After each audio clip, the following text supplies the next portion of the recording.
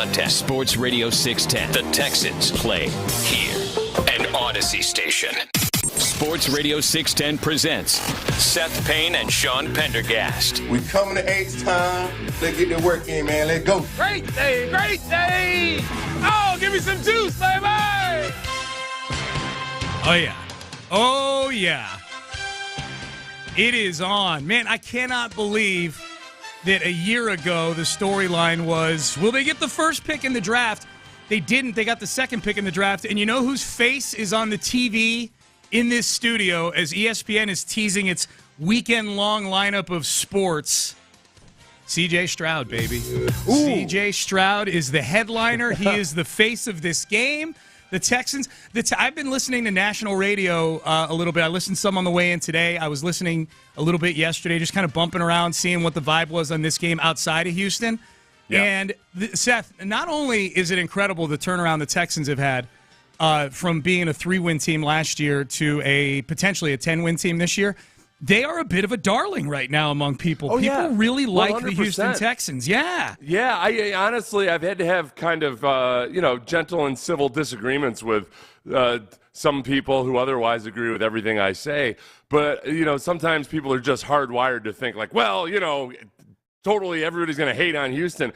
That hasn't been the case. If anything, honestly, in this situation, the Colts have been a little bit ignored because they don't have a quarterback that everybody's excited about. Gardner Minshew, I think Colts fans would tell you, yeah, Gardner Minshew is Gardner Minshew. And he's had some really good games this year. He's had some flubs. And it's just that I think people really like C.J. Stroud. It's hard to find any knowledgeable film breakdown dude, like a former quarterback or scout or what have you, that doesn't just gush about C.J. Stroud and who isn't really blown away by him in a lot of ways. And it's interesting because both these teams, and I know we'll get into this in the next segment, both these teams had really, really good and valid reasons for people to be incredibly pessimistic about not just this season, but about the future of the franchise. The Texans started turning it around as soon as they hired DeMeco Ryans. Yeah. The Colts, it hasn't actually quite ended with the Colts, but a lot of the huge drama from early in this season when Jonathan Taylor was getting pulled onto Jim Irsay's weird bus and everything, like that, very recently it looked like they were completely lost in the woods. So, yeah, these two teams are kind of the two teams that, lo and behold, find themselves at the precipice of the playoffs against all odds and expectations. Yeah, they're both great stories. One of them is going to be an even greater story come late Saturday night. That's what it boils down to. And you're right. We'll get to know our opponent a little bit in the next segment, and it may feel in some ways like a mirror image of what the Texans have been the last few years. To your point, Seth, prior to hiring DeMeco Ryans, once DeMeco Ryans got hired, it really felt like all of a sudden it was like you hit Control-Alt-Delete. Remember back in the day when you had to Control-Alt-Delete to reset things? Well, you still do, yeah. Well, on the Mac, it's something else. It's like Command, Option, and something else. But whatever. Lots of people still have PCs. But moving on. They do? I know of. No, one of the easiest. Sorry, 3 seconds. It's a very common Google search. What is Control-Alt-Delete on a Mac? That's yeah. Oh, okay. All right. Well, I know what I'm doing during the break. You actually came up with this list of things we'll get into in the next segment. I hadn't realized that it was just so crazy in Indy this year, too. I had to leave some things out. Yeah. So we'll get into that. But as I was looking at the list you put in there, I'm going, okay, so what do the Texans have on their ticket this season that would remotely find its way onto a radar like the Colts have had? And I'm like, this is the testament to DeMeco Ryans and the players and and I think the organization for figuring themselves out a little bit here this year. Like, the closest thing I could think of was it was weird when Shaquille Griffin got let go in the middle of the year. Oh, yeah. Like, that was weird. He made a vague accusation about covering up on a mistake Frank Ross had made or something. But that's an also receiving votes on the Colts list. You know what I mean? Like, right. Yeah. And also receiving votes. If that. Yeah, you're right. That was one of the weirder things because it was even if it was true, whatever Shaquille Griffin was alluding to, everybody loves Frank Ross. Right. You know, the special teams have been the one normal and good thing about this team over the last 3 years. Yeah. So go ahead and take a shot at the special teams. Right. No Texans fan who's been paying attention is going to be like, wait a second, we got to dig into this. Right. So we'll dig into the Colts, get to know our opponent a little bit in the next segment. Let's get you up to date on what's going on health-wise with the team. Will Anderson, Malik Collins, Andrew Beck, all practicing yesterday. Yes. All practicing yesterday. Sean. That's great news. Phenomenal news. As far as Beck, I kind of liked Brevin Jordan at fullback. You're taking the words right out of my mouth. I hope that what they realize is, okay, we can do some creative little packages here where maybe you got 3 tight ends on the field, but Brevin Jordan's a fullback, whatever. As much as long-term, I don't like seeing them use a fullback unless they actually know what to do with the fullback. Yeah. With Brevin Jordan in there, A, you can pass to him, I think, more readily than you can Andrew Beck. So that's good. That's a good modern reason to have a fullback in there. Mm-hmm. But B, like, right this moment for now, with C.J. Stroud just a few weeks removed from a concussion, as many bodies in the backfield as possible is good just for pass protection purposes. Absolutely. Now, the bad news, Noah Brown, who it looked like all week long was going to be out for this game, he is out for this game, listed with a back injury. Jonathan Grenard also out for this game. I saw some people kind of like freaking out about that yesterday, and I was thinking, okay, have you guys not had enough time to internalize this yet? Like, he was out last week, and he didn't practice at all this week. I think the big difference is that last week the pass rush was phenomenal. Guys like Derek Stingley and others showed up in a big, big way. The Colts offensive line, another thing that's kind of flown under the radar this year, the Colts offensive line is back to being really good again. They'd been very, very good for a long, long time, and then all of a sudden over the last few years, they really last year especially, they weren't as good, and now they're back to, PFF has them in their top 5. They got their, what's the Fraser kid? One of their offensive tackles back last week, and that helped out a lot. So That's the big difference there. I think Jonathan Grenard really could have helped versus this Colts offensive line. Yeah. But the Colts is the run game is the thing that. I'm going to miss Grenard. Yeah, I can't. No. I am too. I was just surprised by, and maybe it's just a small group of people. Usually that's what it is on the internet. It's a small group of people freaking out over stuff. But when I saw people like, oh man, like. Boy, that's a kick in the junk that Grenard's not playing. I'm like, did anybody think he was playing this week? Like, yeah. You know what I mean? Like, it's, and I guess I love the optimism that he might get on the field, but it didn't feel like he was going to play all week long. We were pretty pessimistic about Will Anderson last week. We were. When he showed up, and he only played 12 snaps, but it was plenty to do what they did. Yep. So that's the injury news for the Texans. To me, my feeling on this team, where they're at medically right now, this is about as good as you could expect, considering how it looked a couple of weeks ago. Like, I feel pretty good about where they're at personnel-wise going into this game. C.J. Stroud's healthy. That's by far the biggest thing. Yep. The pass rush not being as good without Grenard is an issue just because what Gardner Minshew is good at is something that the Texans are kind of bad at, which is these quick hitters to Michael Pittman over the middle and these quick outs and everything. Yep. Like first read stuff where Minshew's just back, gets his foot in the turf and unleashes it to Pittman. Pittman's really, really good at that. He's got over 100 targets where he's the first read guy. The Texans are one of the worst teams in the league at defending the first read. So, like, they're good at rallying to the ball afterwards, but they're just not really all that great at stopping stuff like Michael Pittman. Yeah. The key is, as it has been every damn week this year, is, okay, Pittman's probably going to get numbers. He'll get those receptions. Can you please just play your damn responsibilities so you prevent that from becoming a big play? Yep. If you can do that, then everything would be all right. Like, fine, let him have 10 receptions for 70 yards. That would be just fine. Just don't let him have the big play. Here is C.J. Stroud on the magnitude of this Colts game.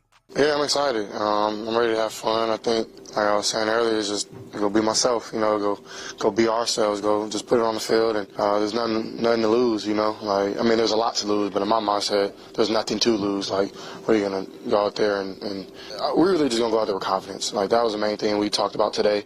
Being relentless in every single thing that we do, and what's the worst that can happen? By playing hard and playing fast. So we don't doubt ourselves. We really think we can win this game, and that's the plan. So we'll go out there and just execute. It almost sounded like he had to catch himself, like he said, what do you think we're going to do, go out there and just be little bees or something? You know, well, he did catch himself words. like, he did catch himself. He's like, we got nothing to lose. He's like, oh, wait a second. If we lose, we're not in the playoffs. We do have something to lose here. It's, if you take an existential approach to it. Well, you know, like, what are they going to die if they don't win this game? No, it's true. Yeah, true. I do think...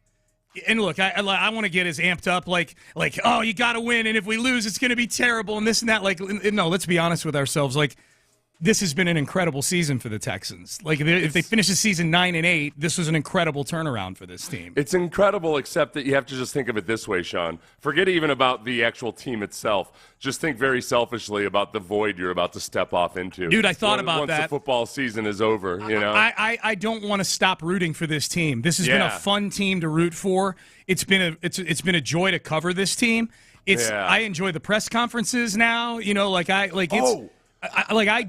don't want this season. You're right. You're exactly right about that. And it's not just the usual like, oh, now football season's over kind of thing. Like this has been a fun team to root for, and it's been a really exciting season. So I'm with you on that. I thought about that a lot. Yes, I thought about that too in the sense of like guys like Dalton Schultz and Devin Singletary, Sheldon Rankins, guys that have shown up huge for this team this year that are free agents now. I started thinking about that. I'm like, man, this might be the last time we see Dalton Schultz or Devin Singletary playing for the Texans. I bet Dalton Schultz, and the cruel irony will be that just like this will be the week that Dalton Schultz, tasted a burrito for the first time and actually liked it. He fell in love with Tex-Mex the very week that that's why they can't be eliminated, Sean. If I find out that Dalton Schultz fell in love with Tex-Mex this week and then they lose and they're out of the playoffs and he never has an opportunity to come back, it'll be the biggest tragedy this city's ever seen. That would be the real tragedy. I was just going to say, yes. I do think, you mentioned the press conferences, I think that D'Amico's personality and kind of his ability to just focus on the things that really matter and his willingness to let guys be themselves and to always just be forward-facing, just constantly moving forward. I think guys, I noticed this back in minicamp, I think guys just feel more comfortable being themselves, which is nice. It's cool. You feel like you get to know guys better. You feel like you want to root for them when you actually see a little bit of their personality. And they actually give you interesting quotes about the game. Yeah, it's great. They actually divulge things that are of interest to the fans. Yeah. Is this what it's like in other places? Yeah. They're not terrified they're going to have their hand slapped with a ruler by King Bill. Yeah, exactly. Hey, quick shout out from Brad on the text page. Good morning, guys. Wife and I have been driving all night. We're about 3 hours from Indy. That's awesome. Oh, yeah, Brad. Yeah, if you're holler at us. We may open up the phones today, Ben. Sorry. Holler at us. If you're going to the game, give us a shout. I'll be getting there just as Irsay's going to bed. That's crazy. Yeah. Like if you're on your way to the airport today or something like that, right? Exactly. Be careful driving in Indy this early in the morning. Yeah, stay away from any Maybachs that have horseshoes up as their vanity plate. Right. Good job, Brad. Good luck. Have fun. Give them hell. 713-572-4610. All right, up next, have the Colts overcome even more weirdness this season than the Texans had to overcome pre-D'Amico Ryans? That is next. The Texans' first matchup against Indy.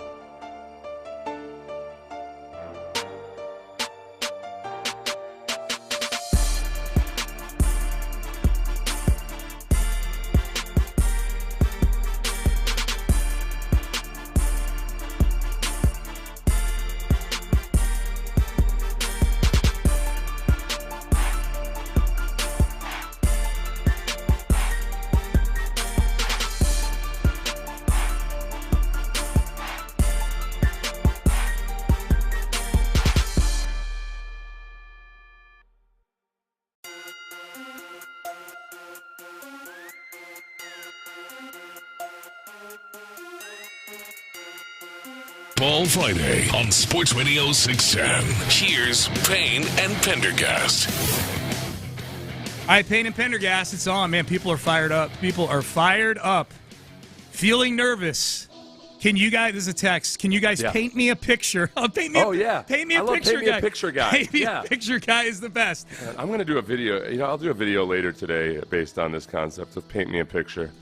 And we might have to do this as a weekly staple on the show, Sean. Paint me a picture? I like it. Paint me a picture of how it looks if the Texans win, the Rockets, the Astros, whatever. Paint me. If you do a YouTube and you're not wearing a beret and have an easel with a little palette out there with the paints, then I don't even know. No, not a beret. I'll do the big fuzzy hair. The guy on PBS. The guy with the paint. You know, the thing with the guy with the paint. Yeah.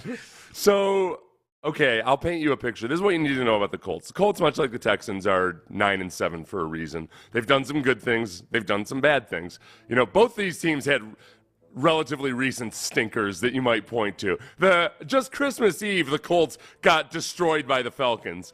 It's about a month ago, the Texans went up to New York and allowed Zach Wilson to have the best game he's ever had in the NFL. And by the way, it was in a monsoon. So both these teams have their flaws. The Colts' flaws are, hold on one second, Sean. I keep knocking my headphones off for some reason. Well, stop doing that. So the Colts' biggest flaw that's now exploitable by the Texans, and it wasn't exploitable in week 2, is that the Colts are near the bottom of the league in run defense. They allow, it's an absurd number of yards rushing. I want to say 180. It can't be that bad. But Devin Singletary becoming the bell cow and the lead running back for this team as the offensive line, and frankly, Chris Strausser, the offensive line coach, who used to be the Colts offensive line coach, they've all figured things out as the season has gone along. There's an opportunity there, I think, and as long as the Texans kind of do what they did last week, which is they don't have to be electric. They don't have to be incredible throwing the ball downfield. They just need to run the ball and take what the defense gives them, because the Colts don't blitz at all. They're the lowest blitz rates in the league. So they'll play conservative defensively, try to avoid allowing big pass plays, all of that. Then they can just win this a very boring way, the old-fashioned way, win it on the ground. It's very, very achievable against this Colts defense. All right, so you came up with this. This is phenomenal. Like we've lived in a world the last 3 years where the Texans, the list is endless from 2020 to 2022 of the things that made the Texans look like a zoo creature or a circus oddity for the rest of the league. The script is flipped a little bit here. The Texans are a normally functioning NFL team with a really good rising young head coach and a rising young quarterback, and a GM that's done a nice job this year as well, putting a roster together. People are excited to be here. Fans are coming back to the building. Colts have had a good season too, but they've had to, amidst going 9-7, they've had to overcome. I looked at this. I didn't realize it was this long a list of stuff that the Colts were overcoming this year. Yeah, and I left a few things out just because it was a little too complex to explain. So 127 yards allowed per game on the rush. By the way. 27th in the league on that. I was only 63 yards. But that's moving on. I was just going to let that go. Yeah. So this all starts with the genesis was firing Jeff Saturday as the head coach last year. That was their ground zero. They hired Jeff Saturday as the head coach. He won his first game, and then it was freaking terrible after that. Including an all-time relinquishing of a lead against the Minnesota Vikings. Yeah. Just an astoundingly bad job by an interim 33-0 in the third quarter. Who had never coached anything beyond the high school level before in his life. Yeah. Who stepped in, mind you, to take over the job of leading a bunch of coaches who knew they were going to get fired at the end of the year. Yeah. Nothing they love more than that, a guy that's never coached before being in charge all of a sudden. I think as we go through these things, because people are going to be wondering, okay, so we're going through all this stuff. I think my big message as we go through these is this team managed to go 9-7 with all this stuff going on. Yeah. That's commendable. It's really it's a sign of these two teams kind of overcoming their pasts to play this game. Yeah, big time. You mentioned it earlier, Jonathan Taylor's holdout. The public feuding that went on between Taylor's camp and Jim Irsay, like directly with Jim Irsay. Like Jim Irsay went on social media and started providing Irsay-type commentary about paying running backs in the middle of Taylor's holdout. And this was as Jonathan Taylor was doing everything he could to be as civil about it publicly, professing his respect for the organization and all this stuff. And Jim Irsay just started firing off all his cannons at agents in general, and it was like a very veiled shot at Jonathan Taylor's agent. Yeah. And so they started going at it. It was weird. And eventually Irsay pulls Jonathan Taylor into his creepy bus to have a powwow during training camp, and like immediately afterwards everything fell to crap. So Jim Irsay's personal touch almost ruined everything. Yeah, it almost ruined it. Now, eventually, they did arrive at a new contract. So Jonathan Taylor did get paid eventually, but it was an ordeal for sure throughout training camp in the early part of the season. Anthony Richardson, their would-be starting quarterback, 4th overall pick, got knocked out for the season after 4 games, and of the 4 games he played, he finished 1 of them. So I would – look – that's not what they planned for. That might have actually worked out better for them in the end that Anthony Richardson got knocked out. At least for this season. For this season, ultimately, in the long term, if you ask a Colts fan, they might say, I'd have been cool with winning 5 games this year as long as Anthony Richardson looked promising and stayed healthy. Yep. But that was, one of the things that you would expect that would keep a team from having a winning record for sure. Losing your starting quarterback. Especially after week 2 when he had these 2 huge rushing touchdowns and some nice passes, frankly, against the Texans. Absolutely. In 1 quarter. In 1 quarter, yep. Shaquille Leonard was obviously their foundational player on defense, came in 2018, Defensive Rookie of the Year, just a monster, 3-time All-Pro, released just a little over 2 years after signing a $100 million deal. Yeah, and this is one of those things it's weird that it happened. It's understandable given that Shaquille Leonard had these injuries and just wasn't the same guy coming back from it. He was a guy who was always really good at forcing turnovers, and he hadn't done much of that at all since his injuries. And they also have a couple of really good linebackers in Zaire Franklin and E.J. Speed that are more the guys now. But it was just a sign of almost – it's a kind of move a team makes when they're clearing the deck, when they're saying like, oh, okay, well, look, we're resetting, we're gonna move forward, and yet here they are, way more competitive than anybody expected. Yeah, like the Texans weren't releasing Brian Cushing back when Cushing's game was dipping, but the team was still competitive. Like Brian Cushing was still on the team, you know? Yeah. It's not like Lawson was a bad player or anything. Right. He just wasn't back at his peak. So it was it felt weird to a lot of people in the organization. They've dealt with multiple suspensions this year, the Colts have. The team's top returning outside cornerback, Isaiah Rodgers, suspended for gambling on his own team last season. They later cut him. Grover Stewart, who is one of the more underrated interior defensive linemen in the NFL, and he plays great against the Texans. He was suspended 6 games in October for violating the PED policy. And then just a few weeks ago, in mid-December, Shane Steichen had to suspend 2 more guys, a wideout Isaiah McKenzie and cornerback Tony Brown, for conduct detrimental to the team for 3 games each. So they've had their own set of internal issues going on this season. That's what I hope for Steichen. It ends up being his fatal flaw is that maybe he can't maintain institutional control over his team. You got conduct detrimentals here, you got guys misbehaving there. Now, I'll give him credit in the short term for at least coming down with the hammer on that, But really, really good coaches figure out ways to manage this kind of stuff without having to suspend people. Yeah. They have a way with maybe there's some of their wayward children. They know how to just figure it out. That's right. I also, another reason that I really need Shane Steichen to fail, Sean. After Irsay had a 5-hour meeting with him, after they interviewed like 20 people this year looking for their coach, they then had him undergo a battery of tests to test like his football intelligence. It feels very S2 cognition to test this. They test? Hold up. They tested their coaching candidates? Yeah. It was really okay. It was weird. I was looking at the wrong article. I'll explain it to you.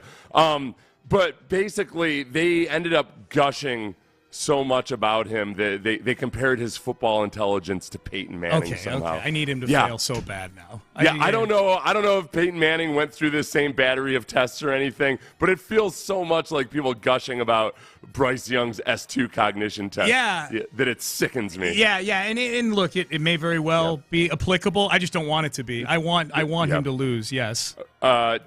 13 candidates, 21 total interviews. Irsay conducted a 5-hour sit-down with Steichen one night, which I'm guessing was just a blast for Steichen. A day later, how many hours of talking was that by Jim Irsay himself? Oh, my God. 4 hours, 45 minutes of him talking, 15 minutes of Steichen giving answers. Talking about Woodstock or something, talking about football. That's the other thing, too, Seth. Of all the weird stuff that you listed here, weird, detrimental, for all the stuff that they've had to overcome. And I think it's commendable. This is a tough-minded team that the Texans are playing on Saturday. Keep in mind that all this stuff is happening while Jim Irsay is there on a daily basis.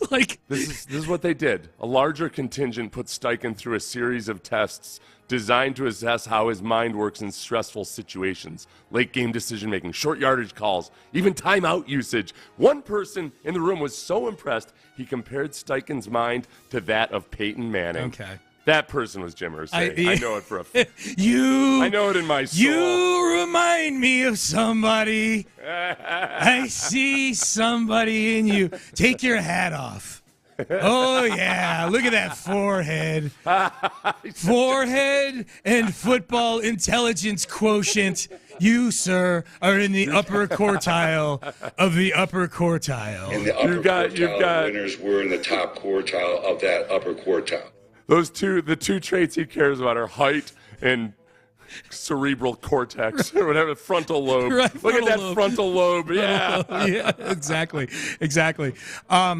Good question. Lamont asked, Devin Singletary has 2 huge incentives to make in this game. Do you guys know of the Colts players with any incentives? That's a big thing in Week 18. We should let people know this, especially prop bettors. If you're a gambler out there, you should know these things. Devin Singletary's already gotten one incentive. He had an incentive for 1,000 yards from scrimmage, $125K. He booked that. Ooh, yeah. Yep. Nice. Get you almost a year of tuition out of state. After the tax man takes a big sweet bite out of your ass. 50% of the offensive snaps, he gets $125,000 barring injury. He's going to get that. He's at 52% right now. 55% of the offensive snaps, he gets another $125,000. I have no idea how many snaps he's played. I don't feel like looking it up, but just know that if he plays a lot, he's got a chance to earn another $250,000. If he gets 165 yards rushing in this game, which would be probably his career high, it would be his season high for the Texans, 165 yards. He'll get to 1,000 yards on the season rushing. He's already got to 1,000 yards from scrimmage. 1,000 yards rushing, he'll get another $125,000. So Devin Singletary has a chance to pick up a lot of cheddar on Saturday night. What was the last incentive? 1,000 yards rushing. He gets 165 more yards rushing. He'll get $125K. That's a lot of yardage, though, to try to just expect somebody to get in a game. That's a tricky one. It's a lot for somebody to get when the long run for the season for any running back is Devin Singletary getting 24 yards last week against the Titans. That's the long run from scrimmage for the Texans this year. I'll be honest with you, that incentive makes me a little bit nervous, just in terms of it potentially weighing on the psychology of a player. The one that I heard in the Sports Minute that had us look this up as well was the fact that Jadeveon Clowney has a $750,000 bonus if he gets half a sack. Ooh. That one, now this is one thing I learned from Anthony Weaver, was that up in Baltimore, it was for a long time, with Rex Ryan especially, and I don't know if they kept this going. They kind of keep a lot of themes running with their defense up there. If a guy was coming up on his free agency year, or if they had incentives in their contract, Rex would specifically design plays for those dudes. He was all about hey, look, yep, we're going to get you paid, man. We might not be able to keep you, but we love you. And guys knew that. So guys would be very, very selfless when it came to oh, okay, I need to just clear out. I need to set the pick here because we're trying to clear this guy's way to get paid, because he knew that when it was his turn, Rex would do it for him too. So I wonder if up there, if McDonald, is it McDonald is their defensive coordinator? Mike McDonald, yep. That they might just say, and then especially to keep it off of Clowney's mind too, let's get this thing done in the first quarter. Oh yeah. We'll design every blitz to where somehow Clowney comes free and gets his half a sack. They play Pittsburgh and Mason Rudolph. I don't know, Mason Rudolph's played a good couple games. I think he can't sack. That's I was going to say, Mason Rudolph's going to be there when you get to the pocket. He's not going to have escaped. I don't think that dynamic that you're talking about, Seth. Probably the Texans are just trying to win. They're going to Devin Singletary is going to get fed the football. Dalton Schultz also has incentives. If he gets to 60 catches, he needs 4 catches. He needs 6 catches. He's at 54 right now. If he gets to 60, he gets $250,000. If he gets to 700 yards receiving, he needs 107 yards. He gets another $250,000. These are 2 guys who are going to figure prominently into the game plan, incentives or no incentives. So that'll be a fun thing to watch. Singletary has more control over it because in terms of he's going to get his touches. Correct. And he'll be that. I feel kind of dirty talking about this because it's very selfish, very selfish. And I think there's a tendency to look at it and be like, well, why that guy? That guy's not worried about the team. Like, I don't know, man. That's the way I felt as a player. Like, I didn't like having incentives because I didn't want to be, especially like sack incentives and stuff like that you can end up, that's the wrong motivation on a game-to-game basis. Yeah. Like, if you start worrying more about getting sacks, then all of a sudden you stop caring about your runs. So I didn't like having incentives like that in my contract. Yeah. And that's what I worry about there. With running back, it's just like, okay, he's just going to run harder. It's possibly. It's one more incentive to run that much harder. I like the snap count incentives because that's if you're doing your job, you're going to be on the field and you're getting rewarded with playing time. Yeah. I guess, but on like when you boil it down into one game, though, then all of a sudden, if a guy is more concerned about getting his 75% snaps or he's pouting on the sideline because they're not using specific packages, maybe I just assume you're going to get used similarly in Week 17 as you would throughout the season. Except if you play for Bill Belichick, because Ted will tell stories about his snap counts getting manipulated for incentives by Belichick. Well, and it just because it comes down to individual game matchups, though, too. If they just decide they're gonna. If a team's really good against tight ends, they're not going to try to force it to the tight ends. Yeah, I guess I'm just trying to take individual stats out of it and say, hey, if you're doing your job, you're going to be on the field, that kind of thing. It's nothing's perfect with any of this stuff for sure. All right, so we get to know the Colts a little bit. The opponent for Saturday night, 7:15. All right, let's get to headlines. Injury report, awards handed out, rumors floating around, all kinds of good stuff going on with the Texans. NBA All-Star voting. The Rockets showing up on that. We'll get to all that next. Stay there. You're listening to Payne and Pendergast. Join the drive with Stoerner and Hughley. Live.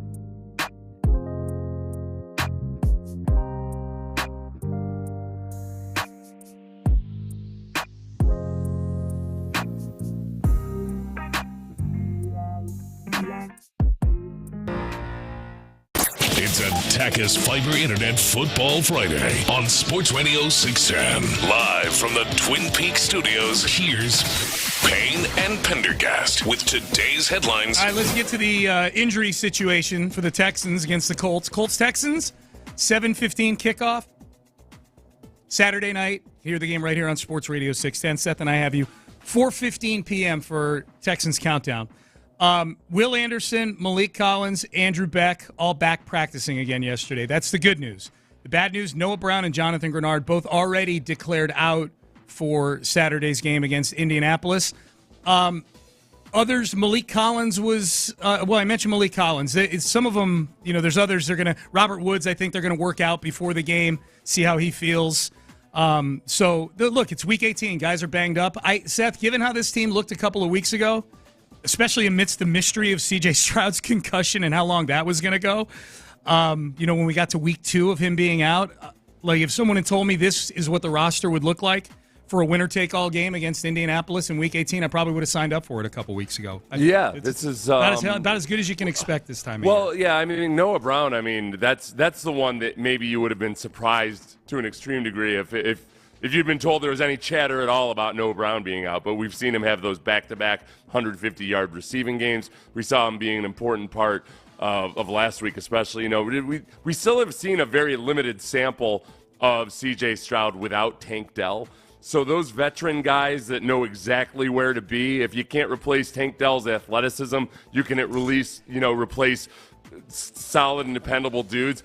This makes Robert Woods and his ability to read coverages and be exactly where he needs to be that much more important. Yeah, I can't believe bingo. I was going to say I can't believe I'm about to say this, but getting Robert Woods on the field on Saturday night is pretty essential because there's a big drop-off after Nico Collins. You're now dropping off to John Mechie, who's struggled, Xavier Hutchinson, who's a rookie, The Texans, with Tank Dell on the field, the Texans have a stable of receiving options that looks pretty nice. And then with Tank Dell gone, you realize, those guys are pretty nice as long as as compliments to Nico Collins and Tank Dell. So they don't have a two-headed monster right now. It's got to be a committee affair. And honestly, the biggest thing is for this week, especially going old school, just taking what the defense gives you, running the ball effectively, boring football in a lot of ways. Yeah, that you need Robert Woods out there doing his thing. Yeah, there is one national NFL person who is basically saying what Seth just said about what the Texans' methods might need to be. We'll get to him at the top of the hour. John Mechie, speaking of John Mechie, winner for the Texans, Seth, of the Ed Block Courage Award for 2023. Past, of course, Mechie overcoming leukemia last year. Past winners include his head coach, D'Amico Ryans, and my co-host, Seth C. Payne, the 2004 winner of the Ed Block Courage Award, which you have said many, many times is the coolest bit of hardware that you have in your office. Yeah. You like that trophy a lot. Yeah, if you guys ever watch my YouTube channel, it's like pewter. It's badass. It's like an actual trophy painted pewter on top of it's it. Awesome. With, yeah. It's really cool. Yeah. I thought about going into business for myself and selling those to people. Except that the Ed Block Courage Award is kind of it benefits it benefits the Ed Block Courage House up in Baltimore, which is they do an awesome job for children. So I would have if I sold those commemoratively, I'd have to send all the profits to the Ed Block Courage House. Yeah. Now, I will say my one issue with John Mechie is that for guys like D'Amico and I who overcame just orthopedic issues, I feel like, overcoming cancer makes us look kind of dumb. Making you look okay? bad? Yeah, it makes me a little bit paltry. A week. Well, I had an owie on my hamstring. My knee.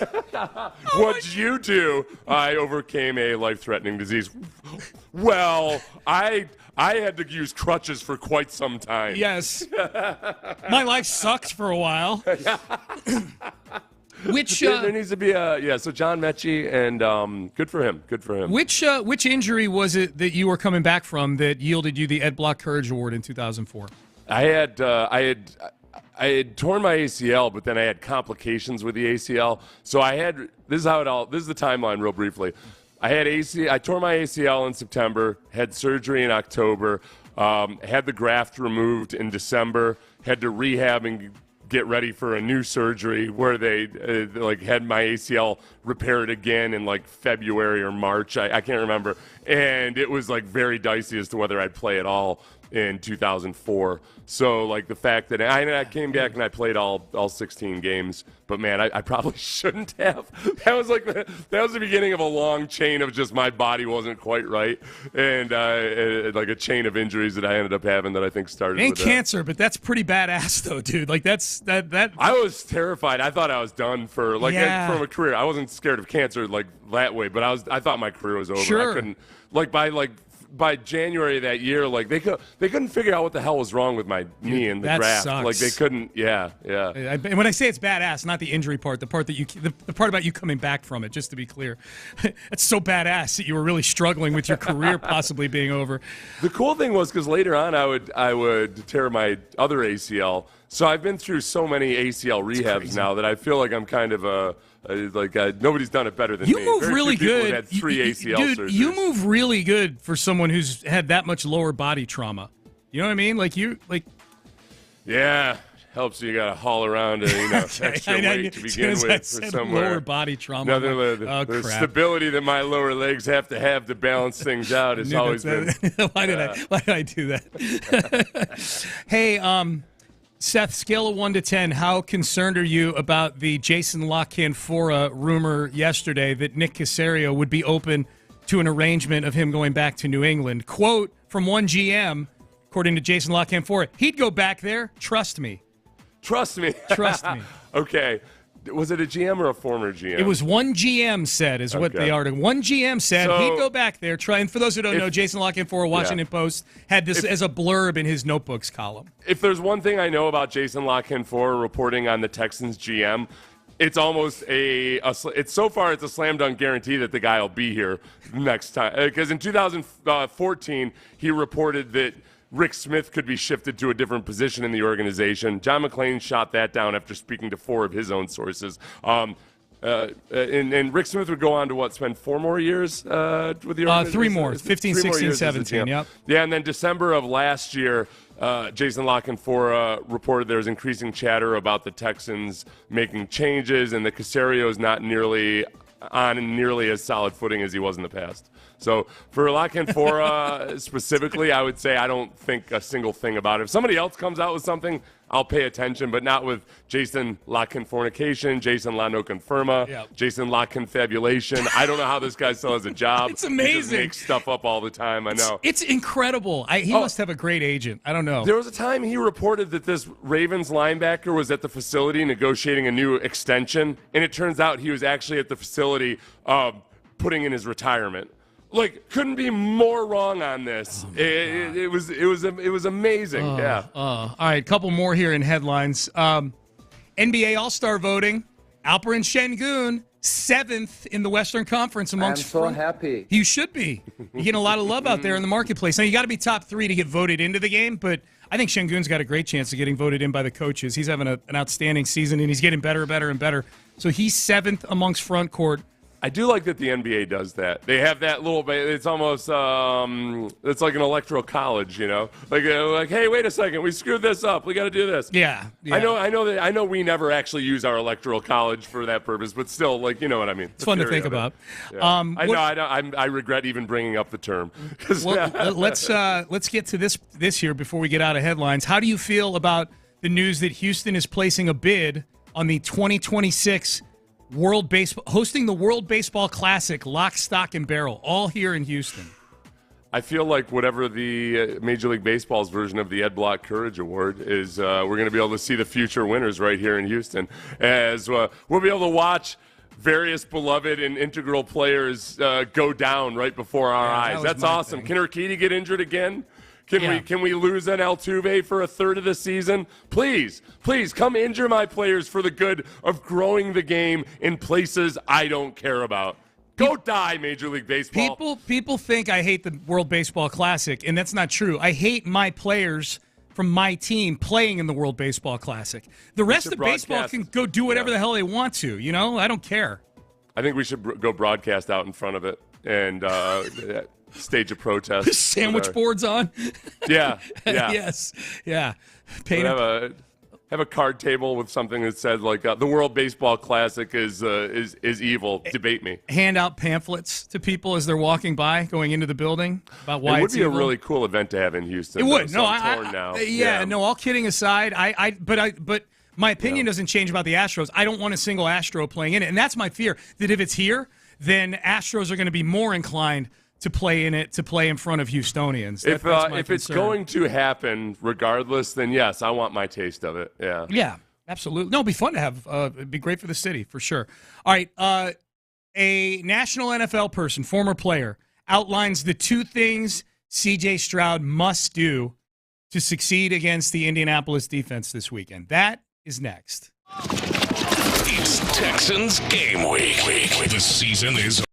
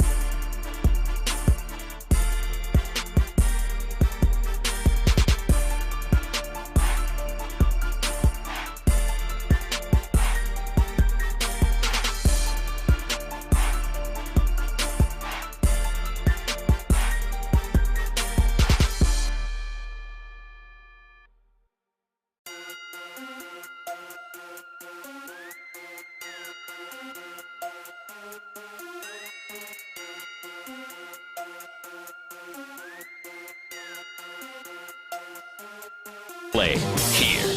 An Odyssey station.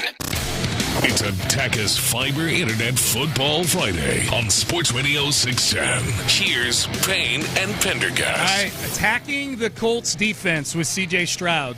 Colts play a lot of zone. They don't blitz very much at all. Here was Dan Orlovsky yesterday on ESPN saying these are the two things C.J. Stroud needs to do against that Indianapolis defense. And talking about like the zone coverage, CJ's going to have these short completions. Why do defenses play zone? They're going to give you completions because, one, they think at some point you're going to hold it too long and a sack is going to happen. Or two, you'll have an offensive penalty that's going to set you back. Right. Or three, you'll force the ball. You'll lack patience. So two things are going to be needed. Number one, they're going to have to hit some of those play actions that I just showed. Two, they don't care about yardage, zone defenses.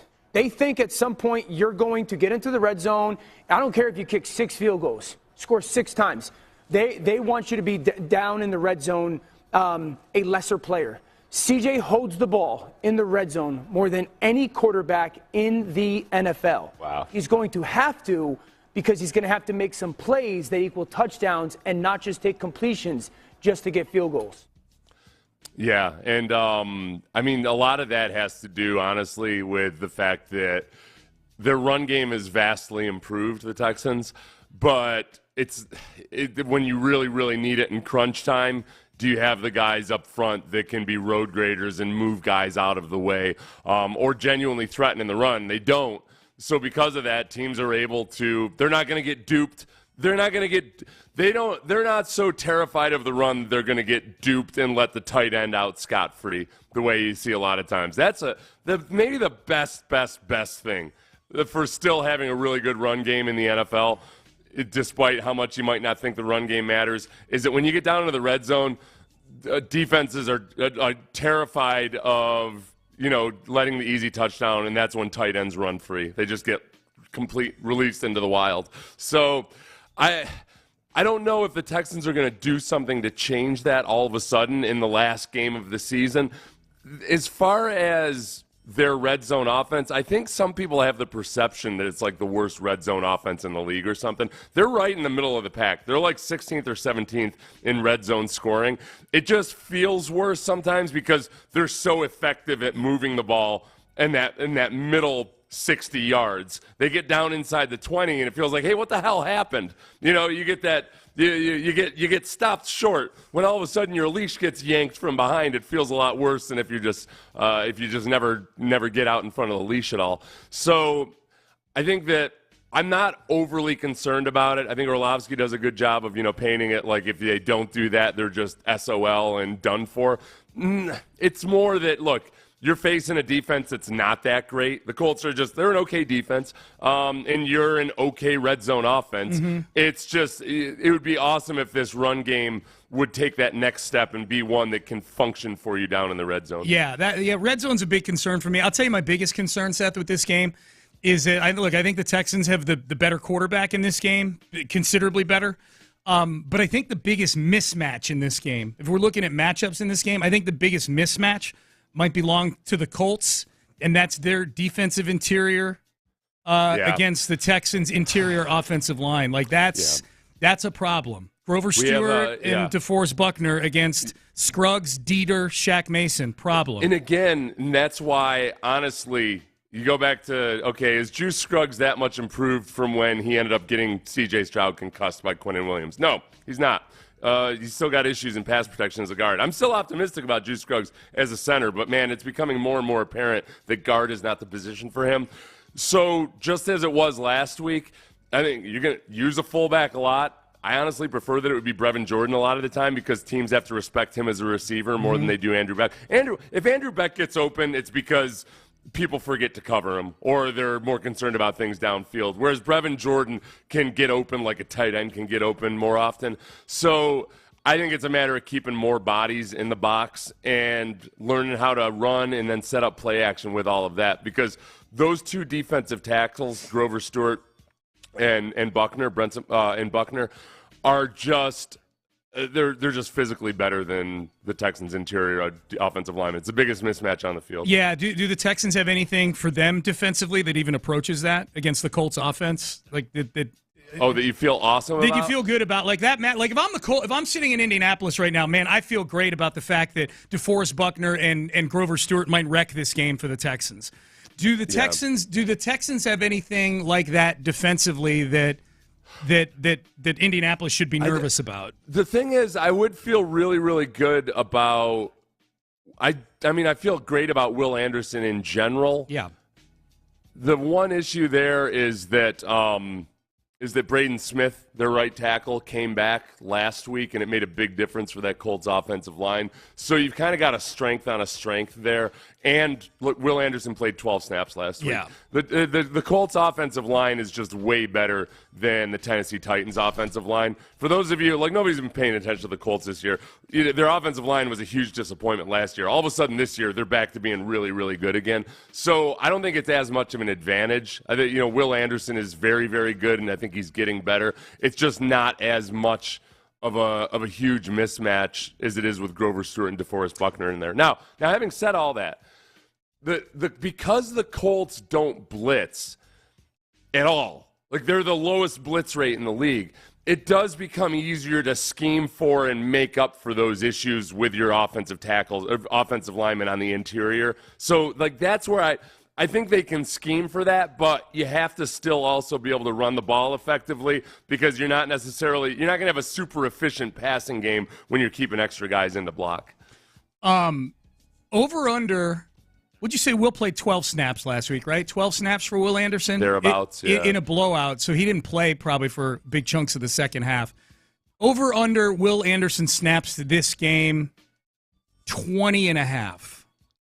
Is that an actual number? No, that's just my number. I'm just throwing it out there. In other words, because I think this will be a closer game, probably. I'm going to say that's an over. I'm guessing they might have had him I'm guessing they might have thought, okay, if you can get 50% of the snaps last week, they would have given him 50% of the snaps. Or maybe if they're just putting him in on third downs and obvious passing situations, that works into about maybe half the snaps. So I would say what did you say, 20 and 20 and a half, yeah. Yeah, I would take the over on that. I would too. I think, for one, it's going to be a closer game this week than it was. I mean, last week was a blowout, and that was a luxury they had last week, Seth, too. They probably saw it pretty early on in that game, especially once it got to be 17-0.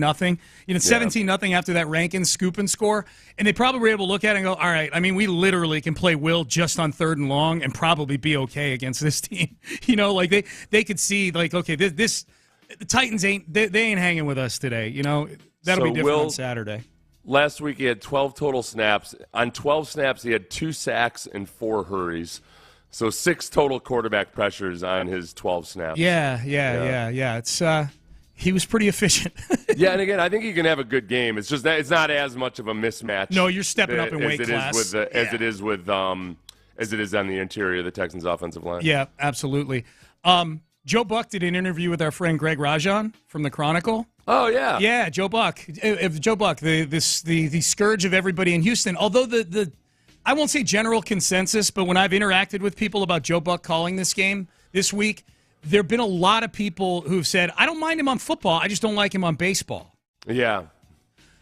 He did an interview. Me included. You're part of those people, right? I knew that. He said that Joe Buck told Greg Rajan that this Texans-Colts game, that Stephen Kim is the name of the producer for the Monday Night Football crew, and apparently he has a board in his office where they project what their Week 18 assignment is going to be throughout the season. They just week to week they go, it's probably going to be this, it's probably going to be that. Start paying attention to those teams a little bit more. Yeah, they start doing it in Week 4, he says, and they've had Texans-Colts as this game basically since the first month of the season, that this would be the game that they thought they would be doing in prime time on Saturday. I don't know if I buy that. I don't. I buy it. I think, obviously we have a skewed perspective, but we thought that it might be that case just because, for one, the Dolphins and the Bills were already scheduled for Sunday night. So, that's the marquee matchup that you would have predicted. Yeah. And the rest of them didn't necessarily look like they could have had as much. There were more lopsided matchups that were obviously lopsided from the get-go. That's what we were saying last week. Joe Buck is saying that they've had this circled as the game since the first month of the season. That their producer, I know. And that's what I'm saying. I'm saying we thought the same thing in Week 4. Yeah, because if you look at some of the matchups, it didn't look okay. Which one in Week 4 did you think that at that point? Did you think Browns?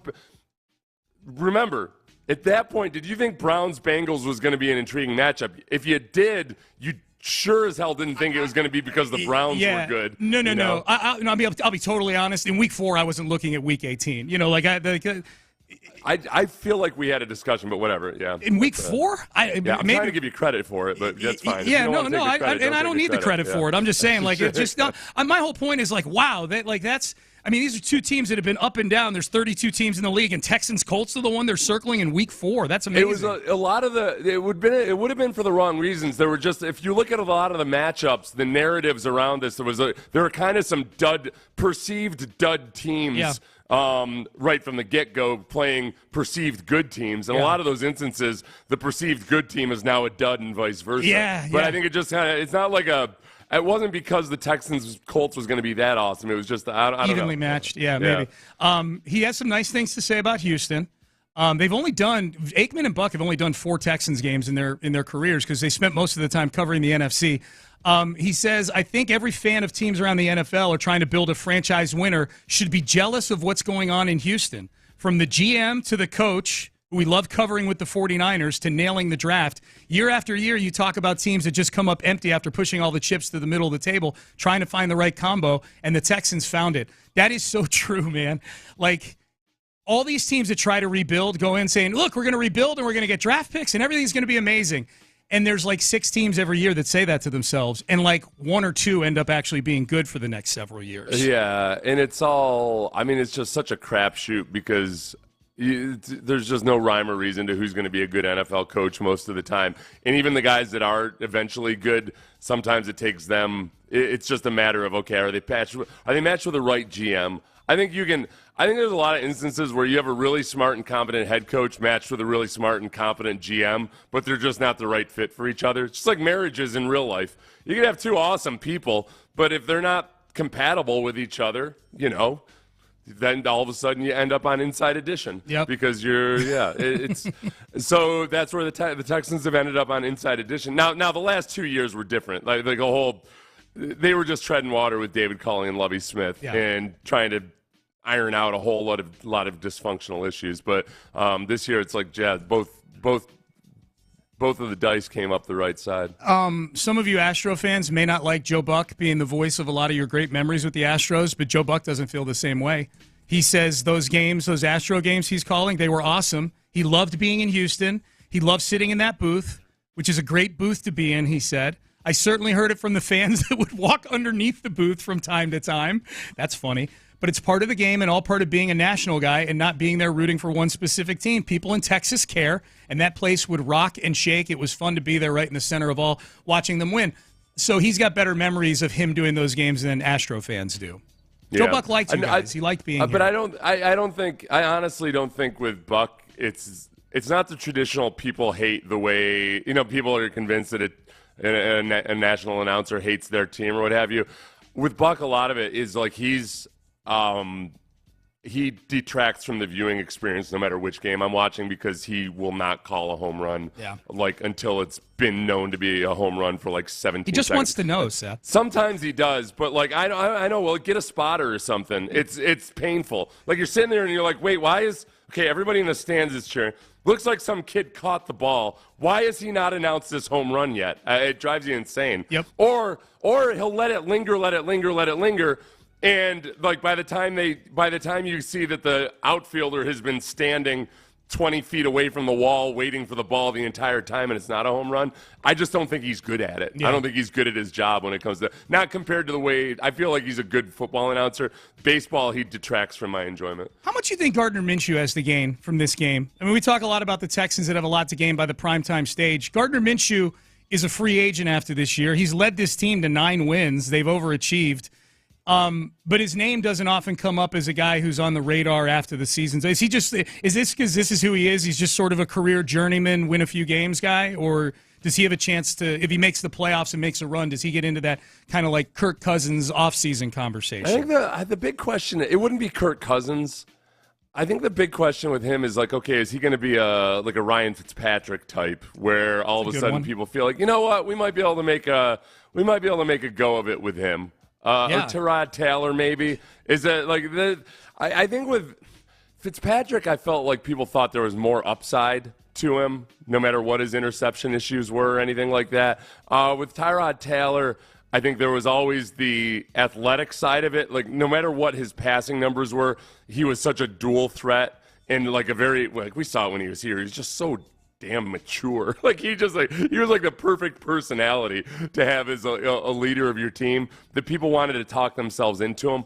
I don't know if they feel that way about Gardner Minshew. So, but I feel like he's definitely in that either placeholder or, backup plus. Dude, you nailed it. Just perhaps. Fitzy, you nailed it. Like, I think that's it. And he'll have a chance to do something with this game that Ryan Fitzpatrick never did, which is go to the playoffs. Ryan Fitzpatrick never played for a playoff team his entire career. So Gardner Minshew, I think Fitzpatrick's the perfect analogy for that. You nailed it. All right, Payne and Pendergast with you. We'll keep digging into the Colts and the Texans throughout the show. Bill O'Brien, I don't know how it's going to end in New England, but reports coming out yesterday about the Patriots season, kind of a post-mortem here as their season falls into the toilet, that Bill O'Brien was back up to his old tricks when he got up to New England before the season started. We'll tell you what it was next. C.J. Stroud may be preparing for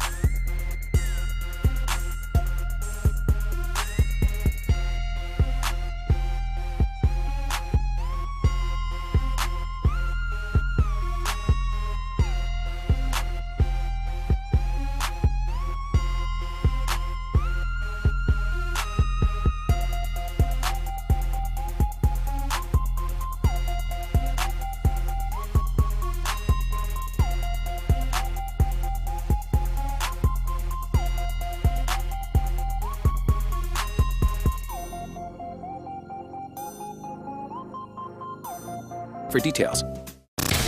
It's a Tachys Fiber Internet Football Friday on Sports Radio 610. Here's Payne and Pendergast. So there's a story in the Boston Herald that kind of lays out the demise of the New England Patriots this year.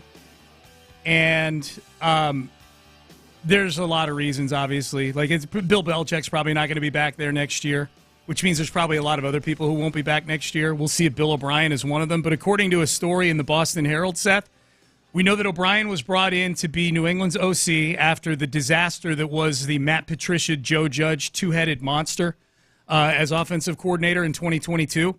He was expected, O'Brien, to rejuvenate the Patriots offense. And according to the Boston Herald, he wanted to start that initiative by bringing in an entirely new coaching staff on the offensive side of the ball. Yeah. Andrew Callahan of the Herald, Andrew Callahan and Doug Kayed of the Herald wrote this. According to league sources, some assistants came to believe O'Brien wanted to clean house and build his own offensive staff upon arriving in January, but Belichick denied him. And real quick, I just want to point out, like, okay, so far it sounds reasonable. I could understand somebody saying, like, hey, I'd really like to bring in these guys. They know what I want to do and everything like that. Sounds reasonable. Okay, let's move on. Belichick allowed one hire, Will Lawing, who Texan fans may remember was the tight ends coach here at one time. And he's been with O'Brien since Penn State. Yeah. He replaced ex-tight ends coach Nick Caley. To onlookers, a clear hierarchy developed with O'Brien and his assistants where there was Lawing, assistant quarterbacks coach Evan Rothstein, and then everybody else. Yeah. Which, okay, that might still be perception, perhaps. But then the next part, like Sean, from my perspective, like, okay, guys get chippy and gossipy about all kinds of stuff when they feel like their guy's not the guy and all that. The part that really starts to sound a lot like Bill O'Brien is this next part, and the part that really could be detrimental. Yeah, real detrimental. Well, and just to wrap up that previous point, according to a source inside the building, the staff dynamic is complete expletive right now. So with coaches he reportedly didn't prefer around him, O'Brien took arguably detrimental ownership of the offense as a whole. Man, Texan fans, have you heard this story before? O'Brien pulled the offense closer to him, running more unit meetings, which involve all the offensive players, than Belichick and Patricia had the year before.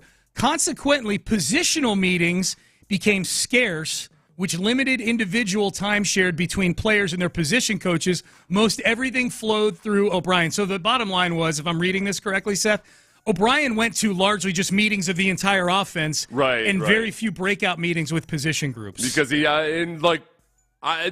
the way I would read that is because he didn't trust the assistant coaches to coach what needed to be coached. Dude. Because King Bill has everybody needs to be touched by his genius, right? Everything needs to be sure that this brilliant method that's only ever actually turned around 0 programs. Remember, Bill O'Brien's good stints as an offensive coordinator have been when he took over a Tom Brady-led offense, and he took over Alabama. The Alabama Crimson Tide. And didn't even run his playbook at Alabama. Alabama has a playbook they run. He had to run their playbook. O'Brien never had a genuinely good offense in Houston. He's never actually had a good offense that he created. And yet he's so damn smart, and only he understands football or how to basically carry Tom Brady's jock around, that you can't have people meeting with these lowly assistant coaches who don't know what they're doing. Dude, honestly, like if you're a football fan and you had to endure the last 20 years, say from 2001 through, call it 2019, the 19 years of Tom Brady, and you had to endure that and all those Super Bowls and all the obnoxious Boston people and just everything that came with the Patriots, just the whole vibe, this is going to be your time. Like, your time is here. It's about to be here. That is about to be a bad football team for, I would predict, unless they get the quarterback right like the Texans did with C.J. Stroud. You never know. Maybe they get the 3rd pick and they draft Drake May or something like that. But I think you are on, especially because they're in a division with the Dolphins and the Bills who look to be good for a while, You are on the cusp of a very, very fun period where it's going to be great to point at the Patriots. Honestly, well, it's already. I mean, we've been able to do it with a lot of people that leave the Patriots organization, where they have this attitude that infects them, where like they all somehow feel like they understand or know secrets about the way the NFL, how to win in the NFL that nobody else knows, and then they go elsewhere and they fall flat on their faces. Not everywhere, but a lot. Well, on the head coaching side, in a huge degree, they fall flat on their faces.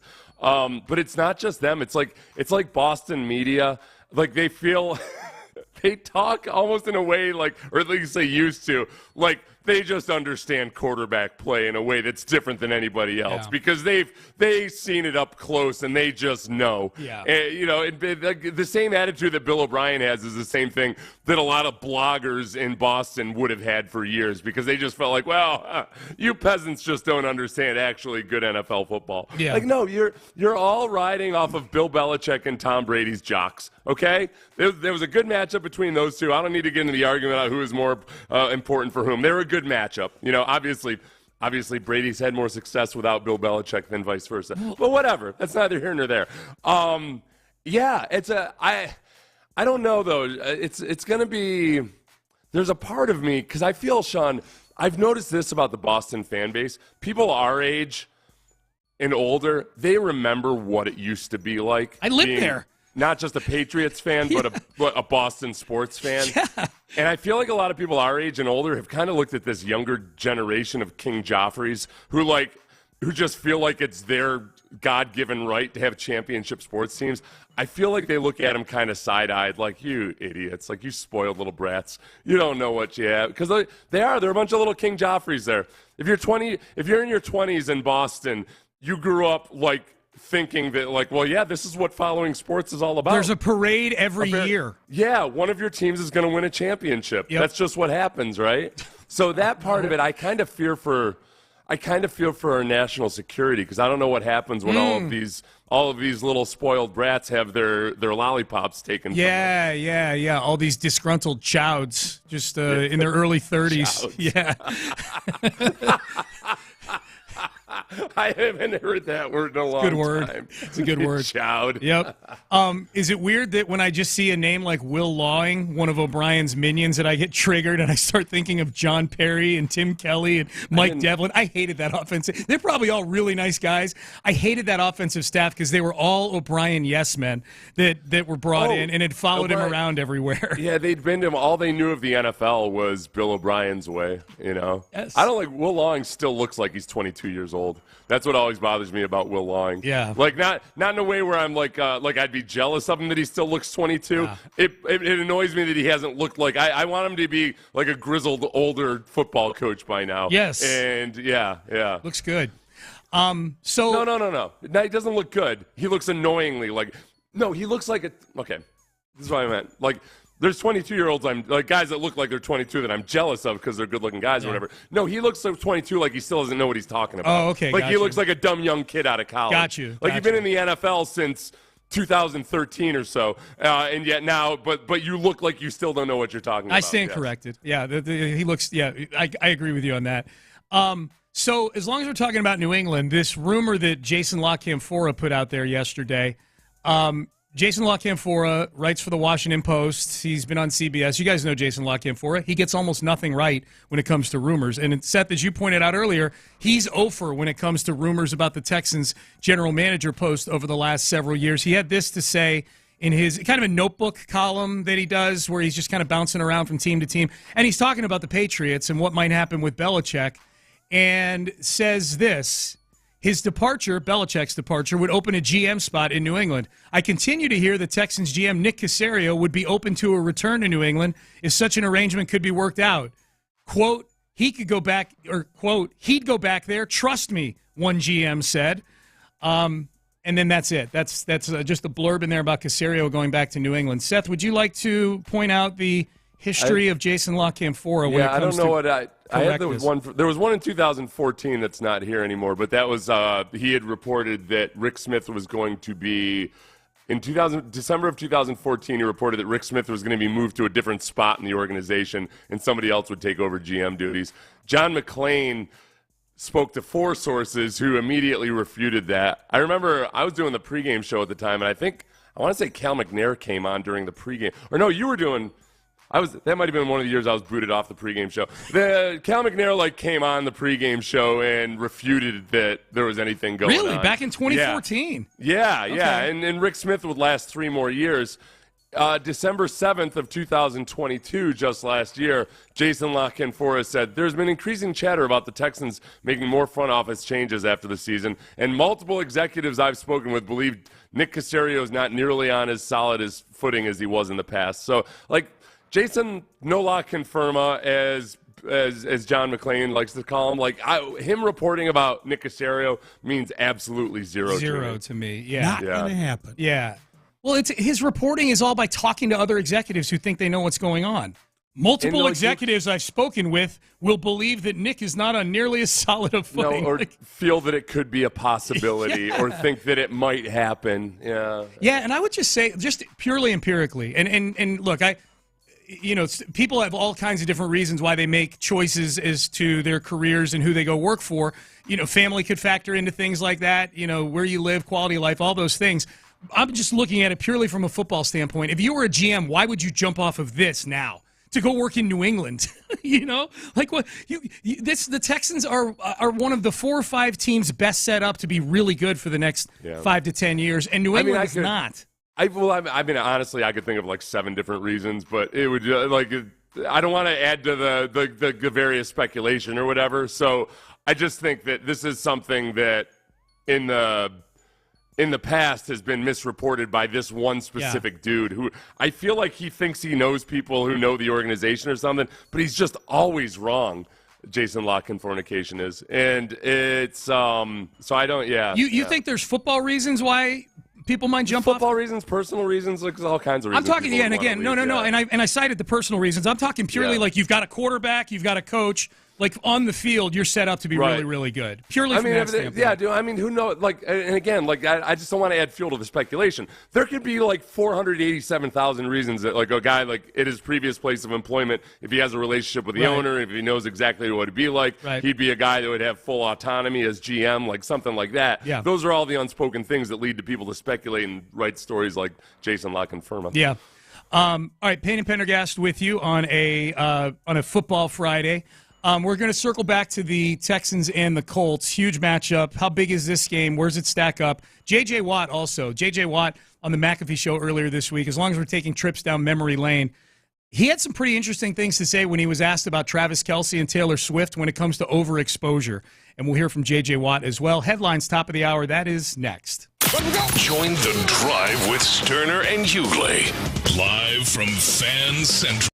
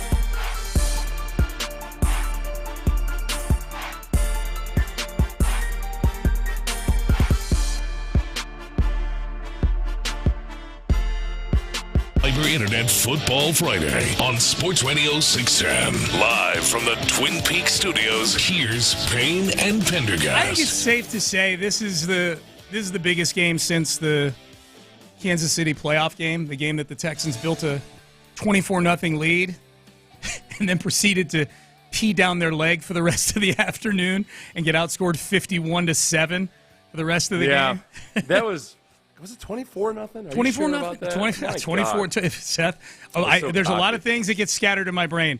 I can recite that game chapter verse for you. No, I remember because we were watching we had done the pregame show at the Rustic, right? Yep. And I remember I watched for a little bit at the Rustic, and then I was like, well, I'm gonna drive home for the second half. Nothing to see here. And I think by the time I got home, they'd relinquished their lead. They were losing at halftime. They were 24-0 in the second quarter, and they were losing 28-24 at the half. It was a rough listen. Sorry, Vandy. It was not your fault. Get out. Yeah.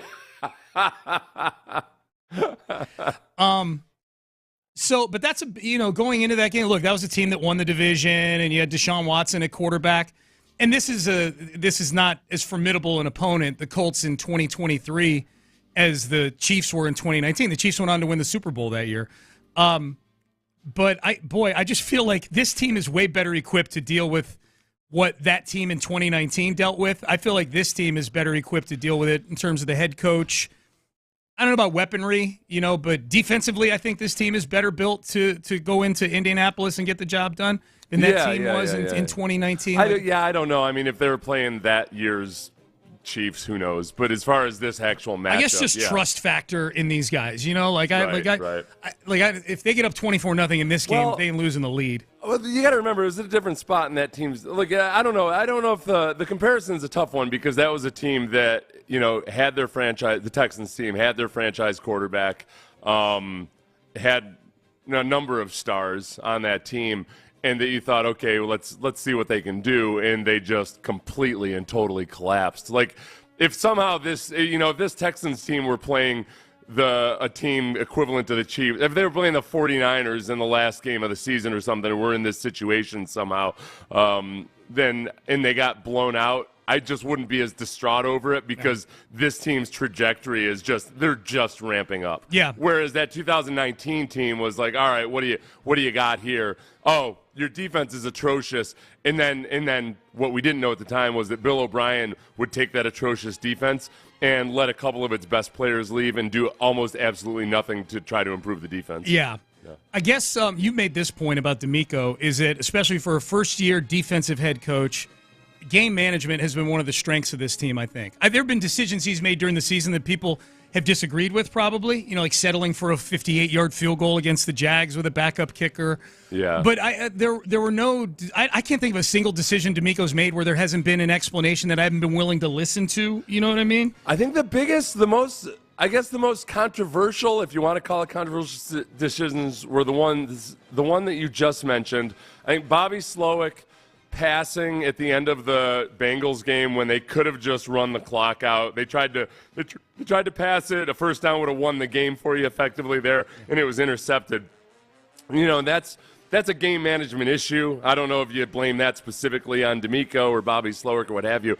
I feel like there was at least one other thing. Everybody texted in the most egregiously bad thing in your eyes that D'Amico did, but they've not a single one has been anything like various honestly flubs that even guys like Andy Reid or Bill Belichick have made at the ends of games. They've really it's been a very, very clean game management slate for the Texans this year. Yeah, and the reason I bring that up is in that Kansas City game is that Bill O'Brien called for a fake punt when things were at their worst. Like when all the bleep was rolling downhill on the Texans, he called for a fake punt to an injured Justin Reid. Like he had Justin Reid running the football with a bum shoulder.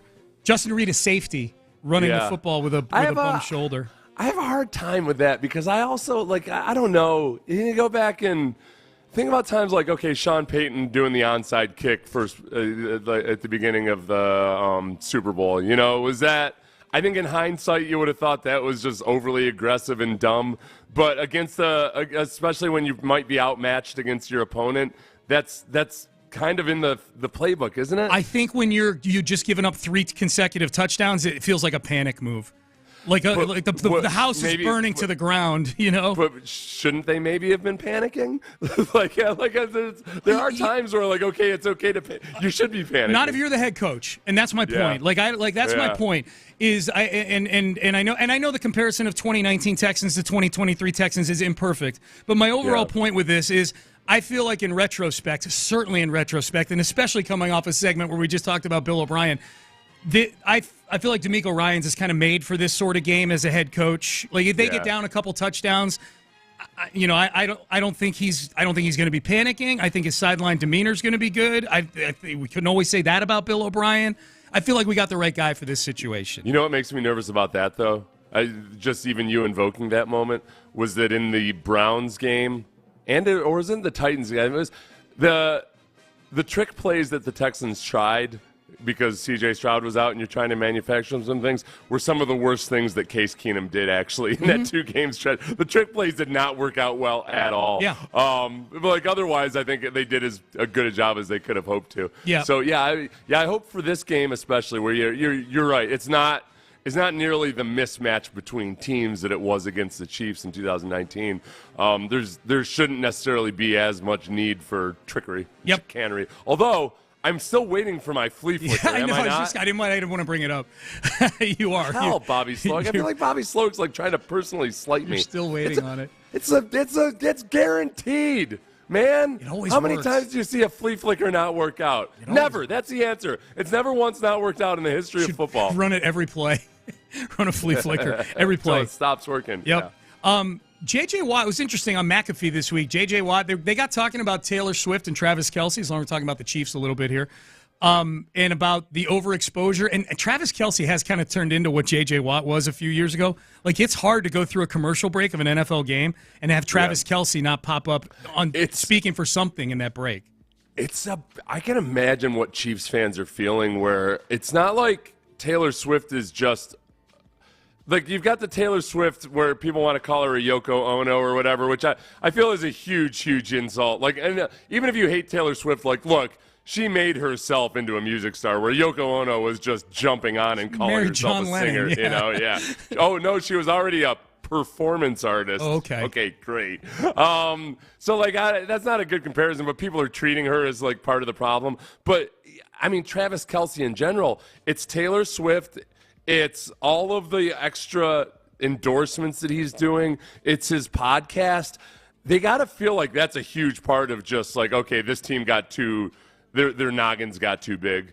You know, Pat Mahomes does that quarterback series. Pat Mahomes maybe started to feel himself a little too much. His body language on the sideline, you pointed this out yesterday, has been almost like he seems like a pouty rich kid. He's a petulant little kid. Yeah. There are bad vibes up there in Kansas City. It's just awful. Yeah, it's awful that's to a shame. see, man. It's a shame. Really, It really is a shame. Here was J.J. Watt. Because J.J. Watt can relate to the Travis Kelce stuff, obviously, because he's gone through his arc of overexposure. Here's Watt on getting his first opportunities. For me, especially as a defensive lineman and defensive guy in general, there weren't a lot of defensive guys getting national commercials. There weren't a lot of defensive guys getting some of the opportunities that I had. So we were kind of navigating these waters and trying to figure it out. And I mean, people are throwing absurd amounts of money at you for commercial opportunities, for endorsements, for things. And you've never experienced it all before. And you're a small town kid from Wisconsin. I'm literally looking at these numbers and I'm thinking about my buddy back home who's a plumber. And I'm like, that guy would work 10 years for this number. Why would I not do it for this 2-hour commercial? I'm JJ. I'm JJ. The Barstool guys, the Pardon My Take guys were, I think, maybe part of the big awakening for JJ back in. Oh, does he talk about that? Yeah, okay. he alludes to it here. Let's get to that. And then it went from getting all those opportunities to the world hating him for having all those opportunities. I'm reading everything, and now all of a sudden people are like, I'm sick of this guy, I want him off, and I don't know how to emotionally and properly handle that. So I'm starting to figure out, oh man, the world hates me. They don't like me. So I got to back this down. And then obviously we had a whole thing with, Big Cat and Barstool and those guys which again, I will always say part of that is absolutely justified. I I was a little bit too Captain America. I was a little bit too like try and be perfect and try and do everything exactly the right way. And I did need to be checked a little bit on that. And I do appreciate that. Did it maybe go a little bit too far? Maybe. But I consciously brought it back. I consciously reeled it back and said, like, okay, I gotta reanalyze this. I gotta refigure all this out. The interesting thing with JJ, Seth, and the reeling it back in, it kind of coincided with his body breaking down. You know what I mean? Like, it would have been interesting. Like, he was almost forced to kind of go off the grid for a while because he played 3 games one year and he played 5 games the next year. Yeah. And then he's in the building rehabbing all the time, and he's kind of invisible. And I wonder if that factored in at all. You know what I mean? The optics of doing a ton of commercials while you're rehabbing a back and a knee and everything else. Yeah, was it kind of thrust on him? And there's time to kind of reflect on everything, and you got to take your ego takes a battering in a lot of ways. Yeah. So yeah, that might have been part of it. I think the other thing was part of him putting himself out there meant that he was very active on social media, and when you're very active on social media, no matter how successful you are, I don't care if you're Mother Teresa, if you're active on social media, you're going to have haters, and so you have to come full force with that and deal with all of that part. But the Pardon My Take guys, like their followers were so viciously attacking him all the time that when he decided to meet that head on and he went on and did that podcast with them, he did a podcast with them because the benefits were going to go to charity, which is a really good move by Pardon My Take. I think that was where maybe he started to see things more clearly about just how people might perceive him the way they were perceiving him and everything, and that maybe it wasn't like he didn't feel it was like a genuine reflection of himself.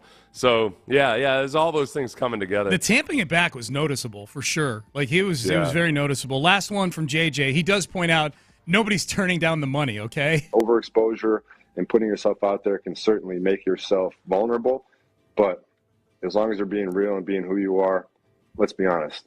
99.99% of the people ain't turned down those checks, ain't turned down those endorsements, ain't turned down those opportunities. Wow, so. yeah.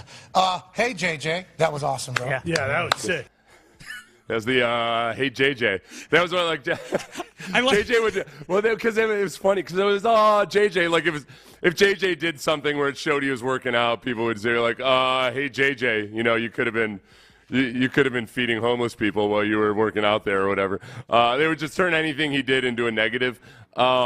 It was, and he talked about how he didn't quite get that at first, and then he started to realize like, oh, okay, that's pretty funny. I just like the end where McAfee and his minions they all just go crazy over the answer. Like I cut it off. They went for like 15. That was amazing. That was a great answer, JJ. Because those 3 cuts were basically one long answer that we cut into 3 pieces. Yeah. I think it was the mullet dude who said that was sick. Ben, play the very, very end, like the last 5 seconds. Hey, JJ, that was awesome, bro. Yeah, that was sick. That was sick. That was a sick answer, bro. That's why I'm telling you, man. That's why guys love going on that show. I know. They're not gonna sit there and ask you. We're like, so what's it like playing for a coach That's a great who doesn't think you can actually throw a football that well? Yeah. It's just having fun. It's a great formula. And they give that yes. Yeah. Oh my God, you're so It's endorphins. I gotta go change my pants. It's like getting a like on Facebook for something. Yeah, like oh my God, they like me. Mm-hmm. JJ did tweet this yesterday. I felt a little insulted. Just did 45 minutes on the elliptical for the first time ever. I respect everyone who works out in whatever capacity you work out. However you choose to work is better than not working out at all, always. But the elliptical is the single most boring workout I've done in my life. Yeah, he's still in that mode where if you don't feel like you're gonna puke or die afterwards, then you didn't actually work out. Yeah, he's got at some point he'll come to the realization of the enjoyment you can get out of long, slow, relatively low heart rate exercise. Find something to watch while you're doing it. Although I would say JJ is probably one of those guys. Seth, you tell me. My suggestion to JJ would be to do what I do on the elliptical and find something that's to stream that's about as long as what your workout is, like an episode of something. When I do the elliptical, I do 30 minutes. So I find something, either a podcast to listen to, but more often something to watch on my phone to distract me while I'm doing the elliptical. JJ, let me ask. This is my question. JJ strikes me as somebody who has the philosophy, if you can watch and absorb a TV show while you're working out, then it's not a real workout. Right, yeah, exactly. Which is the whole, if you want to be in like zone 2 cardio, that's where you're like, 60 or 70% of your max heart rate. That's actually like a nice, comfortable exertion level where you can actually enjoy, like have a conversation or whatever. You get a lot of benefits from that, but you never want to believe it when you come from a sport that's all about intervals and high intensity, because your idea of working out is nothing but like it's got to feel like a CrossFit workout or something. As you get older, that gets dumber and dumber. Now, if that's what you're into, and that's fine. But like for JJ's had a bunch of injuries and everything. I've talked to him about this sometimes, like when I run into him, like. There's like a 2 or 3 year period when you're done playing where you still feel like you need to, be in a sneaker commercial every time you work out. Everybody's different. I just got to a point where I'm like, this is dumb. This is just stupid. Yeah. And now whenever anybody tries to get me to do anything like high intensity or something, and they'll start like telling me all about the joys of it, I'm like, no. I've lived that life. You can go die. I'm not going on your little fantasy where you can pretend you're in a Reebok commercial. Yeah, I felt like I was being shamed a little bit. I was being elliptical shamed by JJ a little bit. Sorry, my workout's so boring. Send him some research on. Yeah. Okay. We've got a couple texts here. You posed a question to the audience. Hey, what were some decisions that maybe we were critical of that D'Amico made this year? Because as you pointed out, Seth, he's been amazing with game management this year for a rookie head coach, especially one that comes from the defensive side of the football. This is a good one, actually, and I don't know if this falls under Slowick, but everything falls under D'Amico. Allowing the alternating QBs during the Browns game. Putting in Case for one series and Davis for a few plays, and then Case again, and back and forth, and yo-yoing back and forth. When CJ had mentioned that he felt like when he was watching on TV that there was when the offense had some good plays and they were called back by penalties, he felt like guys were hanging their heads. I went back and watched the 2 plays that would have been relevant in that Browns game where Dameon Pierce and Devin Singletary both had really nice plays that were called back by penalties. And I didn't really see evidence of it. It just looked like a normal offensive lineman that's not stoked about getting a penalty. But it was also one of those plays was when the play was called back for a hold after the Devin Singletary run, and that was when they decided to insert Davis Mills. And I wonder if CJ watching it was kind of like, we saw that the offensive lineman who got called, I want to say it was Dieter, Scruggs. Maybe he wanted to, he would have wanted to say something to Scruggs. And then they come up to the next shot they show that isn't a replay is like Davis Mills coming up to the line, and everything just felt weird. It felt really, really weird and wrong. Yeah, that was a strange moment. There's something about inserting Davis Mills in that moment, like right after a penalty too. I'd say that's a fair criticism of D'Amico. I think so too. Hey, Sean, refresh my memory. If we beat Kansas City in that playoff game, wouldn't we have hosted the Titans in the AFC title game next week? Yes, they would have. We would have had an AFC title game. They just could have held on to a 24-0 lead. That's the past, man. We're looking to the future. I blame myself for even bringing up a comparison to the past. We're looking to the future, and the future is Saturday at Lucas Oil Stadium. In fact, let's start talking about it in headlines here. You're listening to KILT and KILT HD2, an Odyssey station, 8 at 8. The 8 headlines. Yeah, we go. 1. Injury report, Will Anderson back, Malik Collins back, Andrew Beck back practicing yesterday. Noah Brown and Jonathan Grenard are going to miss this game on Saturday. They've already been declared out, guessing they won't travel with the team to Indianapolis. How are we feeling overall about the health situation for the Houston Texans going into this game? I feel as good as you can at this stage in the game. I think the fact that C.J. Stroud is healthy and Nico Collins are healthy is plenty to be grateful for. I mean, like, the Tank Dell being out is just that's water under the bridge. Nothing you can do about that. So it doesn't feel unique to this particular week.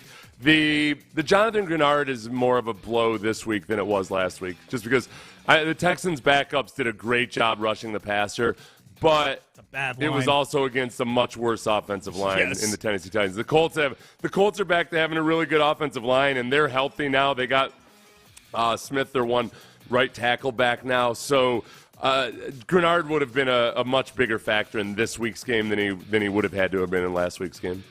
John Mechie wins the Ed Block Courage Award for the Texans for 2023.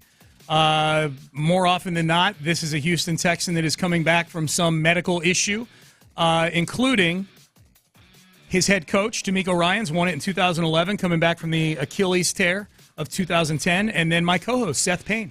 He won it in 2004 after coming back from a litany of injuries, but the knee was the big one, and you had a whole bunch of stuff going on. And it's the coolest trophy. Yeah, it wasn't cancer, though. That's the cancer. They got to have the special designation for guys that have overcome life-threatening diseases. So, myself, Aaron Glenn, we don't count. No. Kylie Wong, D'Amico Ryans, Dwayne Brown. Sorry about it, fellas. David Quesenberry. Quesenberry counts, yep. Andre Hal. And John Mechie, right? Yep. Am I missing anybody? I don't think so. Boy, that's a lot of guys that have had cancer all in the last 10 years, too. I mean, and those guys, in 10 years. Yeah. Quesenberry is 2013, 2014, something like that. Yeah, absolutely. But congrats to John Mechie. Now go get some catches this weekend. 2. NBA All-Star voting. Let's remember what's really important, John Mechie. Yeah. It's nice that you overcame cancer, but there's a football game to play, Not damn what it. I said. It's just the next step in the progress. Go get a few catches this weekend. Alperen Şengün is 7th among front court players in the NBA All-Star voting. Rockets have back-to-backs this weekend. Minnesota tonight, and then Giannis comes to town on Saturday night. So busy Saturday night of sports here in Houston. I don't know if you heard the story, Seth, about Victor Wembanyama checking himself into a game, apparently, against Memphis earlier this week. No, I didn't. Yeah. Apparently, there's people speculating there may be trouble in paradise with the San Antonio Spurs, who, last I checked, are 5-28 on the season. There's been plenty of Wembanyama highlights that found their way onto the internet, just none of them are him shaking hands with the opposing team after a victory. The Spurs are an abjectly awful basketball team, and apparently Wembanyama he wants to play more minutes, and after lobbying for a few more minutes after leaving the loss to Memphis with about 3 minutes to go, he checked himself back in with 1:46 to go. He got a dunk with 1:13, and then Popovich pulled him out of the game at 1:10, and Wembanyama said, "I wasn't allowed to sub in, but I still did, and the coach sent me out right after." Oh, wow. Checked himself into a game. It's funny because the tweet that you used is I see that a lot of Spurs fans are using this as evidence. Not that Wembanyama might be a little full of himself, but that it's evidence that Pop needs to go. Pop's getting the Belichick treatment right now. I feel like both things could be true, right? You could be a rookie that's checking yourself into a game and's got a little bit full of yourself, but absolutely. Also that Pop is, it might be past his expiration date as a football, certainly as a football coach, but as a basketball coach. The only thing, there's two things here. The only thing I would say about that is I'm thinking about, it's like, Wembanyama, what a turd checking himself into a game. I'm like, okay. Now, I do sit here and complain about load management and guys not wanting to play. This is somebody actually wanting to play, so maybe I shouldn't be too critical about it. I mean, he probably should check with the coach first, but he does want to play. That's a positive. The other thing is, Rocket fans were loving this yesterday. Yeah, because if you recall, Wembanyama, when the lottery announcement was made that the Rockets had the 4th pick, Wembanyama was caught on camera very, very clearly pumping a fist that it was not going to be Houston he was going to. Yeah, he desperately had to go to the much superior San Antonio Spurs. That's right. Yeah, that's right. I get it. Yep. The place where star athletes have been desperately trying to get away from the last few years, but whatever. I don't know. Exactly. 3. The World Baseball Classic. Houston has placed a bid. The World Baseball Classic, probably best known in 2023 for being the tournament where Jose Altuve got beamed on his wrist and then missed the first 2 months of the season. Houston is putting in a bid for the World Baseball Classic in 2026. I don't hate the World Baseball Classic. I hate the Astros playing in the Astro players playing for their countries in the World Baseball Classic because it's unnecessary baseball as far as an Astro fan is concerned. My concern with it coming here, Seth, is I think like every Astro is now going to want to play in the World Baseball Classic if it's in Houston. Oh, gosh, yeah, not to mention. Now, the Astros have... Did the Astros actively pull anybody out of it, or did those guys make the decision themselves? Well, they I don't actively know. pulled Framber out of it. Yeah, I don't know if one side or the other would say. I'm guessing the Astros strongly encouraged him to bail out. This is what annoys me is that people will talk about how awesome the World Baseball Classic is, and that people get to play for their countries and all this, and act like that's the reason why you should risk the health of your Major League Baseball players in this World Baseball Classic because it's an awesome thing. I got news for everybody. Do you know how many awesome things there are in the world that athletes could be doing instead of playing their chosen sport for their actual employer? Yeah. There's an infinite number of them. They could go be working at an AIDS, like an aid relief place in Africa. They could be feeding the hungry somewhere in a tiny village in Asia. They could be going off to. They could go be helping people in Syria, war refugees. But they're being paid to play professional sports for the team that's paying them. Yeah. Not playing for the World Baseball Classic. Just because it's an awesome thing doesn't mean that your professional baseball players that your team is paying needs to go play in it. I agree with your take. My only problem with your take is all those things you named are all things they could get hurt doing too. You know what else they could be doing? No, that's my playing Fortnite all day long and not getting hurt. Yeah. Yeah. 4. Tyreek Hill, house fire, a couple days ago. It turns out it was started by a child playing with a cigarette lighter. Tyreek Hill was at practice when this happened, and he got a call. Can you imagine getting a call during practice that your house is on fire? He literally walked out of practice in a walking boot on his ankle to get home, and by the time he got home, this thing was covered on the news in Miami. Like, there were helicopters flying over it. It was a massive fire. That's scary, dude. A child playing with a cigarette lighter in your house starts an inferno in your mansion. It was crazy. I was trying to figure that out. Like, I'm trying to think of just where does that fall on, like, the level of, okay, the you got to blame the parent for that. Because I feel like when I was a kid growing up, there were probably a lot of cigarette lighters around places. When you're like, it's hard to operate it when you're like 3 years old. So I feel, is that, it's not the same as a kid, all of a sudden finding a firearm laying around or something. No. I don't know if, I feel like my knee-jerk reaction was like, how the hell do you let your kid play with a cigarette lighter? But I don't know. It probably happens more frequently than you realize. Maybe. Probably should keep it out of their reach, I would say. Store them up high. But, okay. That's how you learn. That kid will never set his house on fire again. That's true. We hope. God, we hope. Yeah. 5. Unless he's got a thing for watching things burn. Oh, then it's But that was going to come out at some point anyway. Now you know. Got a whole Donald Sutherland and backdraft thing going on. Yeah. Apparently, the Raiders' best players are really stumping for Antonio Pierce to be the head coach of their football team. Davante Adams said so earlier this week, and now Max Crosby, the latest one.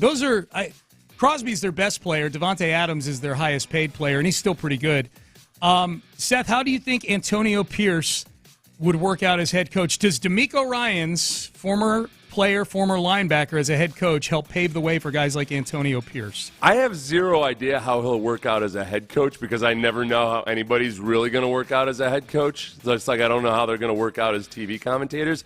But I'm finding fewer and fewer reasons not to hire him. Other than like the conventional, he's a defensive-minded guy, this, that, the other thing. And for those who don't know, he's been the interim head coach for the last several games. There's a long record of it not working out for interim coaches. I guess the problem with that is that there's also a long record of lots of coaching hires just flat out not working out. There's no rhyme or reason to it. I think a lot of it just comes down to how can he show that he's actually prepared to be a genuine head coach, because it involves a whole lot more than being an interim head coach. When you talk about overseeing all the different processes and everything, that's the part where I just wonder if he's genuinely ready for that part of it. So he's got to demonstrate that to Mark Davis. But as far as on the football side of things, guys really, he doesn't seem like a flash in the pan motivational guy. It seems like guys really respect his football intelligence and acumen. They've responded to him. I do wonder, too, like how much of responding to him is the fact that he's not Josh McDaniels. Okay, this guy is just way better than the guy we had. And then eventually in the offseason, that dynamic wears off, and it's got to be that they like being around Antonio Pierce or like being coached by Pierce more so than, hey, at least it's not Josh McDaniels anymore, Right, so that's something Mark Davis will have to sniff out. 6. The Pro Bowl announcements were earlier this week. The Texans had Laramie Tunsil make the team, and then several more players get named alternates to the team. One of the biggest snubs was Antoine Winfield Jr., the safety for the Tampa Bay Buccaneers. Budda Baker made it over Antoine Winfield Jr., and Winfield had way more tackles, way more forced fumbles, way more fumble recoveries. Hell, more interceptions. Budda Baker had 0. Budda Baker made the Pro Bowl, and he had no interceptions, no sacks, no forced fumbles, no fumble recoveries. If you need to know if it's a reputation thing, at least on the basis of these counting stats, why am I bringing this up? Well, because Antoine Winfield Sr., who used to play in the NFL, is having none of this. He's livid. We demand, is on Twitter, we demand a recount with like the orange angry face. Yeah. NFL, he added the NFL. At NFL, somebody has some explaining to do. Ain't no way in hell Budda Baker, and he spells it like Buddha, like Buddhist, but with the H in it. Budda Baker goes to the Pro Bowl ahead of my little man with no stats. Orange face. I know how important Pro Bowls are on the resume, and it just so happens to be his contract year. We ain't going for this BS, except he spells it out. Somebody need to holla at me. 3 orange faces. Antoine Winfield. He genuinely, he's kind of hinting that it's some kind of a conspiracy there. Yeah. It's when my son's in a contract year. I don't know. Yeah, like Pro Bowl voting is very, very, very imperfect. I don't know. I'm surprised that Antoine Winfield Sr. is surprised at that. Other than that, like, hey, you make publicity helps and matters. So maybe in just getting as much publicity out as possible, that sets the table for next year. Yeah. There'll be articles written like, "Is this the year? Now will he get screwed this year, or will he go to the Pro Bowl?" But it's just, I mean, you got a third of the votes are by fans, a third of the votes are by coaches, a third of the votes are by players. And most of those people voting have not seen even half of the players in the conference in which they're voting for play that year. It's very, very imperfect. 7. NFL games of the most watched sporting events in 2023, and it feels like this gap grows every year. The most watched sporting events of the year in 2023. The first 56 on the list are NFL football games. You don't get to a sporting event that wasn't an NFL game on the list of the highest rated TV sports shows until you get to number 57, which was the Ohio State-Michigan game. 19 million viewers. The Alabama-Georgia SEC title game was next, and in third place for non-NFL sporting events was the College Football Playoff National Championship, where the final score was 65-7. They drew 17 million viewers to a game that was never close, and then there's just a huge fall-off. So even like the next several are still football games. It's like NFL for 56 and then a bunch of college games. This is where I get it most annoyed now when every now and then somebody will send me tweet me something or message me something, or on our text line will say something about well, you see, this is why the NFL has fallen off in popularity so much. And I hate it because every single time I'm like, wait a second, I've read 29 different things that it hasn't, but every single time I go and I gotta fact check myself and go in and try to dig it up. And it turns out that just some clown on some talk show doesn't like football as much as he used to. Yeah. So it's quite popular. It's a very popular sport. Yeah, the first 56 sports TV shows, highest rated, all NFL football games, obviously led by the Super Bowl. You know where it gets interesting when you get further down. Oh no, even then, gosh, the top events by sports. I mean, if you look at the highest rated, so the Super Bowl gets 112 million viewers. That's the highest rated NFL event. You get onto the World Series, their highest rated game last year was 11.48 million viewers. They have the benefit of just having extra, so many extra opportunities. Yeah, huge inventory. Yeah. But it's just so much more dominant than NBA. And highest NBA Finals game was 13 million. Yeah, it's just incredible what the difference. I mean, the highest rated NBA Finals game or MLB Finals game is kind of like a disappointing Monday Night Football game. Right? Yeah. Oh yeah, big time. Yeah, it's 4 million less than a 65-7 national championship game. Yeah, these Monday Night Football games are hitting 29, 30 million, 40 million viewers. Yeah, crazy. All right, Payne and Pendergast with you on a Football Friday. Text message. Good morning, guys. Did I miss 5 reasons I hate you? I'm very much looking forward to that. Sir, you did not. It is coming up next. But first, it's 8:15, now 8:16 on a Friday. We got big football going on. We got a national championship game coming up at NRG Stadium on Monday. We've got big NFL games going on this weekend. And we got big things going on out at Gallery Furniture. Joining me right now for Max Hicks, the owner and founder of Gallery Furniture. Mattress Mac joining me on the line right now. Mac, it's great to talk to you. I know the college football promotion is in the rearview mirror, but I know we're looking ahead with a promotion for you now with two red-hot Houston teams. Here's the new promotion, Sean at Gallery Furniture's Win It All promotion. Our red-hot Houston Cougars, who, by the way, have won more basketball games in the 2020, 21, 22, 23, more college basketball games than any team in the country. If they win the big title game on April 8th in Phoenix, and you buy $4,000 better mattress, $6,000 better furniture, you get your money back. And if the Cougars don't win the championship, then not only were you in the promotion for the Cougars, but you're automatically in the promotion for the world-famous Houston Astros to win it all in November 2024. So if one doesn't win, you go to the other one. And both are great Houston institutions, great teams, and both have a fantastic shot. Oh, yeah, I love that. A little twofer out of Gallery Furniture, the Cougs and the Astros. That's an awesome promotion there, Mac. Appreciate that. All right, let's get to the games. 3 games, and we're going to do 2 NFL and then the college football title game. And let's start with our Houston team here, Mac, traveling up to Indianapolis, actually favored on the road by 1 point against the Colts. Who do you got this weekend? Got to go with the hometown Texans. They're looking good. What an amazing turnaround. Got to have kudos to everybody over there in Kirby Road. An amazing turnaround, 1 win away from playoffs, and we're all pulling for that team wearing red and blue. Yeah, no doubt. Should be fun on Saturday night. And if the Texans win on Saturday night, then that means we got a meaningful game on Sunday in Tennessee. The Jacksonville folks traveling to Tennessee. The home team is a 5.5-point underdog in that one. But if Tennessee wins that game and the Texans win on Saturday, the Texans win the AFC South. Who do you got in Jacksonville and Tennessee, Mac? I'm going to go with Tennessee with the points. I'm going to wimp out on the money line. I'll go with Tennessee on the point. All right, taking the 5.5. I like it. And then obviously the college football national championship game, Washington and Michigan. Number 1, Michigan versus number 2, Washington. The number 1 team, Michigan, is a 4.5-point favorite. Who do you got in the title game, Mac? Well, after taking many beatings on many football games over the years, I finally came to a new conclusion last night when I was cleaning up this furniture store.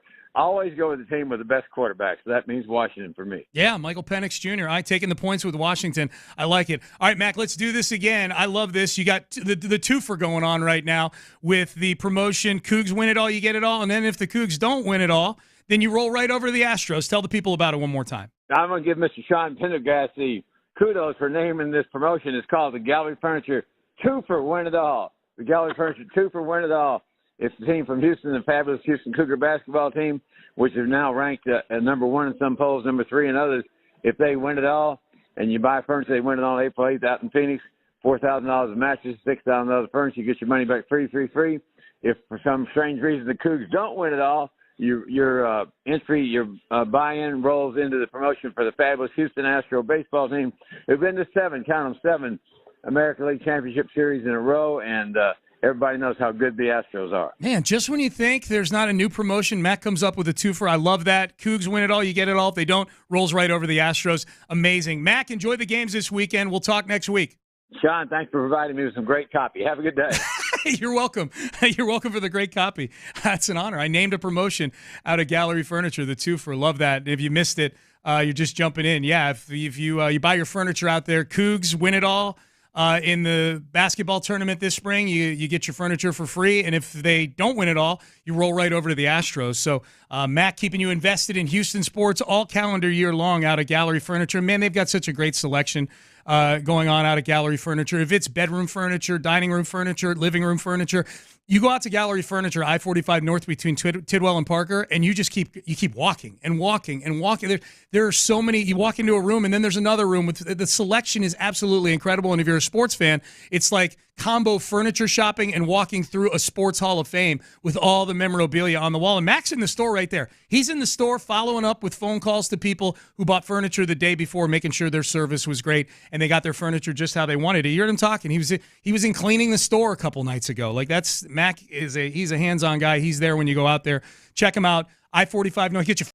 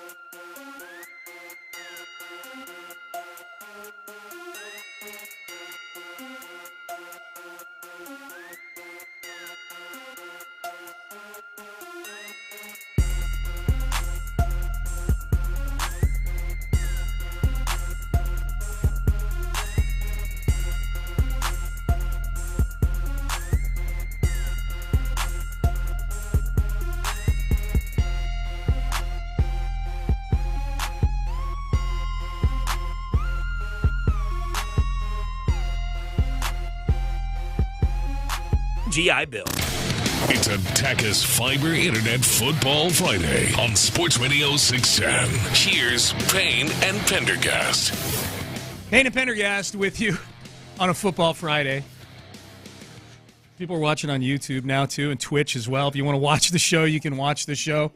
If it looks like oftentimes Seth and I are coming back from break and we're laughing, it's because sometimes the show during the break is better than the show on the air. But unfortunately is not able to be done on the air. So, yeah. All right. I said a bad word, that's all. Yeah.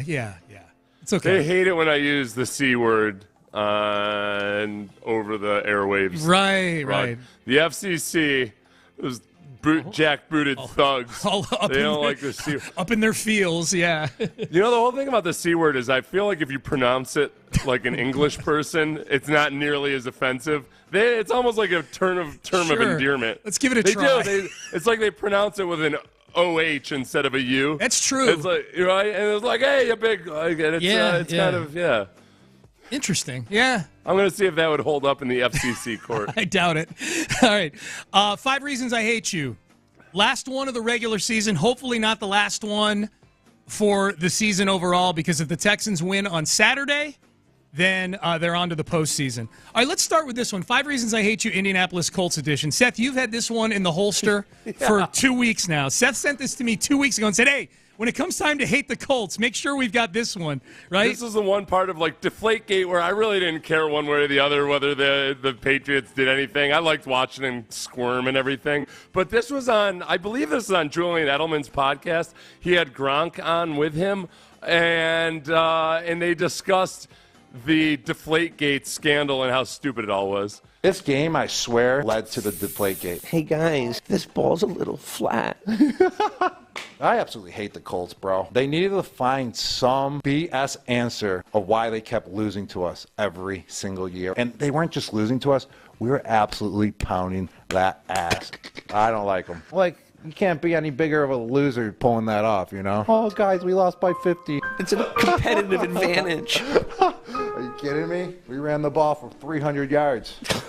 They had Peyton Manning. We had Tom Brady. It's our guy. That's our guy. That's our guy, 100%. He fed us. Exactly. That's why we can have these cameras around, because we can afford them, because Tom fed us. Tom fed us. Yeah, thank you, Tom.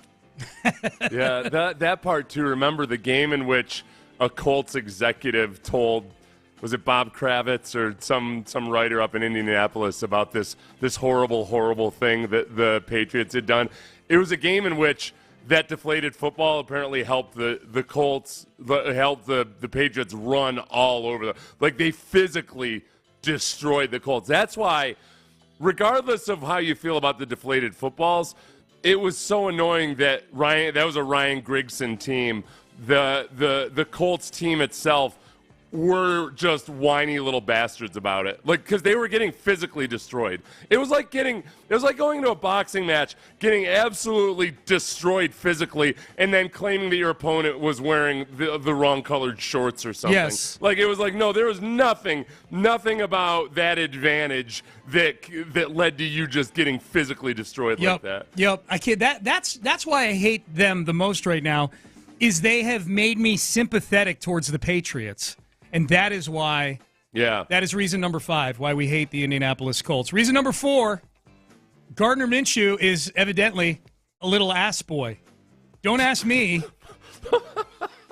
Ask Max Crosby, who was chasing him around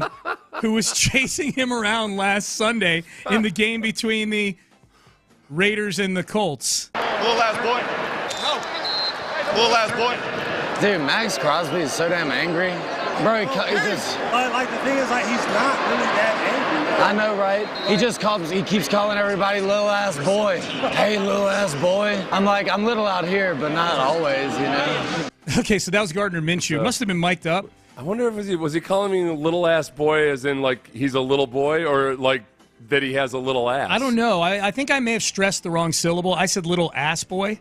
I think he meant little ass boy, like stressing boy. Yeah. Like, so... But Max, or what about little ass boy? Yeah. Like, you've got a little ass, boy. It's all about the glutes these days. Then play at the beginning one more time, and let's interpret Max Crosby here. Little ass boy. Little ass boy? Yeah. Little ass boy. He's calling him a boy, and he's basically saying he's a little ass boy. Yeah. I don't like Gardner Minshew. I don't like the vibe. I don't like the mullet. I don't like the Fu Manchu mustache. I don't like the Daisy Dukes. I'm like Max Crosby really. Sorry, this isn't a hate Max Crosby segment, but yeah. You don't like his whole shtick. Yeah, shtick. Yeah. Yes. Yeah, he's got a shtick. He feels very much contrived. Like, this is the image that I'm going. I'm going for the image of a guy that just doesn't care about somebody who goes for an image. Right. Like, I'm going to present myself like somebody who would never try to present an image. That's my image I'm presenting. Do you think he really, like, that's his normal voice? He talks like that, or is he just trying to talk like a stoner all the time? Because that's his shtick. Oh yeah, he's got that. It's the male equivalent of vocal fry. Yeah. Where he's like, Matthew McConaughey is what is what we're talking. He wants to sound more like the laid back, like, He's a yeah, phony. I'm just here, like, I signed the coach's contract, but only because I love the guys so much. Yeah. So I think he's a phony, a fraud, and I think he stinks too. Like, literally, probably stinks. I think he smells. Gardner Minshew. He looks like he smells. There's a lot of denim in hot climates. Yeah, I mean that's not a recipe for. If you're not a cowboy or an auto mechanic or an oil field worker, that's just Those three things. You got to let it go, man. You're gonna be too stinky. Then. Even cut off denim. Yeah, no. Number 3, Jim Irsay. I feel like we just need to mix him in every time we say reasons why we hate the Indianapolis Colts. Jim Irsay. He's a meddling owner. He is he has a lot of weird takes on social media oftentimes. He says things like this about his football team. In the upper quartile of winners, we're in the top quartile of that upper quartile. It's not even true. You weren't in that top quartile of the upper quartile. Top quartile is top 2, and I don't think you were top 2. I don't know what goes into sausage. Yeah. You know what? He also, let's remember, he claims billionaire discrimination. He runs and he claims that he faces discrimination as a white billionaire. There we go. How did I leave that out? Oh my God! Yeah, Jim Irsay. He plays the white billionaire card a lot. He is the oft-targeted white billionaire. If he heard this segment, he'd be like, "Well, they're only targeting me because I'm a white billionaire." No, he would say that. I'd have to agree. Yeah. I'd be like, honestly, yeah, there's some truth to that. Right. You've just made such an easy caricature of yourself. Yep. Number 2, Jim Bob Cooter. Jim Bob Cooter is a former offensive coordinator for the Detroit Lions. He played quarterback at the University of Tennessee, go figure, with the name Jim Bob Cooter. And he is the offensive coordinator for the Indianapolis Colts. I am mad at Jim Bob Cooter that he's made it this far in life and probably made a ton of money, way more than I've made in his lifetime, with the name Jim Bob Cooter. I'm jealous that he's made it this far with the name Jim Bob Cooter. If my name were Jim Bob Cooter and I was going into the workforce, I would change my name. Or at least I would eliminate the Bob. Like Jim Bob. Would you though? Because, I mean, I feel like in football, there's a certain, it's got a certain advantage to it. I can't remember the first time that I heard his name, like as a coach. It might have been when he was like the Lions quarterbacks coach or somewhere in like that regard. Because it was like, oh, you know what? I know that sounds like maybe you dropped out of school in the 3rd grade to go hunt raccoons with your daddy up in a holler somewhere. But I feel like it sticks in football circles. I'm going to make a confession here. This may be my previous world that I was in before radio, creeping into things a little bit. Where, as you know, I was in management for a company I worked for several years and did a lot of hiring and firing and things like that. So a lot of resumes came across my desk. And I just know that if I were to get a resume to come across my desk for a sales position working for me, and the name in the top of the resume in the big font was Jim Bob Cooter, I'm probably calling him just to see what a Jim Bob Cooter is all about. Yeah. But I'm probably a little concerned about Jim Bob Cooter walking into high-level meetings with C-level executives trying to sell solutions to them with the name Jim Bob Cooter. It's rare that you get two. I mean, his last name's Cooter.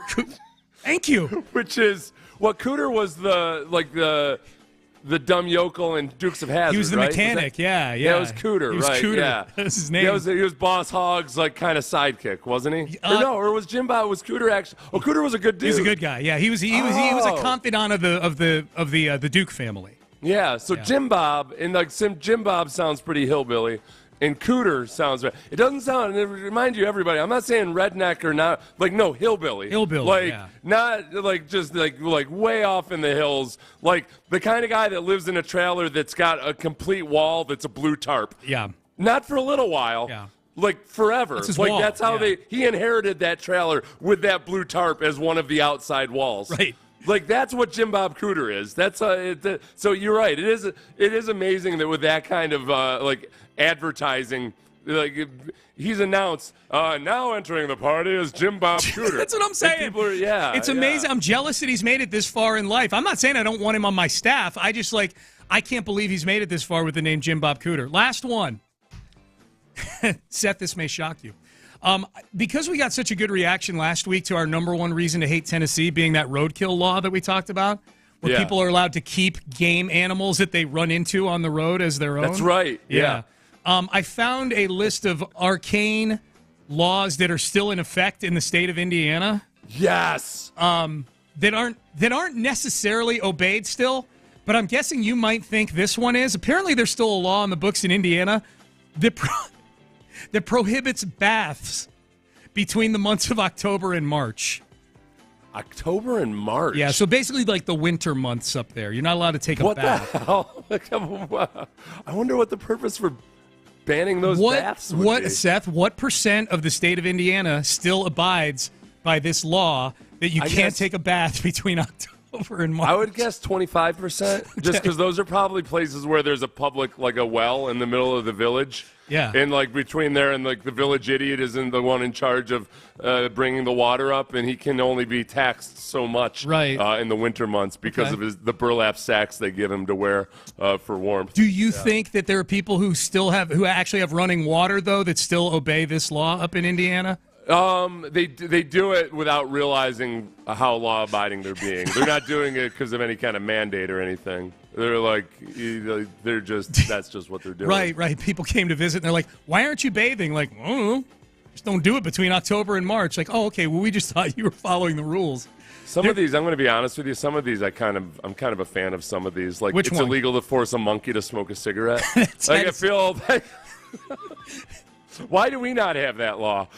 Like, we're sitting around here just, like, inviting people to force monkeys to smoke cigarettes, where at least in Indiana they've finally banned that. Hey, that's one of my favorite things to do, like when I go out to bars, is bring a pack of cigarettes with me, and if I see any monkeys around, get over here. Not encourage, but force. No, force. No. The key thing about this and why this is so ass-backwards Indiana-ish is that, like, the law had to be enacted. Apparently, at some point, there were people, A, forcing monkeys to smoke cigarettes, and B, debating whether or not it should be allowed. Yeah. Like, somebody had to be like, listen, that's enough. You cannot allow this in your establishment anymore. We've asked you to stop. We now have to take this to the legislature. How surprised are you that Indiana has a law that changed the value of pi to just 3 and got rid of all them digits afterwards? Shut up. That's, oh my God, it's true.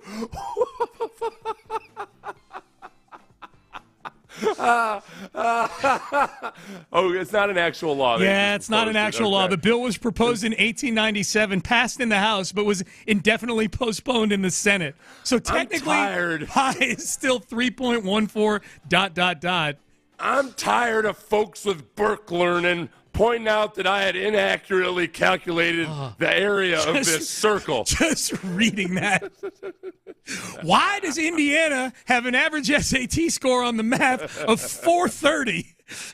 Well, it's illegal for barbers to threaten to cut off children's ears in Elkhart, Indiana. Oh, really? Yeah. Okay. I'm against that. I feel like I would strike that down needed to be enacted. Yeah. I could get the sad thing is that I could be elected governor of Indiana if I ran on a platform of promising to strike down that law. Oh my God. People are like, hell yeah. This generation's soft.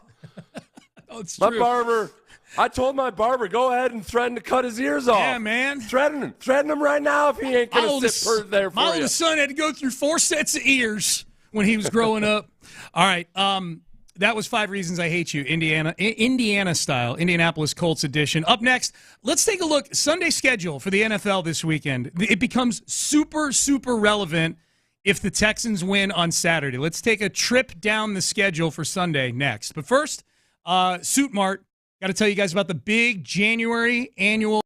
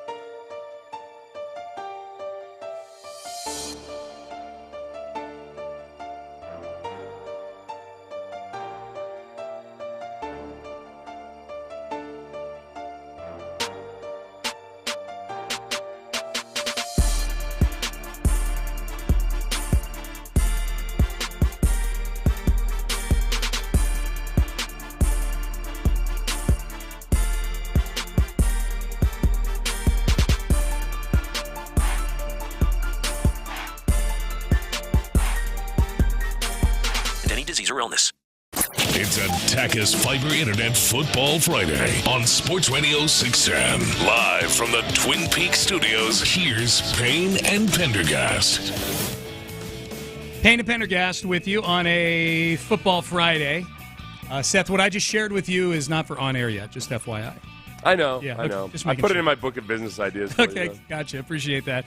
I watched this. Okay, so remind me at the end of the segment to tell you about what I watched on Netflix with Brandy last night. Got it. It got me thinking. Got it. Okay, let's take a look here. We'll get to the Texans and the Colts at the top of the hour.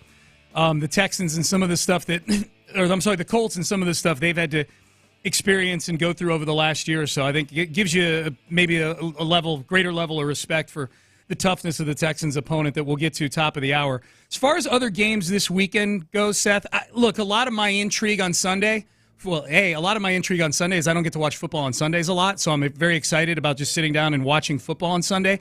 It'll be more interesting if the Texans win on Saturday. If they win on Saturday, I double-checked. The game that is going to be broadcast here in Houston on CBS is indeed the Titans and the Jaguars. So, listening audience, you will not need Sunday Ticket. You won't need to follow just on the Red Zone. You are going to get Jags-Titans here on Sunday.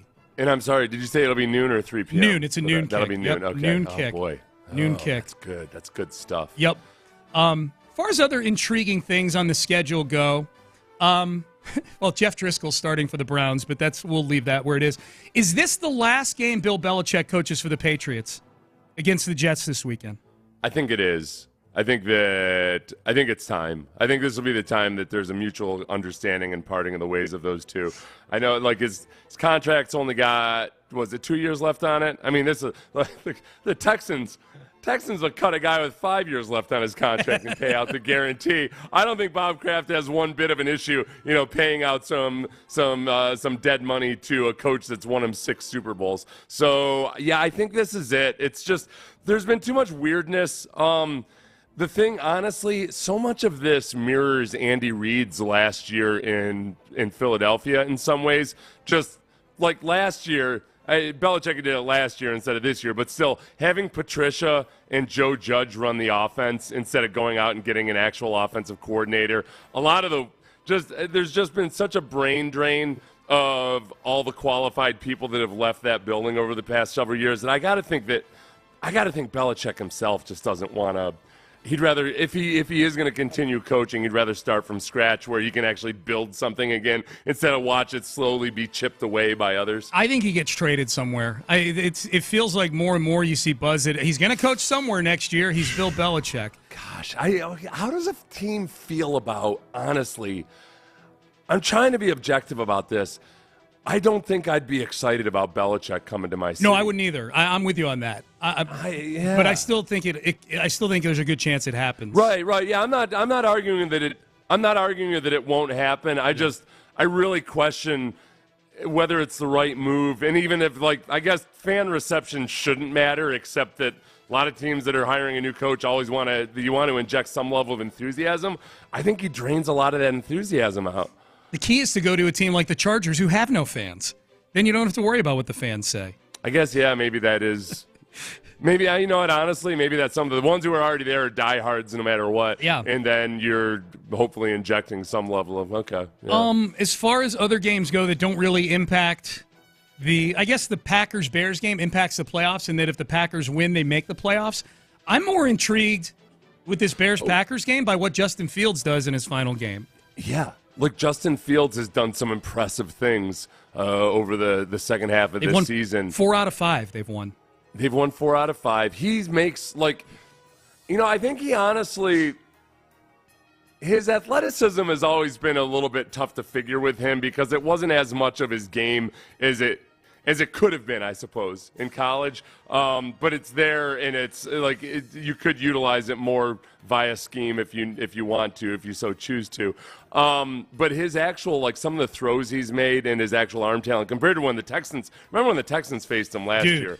He looked completely lost. It looked like there's no chance in hell this guy will ever be. He looked closer to out of the league than anything remotely what he's doing right now. And that was a game they won. Yeah, that's right. Yeah. I think it's harder than ever to kind of figure out who you should cut ties with as a quarterback, because it used to be that, look, accuracy was almost like an inborn trait, and that quarterbacks didn't get more accurate. They just, as they've started to implement more baseball coaching techniques and high-speed camera usage and everything, you see guys like, the two big examples are Dak Prescott and Josh Allen, guys who just actually got substantially more accurate in the NFL than they were in college.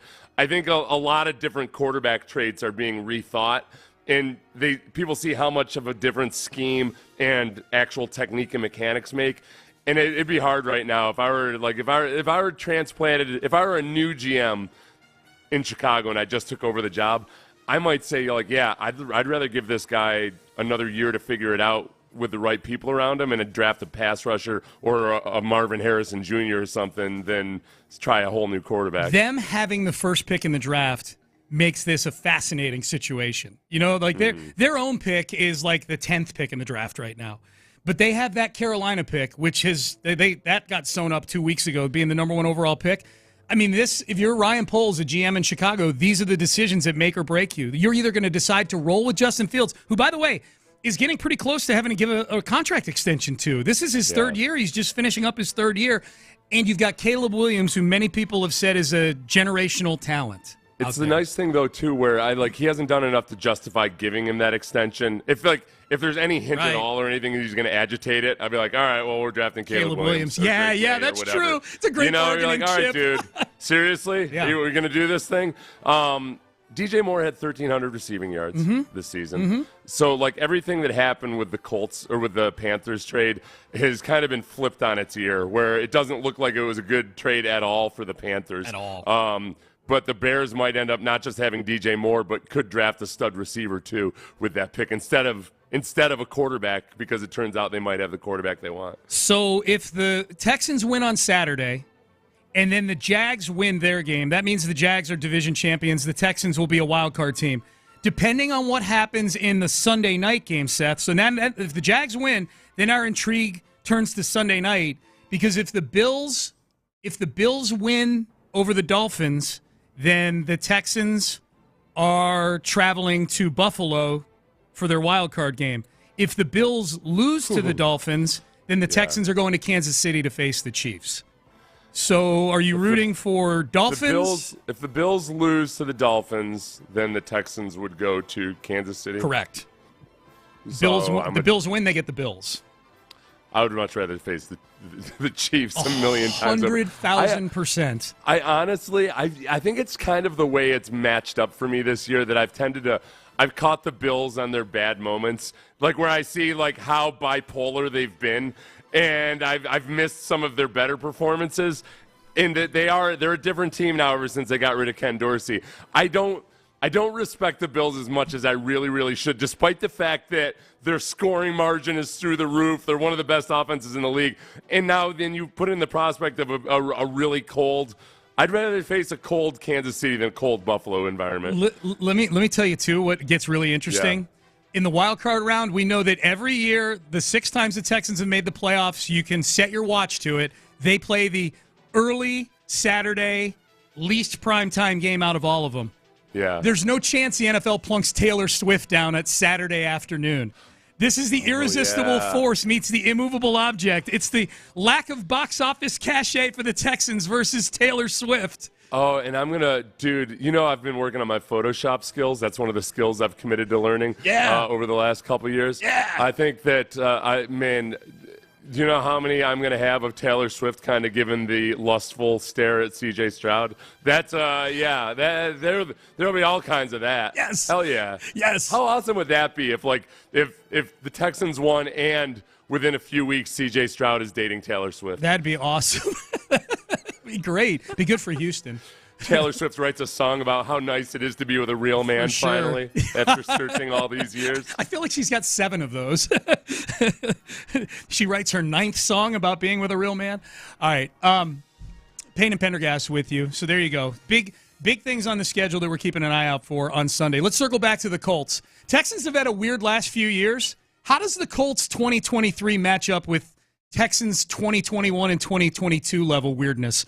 We will get to know the opponent a little bit next. Join the drive with Stoerner and Hughley.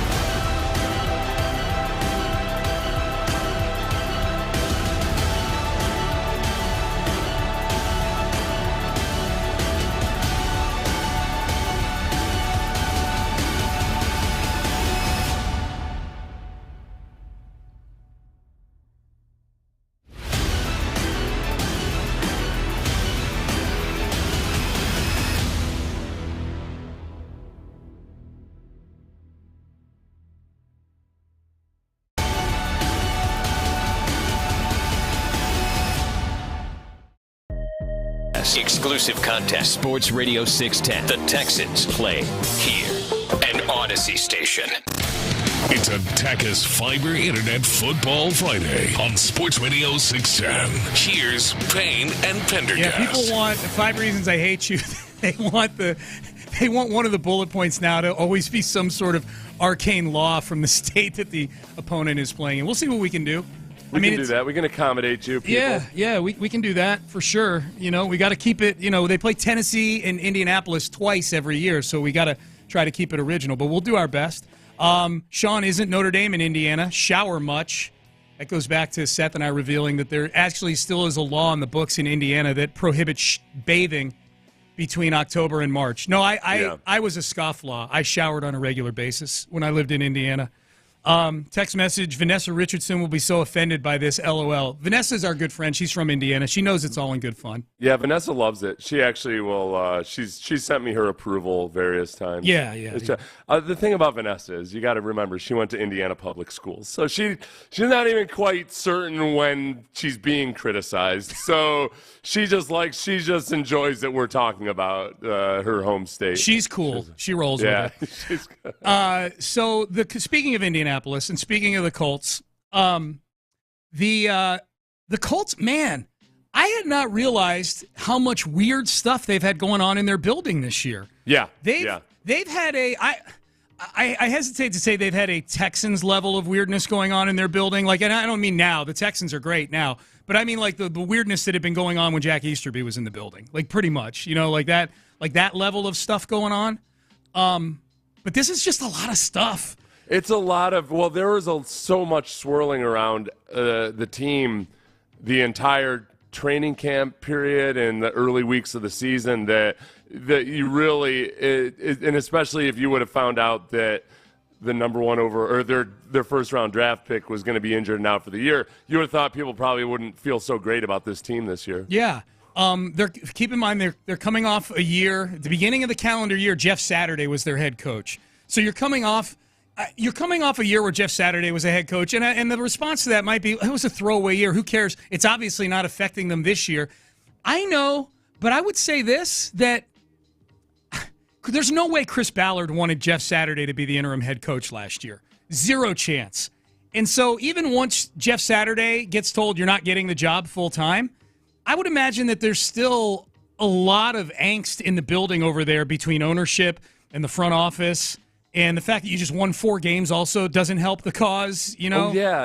And Chris Ballard, has been in this position where he's been there forever and he's put together good rosters, but without the right quarterback, what's it all matter? Yep. And I think that's and especially where there are all these stories leading into this year about Jim Irsay taking more and more of a meddling approach and getting involved more and putting more pressure. He doesn't just seem like the lovable old doofus anymore. Like he's now the lovable old doofus is being a conniving doofus. Yep. Doofus. Those are the stories that emerge. Yeah, like it didn't seem like it probably felt great inside the building. Kind of poisoned in there for sure. And then you get to the season, they hire Shane Steichen, they draft Anthony Richardson, and now they're off to the races. Let's see how it goes. Well, you get to the summer, you get to training camp, and Jonathan Taylor wants a new contract, and he's getting ready to hold out. And Jim Irsay is publicly feuding with Taylor's agent on social media about the value of running backs. And when training camp starts, Irsay pulls Taylor into his weird party bus that he has parked next to the facility there and tries to hash things out. And they're in there for an hour. And Jonathan Taylor comes out of that party bus, and he is nowhere close to wanting to do any sort of long-term deal with the Indianapolis Colts. It was bad. Yeah, it was, if anything, it looked like, imagine this, having a sit-down with the owner made him feel less optimistic or good about the organization. It really, at that point, I think a lot of people just assumed, like, at that point that, Jonathan Taylor's going to get traded, and they've got Zach Moss. And remember, Zach Moss went off against the Texans, just week absolutely 18. Went off against the week 2. In week 2 also, but I just remember week 18 last year, he went for like a buck something too. Yeah. Yep. And Zach Moss, you're right. Zach Moss in week 2 was good. So eventually they got the deal. Like that was when they were still potentially going to trade Jonathan Taylor. That's right. Yeah. So you had the Taylor situation. Shaquille Leonard, who was like the Jonathan Taylor of the defense, their best player defensively, not currently or this year, but for the previous 3 years. He was their defensive leader. Like he was what DeMeco Ryans was to the Texans back in the day. That's not an exaggeration. Leonard was a 3-time All-Pro. Eventually, they release him this year, and this is partway into a $100 million contract that he signed 2 years ago. Just 2 years ago. Now, it made sense in some respects because he wasn't the same guy after his injuries. He just was never the same guy that he was before. But like they still have a banner up with his foot. They have like a mural of him right now, like commemorating him. So he was like very much beloved in the organization and thought of like as kind of the heart and soul in a lot of ways. So to cut ties with him midway, it just felt like one of those things where you're almost like punting on the season because everything's so weird. It was just one more thing that felt like, oh, of course, a team that's going through all this couldn't possibly be on the brink of being in the playoffs. We're releasing Shaquille Leonard so he can go play with a contender. With an actual right. And now here we are in Week 18, and they're playing their way into the postseason, or trying to at least. Then they got hit with a bunch of suspensions. It started before the season with Isaiah Rodgers, who was their top returning corner, suspended indefinitely for gambling on his own team last year. They ended up just cutting ties with him. Grover Stewart, who's one of their best players defensively, nose tackle, suspended 6 games in October for PED policy violation. And then in mid-December, they suspended 2 more players, wide receiver Isaiah McKenzie and cornerback Tony Brown, for conduct detrimental to the team. So so you've got contractual drama. You've got, are we rebuilding? Are we not rebuilding? You've got injury to the starting quarterback, and you've got multiple suspensions. They check a lot of boxes when it comes to adversity during the season. Like this is, I think the Texans are the better football team, but I'm impressed that the Colts are where they are right now, considering all this stuff that we just listed here. Well, yeah, and I think that what part of it is that, look, Gardner Minshew's been managed really, really well. I think they do things that, like they scheme Michael Pittman open for Gardner Minshew to get rid of the ball very quickly. I think the one stabilizing thing for the Colts right now that is also the big coaching point for the Texans is that the offensive line is back to being really good. So if you're dealing with, if you're working with Gardner Minshew, give him quick options in the passing game behind a really good offensive line, and he's able to connect with Pittman very effectively. The run game doesn't look spectacular on paper, but that's partly because teams know that they just need to attack the run game. So they focus on that, and what's that do? That sets up play action. So you saw it last week. They throw these quick hitters to Michael Pittman. They run the ball. Jonathan Taylor looks a lot more like himself. It's been a slow build all year long for him to get to these last few weeks being where he is. And then they take shots downfield. When the Raiders were in cover 0 with no safety help over the top, they hit Alec Pierce downfield deep. And that's the one part of this game that I'm concerned about, just because that's where the Texans have had so many issues, is that they'll play good football, play good defense. Hey, here we go. And then all of a sudden, blown coverage, they get victimized on the play action. So that remains the challenge. And I guess the biggest thing they have going for them, the Texans do, is that they've developed into a very, very solid run defense. So hopefully they don't have to load up 8 in the box to limit Jonathan Taylor. They can't allow these explosive pass plays. How scary is the pairing of Pierce and Pittman as their wide receivers from that standpoint? I think that's the biggest part of it, is that like Pittman's very good on first read throws. When Gardner Minshew just goes back, plants his back foot and gets rid of it, Pittman gets a lot of targets just like that, these quick hitters over the middle or out on the sideline. And the Texans aren't so hot at defending first read throws. They're really good at rallying to the ball after those are caught, and so they don't allow a whole lot of run after the catch. And I think that's what I would expect. Like a successful day for the Texans really might look like, oh, Michael Pittman had 12 catches, but it was for 80 yards. Like something like that where, okay, that means that they're going to stall out on drives somewhere. You're keeping it from being explosive. It can't turn into Michael Pittman had 12 catches for respectable yardage. And also, by the way, because they were trying to jump these Michael Pittman routes or tight end routes, that Alec Pierce burned them for. Right. Or that Michael Pittman, when you look at his box score, he had 10 catches for, he had 10 catches for 98 yards, long of 54. You know, where one of them got loose. Yeah. So you got to prevent that. Absolutely. And then add in all the around all this weirdness and all the weird stuff going. The fact that Jim Irsay is there on a daily basis too. Let me just sprinkle that in. That all these suspensions and injuries and everything. Jim Irsay is the owner of that team. He's the man behind the curtain. Do you think if the Colts could do a do-over and take somebody else with the 4th overall pick, do you think they'd do it? Or do you think that Anthony Richardson, that they're still legitimately excited about Anthony Richardson? You know, the thing about this is where it's tricky with a year like this for the Colts. I think something happens that maybe they wouldn't have realized before, which is, oh, wow, you know what? We do have a pretty solid football team. The offensive line improving is really one of the biggest things there that I think they for years have grown accustomed to having a solid offensive line. And then without a good offensive line, everything falls apart. They've seen this year that they actually have a good offensive line. They've got enough playmakers to be potentially in the playoffs, and they did that all with Gardner Minshew. That, maybe they shouldn't have taken a guy who's likely going to be a developmental quarterback. Wow, we're closer to being really competitive right now. Yeah, there might be some buyer's remorse with Anthony Richardson because, A, he's a project, and B, they've seen now up close and personal, wow, he gets injured a lot. Yeah. He gets injured all the time. Yep. It wasn't just the injury that sent him out for the year. He didn't finish 3 of the 4 games he played in this year. He was always banged up at Florida, and he's a project. I think they would much rather have either – they could have Kirk Cousins, you know? Right. What would this team do with Kirk Cousins right now? Well, and I'm even just looking at this season, Seth. And let's pretend that Gardner Minshew started all 17 games for them. Oh, yeah. And who could they have picked? The very next pick was Devin Witherspoon, who he's played at a Pro Bowl level his rookie year for Seattle. I'm not saying that's who Indianapolis would have taken. But I don't know if they would have taken Jalen Carter. They've already got 2 high-level defensive tackles. 2 really good defensive tackles. They might have thought we could trade one of the guys. Trade Buckner or something. But I'm looking at this rookie class too. Thank God for C.J. Stroud and Will Anderson, man, because there's some serious drop-off going on after those 2 in the first round.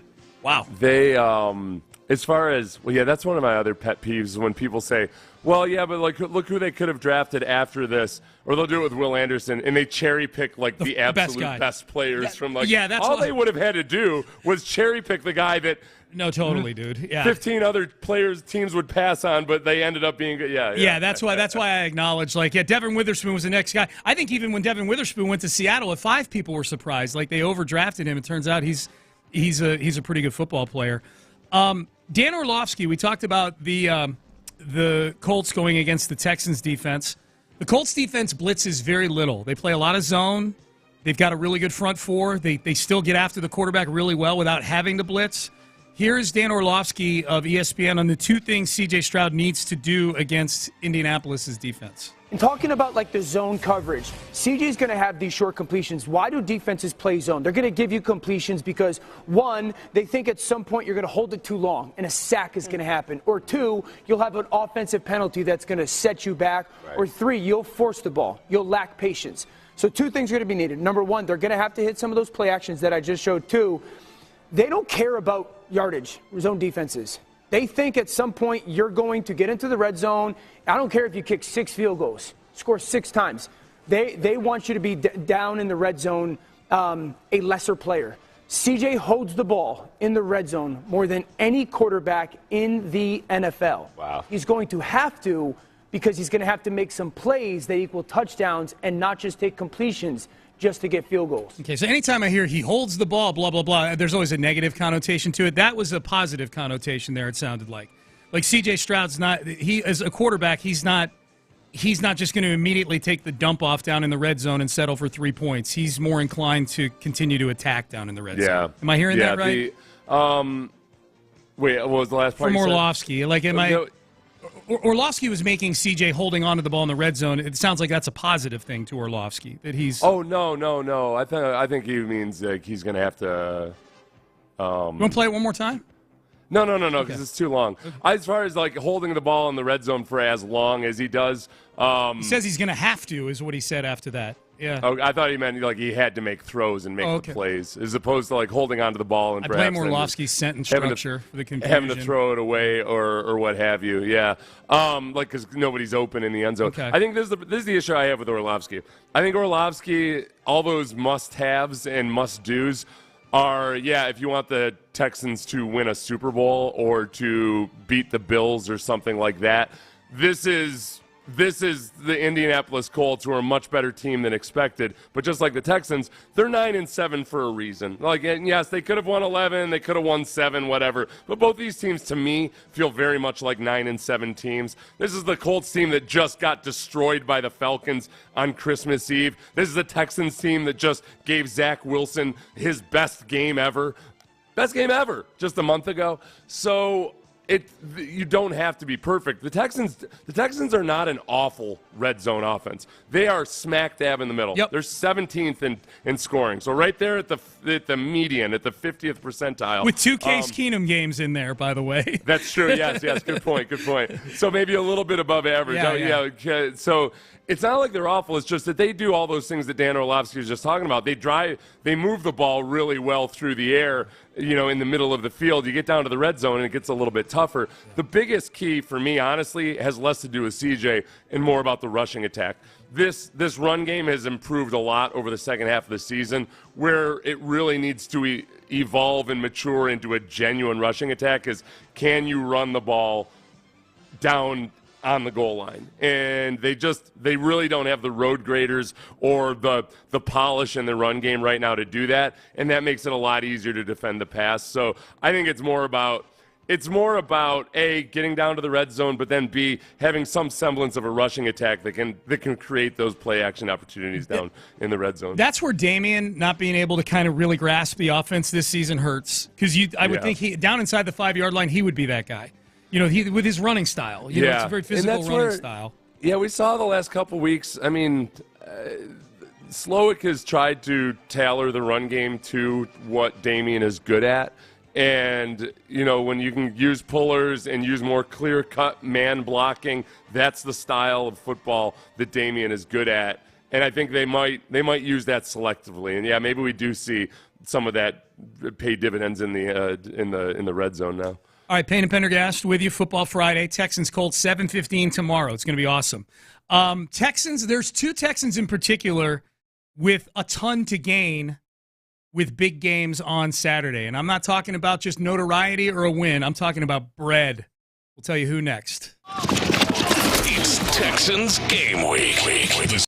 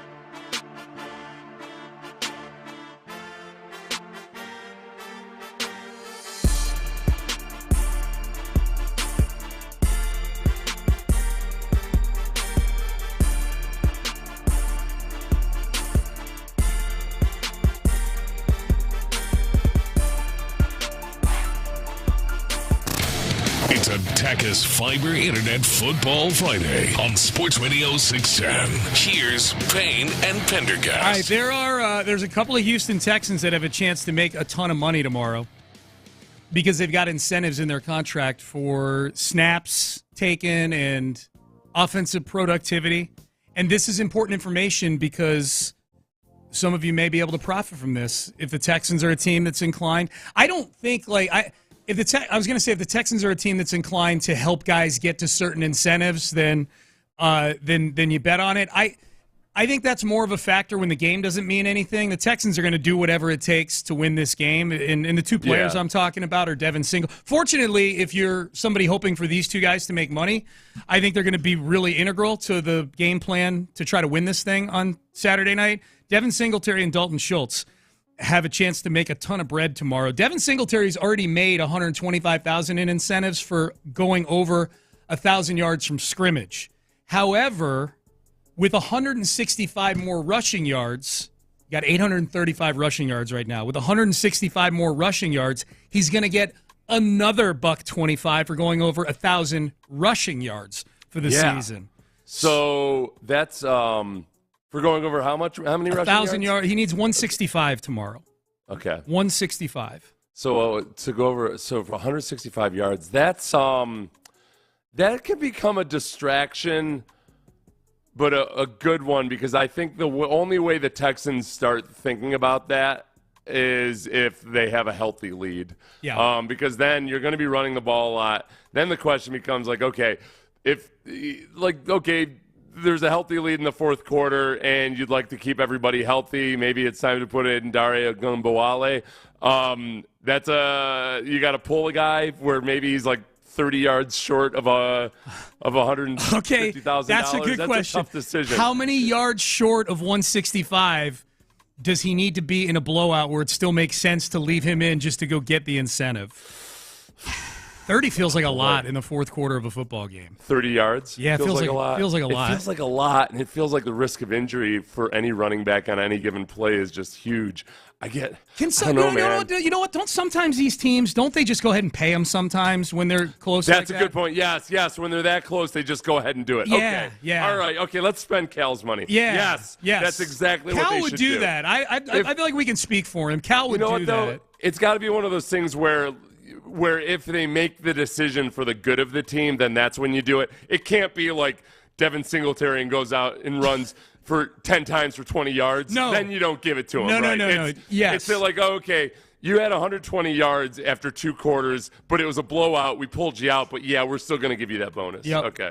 Good call. Apparently there's websites you can get Devin Singletary 150-plus rushing yards at 17-1. 17-1 for over 150 yards. I might throw a little flyer on that Bet365 if I lived in a state where I could do that kind of thing. What's the most yardage he's had all season long? I think he had $150 against Cincinnati earlier this year. That's right. Yeah. He had $150 against Cincinnati. He went for 100 again the next week, 100-something against the Cardinals, and then his other 100-yard game was the Titans game, was against the Case Keenum game. He ran for over 100 yards. 121 yards that day. Yep. Also, Devin Singletary, if he plays 50% of the offensive snaps this season, he gets $125,000. If he plays 55%, he gets another $125,000. He's at 52% currently right now. You know, the crazy thing about Singletary and the improvement in the running game is that in a lot of ways we think of, that Panthers game was a turning point. C.J. Stroud kind of talked openly about how he and Slowick were going to have to figure some things out. It could have been, it's one of those quotes where if you read the transcripts, it could have looked scandalous almost, but C.J. said it in such a way where he genuinely meant it as a group effort between them. We can't be having performances like this. Mm-hmm. So they came out in that Bucs game and really started pouring it on offensively. And yet in that game, Devin Singletary was 13 carries for 26 yards. Yeah. You wouldn't have expected at that point that this will be where Singletary really starts taking off. But it was in that Bengals game, that was when he started averaging, not every single game he was 4.5 yards per carry or more, except for the Jaguars game. But then, he was 5 yards carry, 5.1 yards per carry versus the Cardinals and 5 yards per carry against the Jets, 4.7 versus the Titans. It's been a much different version of Devin Singletary in the rushing offense since that game. Can be an interesting offseason with Singletary. See if they bring him back. He's on a one-year deal for not even $3 million. I think these incentives probably get him close to $3 million. The other one for the Texans is Dalton Schultz, who, again, inherently is a big part of the game plan in this game. You're down Tank Dell, might be down Robert Woods. You're definitely down Noah Brown. Dalton Schultz is your second-best offensive weapon through the air behind Nico Collins. Dalton Schultz, Seth, needs 6 receptions to get to 60 on the season. That would get him $250,000. He needs 107 receiving yards to get to 700 receiving yards on the season. That would get him another $250,000. So Dalton Schultz with a 6-catch, 107-yard performance tomorrow picks up $500,000. How about that? He's had 6 catches or more 6 times this season. Okay. He's had 5 catches a couple times. So he's been close to it 8 or 9 times, I'd say. Mm-hmm. He's been close to that this year. 107 for a tight end is tricky. I know Dalton had a 100-yard game. I think in that Tampa Bay game he had 100 yards. It was Tampa, yeah. That's the only time he's come close to 100. So that one, I would say if I were in the Dalton household, I wouldn't be spending that money just yet. The one for the yardage. Yeah. The other one I'd totally be spending.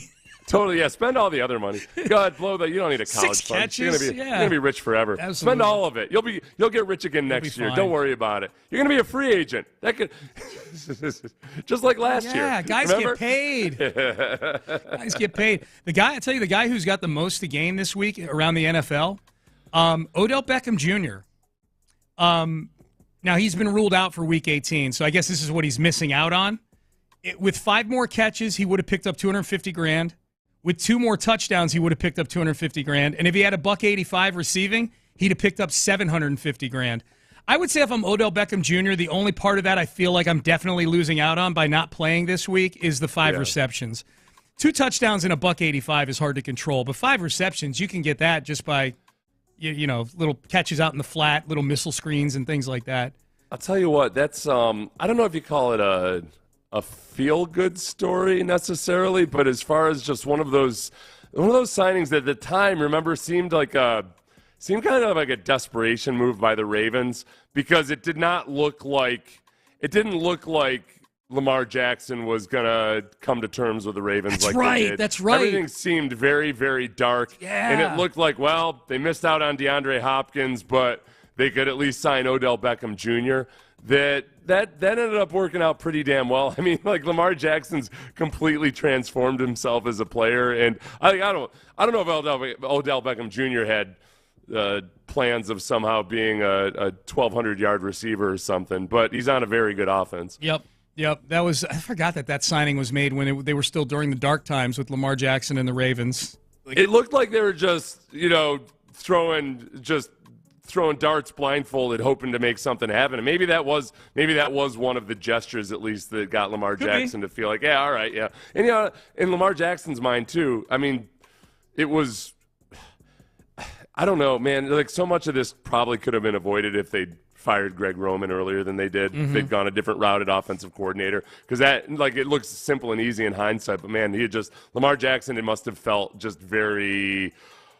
Just suffocated almost in that offense. This has been really good for him. You know who's got a chance to make even more than Odell Beckham Jr. did this weekend? DeAndre Hopkins. 7 receptions gets him $250,000. 2 touchdowns gets him $250,000.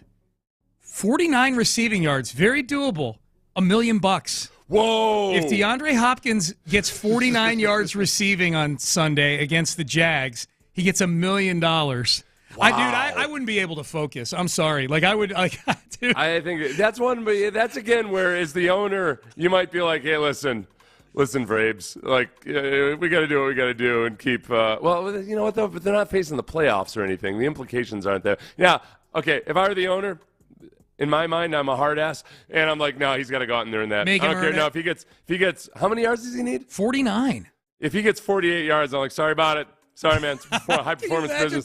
Game of inches. 999 yards. Game of inches. Yep. Or actually, no, he's over 1,000 already. It must have been like 1,100 or something like that. Yeah. But so he's 49 yards for D-Hop. Now I hope Will Levis starts. And like midway through the fourth quarter, Hopkins has like 11 yards receiving on the day. Oh my God! Because that'll turn into wildly. Dude, on that'll turn into a wicked fight between those two, yelling at each other. That'll be fun. I don't know. I think Hopkins tries to keep it pretty professional with I know they caught him I the mostly one time mean saying, Will. get him the hell out of there. Yeah, well, Levis is the hothead. I think. Like I could totally see Levis like being like having a Geno Smith situation, whereas like somebody on the team does something that totally you wouldn't normally do to your franchise quarterback. Yeah. You pointed out Clowney's got an incentive for Saturday's game. They play the Steelers on Saturday. According to the Sports Minute, it was a half sack for $750,000. That's what's weird about that. He has 8.5 sacks. So I think it's funny that Clowney, the guy whose narrative is he can never get double-digit sacks, has an incentive to get to 9, apparently. Well, or it might be graduated. Like there might be. Oh yeah, he might get like $750,000 for each one. After I bet that. it is. Yeah. You know what? In fact, I know it is because I remember seeing Field Yates tweet about that. How Clowney's contract was structured. I think that it's perfect for Clowney. I think Clowney is in a mode where I don't think he likes training camp, and I think he likes the idea of going to a competitive team every year. He'll probably sign one-year deals for the rest of his career. Although the Ravens, and I think the Ravens might keep signing him to those one-year deals. Like that was, the Ravens just do such a good job signing like the exact right guy for the job, and Clowney has done exactly what they want him to do. He's a force against the run. He gets plenty of pressure. It doesn't always result in sacks, but he's relatively dependable in that regard. And for that team and that defense, it was just exactly what they needed. All right, let's do final touches here on the week as we get you ready for Texans. The Texans to watch for. The Texans, we need to step up big on Saturday night against the Indianapolis Colts. 7:15 kickoff right here on Sports Radio 610. Final touches on the prep for the Colts is next. If you have been injured in a car accident or you got hit by a semi,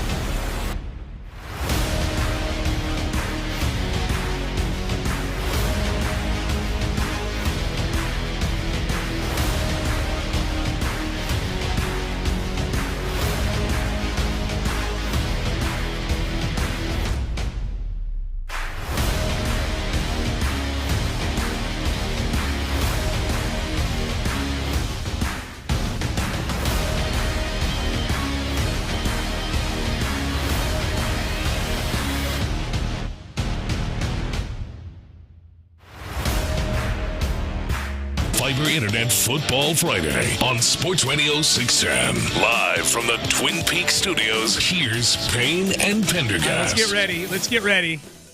Texans a 1-point favorite over the Colts tomorrow night, 7:15 kick, 4:15 Texans countdown. It's me and Seth.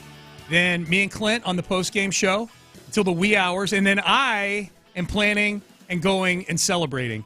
I'm going to celebrate either way. I'm either going to go celebrate with the people that the Texans are in the postseason. I'm assuming there will be people out on a Saturday night that are Texan fans. Or two, I will go probably sit more quietly if they don't win and just toast a season that was a rousing success either way. Just you're going to be like the mysterious older gentleman sitting in the corner having a drink by himself. Not creepy. Making a toast into the air, and people are like, oh, it must be a dead relative or something. Right. They're like, no, it's this year's very alive Houston Texans. It's the dead relative is the 2023 season. Yeah, that season in that instance would be dead, but I would be toasting it. And the very alive relative, I would be toasting them too. Absolutely, Seth. The Houston Texans' future, for sure. Remember what it was like to sit in a bar with no cell phone and no smartphone? Ugh. It's the worst. Making eye contact with strangers. Yeah, like interacting with people. Talking to the bartender. What a drag, yeah. Bartenders must be. I got to guess most bartenders were stoked when people started paying more attention to their phones. Maybe. Some they're all different. The place I usually hang out at, I like the bartenders there, so I don't mind chatting with them. And they're big sports fans, too, so that's always fun. I get to workshop my takes on them to see how they sound. And they're usually very receptive. Then I bring them here, and Seth's like, that's the dumbest thing I've ever heard. I'm like, come on, Kobe the bartender. Come on, step your game up. That's one of the dumbest things I've ever John, heard. too. He does it on the podcast. I learned it from. I learned it from John. From the best, yeah. I learned how to just pee all over people's shoes. All right, Texans to watch for this weekend. If we're making a short list of Texans that got to bring their A game this weekend, I've got my own little short list here that I carry around in my pocket all the time. But who are you? Like, if we were doing this draft style, like who's your Texan? Like, imperative this guy brings his A game. Like without the given quarterback, obviously. Yes. The biggest one is Devin Singletary, and this is a reflection of a whole bunch of other people. Obviously, the offensive line, the fullback, everything else. But where we see it will be in the output and production of one Devin Singletary. The Colts defense is they're not an awesome defense, but they're particularly bad at limiting the run. And they're very good at rushing the passer. So it's really important to keep this game as close as possible. You don't want to get into a point where you have to play from behind and you have to pass your way out of it. I think CJ's playing fine. I'm not panicking necessarily if that's what happens, but it's a much better and more viable that you run against this team that has a hard time stopping the run. And they play more conservative coverages, which means CJ might have to be dinking and dunking a lot. You don't want to have to try to force the issue downfield. So Devin Singletary running for, I would say if Devin Singletary runs for over 100 yards, you've been sure to win. I think so, and I'm not saying in that old way where, sure, when you have a lead, you run the ball a lot and I gets 100 yards. I'm saying if he gets 100 yards like in the first 3 quarters while the game is tight, then that's a key to victory. Yeah, dude, I hate that. When people trying to sound smart go, when they carry the ball 35 plus times, they're 14-1 this year. Like, yeah. It's a natural progression from leading a game is that you win. Like, if you ran it 35 times into the line, into a brick wall, that doesn't mean you just bettered your chances at winning a football. I hate that. Yeah, you know what I should say? That's what I should say. Instead of total yardage, if he averages over 4.5 yards a carry, then I would say they win. As opposed to the first time when they ran the ball 26 times for 52 yards in week 2. Yeah. I actually like your 100-yard one because that means that they haven't gotten off of their game plan. They averaged 4.5 yards against the Browns, but they were off their game plan by the middle of the second quarter because the Browns are taking deep shots all day long. So I like your 100-yard one on Devin Singletary. I would add offensively the interior offensive line. They've got to play. They've got to play their best game, and here's why I say they got to play their best game, because their best game doesn't have all that high of a bar to clear, the interior of the offensive line. You know what I mean? I'm not asking them to be Will Shields, Dermontti Dawson, and whoever else. You know what I mean? Just bring your best, have your best game, because this is probably the best interior defensive line that they will have played in a while, I think, right? I mean, Grover Stewart and DeForest Buckner are pretty damn good. Grover Stewart's really good. He doesn't play on the passing downs all that often, so he's just a stud who gets tackles for a loss and is really, really good in the run game.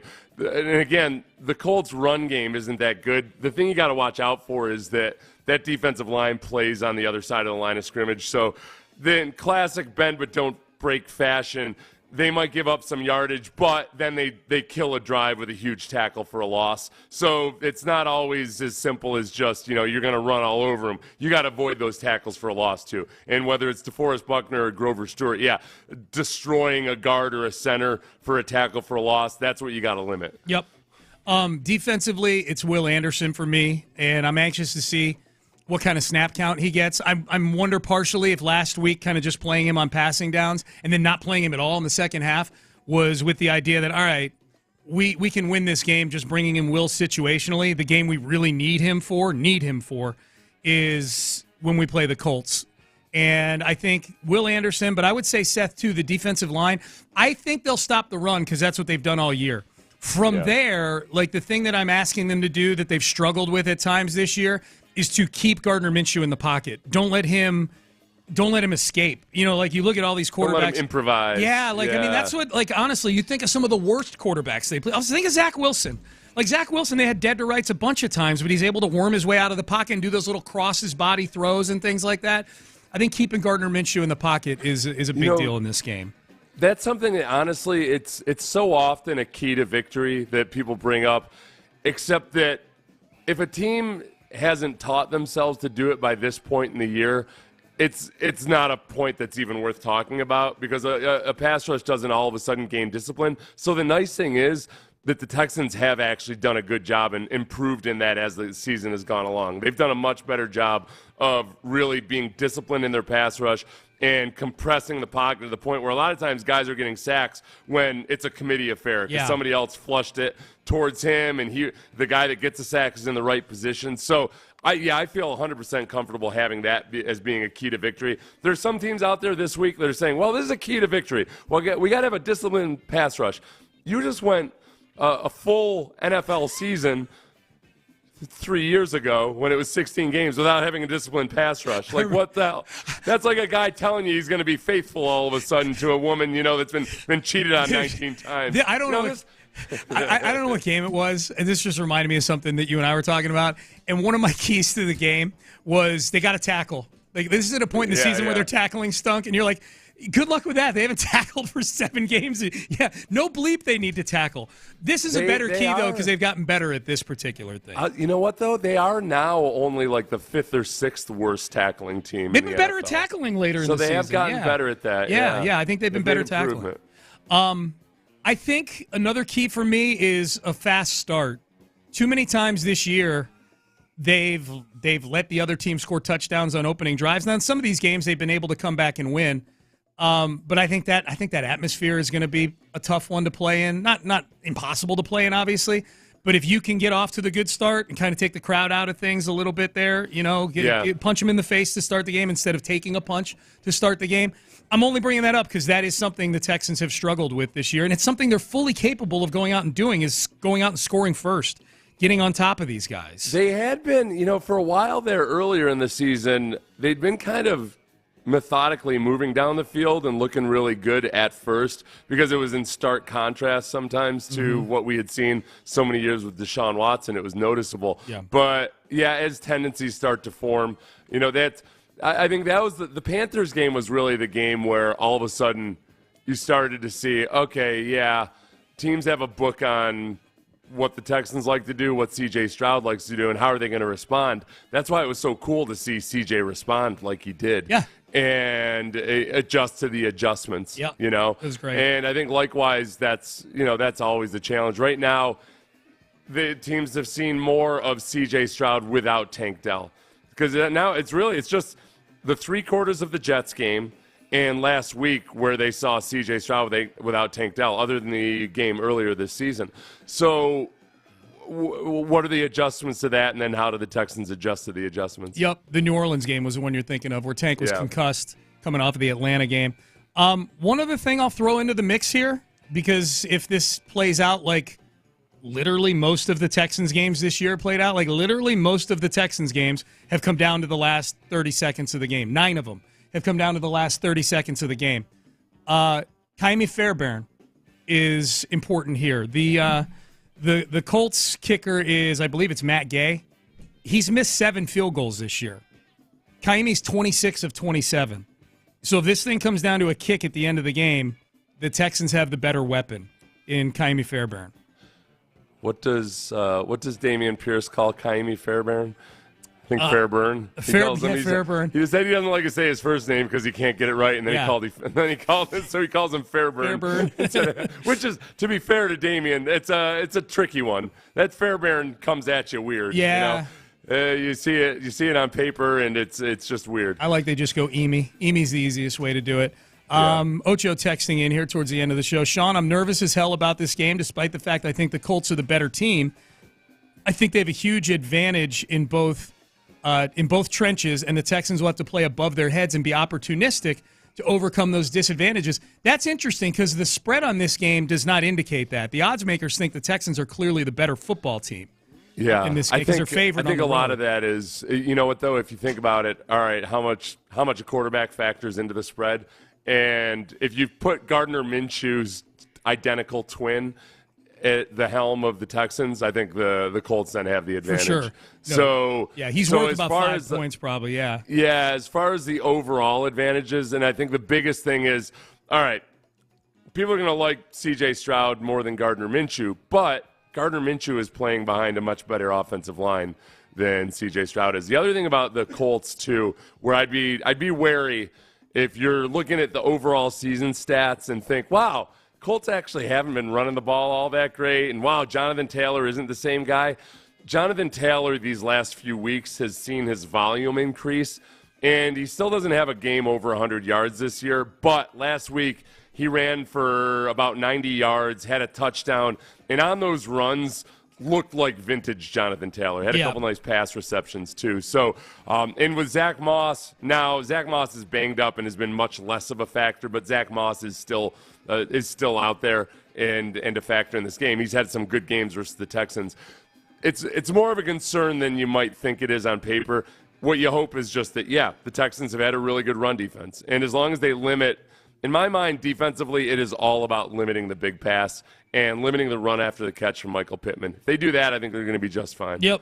They need to Derrick Henry, Jonathan Taylor for sure. What's up, boys? Hey, man, how are you? You were talking about the Texans and the gambling. I just saw a note a second ago.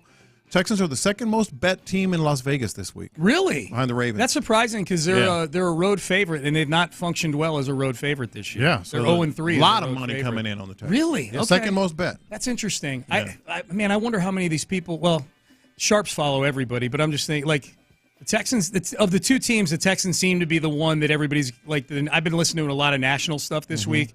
Like the Texans, it's crazy to say this because think of where they were at a year ago, but they're the darling of a lot of people.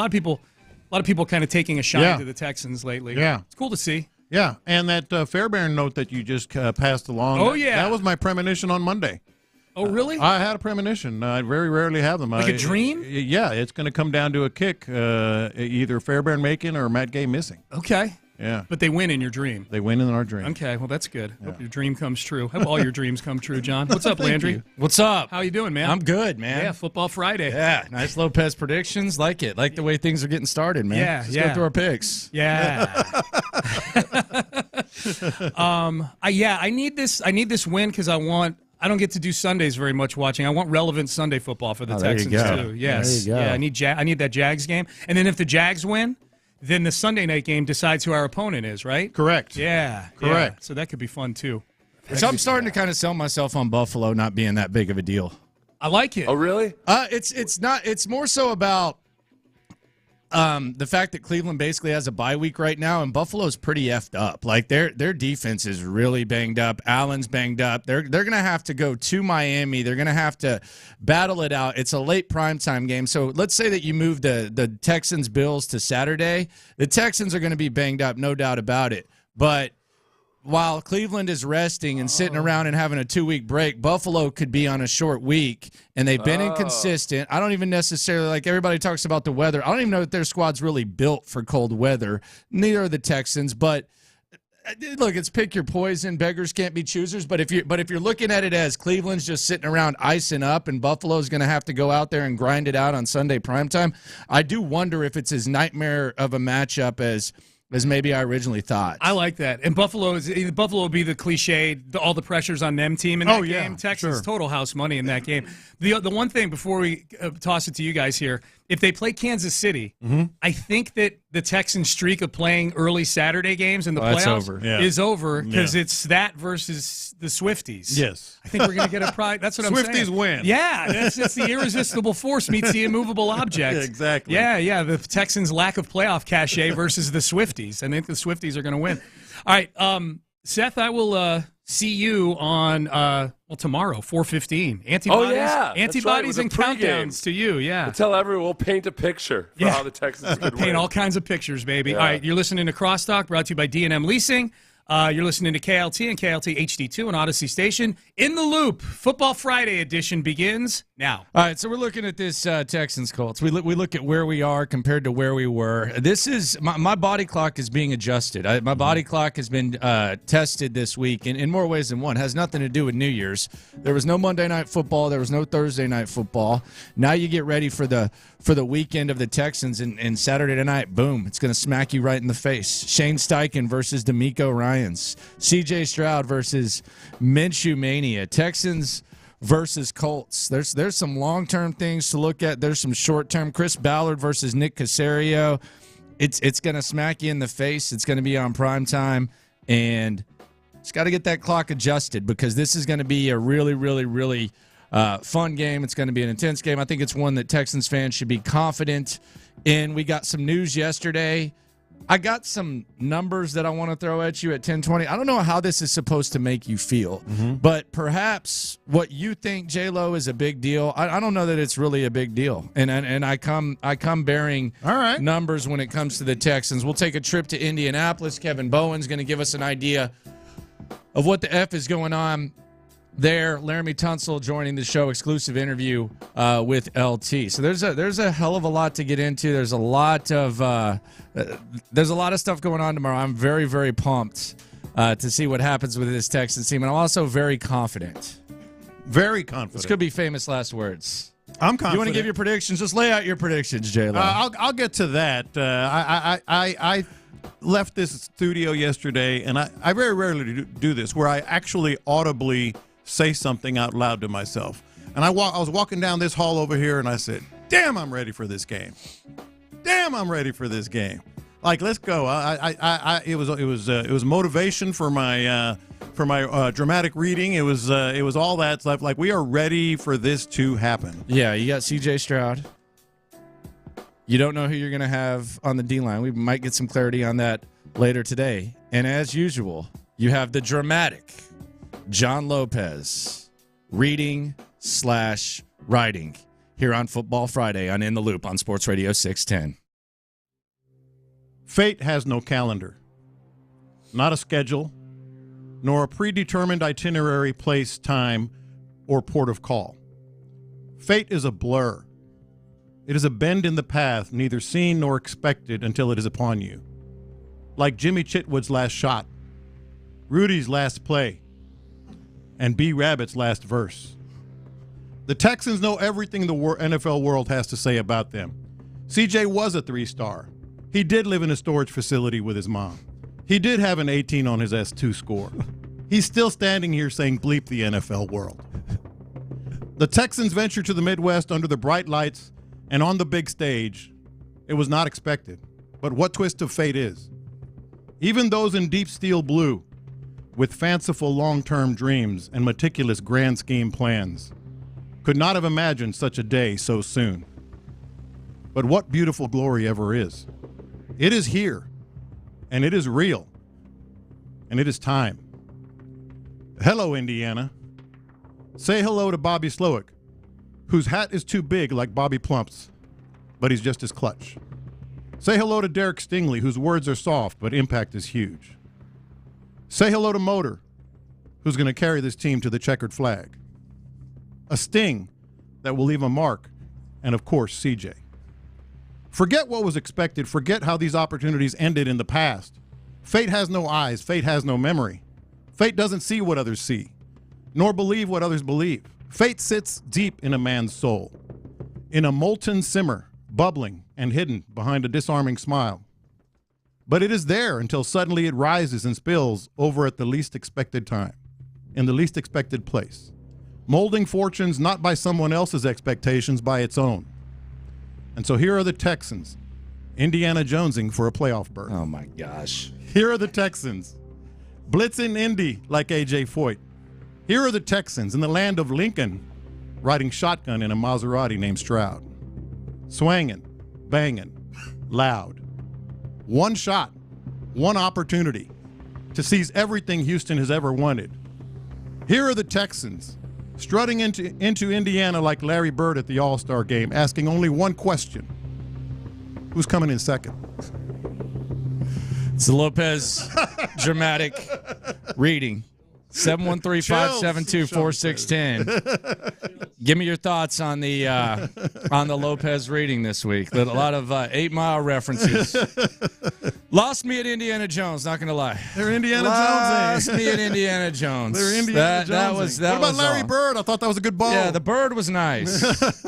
The Indiana Jones, though, not the biggest fan of the Indiana Jones. Sean loved it for the situation. Yes, he did. Yes, he did. Sean did love it. He was on the edge of his seat. So Laramie Tunsil joined us yesterday. He talked about this game. He kind of agrees, like, this is not, you talk pressure. This is not, for most of the guys on this squad, this is not like some sort of like massive, huge moment. It's really just another game for them. Now, as the playoffs go along, as we get to that, then maybe that will increase, but this is nothing for C.J. Stroud. C.J. Stroud is made for this. He's made for this type of situation. He was built for this.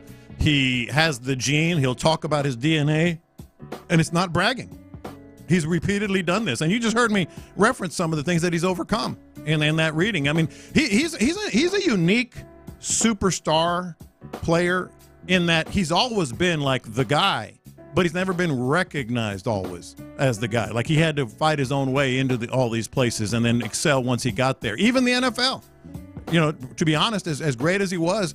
And so, like, all these things, it's just in his DNA to just produce, to just perform at that level at that time. Yeah, especially, I mean, in this situation with where the Texans are at, with where Nick Caserio is, with where the Colts are at, I think it's. I think we can start at the top of the organization. Jim Irsay, the McNairs, they've gotten their share of criticism before this season. I mean, at this time last year, there was a lot of criticism for them. They both were looking for new coaches. Mm-hmm. Texans arrived at D'Amico. Indianapolis finally arrived at Shane Steichen. Chris Ballard was getting criticized. Nick Caserio was getting criticized. The Texans drafted a quarterback. They drafted their quarterback.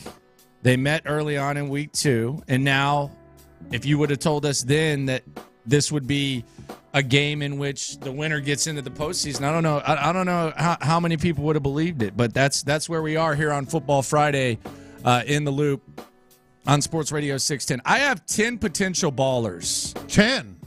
In this game. I think there's 10 guys on the Texans that could potentially ball out. Now, will they? Who knows? But as far as like guys that just make big plays and have potential to maybe dominate a game, I think there's 10. And this is actually kind of encouraging. I'm in. Number 1, C.J. Stroud. That's obvious. It's the quarterback. It's the guy who's been there before. It's the guy who's been kind of the face, kind of the heartbeat of this team. C.J. Stroud. C.J. Stroud could go out there and ball out. I don't think it would surprise too many people. Number 2, Nico Collins. Yeah. Nico Collins, Pro Bowl alternate right now, might end up in the game. Nico Collins surpasses 1,000 yards. He's clearly C.J. Stroud's go-to guy. He's got potential to dominate this game. Number 3 is Devin Singletary. Devin Singletary is the straw that stirs the drink in the run game. He's been the guy that when they've needed a big performance, specifically on the road, he has come through. Number 4 is Dalton Schultz. I think the fact that Laramie Tunsil's going to play, spoiler alert, he's going to play. Dalton Schultz is a guy that could come up big in this game as well. We talk about the receivers. Maybe they overcome the lack of depth at receiver by looking to Dalton Schultz. Number 5 is Derek Stingley. Derek Stingley seems kind of ticked off by the Pro Bowl snub. We've heard about Michael Pittman Jr. and everything that he can do. Derek Stingley has played at a Pro Bowl, if not all-pro level, since returning. Number 6, we saw him get 2 sacks last week. Will Anderson. Will Anderson Jr., who knows how many snaps he's going to play. I anticipate it's going to be more than 12, so Will Anderson Jr. Number 7, this one's it's been up and down with him. He was at one point believed to be a guy who D'Amico Ryans could sprinkle his fairy dust on, and we would see this guy take the next step. At times it's looked that way. At times he's looked lost. Christian Harris. When the Texans went to Tennessee, when the Texans went to Tennessee and took on the Tennessee Titans, Christian Harris was nasty. I mean, he was pissed between plays. He was jawing back and forth with Titans players. You talk about Jonathan Taylor. You talk about the threat of that. Christian Harris, I think this could be like a career game for Christian Harris. Number 8 is kind of a tie, and that's the combination of Malik Collins or Sheldon Rankins, whichever one is in. We've seen Rankins in games dominate, just flat out dominate. Malik Collins, he's kind of the straw that stirs the drink when it comes to stopping the run. You put those guys on the interior, whether it's one or the other, they could dominate a football game, especially against a team like Indianapolis. Number 9, I don't know if he's healthy, but Blake Cashman has been the most athletic linebacker that the Texans have, and at times he's kind of they've clearly missed him when he hasn't been out there. Blake Cashman, and then number 10, the kicker, Ka'imi Fairbairn. We've seen games where Ka'imi Fairbairn, they've needed him to make 4 field goals for them to win. We've seen Ka'imi Fairbairn, them settle for a 53-yard field goal against Tennessee, and Ka'imi Fairbairn kicked that.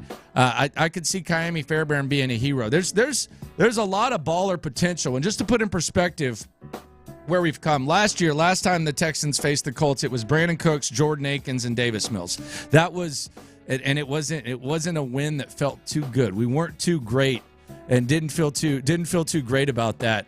But I do think there's a lot of potential guys that can make plays in this game, and when you look at it that way, you should feel good against Indianapolis, because Indianapolis doesn't have a ton of star power on their roster. The interesting thing for me is a lot of those guys that you mentioned, outside of the obvious C.J. Stroud and Devin Singletary, like, it's been kind of an up and down time for them to excel.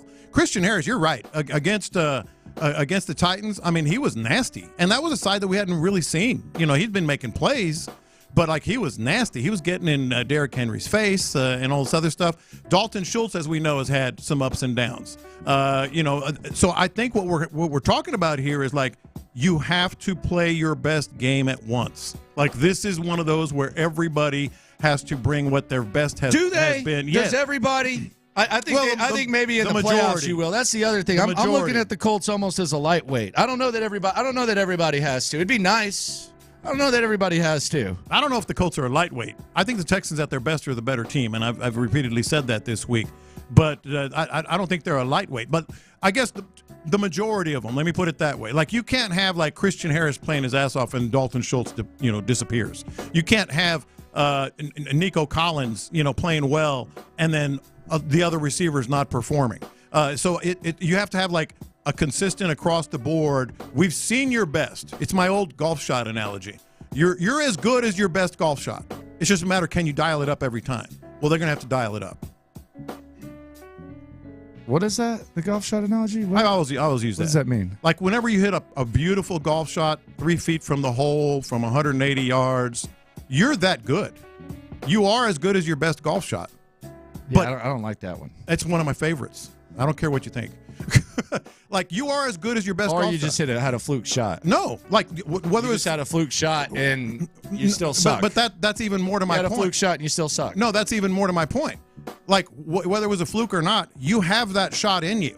That is, whatever you can reproduce, you have that shot in your bag. It's just a matter of finding a way to make that shot more consistently. You're as good as your best golf shot. The Texans are as good as Christian Harris was in Tennessee. Nico Collins has been here and there. All the players that you mentioned, they just have to dial it up. Football Friday here on In the Loop, Sports Radio 610. Get that clock ready, man. Get that. I mean, there was no Thursday night football yesterday. Kind of weird. Now we got Monday. Saturday night football, I should say. Just absolutely crazy. Landry Locker, John Lopez with you here on In the Loop, Sports Radio 610. 713 says, Landry, the Colts may not have a ton of star power, but they have a huge advantage in the trenches on both sides of the ball. I don't know if it's a huge advantage. I would say maybe when you have Quentin Nelson out there, depending on if he can go or not, I don't know if it's a huge advantage. I don't know if it's an advantage. Yeah, in the past it's been. I think you're kind of living in the past with the Colts. I don't like huge. I don't know. The about Texans huge. defensive front is probably the most underrated of all of any player or any unit on the team. They've been consistent. Yeah. They're good. Yeah, like they've been good, especially if they have the bodies. They're good on the inside. They're good on the outside. Now, I will agree that if we're just going, man for man, Texans offensive line versus their D line, I would agree with that. But huge, I don't know that it's huge. Yeah, I don't either. And I don't have much confidence in the Texans O line. I just don't feel like if they were playing Cleveland or Kansas City, I would say it's huge. I don't think it's huge against Indy. I think their offensive line is largely that perception is largely based on branding. Like everybody knows Quentin Nelson, everybody knows Ryan Kelly. Like they've been there around. But this defensive front is good, and they've been good. Like they've been good pretty much all year. 832 on the text line. Dalton Schultz will have an all-caps big game. He needs 60 yards to get his bonus. I think CJ will feed him. Okay, 60 yards to get his bonus. Okay. Mm-hmm. So there you go. I heard 73, but that's neither here nor there. I don't know that CJ is going to be worried about the bonus. I just think there's going to be an opportunity for Dalton Schultz to get the job done. Yeah, look, I don't want to lose to Gardner Minshew. I don't mind losing to anyone. It's like I don't want to lose to Gardner Minshew. That's just kind of corny to me. The 440 says that Lopez brought a tear to his eye. Well, thank you. With that reading, you're getting a lot of love. On the reading, for sure. A lot of love. YouTube as well. Yeah, I appreciate YouTube, that. We'll do it Twitch again. as well. We'll get it going. Dramatic reading. 8 Mile style. Mm-hmm. Minus the Indiana Jones reference. I was good with it. Some people like it. Do you like Indiana Jones?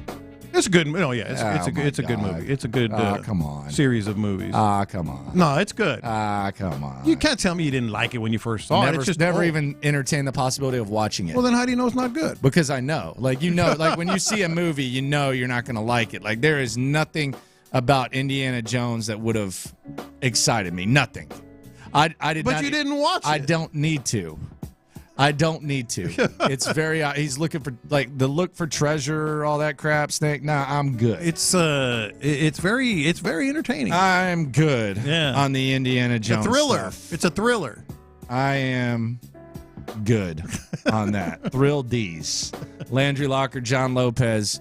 With you. Coming up, we'll hear from Laramie Tunsil in the 11 o'clock hour. 10:45, we'll take a trip behind enemy lines, the best in-depth. We're going to be learning with you when we talk to Kevin Bowen, best guy to learn from about this squad. But coming up next, we got some news yesterday that the Texans will be without 2 players. And there's a curious case involving one guy the Texans will be missing. Or will they? Discuss next. Join the drop.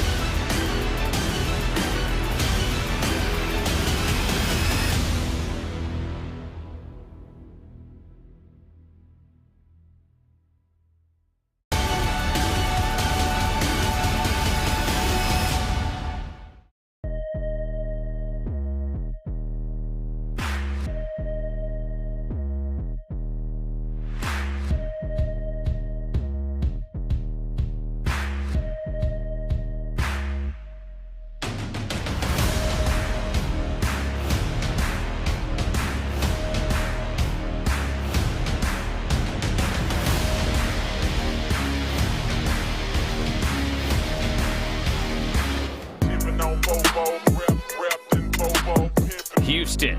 Let's get in the loop. Oh, the jokes are coming fast and furious every time y'all talk about this guy. With Landry Locker. Landry, I mean, you're going to be in midday forever now. And John Lopez. On occasion, Lopez makes a statement that's so ludicrous, it makes me pick my phone up and call you guys. You're in the loop on Houston's sports leader. Your champ, 610.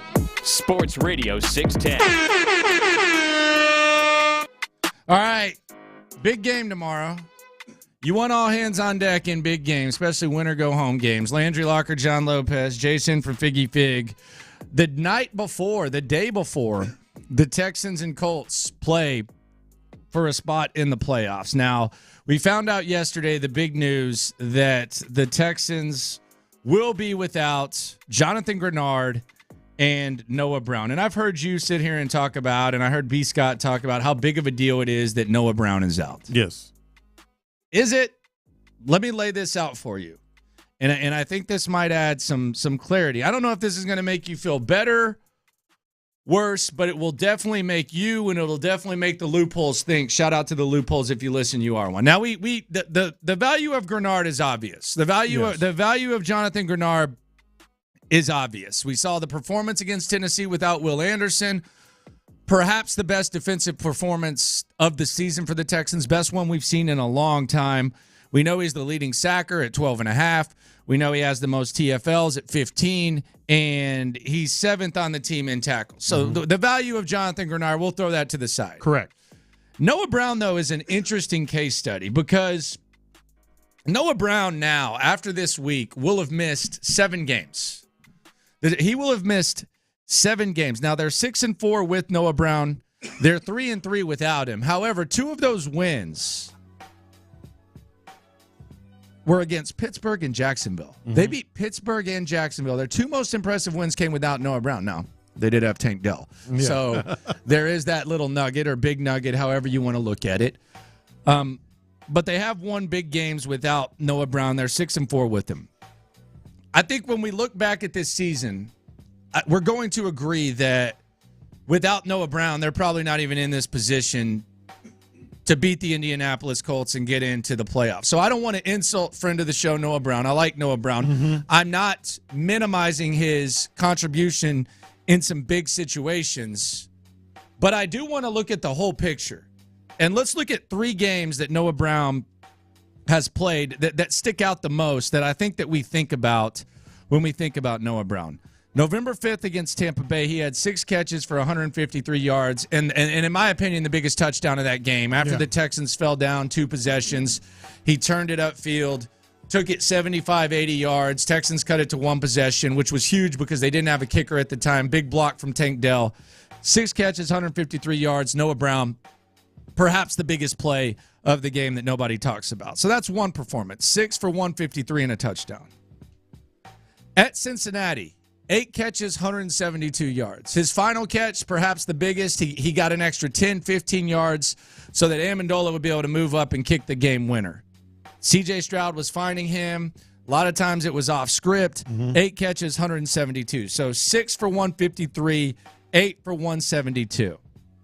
Then at Tennessee with Case Keenum, without C.J. Stroud, perhaps could have had even better statistics than he had because there were times where Case Keenum kind of missed him. But he ended up with 8 catches for 82 yards and a touchdown. Those are 3 incredible performances. Enormous. 2 back-to-back. 3 incredible performances. However, in his 7 other games that Noah Brown has played, he's had 160 yards, 11 catches, and no touchdowns. That's in 7 other games that Noah Brown has played. 160 yards, 11 catches, no touchdowns. So in those 3 games, 407 out of his 567 yards occurred, 22 out of 33 of his catches, and both of his touchdowns. So I'm not diminishing the impact Noah Brown has made in some big games. All I'm saying is it's not like it's Old Faithful and you can rely on Noah Brown all the time. There have been games where they've needed him where he's disappeared. Right. So as much as it sucks, as thin as the receiving core is, I'm not sure that Noah Brown being out is like the end of the world.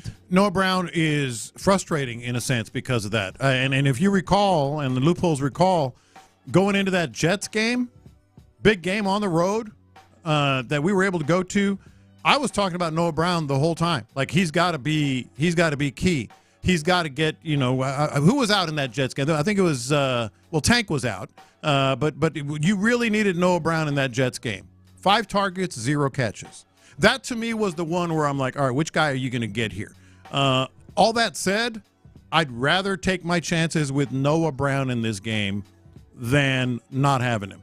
Especially given, who knows, with Robert Woods, although it looks like he'll play, and some of the other receivers that are going to be on the field, no Tank Dell. So, yeah, he's been hit and miss, but I'd rather take my chances of rolling the dice and him having one of those big games than the options that are out there, Yeah, I mean, the alternatives, you're going to need Xavier Hutchinson, perhaps. You're going to perhaps need John Mechie. I don't even like John Mechie. I have 0 expectations. I'd rather have Noah Brown for him. No, and I'm just kind of trying to take a step No, back. he's been inconsistent. It's not consistent at all. No, and I don't know Noah Brown. I don't know if Noah Brown plays for the Texans again at this point. Like maybe you can bring him back as like a number 5, but 7 games missed.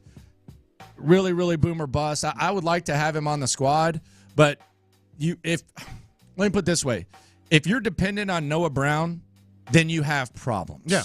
You know what I mean? Like, this isn't like Tank Dell going down. If the entire fate of your football team depends on someone that has been as boom or bust as Noah Brown, then you got bigger problems than we're talking about. Absolutely. You absolutely do.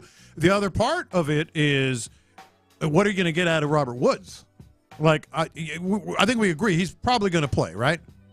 I could see Robert Woods trying to play. But at what level in this, and then all of a sudden, you have to rely even more on C.J. Stroud being magical or Devin Singletary rushing for that 100, 125 that I've talked about, because you don't have the weapons that can break open a game. And this is a game where you have to be able to make that big play, and that usually comes in the passing game.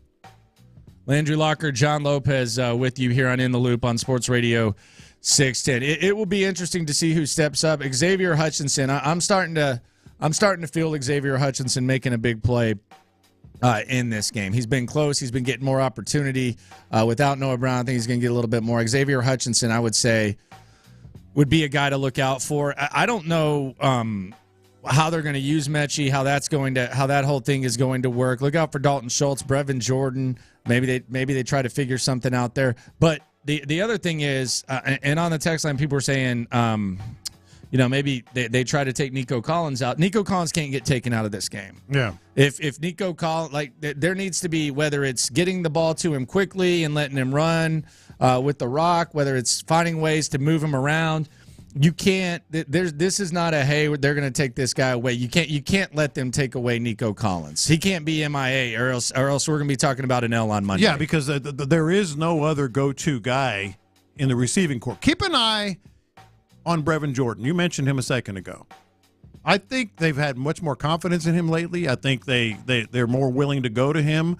The combination of Schultz and Brevin Jordan, now that Andrew Beck is back as the fullback, I think Brevin Jordan might be a big part of things as well. And that would be huge, especially with the shortcomings at receiver. Yeah, they've tried. I mean, they didn't give up on him. They didn't quit on him. And it would be interesting to see what Brevin Jordan could do, the tight ends, the running backs. The reality is the Texans, if we're ever going to be able to talk about the Texans making a run, that the offensive weaponry is going to have to improve. That's the one apparent thing. We should get an update maybe later today over who the Texans rule out. The Colts haven't ruled anyone out yet. They've ruled out nobody. Mm-hmm. We should get a good update. Really, this is going to be an educational experience for me, because I'll be honest, I don't watch Colts games. I keep up with the Colts, but I don't follow them closely. But someone who does, follows them closer than anyone, I think perhaps in that city, Kevin Bowen. You've seen him on Hard Knocks. You've heard him on this show. He's going to give us a crash course on what the hell we should expect from that team in blue and white tomorrow. Let's go behind enemy lines. We're going to learn with you coming up next. The Pro Bowl games will have a little Texans flair in 2024. Laramie Tunsil is heading to Orlando for his 4th appearance, while 6 other Texans, including C.J. Stroud and Will Anderson,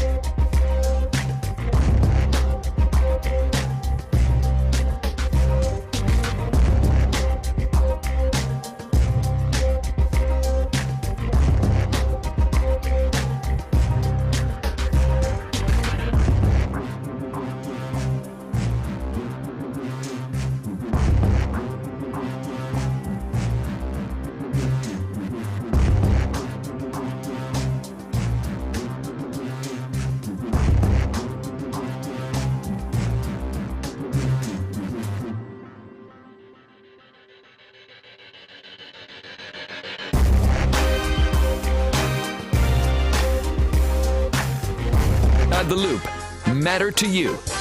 This is Localize It. Don't you know I'm local? You're in the loop on Houston's sports leader. Sports Radio 610. All right, let's get educated on the Indianapolis Colts. Kevin Bowen joins us, one of the best media types up there, for my money. Kevin, what a difference a year makes. Last year we were having a pillow fight arguing about who wanted to lose more, who would benefit, and here we are now. Win or go home tomorrow in Indianapolis. Did not think I would see the day a year ago, I'll be honest with you. Boy, you ain't lying there. Yeah, you guys should build the Jeff Saturday statue down there. We'll build a Lovie Smith statue up here, and that's how we will remember that Week 18 game from last season. What's the confidence level up there? There seems to be a healthy amount of confidence here when it comes to the Texans. What's the confidence level up there in Indianapolis heading into this game? Yeah, I would say relatively high, as long as you can put to the side that this team did not win a couple of win and get in games in 2021. So much has changed since Carson Wentz and Frank Reich were at the helm back then. But I do think there is legitimate quarterback worry, and that Houston certainly has the advantage there. And in Big Ten country, we know full well what C.J. Stroud is capable of. But outside of that, I think when you look at a lot of other facets of the game, there are good reasons for Colts fans to have optimism. Well, the one for me that is certainly raising some eyebrows is we're starting to see the old Jonathan Taylor, as in the young Jonathan Taylor. How big of a factor would that be for you, for the Colts? Certainly, and I'll take it maybe a step further and just overall trench play in this game. I think on paper that's where the Colts have the biggest advantage. It is the healthy O-line. It is a Week 1 O-line. That's the expectation. As long as Ryan Kelly is not a late scratch at center, they should have that starting group intact. And then the D-line, it's the starting group that, had 6 sacks against C.J. Stroud in Week 2. I get that it's a lot different for Houston O-line-wise. So, yeah, even outside of Taylor, who was near 100 yards last week, even though he was scaled back a little bit with this play time, just overall trench play. The Colts have got to win up front. And on paper, I think there's plenty of reason, mainly health-wise, why the Colts should have an advantage there. At the wide receiver position, what are we looking for? Michael Pittman Jr., we obviously know about him. There's not a lot of depth here at wide receiver. Tank Dell's out. Noah Brown, kind of been hit or miss. He's had 3 good games that have been like the large chunk of his production. What are we looking at weapon-wise from the Colts outside of Michael Pittman? Yeah, Pittman is the fall out of bed, 8-catch, 90-yard guy. They go to him in critical moments. It might not be a bunch of big plays down the field, but just solid. I've always said about Pittman, there's no USC pretty boy in how he plays the game. He looks like the son of a 10-year NFL vet. His dad, obviously, as a running back. And then Alec Pierce would be their number 2. He'll be out there for every snap. He's a vertical guy. He can get behind a defense. He did it to Tennessee a couple times a few weeks ago. He did it to the Raiders last Sunday. Not a lot of targets, but if you don't account for him vertically and Gardner Minshew puts one on the money, which is not a guarantee, then a big play can be created. And then the other wideout I would mention is Josh Downs. Tank Dell certainly had an outstanding rookie season. There's been moments where Josh Downs, I think, belonged in that sort of conversation. He's your slot wideout, and he's a guy, again, more in the methodical nature, but it's still one you need to account for shiftiness, and Gardner Minshew seemed to be a favorite of him. Kevin, you mentioned the trenches, and we've talked about this week, and I don't think that the offensive line of the Colts is overwhelming, has an overwhelming edge over the Texans' defensive line. They don't have the name quality, but they have been really good defensively. However, the one statistical anomaly that worries me is the Colts' defensive front. The Colts are number 5 in sacks, but number 32 in blitzing. And so that tells me that those front 4 guys, that might be where the edge is. Yeah, and it's crazy to think back to Week 2. And again, I throw in the caveat, I know Houston's O-line is much different than it was in Week 2. But if you're the Colts, you look back on that game and think, man, we sacked Stroud 6 times. We hit him 9 times. We had, I think it was 16 quarterback hurries for the game. And the dude still threw for 380 and 2 touchdowns. So can you imagine, if all of a sudden it turns into a 3-sack game, which would still be great for the Colts. If it became 3 sacks and 6 hits, what are they throwing for? 450 and, 3 or 4 scores? So I know it's not as simple to look at it like that, but it's an absolute must for the Colts front to create havoc because their secondary is extremely inexperienced. They lost kind of the quarterback of that back end and Julian Blackman, their veteran safety, a couple weeks ago. I think his loss is something to keep an eye on going into tomorrow night that maybe has not been as talked about as some of the other storylines. Talking to Kevin Bowen here on In the Loop on Sports Radio 6. And you mentioned Minshew, and when you were talking about Pierce getting open, you said it's hit or miss whether Minshew will hit him or not. What is the confidence in Minshew? Are people looking at this as, man, Shane Steichen is a wizard for getting this far with Minshew? What has been the overall feel of Gardner Minshew? Because we don't watch every single Colts game. We just see the result and say, oh, they won that game with Gardner Minshew. What's the feel of him and his overall performance? Yeah, well, you guys are smart enough to go out of your way to watch Gardner Minshew and the Colts from an entertainment value standpoint with what you have down there from a quarterback standpoint. You know, I've always said this about Minshew, and if we would have had this conversation a month ago, I would have been very confident in saying he hasn't lived up to the back of the baseball card. You know, when you think back to Minshew, just calling him a backup quarterback is unfair. You know, I think he's created a label where he's a high-end backup, you know, spot starter. I think we are used to that, you know, based off his Jacksonville days and even a little bit of Philly. But lately, there have been a few more moments where I think he started to get back to playing like the guy that, again, we saw in Jacksonville, especially. So, in particular, I thought on Sunday, I mentioned the play to Pierce. They had a couple important ones to Josh Downs and Michael Pittman Jr., a few more kind of creating moments. But I think if there is a little bit of hold your breath in this market, it still is a little bit of this team hasn't faced a starting quarterback in over a month.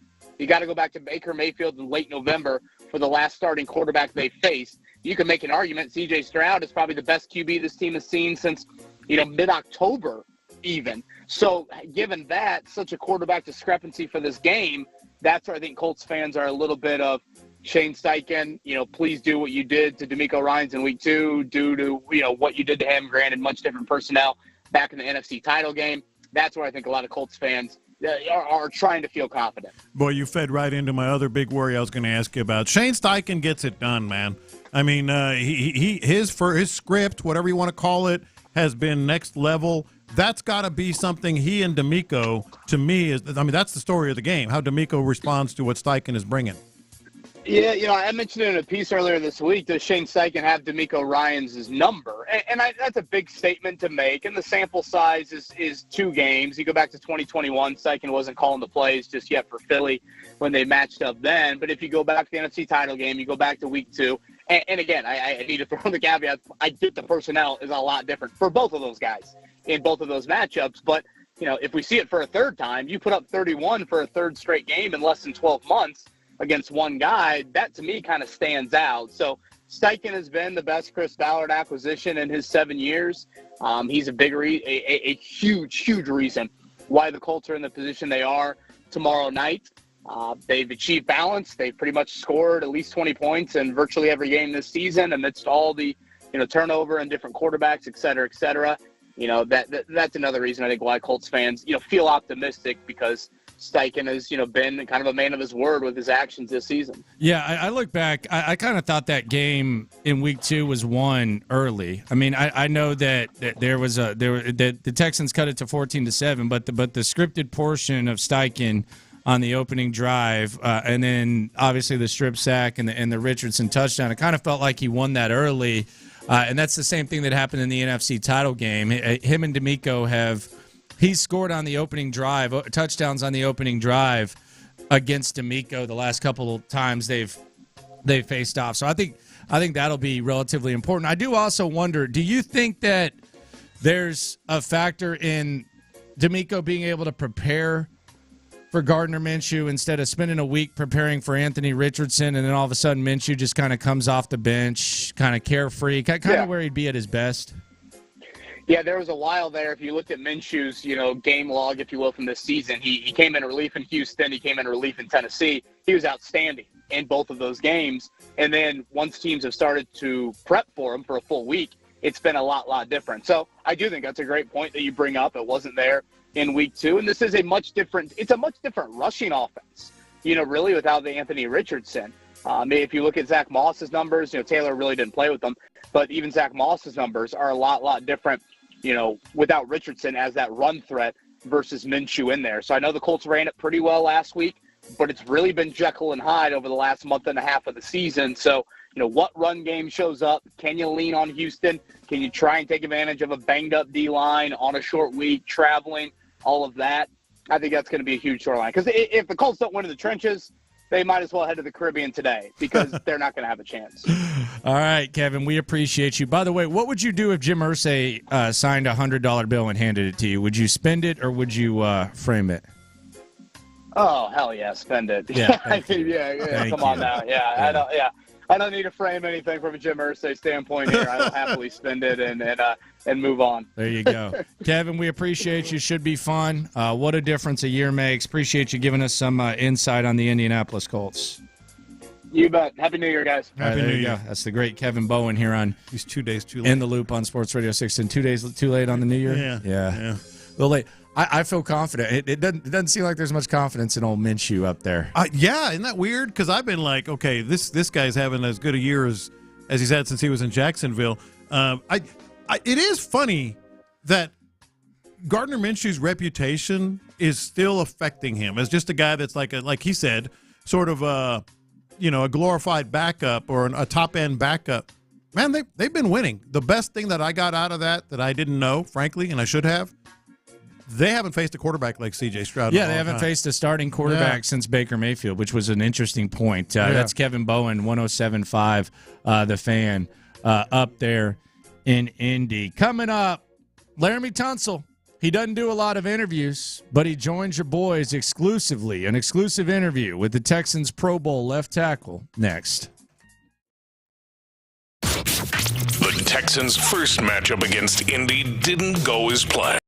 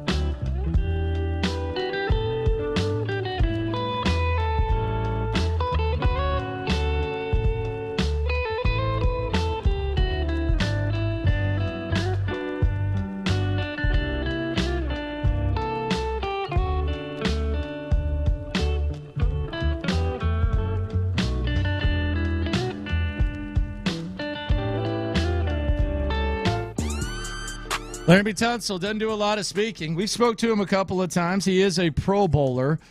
He does free up Dalton Schultz. I do think that's a factor. You know, we talk about week 2 to now, biggest changes, and there's obviously a lot of changes from when the Colts whooped up on the Texans at NRG to what's going to happen tomorrow. I think Laremy Tunsil being out is a factor because it does free up Dalton Schultz. 100%. Let's hear from the man himself, though, Laremy Tunsil. He is a Pro Bowler. I think he wants a little bit more. He wants to be an All-Pro. Laremy, Landry Locker, John Lopez here. How you doing, my man? What's up, fellas? How y'all doing? I'm good. Doing good. You're a Pro Bowler, man. How about that? Are you tired of Pro Bowls, or are we going to start looking at All Pros? Do you get tired of Pro Bowls? I don't get tired of Pro Bowl, man. It's a huge blessing. It's an honor just to be mentioned with you guys. But y'all know what I want, man. I want that All Pro, and I need that one under my belt. What is the case for the All Pro? What is the LT case for being the All Pro tackle? Staying consistent, man. I've been consistent this whole season. It's about that time that I get the honors, in my opinion. One of the things that just seems to be resonating with us is this isn't a big game, really, when in terms of atmosphere and stuff. It's a big game in the standings. It's a big game for the team and the organization. But like C.J. Stroud has been in every environment there's ever been. I mean, a lot of the guys on this team come from big-time programs. Like that whole stuff about atmosphere and pressure, that doesn't really resonate that much, does it? It doesn't, man. It's an important game because it's the next game. I think all the fellas know that, we prepare like it's an important game. We just got to get it done and get that spot. So everybody knows what it is, what the stakes is, and I think we're going to get it done. How are you feeling? We've seen the veteran off day, or we call it a veteran off day. Hell, you could be hurt. It's easy for my ass to say. But how are you feeling health-wise heading into solid, man. Solid? I'm solid. Yeah, I'm solid, babe. I'm solid, ready to roll. The offensive line has been a focal point, a lot of turnover. You've been there, by and large, the whole time. How are you feeling about the offensive line this week? Because clearly that's a front four, and we were talking about this, that brings a lot of pressure without blitzing. Yeah, it's a good front four that we're going against Saturday, man, and I think we're ready for the opportunity. I think the biggest thing for us as an O-line is just staying consistent and staying above the sticks and giving CJ time and motor running lanes to get it done. I know you take a lot of pride in fashion. That's kind of one of your things. Last time you were with us, you power ranked the locker room drip. You put yourself at number 1. We've had Bobby Slowick on. What are we going to do about these caps that Bobby keeps wearing? He looks like Smalls from Sandlot. We got to help him out here with the cap. What are we going to do about that? Man, you got to appreciate people for their own style. I appreciate Bobby for just, staying consistent with his caps. You know what you're going to get from Bobby. So it's like he's unintentionally having one of those like Gilly big caps on like each Sunday. I don't know how y'all look at him when he's giving y'all plays. Hey, that's what he like, man. That's what he like. Hey, I know, obviously, you like to eat some good food. Here's the thing about Indiana. What does that mean? Everybody just called you fat, LT. What's up with this? Yeah, you see that? I just said, obviously, you like to eat some good food. This is called that. No, this is called. You called our guest fat, man. This is where he's wrong, Laramie, because I did something that he doesn't do. It's called research. And I saw that you always wanted to work at McDonald's as a kid. That's correct, right? That is correct. See there? Take that, Landry. Okay, so back to my point. I'm guessing you're like me. Whenever I used to travel a lot, I would always scout out the restaurants in that city that I'm going to, okay? And I have never for the life of me understood why people say freaking cocktail shrimp in Indianapolis is the go-to. Dude. It's undefeated, bro. I'm not going to lie. It's cocktail shrimp, though, man. It's undefeated, man. It's undefeated. They got this sauce. I know. It's called cocktail sauce. It's spicy, very spicy, dude, bro. I guarantee I could make you some cocktail sauce just as good. He wants to try to show Guarantee. Like, when I go to – so you're going to go to St. Elmo's then? No, I might just chill at the hotel, man. All right. I can't believe you're all in on boiled shrimp with cocktail sauce, dude. That's easy. When I tried it, when I played Indy my 3rd year when I was with Miami, one of my teammates actually took me to the restaurant, and we tried the shrimp, and it was unbelievable. So, all right, I thought it was pretty good. Yeah. Does an offensive lineman? Do you watch, like when you watch football? Do you watch the other offensive linemen? Or are you watching just like us watching the quarterback? Do you find yourself paying extra attention?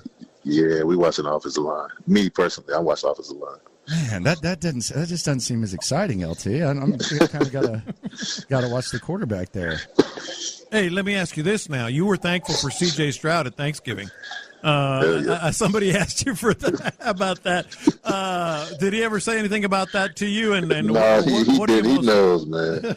he knows. He knows we're thankful for him. What made you so comfortable with CJ to where, because you were one of the first, and then it seemed like there was like kind of a snowball effect. What made you so comfortable with a guy who hadn't even really worked out? Y'all hadn't been on the same field together for you to say this is QB1 like immediately. What made you so comfortable to do that? I just watched the Georgia and Ohio State game. That should tell you everything right there. Mm-hmm. Well, I think it was still during training camp when we talked to you and you said that to us about him. In my eyes. Yeah. In my eyes, he always been QB1. When we drafted him, I was like, QB1. Let's go. Yeah. Hey, what kind of NIL money would you negotiate for yourself? Oh, Lord. Hey, man, the big bucks, just know that. Do you think you would have been ready for that? Because I've heard like Chase Young talk about this. I think he was on with LeBron, and he said that he doesn't know that he would have been ready for NIL. I don't think so, man. That's a lot of money up quick, bro. Especially not coming from no money and then going to college and getting like thousands of dollars, hundreds of thousands of dollars. Man, I don't think I'd have been ready either. I'd have been spending it all, actually. Well, especially in that environment. All right, so let's. I want to go back to this McDonald's thing because it intrigued me. Oh my God! No, because I saw that your first job ever, because your mom was very adamant about you training. You never had a job. Your first job ever was the NFL. My first job ever was NFL. So I just wanted a little extra money in my pocket growing up, especially in high school. And I was like, Mom, let me just work at McDonald's. That'd be easy. I feel like I can control my hours. She was not having it. What's your go-to McDonald's order?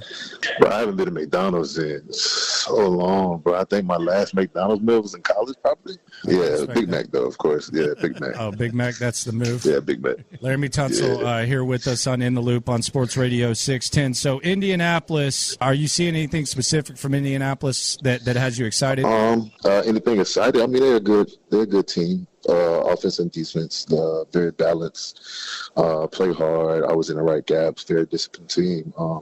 Like I said at the beginning of this call, man, if we just stay consistent, stay above the sticks, we'll have a chance, we'll have a shot. I don't want you to do any comparisons because I know they're both your guys. So I'll just put it this way.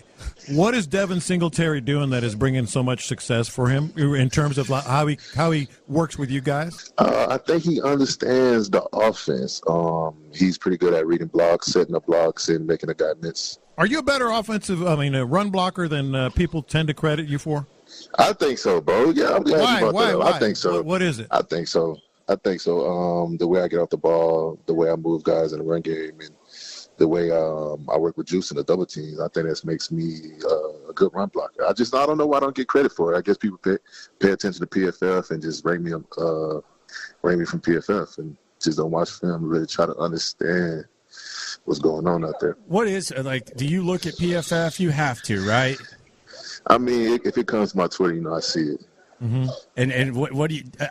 You've seemed like you're pretty good. I feel like you're better than Titus at avoiding certain things on Twitter. I avoid it, man. Unless it's funny. If it's funny, I respond. Yeah, you're better at avoiding it. How is that? Do you just scroll through real quick and avoid, or what? Because Titus is out there. I'm just like, what? Why is he giving this any time of day? What is this? You're not even playing right now. Yeah, but you just got to leave it alone. You read it, just leave it alone. Just try to prove everybody wrong. When was the worst? When was the worst social media time for you? Was it the draft? Was there like draft, a moment? For sure. Did you just have to like take a step back? Because I imagine at that time, you really hadn't gotten any like bad, for lack of a better term, like bad smoke, publicity, anything like that. Like that had to have been the moment where you just said, "Man, I got to take a step back from this." Yeah. No, that's when I built some tough skin. I'll tell you that.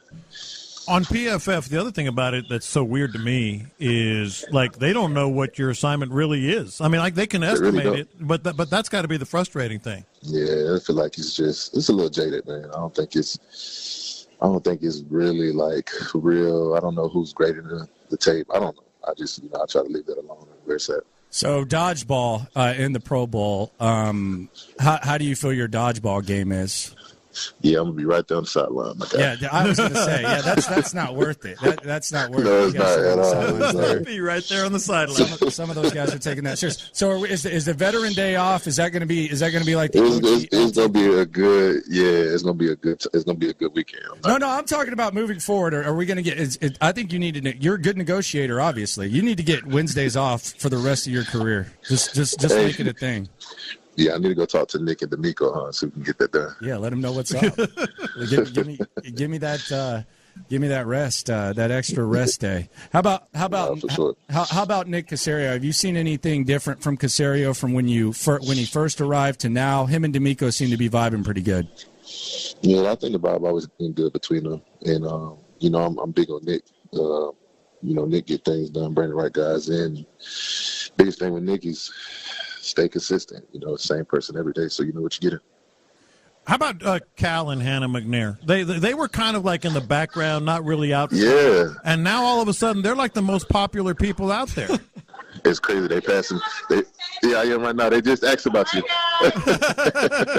See what I mean? Not like crazy. No, they're more involved for sure. You appreciate that. Seeing them guys every day. Yeah, Hannah talks some smack. Too. She does. Yeah, she was. She said, "Bring the broom out, huh?" It was crazy. Yeah, bring the broom, the sweep. What does Laremy Tunsil get for Christmas, man? Like I've always wondered that. Like, what do rich cats get for Christmas? My Christmas gift was in March when I got the new deal, man. So okay, all right. So you didn't get a gift or anything like that? I didn't get a gift, man. That was cool. I don't need one. What was the best gift you gave? My son got a whole bunch of toys. My mom got a purse. I just get everybody. I got the homies like a trip, like a vacation trip. All right. Yeah, whatever they ask for, man, they know they get. So okay, everybody around me is pretty spoiled. No gift for you, man. That's kind of messed up. You didn't give yourself a new Lamborghini truck? No, I didn't, man.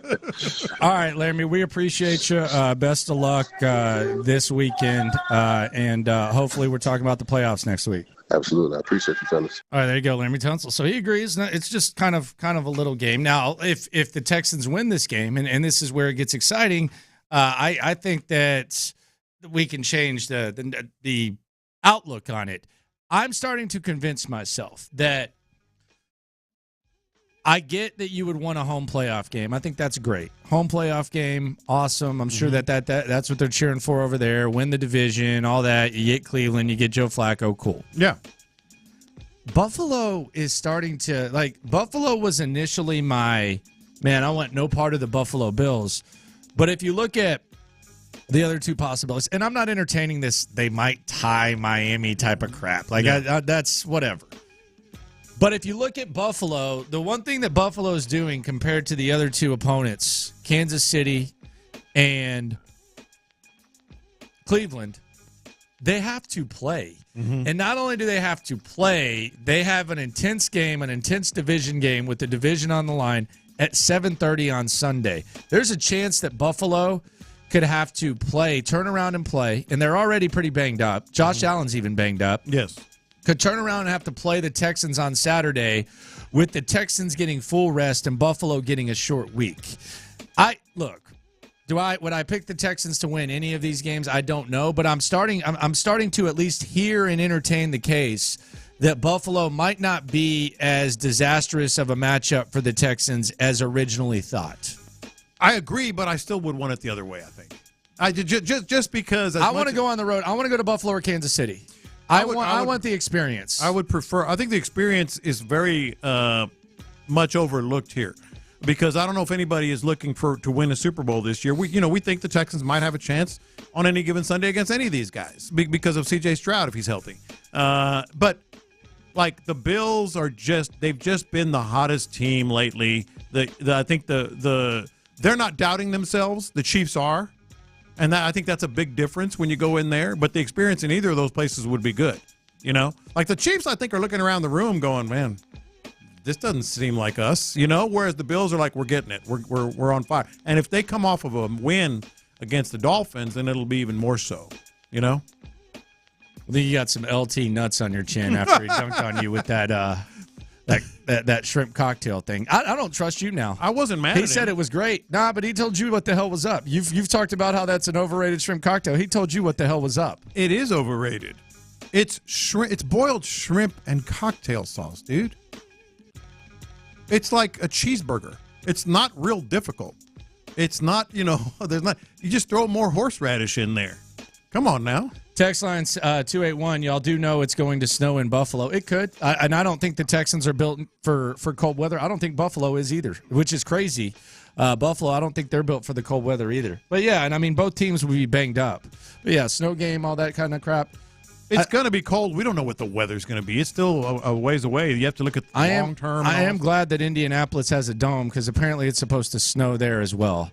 Every team should have to have an indoor option. It's a joke. Mm-hmm. It's a joke that we're playing in this bad weather. Fans want to be comfortable. You don't want to sit. I mean, I know. Oh, it's I don't football. know if that's true in Buffalo. Football. I think Buffalo embraces that. It's football. Well, they embrace it because they have to. I think they like the fact that that's an advantage. So, same thing with Green Bay.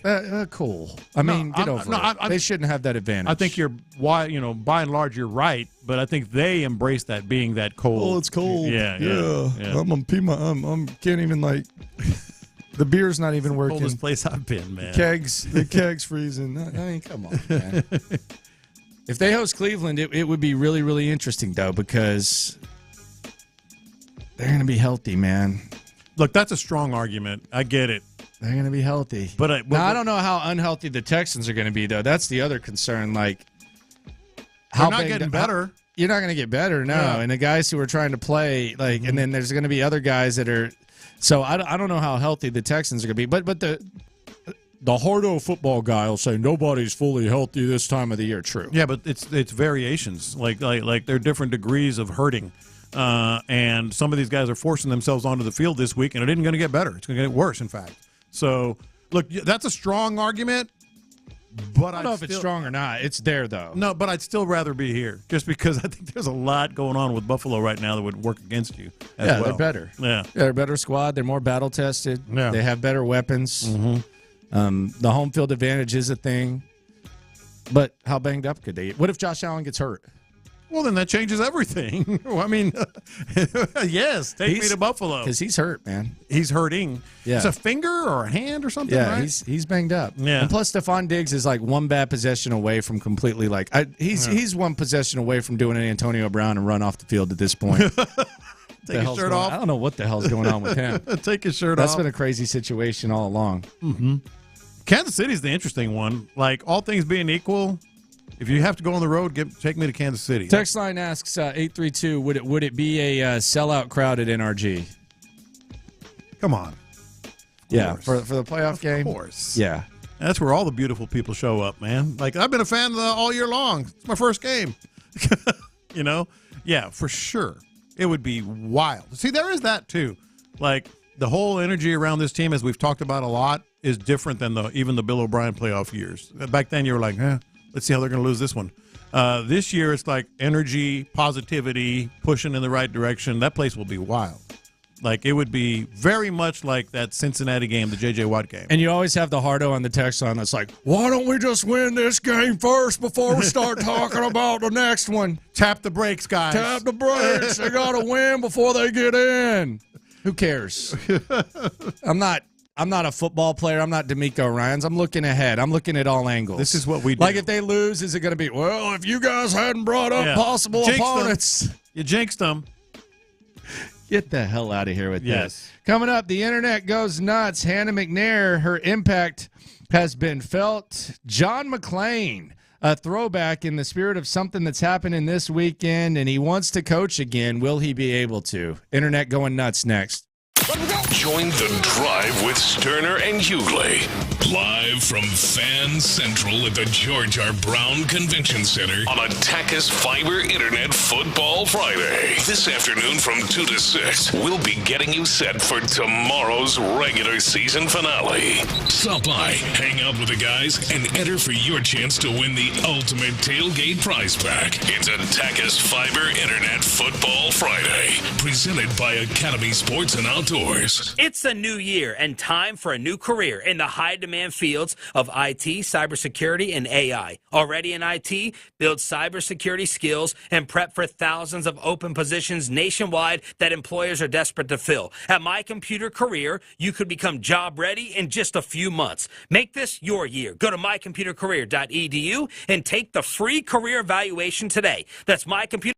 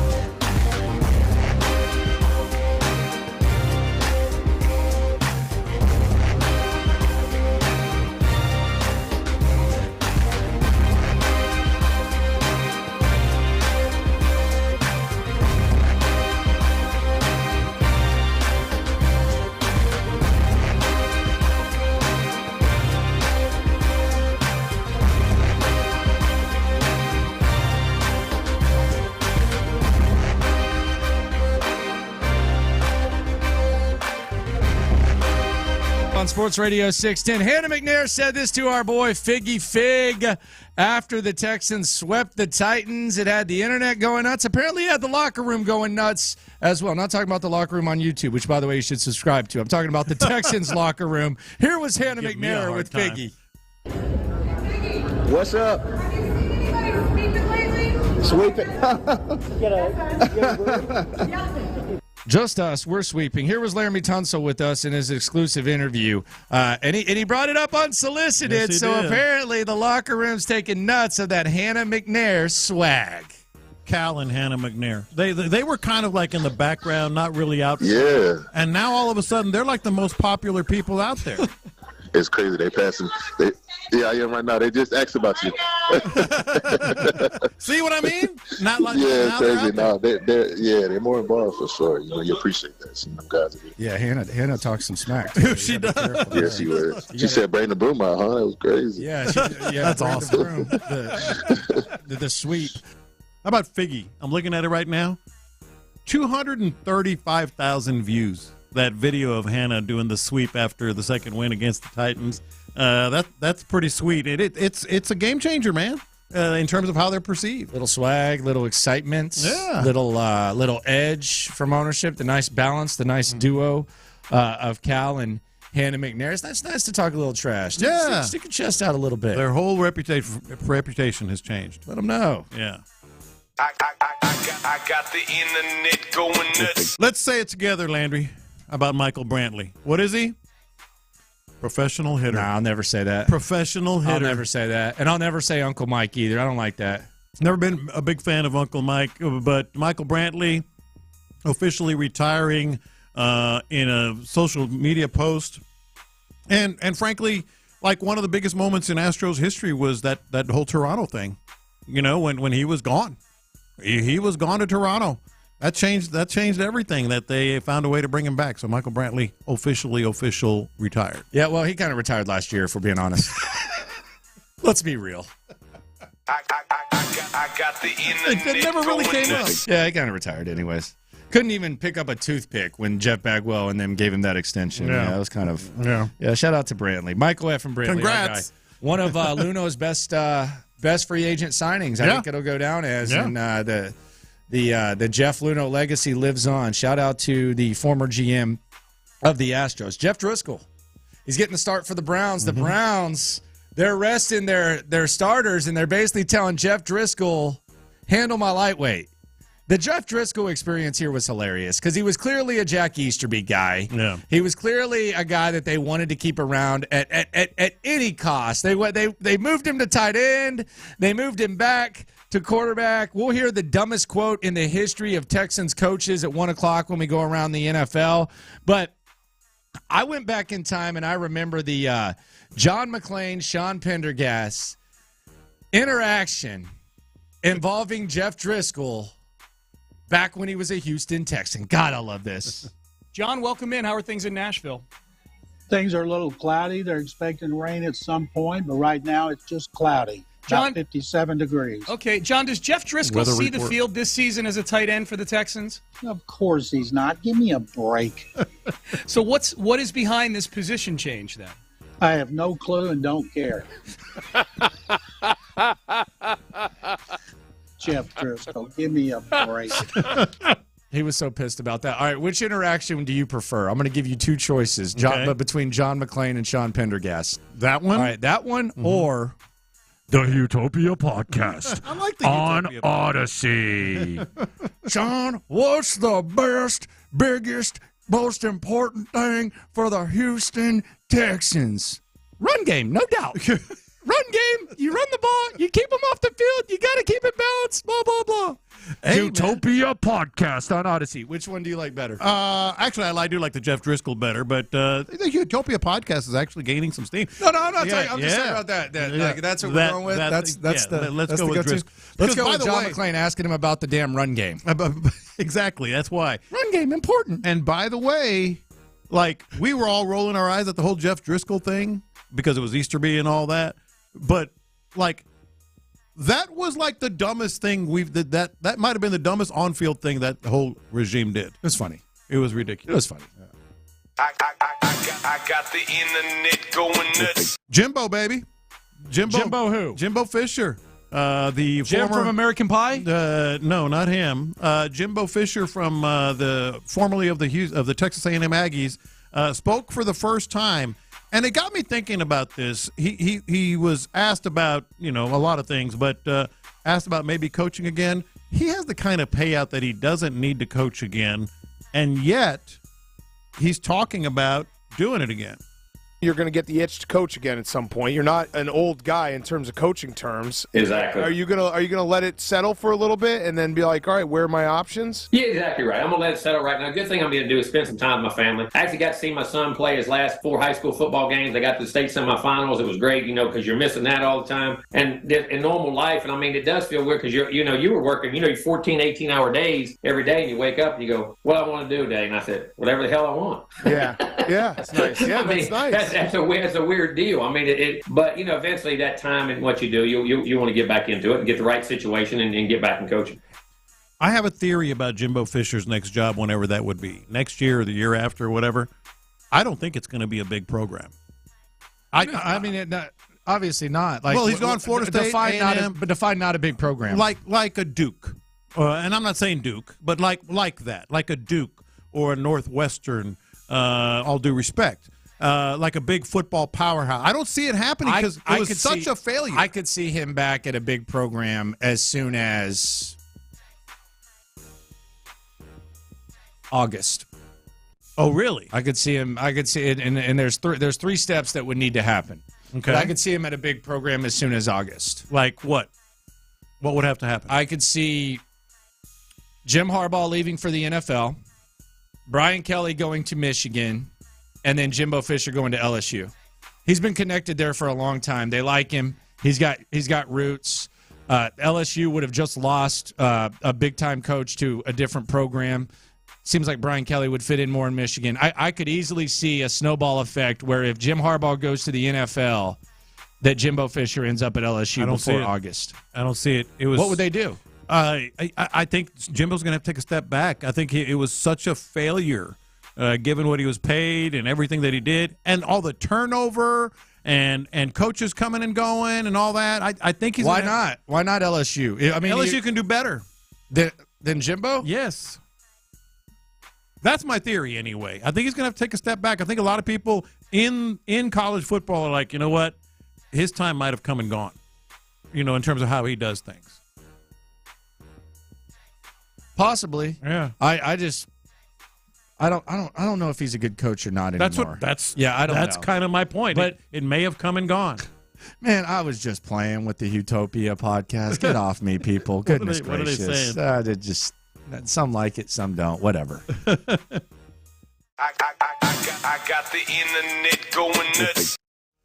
Joe Flacco's taken over the internet in Cleveland. He is becoming an absolute legend. I don't want to say he's going to be Bernie Kosar, but if this guy wins a couple of playoff games or a playoff game, I don't want to say I guess I feel sorry for him. Like, just putting myself in his shoes. Deshaun Watson's going to be coming back from the injury. He's going to be handed the starting job because you've already given him the guaranteed bread. That's going to be an even tougher situation than it was already going to be because I don't know if he's capable of being a lead anymore.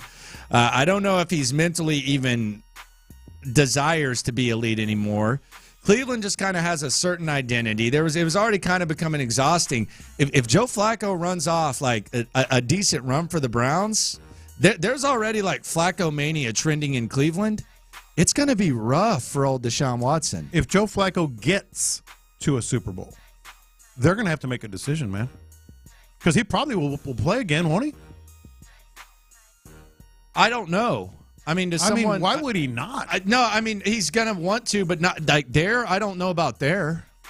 What do you that city would implode. What are there, 4 organizations that have never been to a Super Bowl? Cleveland, Detroit, Houston, and I believe one other. And that city would implode if they go back to Deshaun Watson. Like, I'm actually cheering for the chaos. If the Texans can't do it, I want the Browns to at least get there. Just get there and give me the chaos. It would be so awesome. to see that. You can't. No, they're not going to bring him back, brother. Literally, they're not going to bring him back. You think it's going to be Deshaun? Thank you for your service. We're going back to Deshaun. Yes. Oh no, because then Deshaun goes out there. I think there's a good chance Deshaun struggles. Yes. You're going to have Joe Flacco sitting on the sidelines? You think Deshaun can handle that? No, I'm saying I think the decision is going to be between Flacco and Deshaun, which is complete chaos. You can't trade him. You can't cut him. $230 million. Yeah, you can't cut him. That's the chaos I want. You gave him the full guarantee. That's the chaos I want. I don't know what you do. I don't know what you do. Dude, it would be awesome. Like, let's say they just get to the Super Bowl and get beat by the Niners. I think if they win a playoff game. Well, maybe, but not as much. Like, just get to an AFC Championship, get to a Super Bowl. What if he beats Baltimore? He's a god. He's a god. He's a god. That's what I'm saying. That's what I want, just as a football fan and as a to watch all the craziness unfold. It would be awesome. It would be awesome. Coming up, speaking of awesome, we are one sleep away from complete awesomeness round here. But it's not alone. There's a lot of awesome stuff going on. So need I say the hits are lit next.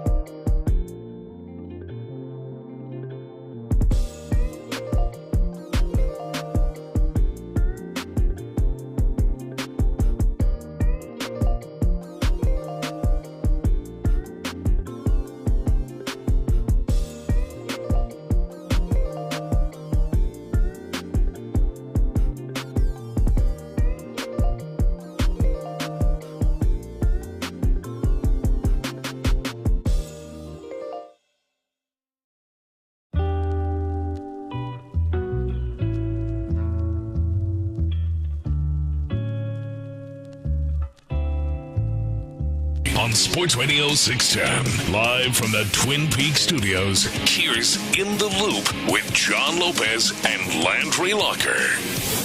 One sleep till win or go home for the Houston Texans. And that's not all going on this weekend. The hits are lit here on Sports Radio 610. Playing all the hits. These are the hot stories of the day. You're listening to In the Loop with Houston's sports leader, Sports Radio 610. The moment, got to capture it. Here's C.J. Stroud talking about the moment ahead for the Houston Texans and himself.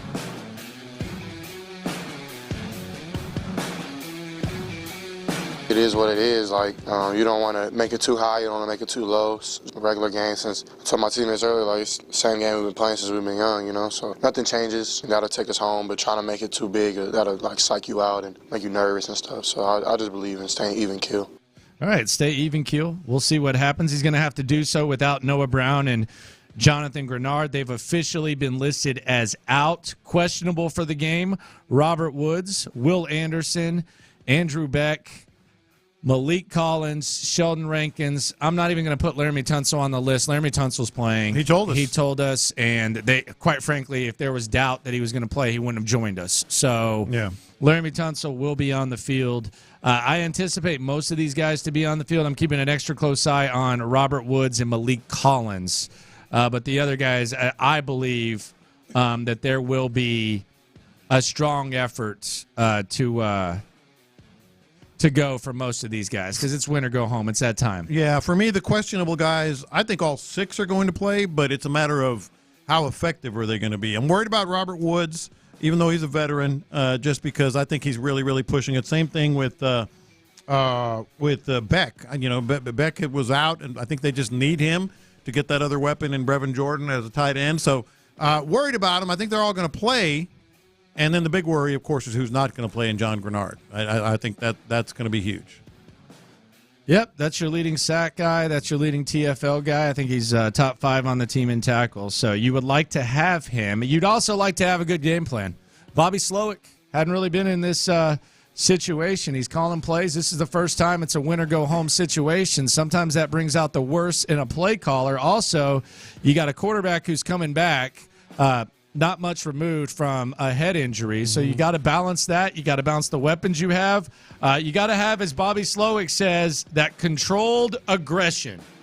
The biggest thing when you just play that position that we talk about all the time is controlled aggression. Because you got to be willing, like when the look presents itself, when the hole's there, you got to be ready to rip it, which is a mindset. It's also technique. It's also footwork.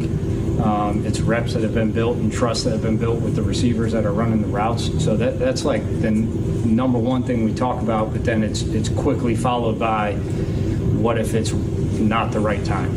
What if the hole is just too small? What if a receiver just on this particular rep didn't win? Or, what if you thought it was going to be a look and they rolled to something else? And being able to control those situations and still make a profit on the play, still make it a positive play, get a completion somewhere, gain yards, move forward.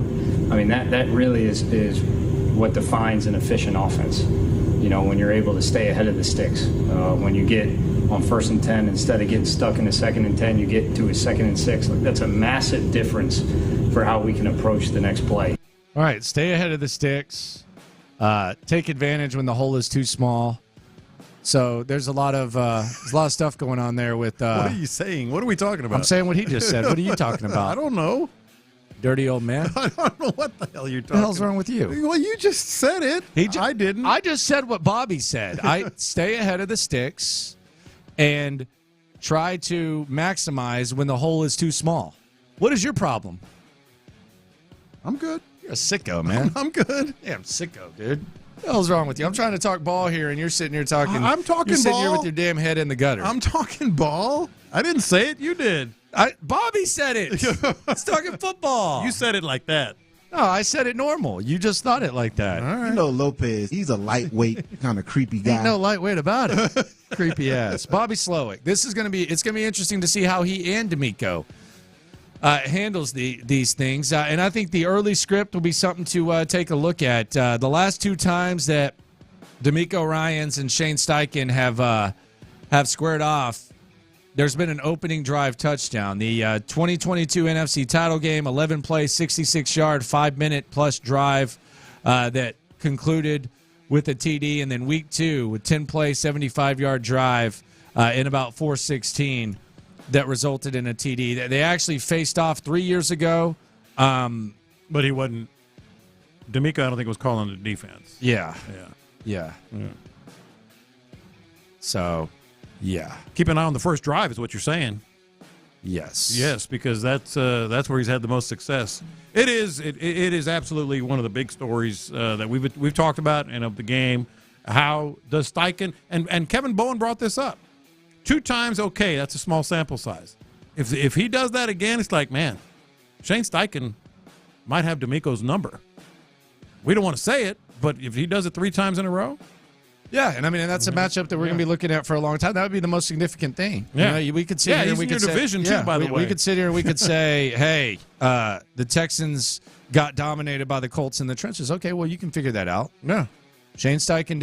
If Shane Steichen owns D'Amico Ryans and has D'Amico Ryans' number, then that's something that, I guess you can figure it out. But that would be a 3-season sample size. C.J. Stroud. We know he's going to be there. Laramie Tunsil's been calling C.J. Stroud QB1 since before he was officially QB1. He joined us earlier, exclusive interview with Laramie Tunsil. Here's what Laramie had to say about why he always felt comfortable calling Stroud QB1. He knows. He knows we're thankful for him. What made you so comfortable with CJ to where, because you were one of the first, and then it seemed like there was like kind of a snowball effect. What made you so comfortable with a guy who you hadn't even really worked out, y'all hadn't been on the same field together, for you to say this is QB1 like immediately? What made you so comfortable to do that? I just watched the Georgia and Ohio State game. That should tell you everything right there. I think it was still during training camp when we talked to you and you said that to us about him. In my eyes, yeah. In my eyes, he always been QB1. When we drafted him, I was like QB1. He kind of is the one that spilled the beans more than anybody when we had him on. It was still early on, and he was like, "Oh well, we'll see." And he's like, QB1 too. He's like QB1. Teams that are in the dance no matter what. Teams that will be in the NFL playoffs no matter what happens this weekend. Baltimore, they're the 1 seed in the AFC. Miami's getting in. It's just a matter of, are they going to be division champs or not? They'll be in the playoffs. Kansas City, they're in. They're going to be the 3 seed. Cleveland, they're in. Who knows where the hell they're going to end up. They're basically at the mercy of the weekend. San Francisco, going to be the 1 seed in the NFC. Dallas Cowboys, if they beat Washington, they will be the NFC East division champs. Philadelphia, they're kind of on standby there. They got to beat the Giants and hope the Cowboys lose. And then you have Detroit and the LA Rams in the tournament. Games of note, Colts versus Texans. Winner of that one will be in. Jags versus Titans. That one, there'll be rooting interest there for the Texans. Steelers, Ravens, that's going to kick off tomorrow night. And then you have Miami versus Buffalo for the AFC East. Cowboys, Commanders, I already mentioned. And then Bucks versus Panthers. If the Bucks beat the Panthers, they're in the postseason. If they don't, then that Saints versus Falcons game gets really, really weird with basically a playoff spot on the line. Yeah, it stinks that in some of these games, starters are going to be sitting. And really across the league, for a number of reasons, starters are going to be sitting. But, I mean, you got to do it. The bigger picture is the most important thing. But I'd like to see, full strength, especially maybe that Steelers game. See how that plays out. But they're not going to. The Ravens are going to be sitting some guys, I think. Oh, they're sitting everybody. Yeah. No. I mean, there should be no one on the stinks. field. I mean, sometimes you get lucky like that. Yeah. Sometimes it'd be like that. Yeah.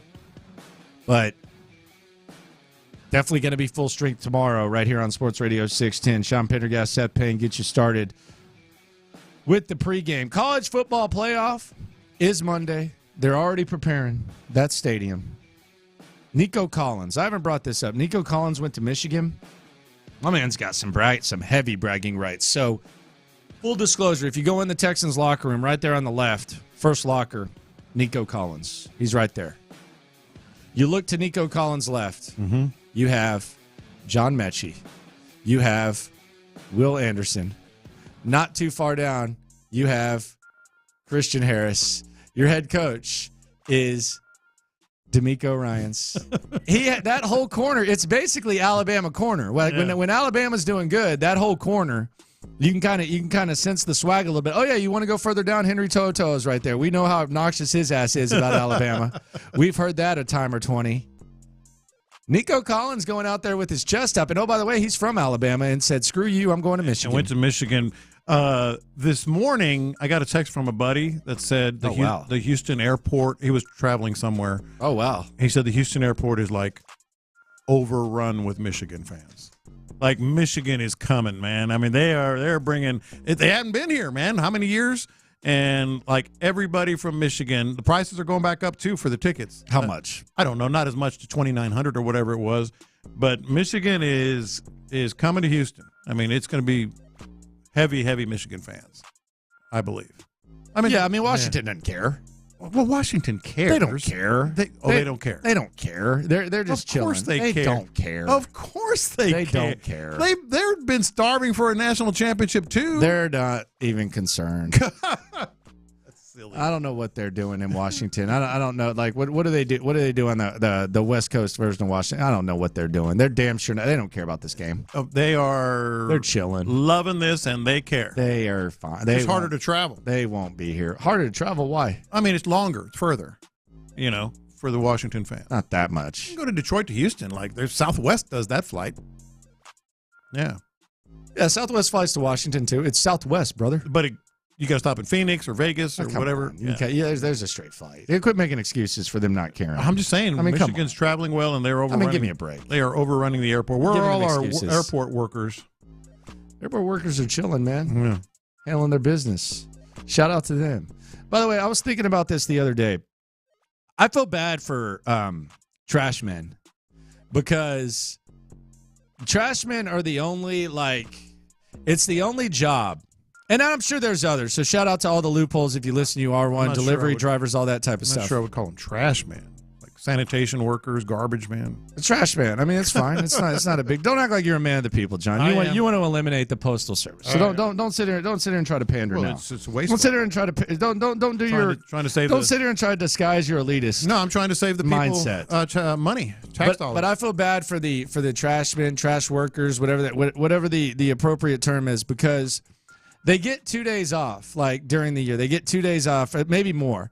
But you get Christmas off, and then you get New Year's off. The trash doesn't come. But basically what happens is when you go back to work, it's like 16 times more trash than you're used to picking up. You should have seen what our garbage cans You know what I'm saying, though? Yes. Like these salespeople, they take a week off. They come back in. They basically get to recharge. Yes. Like us radio people, we come in. Like if we get a day off, we come in. Yeah. We do our talking. Like, first of all, the delivery people, they don't ever get the day off. So, and my God, Christmas sucks for them. But it's like, okay, oh, good, you get to spend time with your family on Christmas. Oh, but you'll be back 4 days later. There's going to be like 18 times the trash that you have to handle. Our block, they were all just stuffed, and the Tuesday goes, or the Monday goes to Tuesday goes to Wednesday. I mean, it's like nonstop, dude. And then how do you even fit it all in the truck? Because I know it crushes it, but at some point you got to run out. Like, what happens if you run out? Why it takes so long? They bring trucks back and forth. Man, it's awful. It's a crap ton of trash. Awful. It's a crap ton of trash, dude. Yeah. Hell of a lot. I was thinking about that the other day. Mm-hmm. Coming up, 10 potential ballers, 3 things to get used to, and the Lopez hype. In the Loop continues. Lunchtime next. CJ Stroud may be preparing for the biggest game of his young NFL career. But if you ask,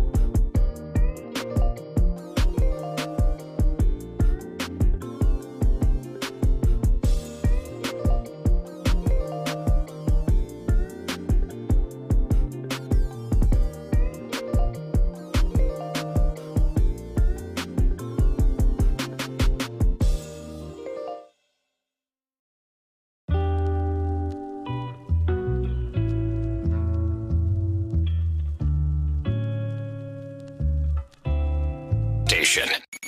It's a Tachus Fiber Internet Football Friday on Sports Radio 610. Here's In the Loop with John Lopez and Landry Lockett. Matchups to get used to when it comes to Texans versus Colts. It's a year-to-year league. I mean, I think this year's finale versus last year's finale, I think that's the prime example of a year-to-year league. But things to perhaps get used to. Shane Steichen versus D'Amico Ryans. They're very familiar with each other. Met in the NFC Championship game last year. We talk about this irrelevant, for lack of a better term, game last year between the Colts and the Texans. Wasn't irrelevant for Shane Steichen and D'Amico. Shane Steichen was the OC for the Philadelphia Eagles. D'Amico was the DC for the 49ers. Obviously, the 49ers lost their quarterback, but I think that first drive would be what I look at. Shane Steichen put together a first drive against D'Amico's defense, which is really like the scripted portion. That's the preparation portion, and then there's adjustments, etc. But he scored on the opening drive, and then this year in week 2, just easily dissected the Texans defense with Anthony Richardson. So Steichen versus D'Amico, something to keep an eye on. Too early to say whether or not one has the advantage or not, but if Shane Steichen comes out here and beats D'Amico for a second time, you'd have to give him the edge, and this is based on the job that each of these guys have done, regardless of the result. You got to think these guys are going to be battling at least 2 times a year for a good portion of time. It's a good chance that these are the 2 teams in the division. You know, that will be sort of the back and forth, whatever Steelers, Ravens kind of. You can always count on them, and that nobody would have guessed that at the beginning. You're going Steelers, Ravens, huh? Like that kind of, where the Jags at, where both teams are good. Where the Jags what I'm saying is the Jags is the one we all expected. Yeah. And Trevor Lawrence is good, but he's not great. By the way, he's questionable. Yeah, he is questionable. That'll be big if the Texans win. Trevor Lawrence questionable, according to Doug Peterson. No, I'm not saying they got no shot. I'm saying it would be interesting, and I think it's a possibility. These are the 2 teams, Colts and Texans, that kind of go back and forth for the next few years. Next one that could matter for a long time, Chris Ballard versus Nick Caserio. This is interesting. Chris Ballard, not too long ago, he was kind of the toast of the NFL. Man, this guy knows what he's doing. Look at what Chris Ballard, look at the team that he's assembled. Now, I will say, when your 29-year-old quarterback, after a playoff win and before being a dark horse Super Bowl contender, retires, all bets are off. I mean, that is as big of a kick to the junk as you could possibly have. But he went through some rough times.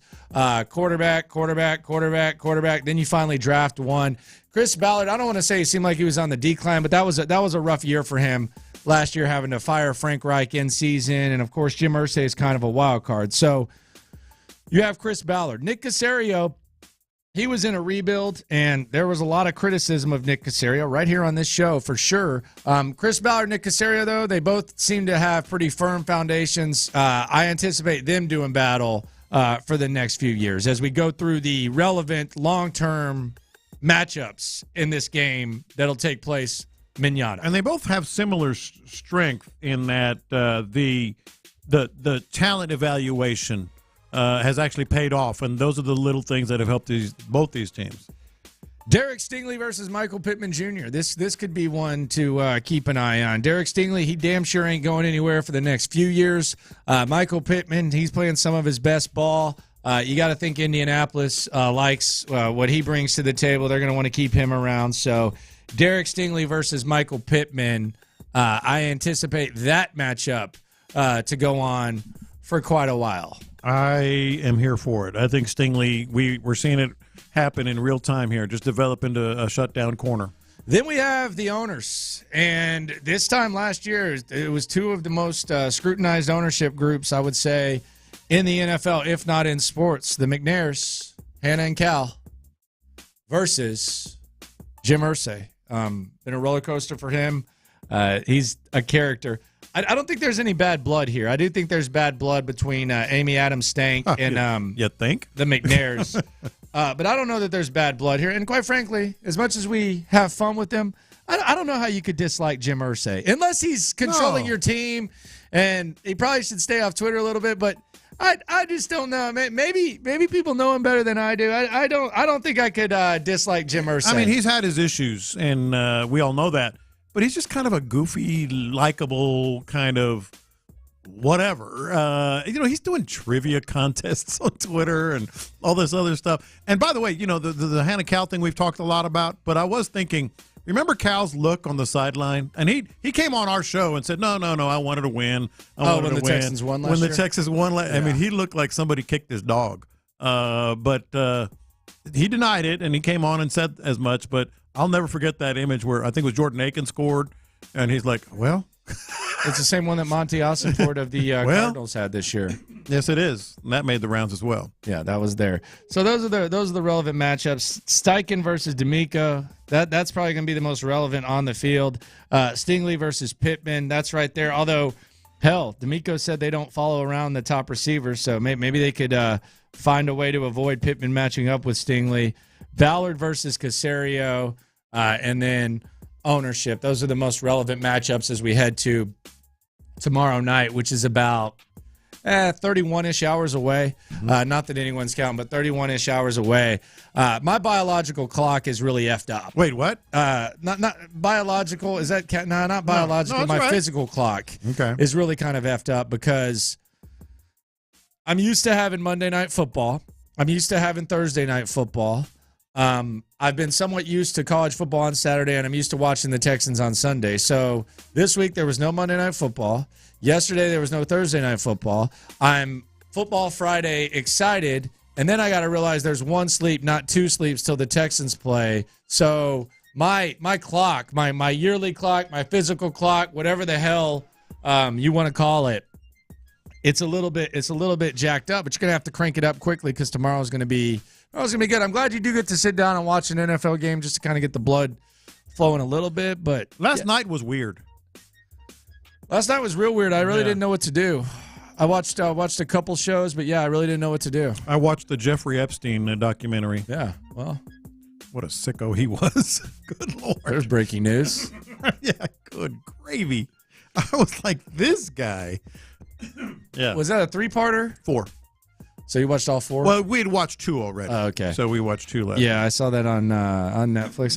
I've checked that out as well. Mm-hmm. Did you watch the new Dave Chappelle stand-up? It popped up. It's on the list, but I didn't watch it. We finished watching those, last night. You need to check out the Dave Chappelle. Had some pasta. Nice evening. It's similar to his. Is it funny? Come on. What kind of question is that? What do you mean? Because he's been a kind of like not the last tour, but the tour before people criticized. Remember? Dude, they criticized him because they got offended like weirdos. Okay. Yeah, because he told jokes and people tried to cancel him. Or they wanted to hear like some of his old stuff. No, they tried to cancel his ass, man. Yeah, maybe that's it. what happened. Yeah. He's fine, man. Mm-hmm. It's fine. No, he's on the list. He's making fun of everybody. It's good. It's good stuff. You need to check out. It's a shorter one. It's like 50 minutes, but it's worth it. That's good. For sure. Check it out. The Chappelle. Check out the Chris Rock, Kevin Hart one too. Okay. Yeah, while you're at it. I don't know if that one's popped up on my screen yet. Yeah, it's there. It's a dual one. So you should definitely peep the scene. CJ Stroud. Could this be the CJ Stroud game? What would the CJ Stroud game look like? We remember him in Indianapolis, Combine. A lot of chatter around CJ Stroud. This is going to be his first trip back there. By the way, Texans about to fly up there right now. Yeah. About to get on that plane. CJ Stroud, the CJ Stroud game. How confident are you that this could be a CJ Stroud game? Look, CJ Stroud is going to have to play out of his mind if he doesn't get the other help that we have seen him get. And I don't know if that's a good thing. Like this is a true hear me out on this.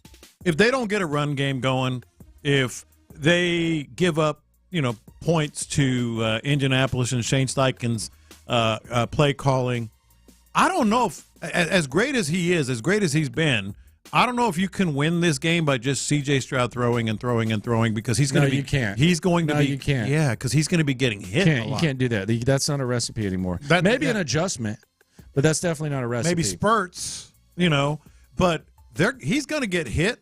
He's going to get knocked down. I don't know if you can just throw the ball on these guys without being able to balance it. I know that sounds weird because he's the franchise, but I don't know if you can just sling it around. How do you feel about the 1A, 1B, Nico Collins to now just the 1? You know, like when you had Nico Collins and Tank Dell, it was one's 1A, one's 1B. 1 week this guy will be the guy, the next week that guy will be the guy. Now Nico Collins is by far the best receiver on your squad, for better or worse.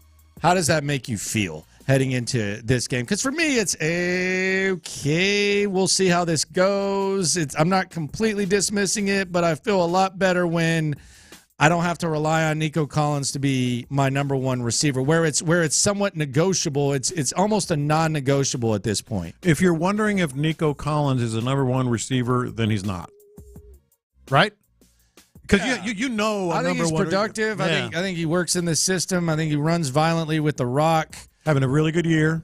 Having a career year. But we're perhaps all wondering, Pro Bowl year. We're all wondering those things. That means he's not. They still need a number one wide receiver, and I'm including Tank Dell in that discussion. I think he's a number two. Not great to answer your question. Well, especially when you see what Noah Brown might do, what Robert Woods might do, and if they have to play, Xavier Hutchinson and Mechie, if they have to rely on those guys. I'm also kind of uncomfortable with the Devin Singletary thing.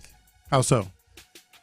I mean, I like Devin Singletary, but I just feel like we're talking about him like it's like Arian Foster. You need Arian Foster to go off. That just kind of makes me a little bit uncomfortable. I would like to have Devin Singletary as a complimentary guy. I would like to at least have some sort of committee. That's all right. Let me put it this way. Mm-hmm. Before the season, D'Amico Ryan said he wanted to have a running back committee. Bobby Slowick said he wanted to have a running back committee. Most good teams have a running back committee. Hell, Indianapolis has Jonathan Moss. Taylor, but they have Moss. Yeah. Buffalo has Cook, and they use other guys. Miami, HN, all these teams have committees. Mm-hmm. The Texans don't have one, and the guy that they have, it's not like he's some sort of bell cow. It makes me nervous. I'm not saying that it's not the best option. I'm not saying there's better. I'm just saying it's unfortunate that heading into this game, especially without your receivers, the Texans don't even possess a running back committee. But sometimes you don't have one. You don't have the means to do that. I think the Texans... Well, they had the means. They just ignored it. Yeah, they didn't take the running back position serious. Right. So, long term, I don't want Devin Singletary to be the bell cow. But this game, Devin Singletary had better be the bell cow because I don't trust Dameon Pierce. I think... Well, this is actually one of my confessions, so I'll keep it in the barrel for about 8 minutes. What barrel? Keep you it in packing? I'm packing heat, man. Okay. Damn. What you're talking Be about. careful over there. All right. No. Yes, I want a committee. They don't have one, so let's go Devin Singletary. In this game, you have to be able to carry the load. Dalton Schultz. Laremy Tunsil kind of frees up Dalton Schultz a little bit. We've seen Dalton Schultz in big moments. Dalton Schultz has had some big games. I mentioned that San Francisco Philadelphia game. Before that, Dallas took on San Francisco. Dalton Schultz had a terrible ending to the season. Yeah. He had the drop pass. He went out of bounds early. Just awful. But when you look at all these guys, Singletary's been in some big games at the NFL level. Schultz might be your he's one of your top 5 most battle-tested guys. He's been in big games like this. He's been in these types of situations, and I think that's going to be valuable for a team that outside of really Robert Woods, most of these guys, it's Woods, Singletary, and Schultz. Those are the 3 guys that have been in this caliber of game. On the offensive side of the rock, none of the other Texans can really say that. Noah Brown's out too. Schultz is huge, and I think he gets even bigger with Brevin Jordan on the field as well. I think I think we might see that a lot with both of them on the field, and that's going to open up a lot of things. And then we'll see what happens with Beck, though. Exactly. Well, he's still questionable. Yeah, I just expect him to play. Yeah, we'll see about that. He's been up and down on that. Derek Stingley. Derek Stingley put out the LeBron intense gif. He was a Pro Bowl snub. He's been playing at a Pro Bowl, if not all-pro caliber level. Derek Stingley, big stage. He's liked it in the past, at least at LSU he did. Michael Pittman Jr., we know he's had a good year. You mentioned Alec Pierce earlier when we talked to Kevin Bowen. This is a big opportunity for Derek Stingley. I don't know if he's there yet. It could have had a lot to do with the fact that Tennessee is limited from a receiver standpoint. Mm-hmm. But 0 targets, bro. Yeah, are they 0? Have we gotten to the point where they don't throw at him? They didn't. I expect a big game out of Stingley tomorrow night, and I think, like, we wondered because of injuries, can he be the guy? Can he be the guy? Well, he's been healthy, and when he's healthy and on the field, this is the best he's looked by far in these last 3 or 4 games. I expect a big game out of it. What about Will Anderson? We saw 12 snaps the other day. Will Anderson Jr. He's banged up. Will Anderson Jr. No Jonathan Grenard. Yeah. We saw Grenard when Will Anderson was out. He stepped up. Then we saw Will Anderson last week. Mm-hmm. Will Anderson. Little unnerved by Will Anderson working on the side field yesterday. Now he's going to play. He played last week. He had 12 snaps. Is it going to be 18 snaps? Is it going to be 20 snaps? I want it to be 52 or 48 or however many there are on the defensive side. Little bit unnerved because with no John Grenard, Jerry Hughes is going to have to make another big play or make big plays or at least produce somewhere. Christian Harris, I have a weird confidence in Christian Harris heading into this game. I don't know if it's not even necessarily the production. I just like the overall nasty ass. That's what I like. Factor of how he looked against the Tennessee Titans. When you knew the Texans needed to scratch and claw to win that game, he was making plays like between the whistles, but after the whistles, he was nose to nose with Derrick Henry. He was nose to nose with Will Levis. There seems to be like a nasty factor with Christian Harris. You saw him in Alabama. When you've never played linebacker and you were a corner/receiver in high school, and then you go to Alabama and Nick Saban says, you know what? I'm going to have you start your entire career starting as a freshman at linebacker. You got a certain level of nasty in you. It hasn't been put together. He wasn't on the field last year. There's been some really good highs. There's been some lows this year. But that Tennessee game, where he not only did he seem to have a sense of the moment between the whistles, afterwards, it just felt like he was nasty as hell. I have a strange, perhaps overconfidence in Christian Harris heading into this game. No, I think he's really just starting to blossom. Like, he's just now getting comfortable with how good he is. Because these guys are like anybody else, like, well, how good can I be in the NFL? I think he's comfortable with how good he is. I think he's comfortable being more of a leader and vocal. I mean, I totally agree. And I think next year we got to get him like a single-digit, like, cooler number, too. Like, we got to adjust. Like, we got to crank it up. 48. I'm thinking about come on, that. 48. Come on. 48 is a little awkward. Yeah, we got to get you something. We got to get you something better. I'm sure there'll be some guys leaving. Let's get Christian Harris something better going there. Collins and Rankins on the interior. Sheldon Rankins, what a cool dude that dude is, man. You seen him in the locker room? He's got the damn aviator shades on.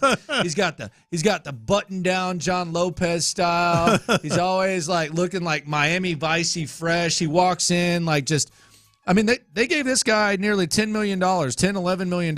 He's made this was the most money that they gave a free agent. We saw him score a touchdown last game.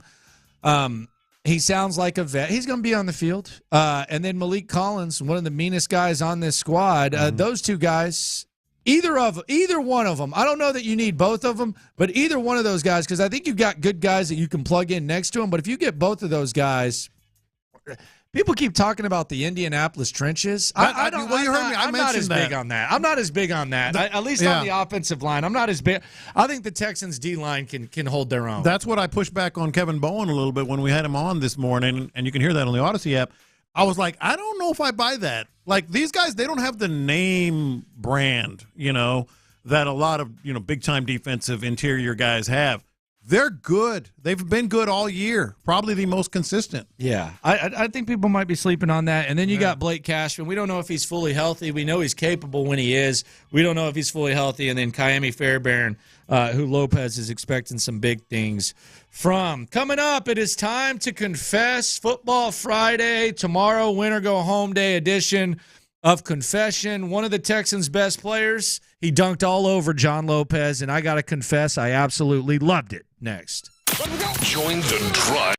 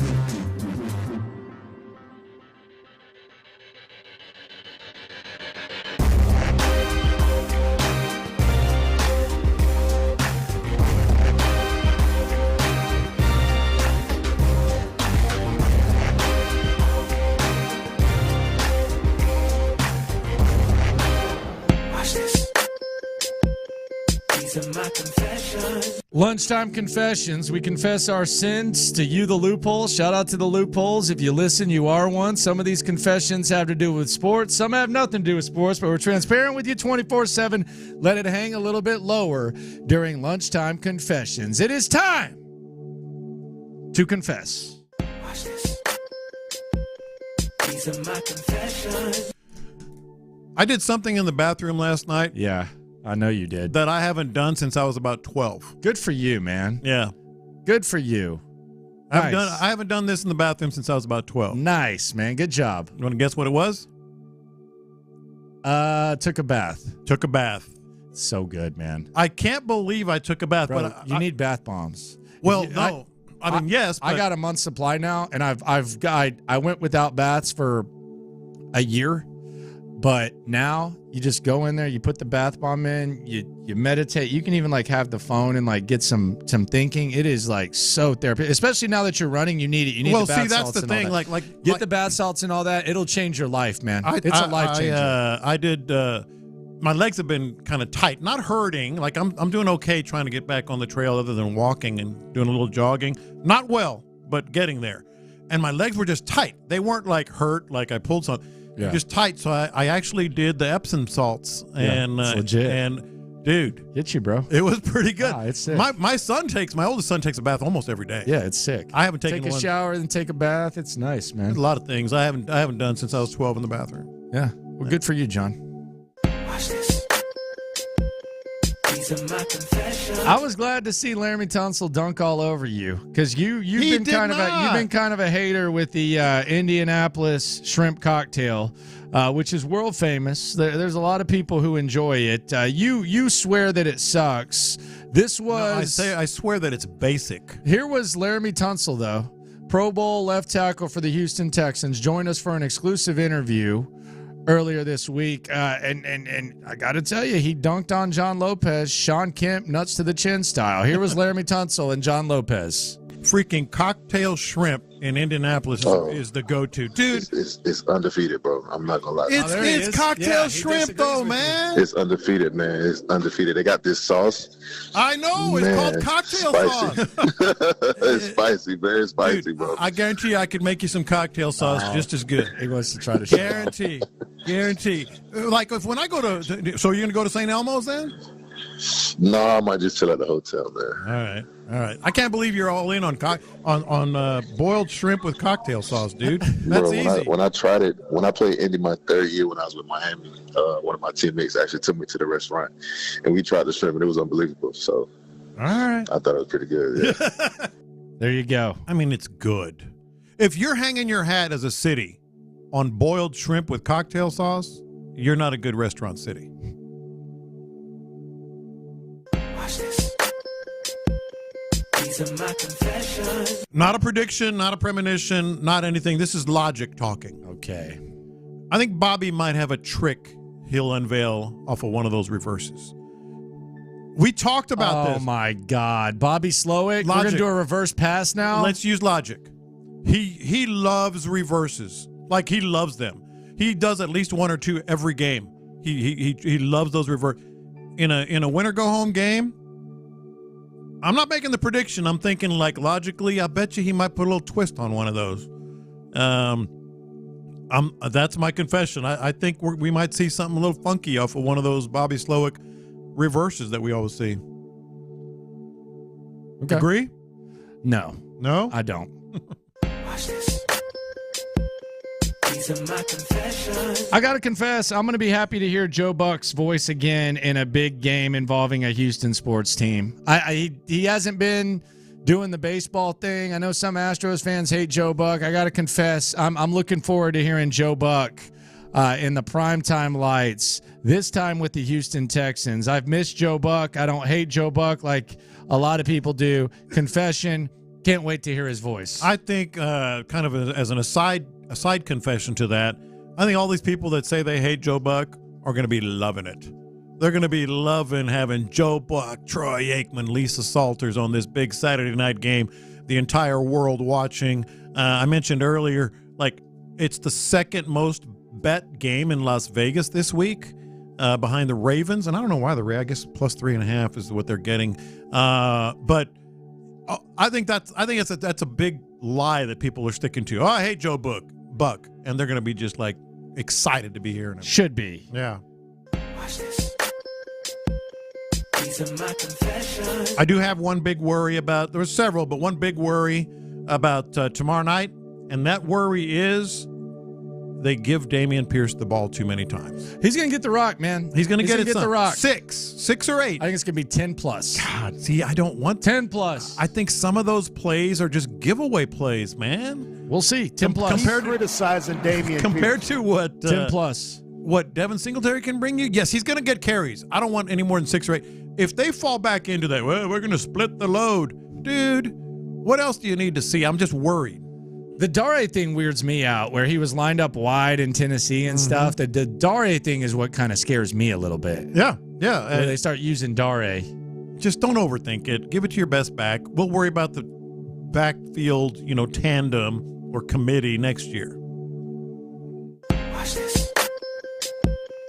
These are my confessions.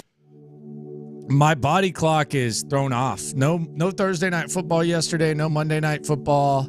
Now we're going to watch the Texans game on Saturday night. I've been like, it's been really, really tough for me. And my confession is, I get kind of angry because it's not only the fact that football's not here. I thought we were going to be done with this "it gets dark early" thing. I thought that was something that they were getting rid of. What's going on here? I thought that was one thing that they agreed on, where this daylight savings time was done, and now all of a sudden it's back. What are we doing? Yeah, what are we doing on that? What is it? Who wants that? I don't know. I thought that was the one thing that we agreed on in this world, was the getting dark early thing sucks. Yes. But for some reason, it's still here. Why? Well, it would still get dark a little earlier because of the way the Earth is moving around the sun, but it would definitely not be as early. It's unnerving. Not unnerving. It's just weird. Watch this. These are my confessions. Something about Michael Brantley retiring that I just do not miss. I'm not going to miss this. Professional hitter. What about Uncle Mike? Uncle Mike is right there with it too, but there's nobody else on this team that we're going to call a professional hitter, right? Like that, I was so over that. Good luck, Michael Brantley. Hope you enjoyed time with the kids. Thank you for your service. You were one of the best on a very great team. I ain't going to miss professional hitter. That's just a tired, trite kind of crutch. Yeah, I didn't like the Uncle Mike thing. Yeah. Wasn't my favorite thing at all. Landry Locker, John Lopez, here with you on In the Loop on Sports Radio 610. Texans, Colts. We might get updates on what guys are gonna miss, etc.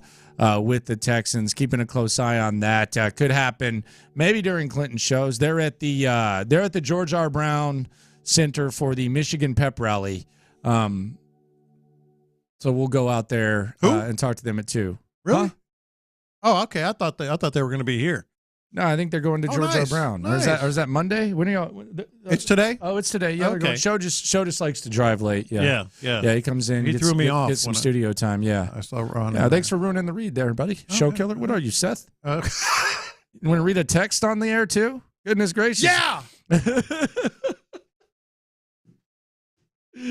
Good God, I'm sitting here. I'm laying out the perfect thing. Well, I'm looking at Ron right now. He's and I'm getting like, ready for the show, and then he's going to go there. I'm looking Goodness at him. gracious. Why don't you yell at a texter while you're at it? Oh, there, yeah.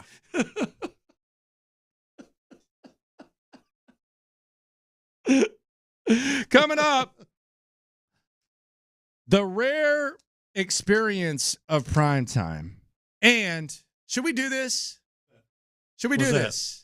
There's a lot going on. Should we reopen the think tank? Is it that special of a day to reopen the think tank? I'm thinking. I'll let you know. 713-572-4610. Potentially a think tank and a rare experience tomorrow night that we need to dive more into next. The Pro Bowl games will have a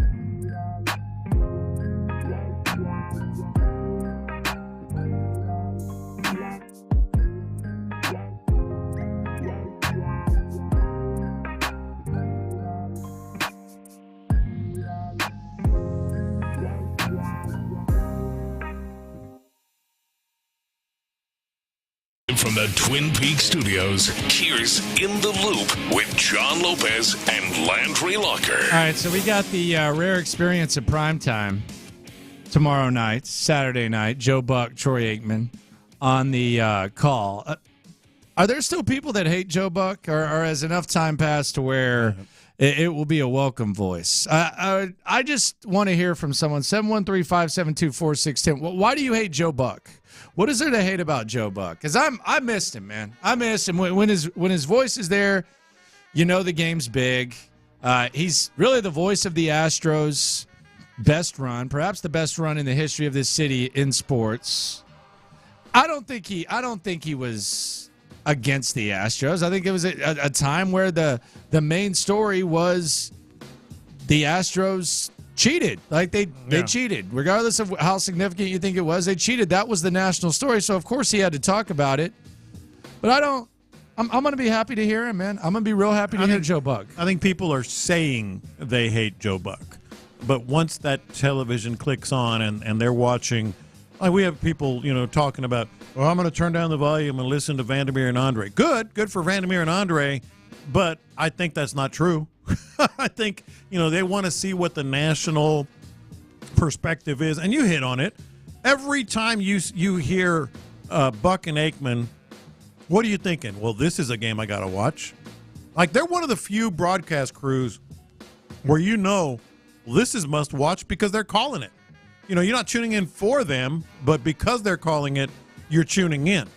And I think that's what people just saying they hate Joe Buck. They like him. They'll like this. I'll put it that way. I think there's a lot of hate for old Joe. I think they're just talking. That's a lot of hate for old Joe. That's just noise. So John Lopez wants to call his shot. Mm-hmm. He has 3 thoughts. If you want to get your thoughts in, we might fire up the think tank. Let's do it. Not. 713-572-4610. You call in. You just start your statement with "I think that." Got to do with the game on Sunday. But John Lopez has 3 thoughts of his own. Mm-hmm. Lopez went to the predictions. Yeah. For today. That's what we're here for, man. We're here for the predictions. I don't like the smart aleck tone in Here's your the John Lopez predictions. 3 things he thinks is going to happen tomorrow night when the Texans take on the Indianapolis Colts. I feel as if you're mocking me. Go ahead. Let's lay out the picks. Number 1. And this is straight from you, so you shouldn't be mocking this. I think Xavier Hutchinson does. Breakout might be a bit strong. I think he makes plays. Who knows how it's going to play out at the wide receiver position. But 5 of his 7 catches, I keep coming back to this. 5 of Xavier Hutchinson's 7 catches for the year, and it's albeit not much, come in the last 4 games. They're targeting him more. He's made more catches, and he's been used in the run game as well. Hell, maybe he'll even throw a touchdown. Who knows? Okay.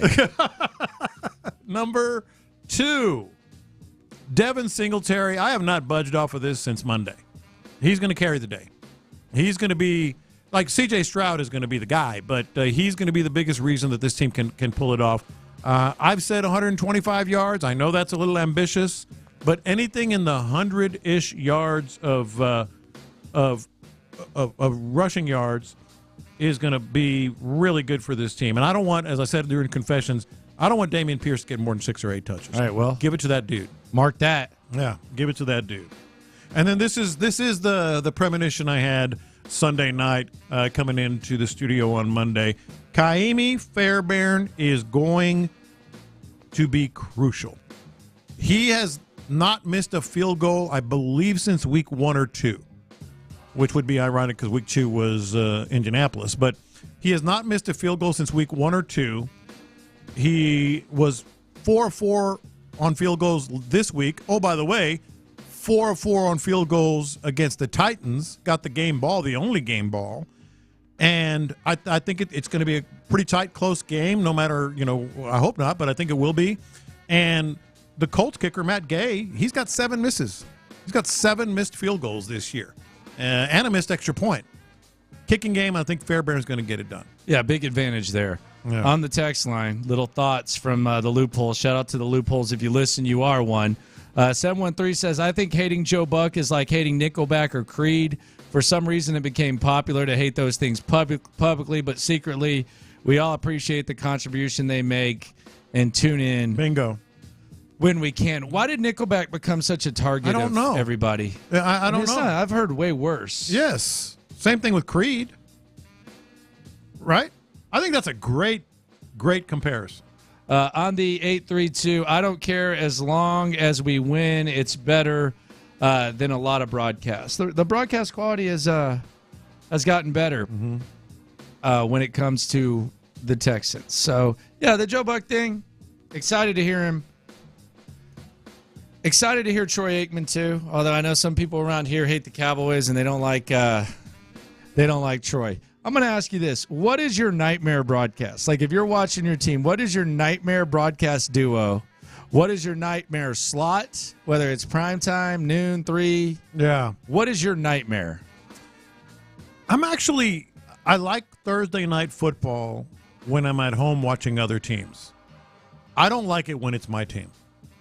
Does that make sense? Like if the Texans are playing on a Thursday night, I kind of don't like that. I mean, it's so that would be Al Michaels, which also would be my nightmare broadcast. Al Michaels, although I do like Herb. Like Al Michaels now? Yes, Al Michaels now. Okay, Al Michaels now. Okay. Al Michaels now. You don't think that would feel big, though? No. Thursday night games aren't big. I almost feel like it'd be funny to have Al Michaels at this point. Well, maybe, but it would be my nightmare. He got cut, though, so he's not in the playoffs. Yeah, that tells you something right there. And Thursday night games aren't big. They're really not. They're kind of so afterthought. So basically, the Amazon broadcast would be your nightmare. Yes, you pretty have much. some Herb Street, though. I do, like I said, I do like Herb Street, but that would. How about you?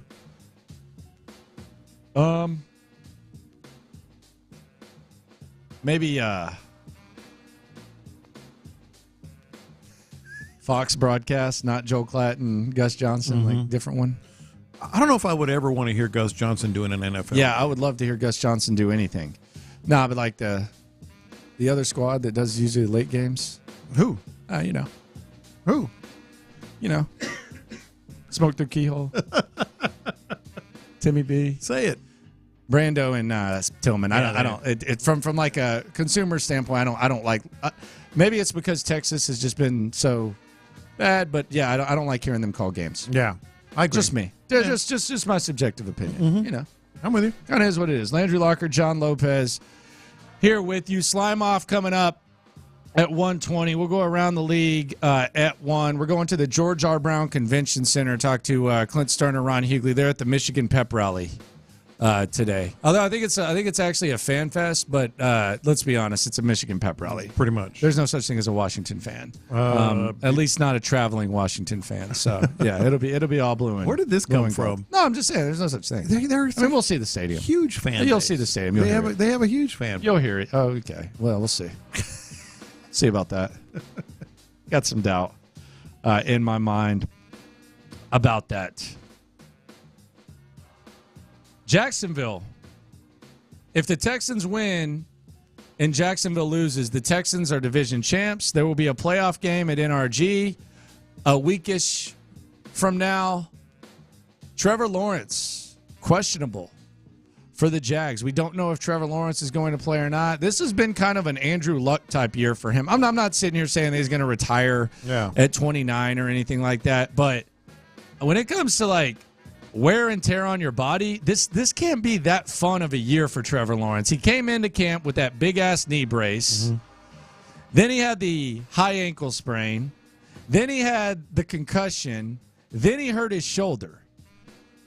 I don't want to say this is like taking years off of his career, but goodness gracious, Trevor Lawrence is getting banged up this year. Yeah, no, it is. And apparently today he's kind of working by himself. Yeah, they said they're trying to ramp up. Yeah, so that ain't great. Maybe there is a chance here for a little home playoff game and winning the division. You know? Yeah, I think Mike Vrabel's going to have his squad ready. Yeah. Well, he got him ready with his first press conference this week. So there's not going to be like a champagne celebration if the Texans win the division. They don't really do champagne celebrations in the NFL until you either make the Super Bowl or win the Super Bowl. There's going to be some. It'll be pretty wild. It'll be pretty happy. That's for dang sure. So that will be a wild game to watch. Mm-hmm. Now, bad news is it might be a CBS game, man. What, the Texans? No, the Jags. Oh, the Jags. Who cares? Jags might be a little CBS game. Who cares? People who have DirecTV care. Oh, that's right. DirecTV kind of been a little bit. Yeah, see, I'm not in that pack, so I forgot. Yeah, can't watch, and it is a CBS game. Oh, so. that's So maybe you got to fire up the red zone, figure that out. But yeah, it's a CBS ball game. Mm-hmm. Maybe get to a bar. Yeah, that's the play. Yeah, they're not gonna. CBS is really going to be hurt with these playoffs. Well, they are, except I was just looking at a graphic. Like, I want to say 45 of the last 47 top 47 shows of 2023 was NFL. Yeah, but it's how long do these beefs usually happen? It can vary. Remember, there was one here. Why did that? Why are they doing this? What are they? It's just carriage. It's just carrying. How much you pay to be able to carry that channel. Obviously, the network wants you to pay more, and the provider or the platform wants to pay less. It goes on for a while. It has in the past anyway. A couple months, right? Probably. Yeah, probably something like that. I need to figure that out. Mm-hmm. Big news today, Michael Brantley. He's retired, 15 years. Some would say he retired last year. That would be disrespectful if you said such a thing. I mean, you did. But Michael Brantley has retired, and he is officially done playing baseball. Although some would say he did last year. You're a jerk if you say that. Yeah, someone like you. Is that a mirror you're holding? Did you see Michael Brantley's sponsorship last year? Like the new endorsement deal that he got last year? What was it? He was sponsored by Enron. You didn't see his shoes? They said Enron on them. Yeah? Dude stole cash last year. Oh, my God. Or Jeff Bagwell gave it to him. However you want to look at it. Dude couldn't even pick up a toothpick, and they gave him all that money. That's still bizarre. 2 weeks. He'll be ready in 2 weeks. They said he'd be ready for opening day. That's what I'm saying. It was like 2 weeks. It was like okay. We love you, Mike. Yeah. 2023 version, not as big of a fan of that. Had an impact at the end, though.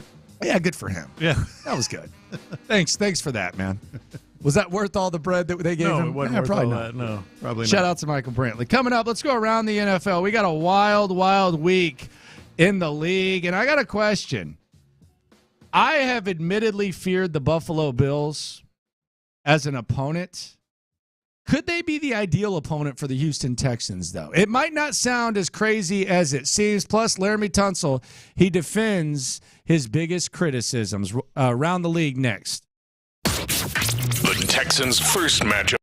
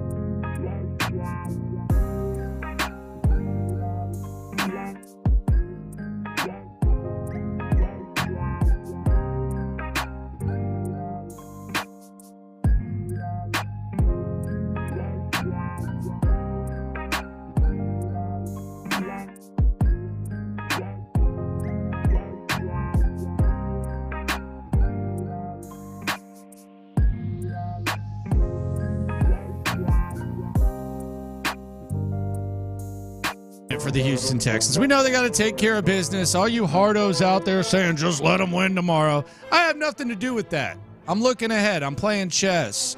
If they win, they're in the playoffs. If Jacksonville loses, they win the division. They host the Cleveland Browns. But there's a chance, if all chalk holds up, that the Texans will be going to Buffalo to face the Buffalo Bills. Is there any scenario where we would pick them to beat the Bills? Well, probably not. But I will say this. The other two potential opponents, and I'm not counting Miami, they're going to be banged up. They're going to be healthy, fresh. Kansas City, chilling. Cleveland, chilling. They're starting Jeff freaking Driscoll at quarterback. Buffalo is going to have to play primetime in Miami for the division to get into the playoffs. Buffalo might be, perhaps, the ideal opponent for the Houston Texans. Buy or sell?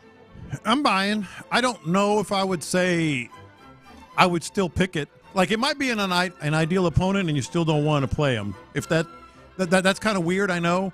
But the thing about playing at home is not just at home, but the energy and how different it's going to be. And C.J. Stroud would be in that game, presumably. He wasn't in the last Browns game at home. But I think there's a lot to be said for what you're laying out there. With them being on a short week, all of a sudden you're getting an extra day. And you'll kind of just sit back and watch, see what happens, and you might be in a really good spot. And by the way, the whole Buffalo weather thing, we don't know. It might be 5 degrees. It might be 40 degrees. They're not built for the bad weather either. That's the other might not be thing. bad weather. They're not like a bad weather squad. Yeah. You know, like I hear like about the weather, and I get it. Like the Texans damn sure aren't a cold weather squad. We saw them against the Jets. Yeah. But this Buffalo team, crazy enough, they're not really built for that either. I mean, that's true, but neither was the last. They're used to it. Neither was the last great Buffalo team. They were a throwing team with Jim Kelly. You know, so it's just, are you accustomed to it, or are you ready for it or not? Laramie Tunsil, he made a case to be an All-Pro. It was pretty short and sweet, but it was firm nonetheless. This was Laramie Tunsil on In the Loop talking about his case for being not a Pro Bowler, but an All-Pro. What is the case for the All-Pro? What is the LT case for being the All-Pro tackle? Staying consistent, man. I've been consistent this whole season. It's about that time that I get the honors, in my opinion. Okay.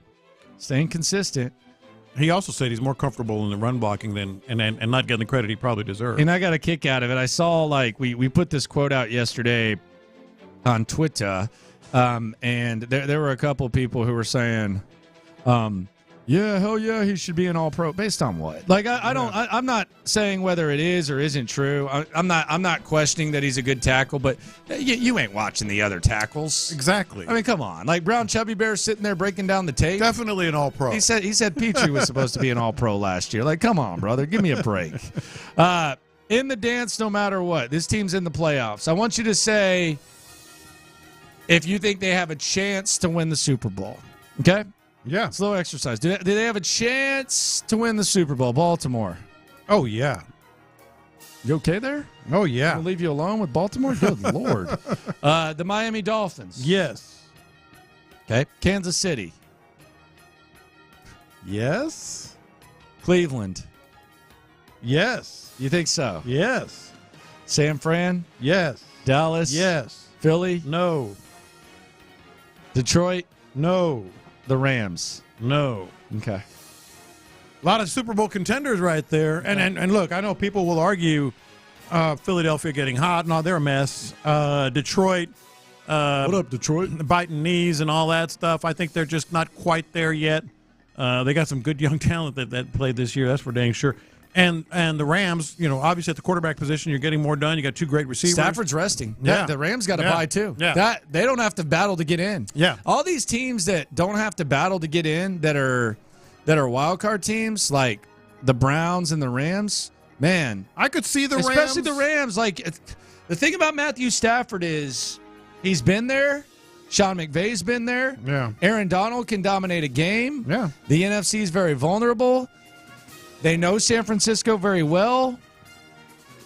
The thing about the Rams, they can run the ball, they can throw the ball, and Matthew Stafford getting a week of rest is huge because he's always taking a beating. And he's tough, but there is a breaking point. Like I said, I could hear these arguments. That's just my opinion.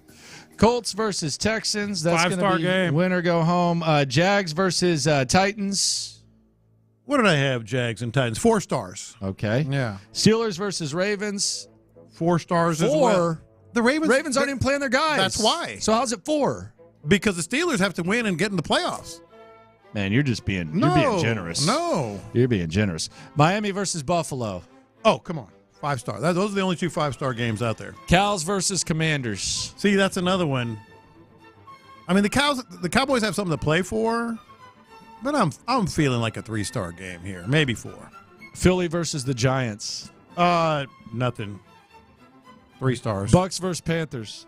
3-2. Take your and pick. then Saints versus ATL. Same thing.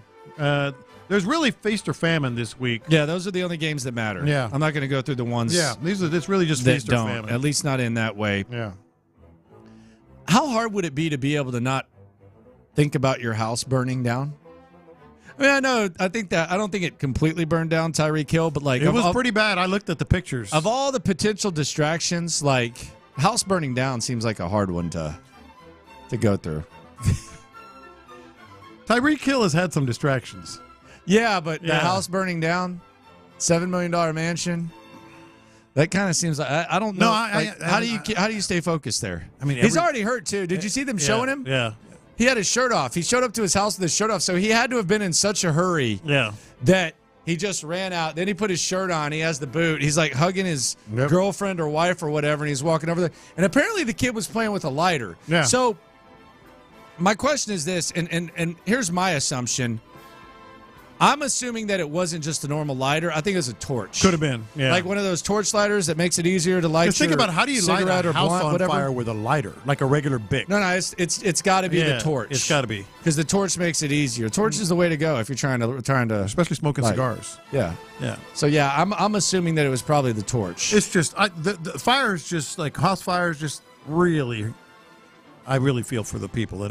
So you're right. I mean, That's really compassionate. No, it's like the worst. It's That's like nice one of the you worst. laid it out there like I'm being serious. I feel for people when their house burned down. I really feel for people when something like that happens. Look at that heart right there on the OG. What are you doing? Why am I'm being honest. Look at that heart right there. That is compassion. Thank you very much. I appreciate that. Man, Tyreek, man. He's got insurance though. Well, yeah, but there's still going to be fights and how did it start and all this other stuff. Yeah, is that insured? I would kid think. was playing with a lighter. I don't know, but I'm thinking, is that technically arson? In which case, the insurance adjusters might. What if they're like, Tyreek, we're sorry. Yeah, because this happened. Yeah. We can't. Yeah, that's what I'm saying. That's what's on your mind. And at least the kid's okay. Yes. The investigation, though. So how did this happen? I would lie. Well, you can't. I mean, the arson investigators can determine how it started. No, but the kid should be like, yeah, I dropped it, and it just blew up. Why didn't it go out? I don't know. I ran. I ran out of the house to... you already lost the case. To avoid it. You've already lost the case. Man, Tyreek. It's tough. We feel for you. 4-time Pro Bowl going around the NFL. 4-time Pro Bowl running back Dalvin Cook will sign with the Baltimore Ravens for the playoff push. How about that? Congratulations to him. Been a rough year with him with the Jets. He gets to go to Baltimore. I don't know how he fits into what they want to do, but there you go. 4-time Pro Bowler Dalvin Cook gets a chance to chase a ring with the Baltimore Ravens. My favorite thing on all these is like every team saying, we should sign him. Texans need to sign him. So-and-so need to sign him. But he's got the choice here, and he's going with the Ravens. Now, on the text line, someone has a question for the OG John Lopez, the 936. You could have just put this in one text instead of spreading it out as much as you did. I don't know what the hell you were thinking, but here's the question. OG, I've got a chili question. I'll preface my question with saying I'm mildly superstitious. I'm making a homemade chili tomorrow. Now, normally I use ground beef, sausage, and a little bit of steak. I like it. My brother sent me a few pounds of ground elk. I've heard it is delicious for chili. Do I make the switch tomorrow, or do I stick with my normal chili? Thank you very much. Big fan of the show. No, make the switch. The one thing I'll tell you is when you're cooking wild game, like when you're simmering and browning. What is wild game? Like elk, venison, all that stuff. Cook it about 5 or 10 minutes longer than you normally would. Can I ask you a stupid question? That's good advice right there. Cook it 5 or 10 minutes more. Yeah, because it makes it a little more tender than normally. All right, I'm going to ask you a dumbass question. What's that? Admittedly. Mm-hmm. So why is duck such a big deal?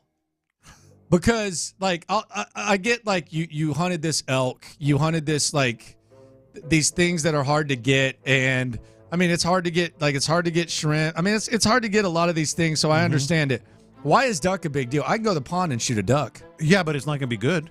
There are very few ducks. What is it? So what is it? Just a different type of duck? Yeah. Because I sit there. I'm walking around the pond yesterday, and I'm like, man, I'm looking at this duck. You're telling me that you're telling me that SOB is worth 15? I almost got a damn slingshot out and shot it and tried to take it, throw it on the grill. Like those. Why is a duck such a big deal? Those mallards you see? No, don't do that. Those they call them squealers. So there's like certain types of ducks. Kind of orangish red head. Mm-hmm. Do you like duck? I do. No, I don't go out of my way. Like power rank it. Like where's it? What's it fit in between? It's a luxury item. It's like a delicacy. Like how much? Like where's? But some delicacies. Like aren't we that made good. duck. Did we make duck? I think for the tamale party we had some duck confit. Yeah. That we made, and it was delicious. It's delicious, but it's not something like how delicious. Like really delicious. Like how delicious? Like better than steak? It's like buttery. Better than steak? Two different things, but it's in the same category. It's in the same neighborhood. It's really, and the duck fat that you render when you're cooking a duck confit, make some potatoes with that duck fat. Dude, I put that duck fat on that whole suckling pig that I cooked at Christmas. Duck is special, but no, don't go with you can't go to Buffalo Bayou and think that duck is going to taste good. You got to look for teal. Help me out, text board. Teal is really good. Pintail is really good. I think those are the only two I can think of. Pintail and teal. I don't like elk, man. I don't know if I've ever eaten. Yeah, I have. I think I have had elk, but I don't remember it if it was good or not. Some dudes think that like when they shoot something like it's great. It's like, man, I don't. Your deer meat ain't that good, sir. Some is. I'm not questioning it at all. Well, you got to clean it right away and then put it in cold storage for at least a day so it gets all that stuff out of there. But just cook your elk like 5 or 10 minutes. I would say 10 minutes longer than you would otherwise. It's gonna be delicious. It's going to be a Texans dub because of your chili. Carson Wentz, I think he played for the Bison in college. Perfect transition here. He's going to start for the Rams against the 49ers in the mop-up game. So we'll see Carson Wentz start an NFL game this year. Never say never. Browns QB. Sunday, tight end. Jeff Driscoll will start for the Browns against the Bengals as the Browns rest their players for the playoffs. Here was perhaps the worst quote in the history of Texans coaches. This was Andy Bischoff, the tight end coach for the Texans, talking about Jeff Driscoll when they made the move from quarterback to tight end. This was awful. He's a great athlete. You've seen it happen in this league a lot. A guy who is trying to find his way. They're all on a journey. And we're excited to have him. He'll make a play a day that turns somebody's eyes. But he's a rare athlete. I mean, this is a guy who ran 4.5 coming out of college, and he has traits that you don't often see at that position other than some of the Lamar Jacksons of the world. Okay, Lamar Jackson, Jeff Driscoll, let's stop. That was so bad. It was Caserio awful. even apologized for it. It was like awful. when he's on the interview, he's like, I might have taken it a little too far. Yeah, you think? Yeah. John McClain. This was John McClain with Sean Pendergast back in the day. By the way, both of them involved in the slime off in some way, shape, or form. The slime off's going to be interesting today because there's a couple of clips, but it could go either way. For example, you and I are in a clip, and who the slimy one is going to have to be cussed and discussed. Okay. Same thing with Sean and Seth. They're in it. And then, so it's going to be a competitive slime off coming up in the next 7 or 10 minutes. But this was McClain on pregame back when the tight end move was made with Sean Pendergast. John, welcome in. How are things in Nashville? Things are a little cloudy. They're expecting rain at some point, but right now it's just cloudy. John, about 57 degrees. Okay, John, does Jeff Driscoll see the field this season as a tight end for the Texans? Of course he's not. Give me a break. So what is behind this position change then? I have no clue and don't care. Jeff Driscoll, give me a break. He was right. He was right. This was when John was in Tennessee, man. He didn't have no time for nothing. Yeah. By the way, on the No text place like line, home. 713-572-4610, Lopez giving cooking advice. I don't look. I get made fun of for occasionally dipping steak in ranch every once in a while. It's not a normal thing. It's not something that happens all the time. But every once in a while you dip it in there, see what goes on. Yeah. This dude's doing too much. The 832 duck fat fries are the bomb. They are. Come on, brother. I mean, what are we doing? Duck fat? If you have extra duck fat. What are we doing? So here's the thing. I mean, give me what is wrong with ketchup? That is awful. No. He's talking about that is awful. Fried in duck fat.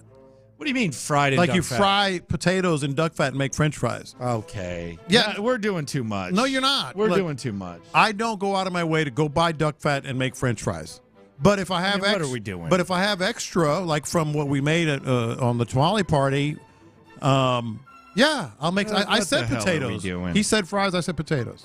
What are you working with tomorrow night? What are you cooking? You gonna go to Figgy's? See, I'm still going back and forth, man. I want to go to. I'm gonna go by Figgy's for a little bit, regardless. Okay, I'm thinking about going before. I'm gonna go.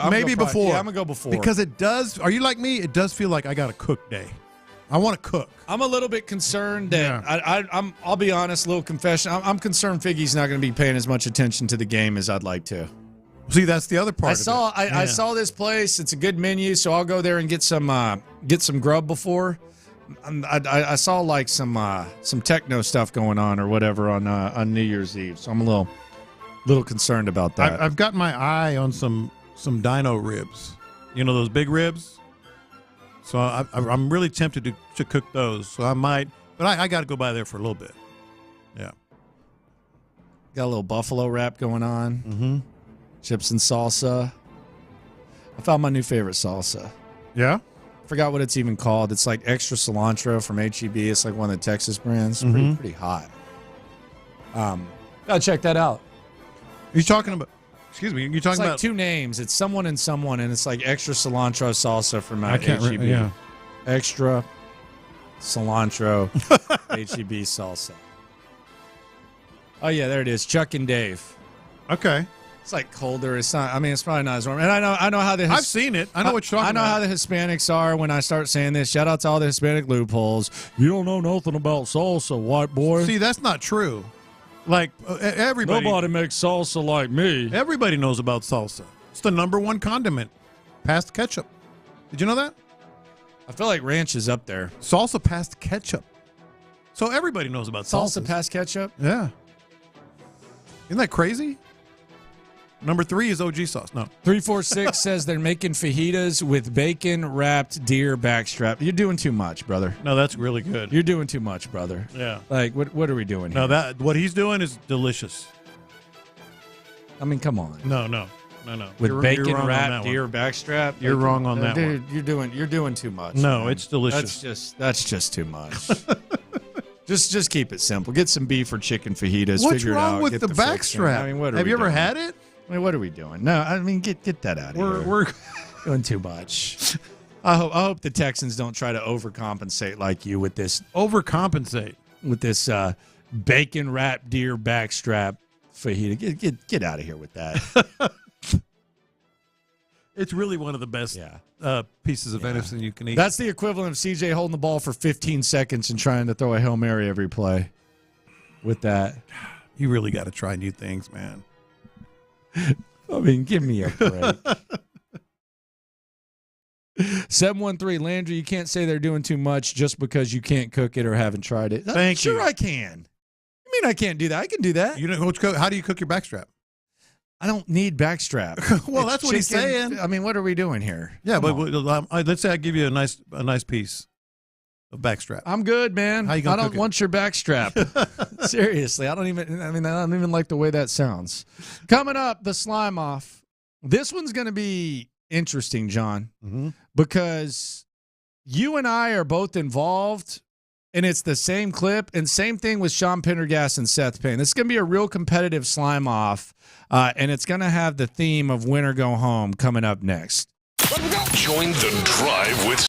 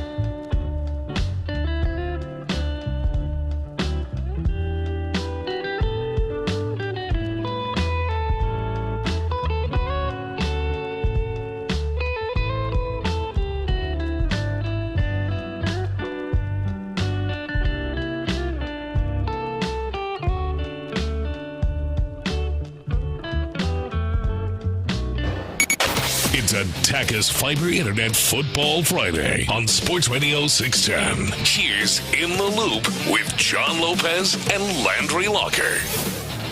We are 30 hours away from win or go home. Texans versus Indianapolis Colts. Cannot wait for this one.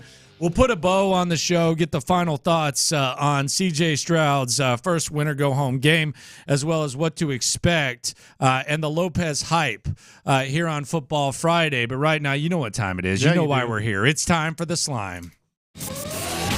It's time for the Weekly Slime. Slime season. The biggest displays of weekly slimery. Man, you going to hell on scholarship. As decided by your favorite H-Town hosts and the loopholes. Man, look at this slime ball. This is the Friday Slime Off on Sports Radio 610. All righty. Deshaun Watson. I'm familiar. We had a conversation about Deshaun Watson. I don't know which one of us belongs in the conversation for the weekly slime off for this. Oh, I do. But we'll let the people decide, or we will decide amongst ourselves. Here is contestant number one. Could be me, could be Lopez. The Deshaun Watson conversation gone wrong. The Deshaun jinx. Yeah. Is he going to show up? That's a great question. I mean, wouldn't you want to keep the mojo the same? Like we just heard the Hardballs, and we'll hear them when the internet goes nuts. Like talk about switching seats. Yeah.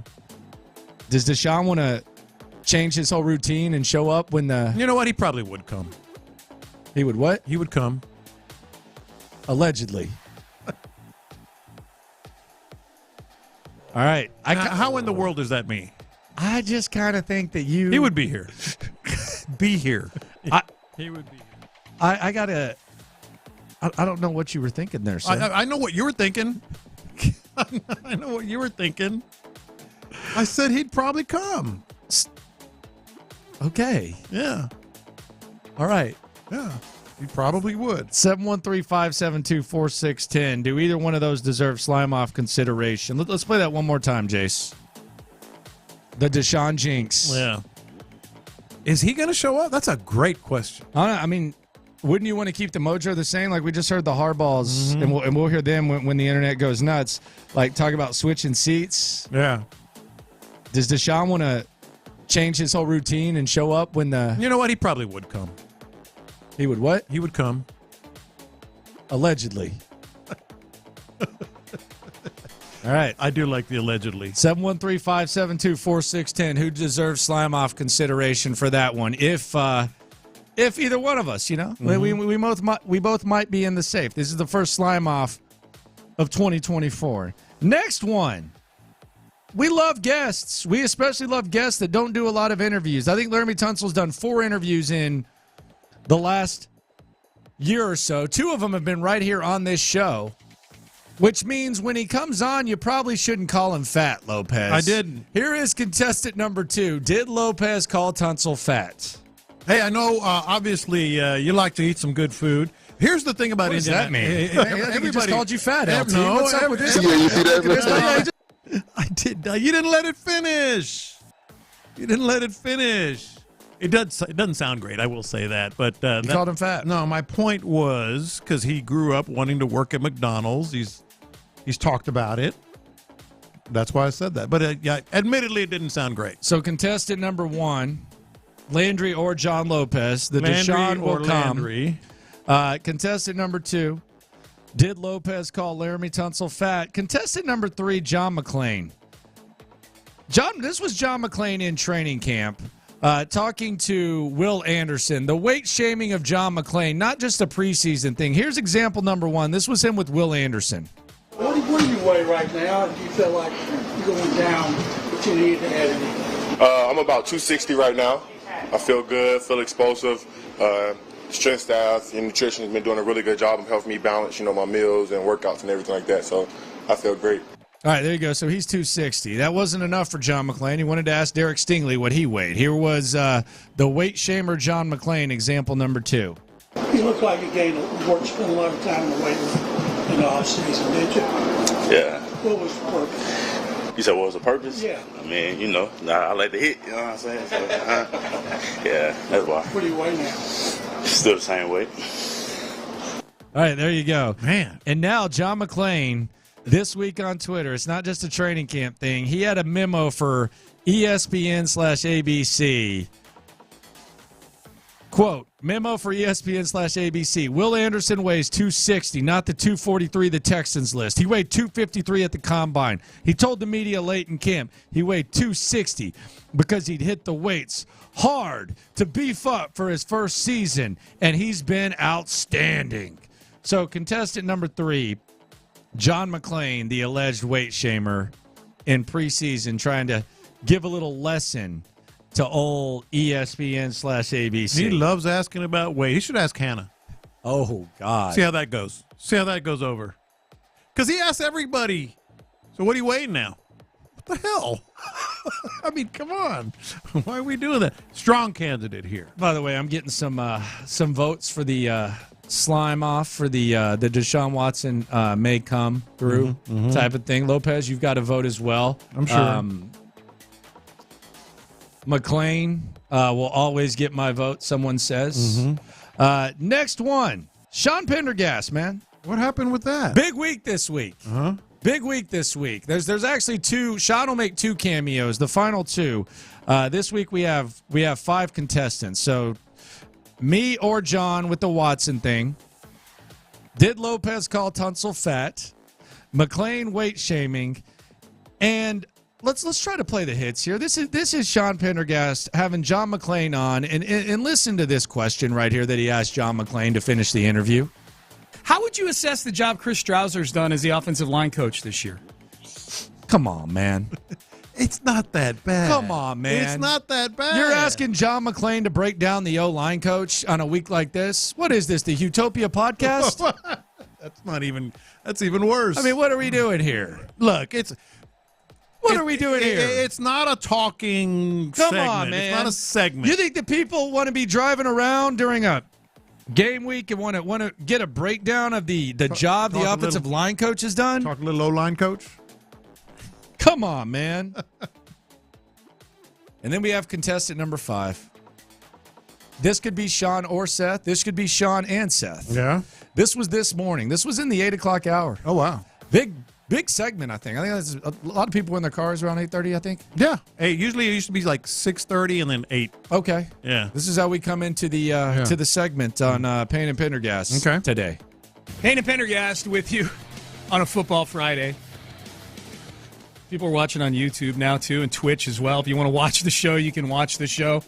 If it looks like oftentimes Seth and I are coming back from break and we're laughing, it's because sometimes the show during the break is better than the show on the air. But unfortunately, is not able to be done on the air. So, yeah. All right. I said a bad word, that's all. Yeah. It's okay. They hate it when I use the C word. wow. And over the airwaves. Right. Wow. The FCC, those jackbooted thugs. They don't like the C word. Up in their feels, yeah. You know, the whole thing about the C word is I feel like if you pronounce it like an English person, it's not nearly as offensive. It's almost like a term of endearment. Let's give it a try. It's like they pronounce it with an OH instead of a U. That's true. It's like, right? And it's like, hey, you big. Like, and it's kind of, Interesting. Yeah. I'm going to see if that would hold up in the FCC court. I doubt it. All right. So here's where I think you're coming from on this one, where we are. But you nominated this one. That's Inside Radio. Well, I mean, you're not supposed to talk about what's off the air. Well, I mean, you're basically saying, hey, there's something awesome that we can't tell you. Yeah. You're talking to the radio crowd who can't see. So you're looking, and then you're bringing up the C word and talking about you said the C word, and oh, by the way, there's a big week. Yeah, and you're looking out for listeners. I don't know what was going on here. We're talking C words. We're talking off air. Hey, Jesus. Hey, guys. Might as well. This is what you might as well do. Like, play the bumper music. Oh, I remember that. I remember that one. That was a goal. Yeah, what year did that song come out? Man, I wish you guys could hear what we were talking about during the break. That's when the real good show happens. But unfortunately for you peasants, you can't hear what we're talking about. And then we start getting into the C-word thing. This is the radio geek in you getting the. No, this is the man of the people. Yes, getting in here. Yeah. I still think it's McLean. For fat shaming? Yes. It's like all year long, man. How much you weigh? I wonder if he should just ask some of the women in this building next time he comes in. Hey, what do you weigh? See what happens. Walks across the street, goes across the hall, asks one of those ladies, hey, by the way, how much you weighing now? Like, is ESPN really going to focus on, like, it's Troy Aikman and Joe Buck? Like, are they sitting there going? Yeah, he's 243, guys. Whoa. Wait a minute. Hey, hold on. Update. 260. Yeah. Hold on, guys. Yeah. I'm going to go with you for the Deshaun Watson immaturity that you showed. What? I didn't even do it. You did. You said. That's my vote. I'm going with you for the immaturity. You did. Talking about Deshaun Watson doing that. I was just making a case, and you said, what? So we got to have the loopholes break the tie. We got to have a tie. Me or McLean. 713-572-4610. We'll break the tie during the break. Who deserves to be this week's Slime Off? Plus, coming up next, John Lopez. He's going to get you ready for this game. He's going to do it 8 Mile style. In the Loop continues on an awesome Football Friday next.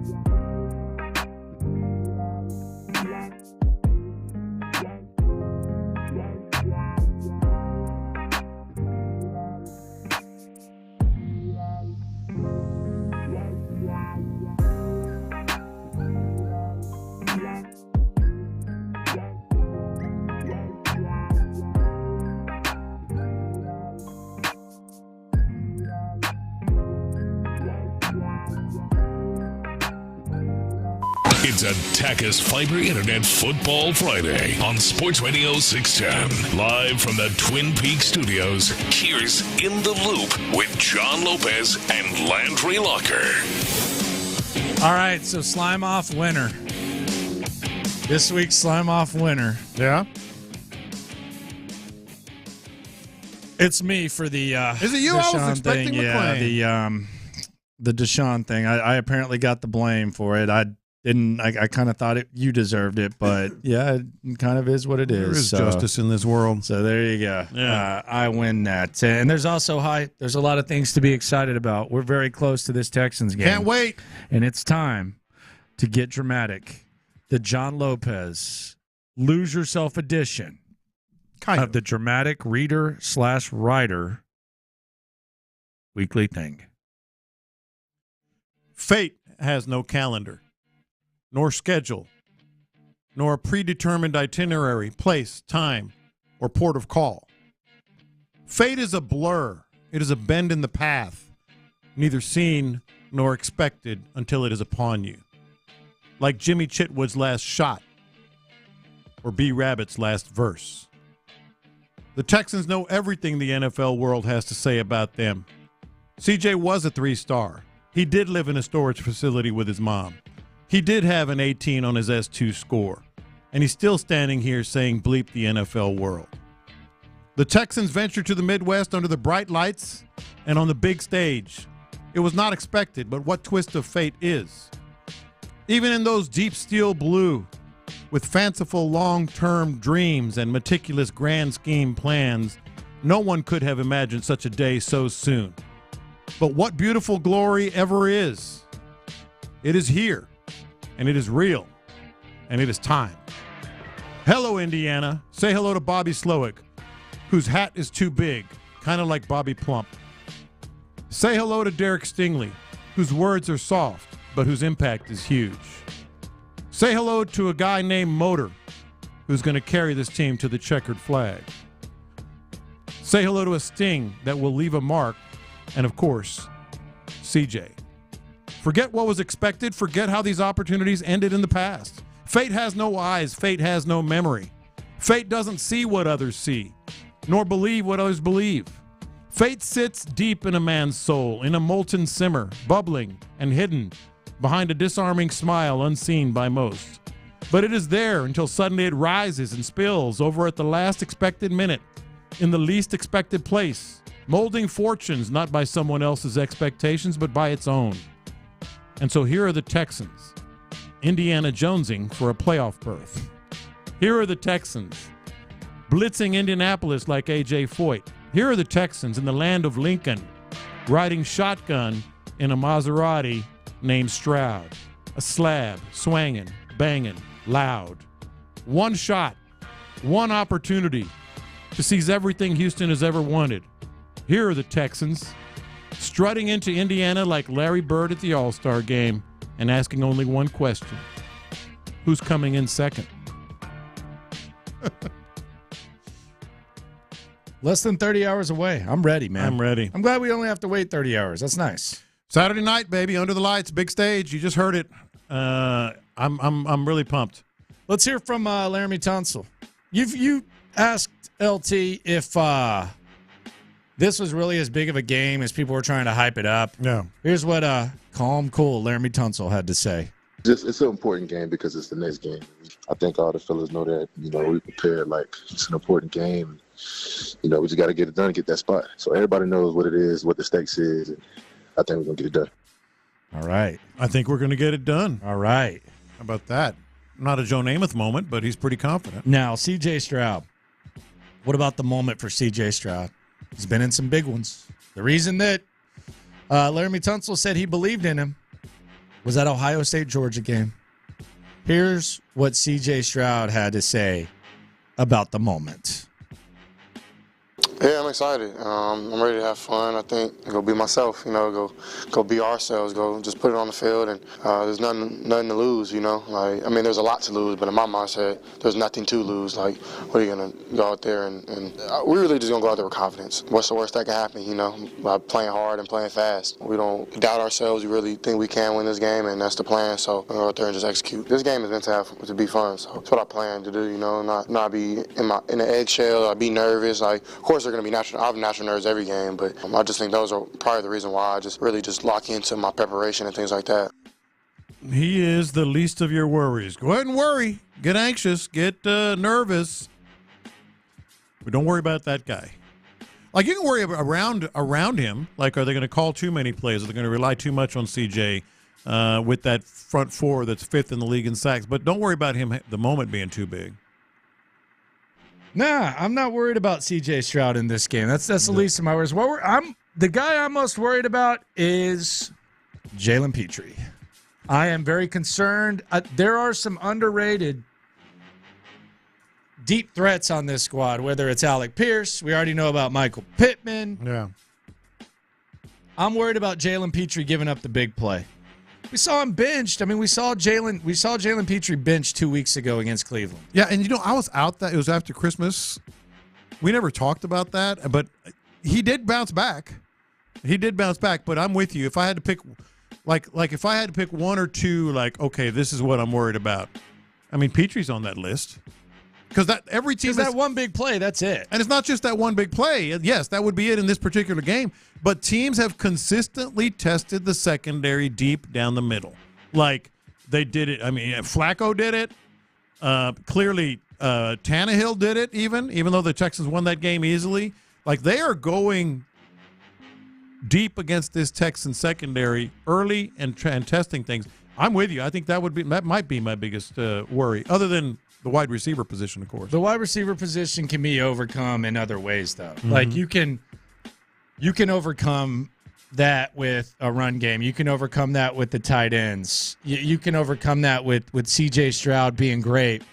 There's really, you can find ways to hide it, but if the safety can't run basic cover 2 and prevent big plays from happening, you're kind of screwed. Yeah, you're messed up. And they will find that. They're going to find that weakness. They're going to exploit it. And, oh, by the way, it's Shane Steichen. Yeah, Shane Steichen. He scored on the opening drive the last 2 times against D'Amico Ryans. And Kevin Bowen brought up an interesting point. I didn't even take it into account. The 2021 matchup, Shane Steichen wasn't even calling plays yet. Mm-hmm.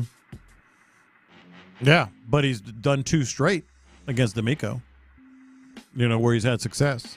Yeah, and you don't want to lose that game early. Yeah, especially on the road. Do you think the Colts uniforms are nice? I think those are the wackiest uniforms in sports. I like the logo.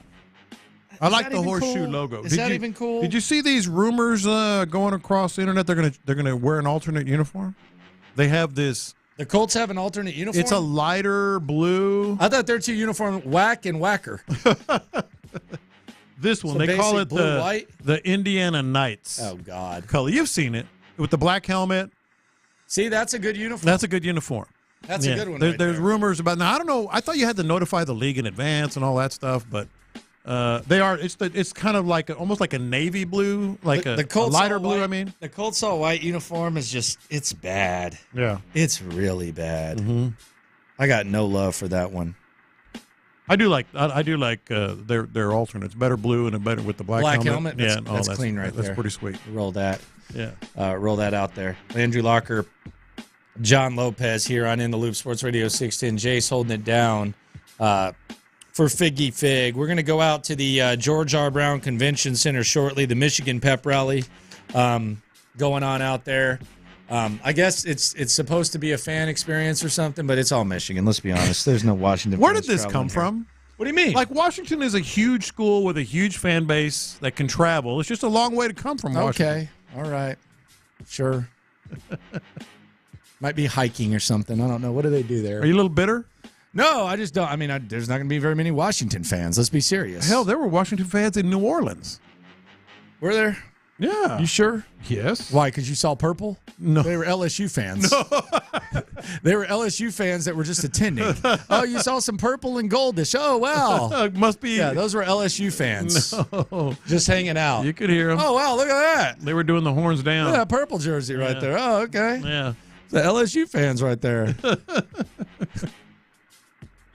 So give me your prediction, John. We've been putting this off. We've been putting this off, and it's time. Here's how it's going to go.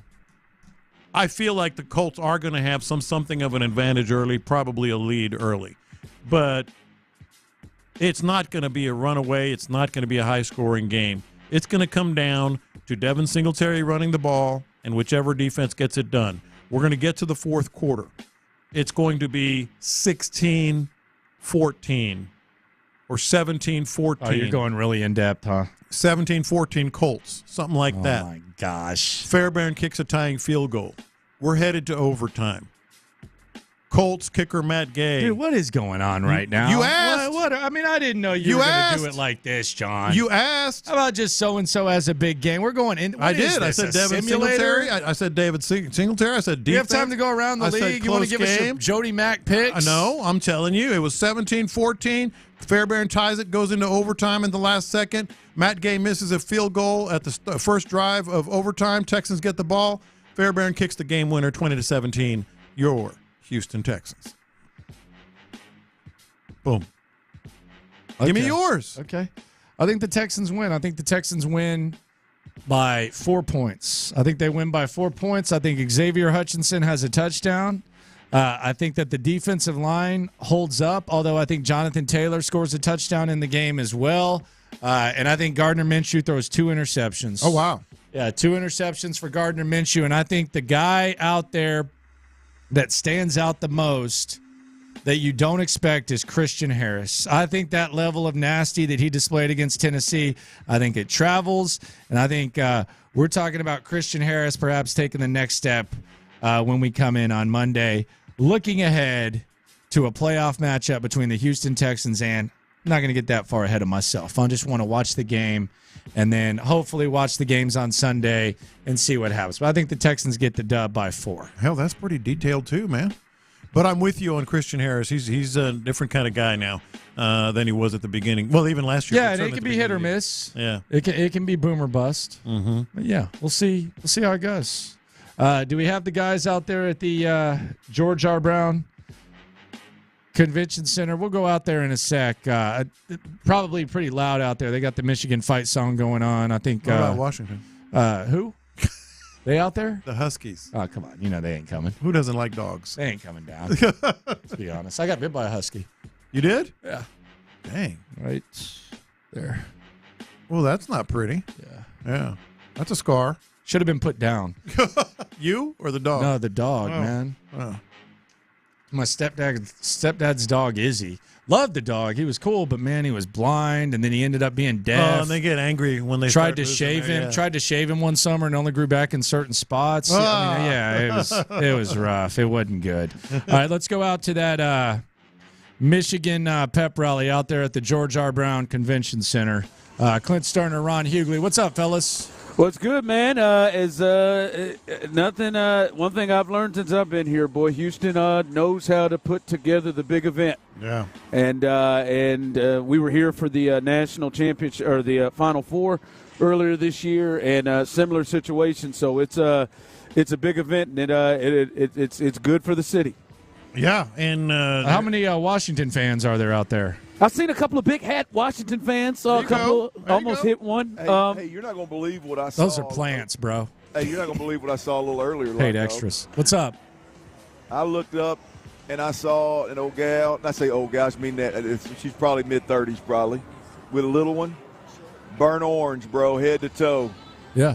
Texas lid on, man. Couldn't sell her tickets. Oh, yeah, good point. I mean, I just got to thinking, man, if Texas had won this place, they'd be hanging off the rafters, boys. Yeah. Oh, yeah. I mean, good God. But I thought, what guts she has walking around this joint here full. No, that's good. I like that. Oh, you got to. Oh, it's great. It's great right now. This is a controlled environment, no booze. There's no booze being consumed at the time. So I mean, look here. It gets a little later. Sounds about down, right. Get a little later down in these parts. I don't believe I'd be walking around in UT. Yeah. Hey, I'll say this. I think that kind of speaks to the matchup that Houston wanted, because if this were Alabama and Texas, you said there's no booze being consumed right now. Goodness, great. They might be out of beer right now. Goodness gracious. Yes. You know, one of the interesting kind of – we all wanted, like, Alabama, Texas here for obvious reasons, but that they're not is that there is a huge focus on this game, and not so much all due respect, because we know the party they're putting on over there, but the Texans are locally on the sportscape getting a lot of attention, as they should. A lot of love, man, and to your look, they're. I mean, I know a lot of these games this weekend in the NFL obviously have, the wins or losses going to determine a lot, but there are some teams that are locked and aren't playing guys, as I've heard y'all discussing all day long. And in reality, man, this is one of just a couple of ball games that both teams have everything on the line, and so. Yeah, man, the Texans are getting a lot of love, and we knew, look, once they got flexed into that Saturday night spot, man, I think that told us the world is watching them. Yeah. Do y'all like the Colts uniforms? I do. I like them. They cool. And the black, when they wear the black helmet, I think that's too much. I do. You like those normal ass white uniforms? See, you call them normal ass. I like classic. I like a classic look. Like you can get to a point where you do a little too damn much with uniforms. And I like, hey man, they got good solid colors. Unless you're blood, but they got good solid colors. Good Lord. And then I'm just putting it out there. Some people don't like it for other reasons, and they go with it. Nice and like. For me, I like Texas uniforms. I like Alabama's uniforms. I like Penn State's uniforms. I like just that is old school. Just classic, not doing too damn much. Yeah, I don't like. If you're just asking me specifically, if I like the Colts, yeah, I like them. I like the Colts uniforms. The Colts uniforms, yeah. To clear that up. but if we're talking top unis, they're not even in the top 10. No. So I mean, yeah, they're fine. I mean, hell, they're safe. There's not a whole lot to dislike. To be honest with you, it's kind of But boy, if you're talking top 10, they ain't even. I like the logo ballpark. though. I like the shoe horse. Oh yeah, the horseshoe. The shoe horse. I like the shoe horse. That sounds like something we'd say right there. Yeah, exactly. They holler at this shoe horse. The shoe horse. This is the horseshoe. The horseshoe. Yeah. Okay. Hell, it's Friday, John. Go have a drink, man. Oh, you mean he's getting hammered tonight, he said. He told Are me. you? Yeah. I told Landry I feel like hitting it pretty good He's tonight. going on a Good, bench. man. I'll tell you, I've been blackout drunk in a long time. I'm looking for that, man. What are you going to lean into, J-Lo? I'm just going to be doing some cooking. Probably a little bit vodka, tonic, maybe. Really? You feel like a builder. You feel like I might start with a beer, might slide to the hard stuff, then end with some wine. I usually go the other way. I usually have a cocktail, then a glass of wine. Look, I mean, Figgy and Jace and even Lock Dog, y'all may be able to just. I don't know if Lock Dog's got a race card button in the studio or not yet, but you may be able to drop it. I mean, I'm gonna be honest with you. I'm disappointed that you don't have more of a tequila in your blood. I can drink. My problem with tequila is when I drink it, I can drink a lot. That is in my blood. Have you ever been a sipper though, like a sipper? Oh yeah, you should sip. You should sip it. Well, yeah, but I mean, damn, that shot guzzle. Shot, brother. No, I'm just saying a lot. I'm not saying I'm guzzling. I said I can drink a lot. You're listening to KILT AM, KILT HD2. The Drive is live from the George R. Brown Convention Center in downtown H-Town. That's right. We are live here at FanFest, Playoff Fan Central, right here at the Convention Center. Come on down. If you're walking through, come stop by, say hello, say what's up, and speak to us, as we'll be here till 6 o'clock, Clint. And we were here for the Final Four when it was here, and they do it right, man. I might get out here in one of these breaks, hurt myself on this football field they got behind me. I'm not going to let you do that. Yeah, no, I got a slant in me. I mean, look, we got a big game this weekend. Next week's a big week. I mean, I can't have you out there acting a fool and hurting yourself. I got a slant and go with me, and I know you can hit it. No, your ass better stick with the slant. I got the slant and go. I can throw the slant. I can throw the slant. You can run the slant. That go part, that's out the door. I need you to hit that pump on that slant, and I'm ready to hit that corner route. And if I got to keep my feet in bounds, I can do it. Hey, I was on Instagram this morning watching this, and this old big fella. He's standing at the top of his steps and on his porch, and he's talking to kids and the wife walk out of the picture, And I don't know what the hell he's standing there in some old slides, you know, and he stepped like one toe steps on the other, and he falls off that porch and rolls damn near out in the street. As you were talking, I'm thinking, Ron's going to run that great slant, and he's going to be like old boy. Oh, that slant can look good. He's going to go to run that go route, and them old feet are going to get tangled up. That turn, baby. Tyler got you got confidence in me, Tyler. You know I can hit a good slant and go, baby. You got sweet feet, man. I got all the faith in the world in you for that. Now, Clint, you got to. Like this ain't Anthony Lucas coming out that break. I'll put it on you. I'll put it on you. Now you got Anthony Lucas. You got to take into account the timing of how it's going to take me to come out of my break. Hey, I got that. Hey, Ron, there were a handful of things, as you can tell. I wasn't a decent player because I was better than everybody. There were a handful of things that I was pretty good at, and one of them is know my personnel. And I'm going to be honest with you, Ron. I'm not going to put a lot of air under it and let you run underneath. I'm going to stick that thing on you. You got to put that on me, man. I'll get the hands, baby. Let's get it quick. No, man, it's a good time out here as a lot going on in the city as college football's national championship game will be held here Monday. We see the Michigan fans out. I think there are going to be a lot more Michigan fans here. I bet they have the advantage in terms of fans. And there are some Washington Husky fans here, but a lot going on. That game coming up Monday, and then tomorrow, one sleep, as you would say, Clint. Tomorrow, the biggest game in multiple years here. The biggest game since I've been here. The biggest game since the Texans played the Chiefs in 2019 in the divisional round of the playoffs. It is here. And listen, I'm coming out firing here, all right? Like, this is a big day. We got to get to it, all right? The drive is live. I want to hear right now everybody's gut feeling. 713-572-4610. Tyler, you too. And I want to hear your gut feeling. You can text in, you on YouTube, Twitch. You can communicate that way. What is as we sit here, one sleep away, it's 2 o'clock.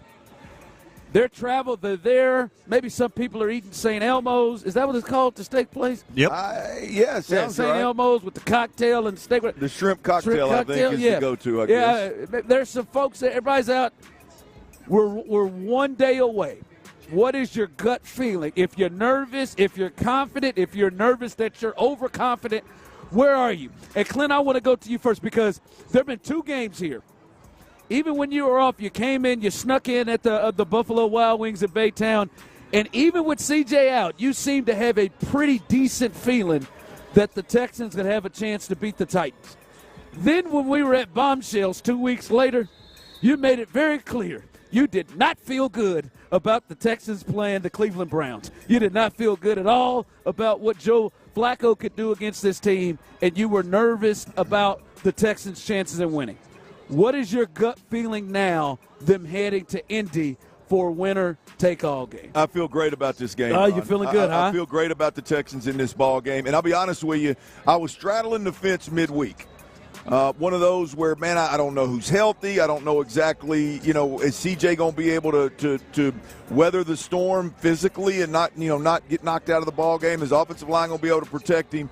All those back and forths. And I'm going to tell you, man, there's multiple times over the last couple of days where I've just leaned heavy towards the Texans. I feel really good about the Texans. Yeah. I feel like there's some substance behind it as well with some of the stuff that we've talked about over the last couple of days. The Gus Bradley being a heavy zone team, and hearing Bobby Slowick talk today about him and C.J. Stroud's development, even just makes me more confident about their ability to attack that particular defense.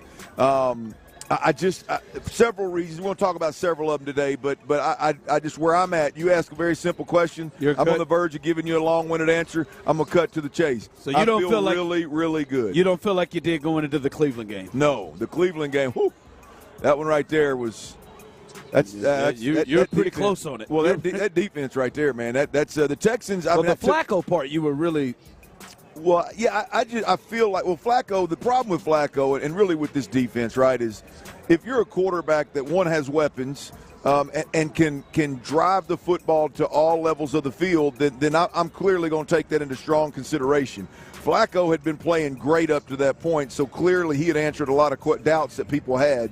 And so that combination of him, that receiving core, along with the defense and what they're able to do, really had me leaning Browns.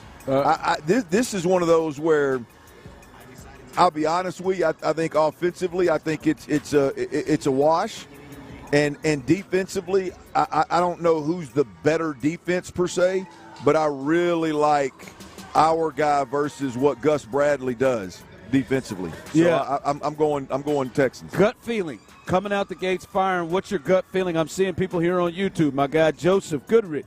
Gut feeling, close win for the good guys. Texans 2017, 27-20. Also, someone said, I'm with CJ. The time is now for the Texans on the text line.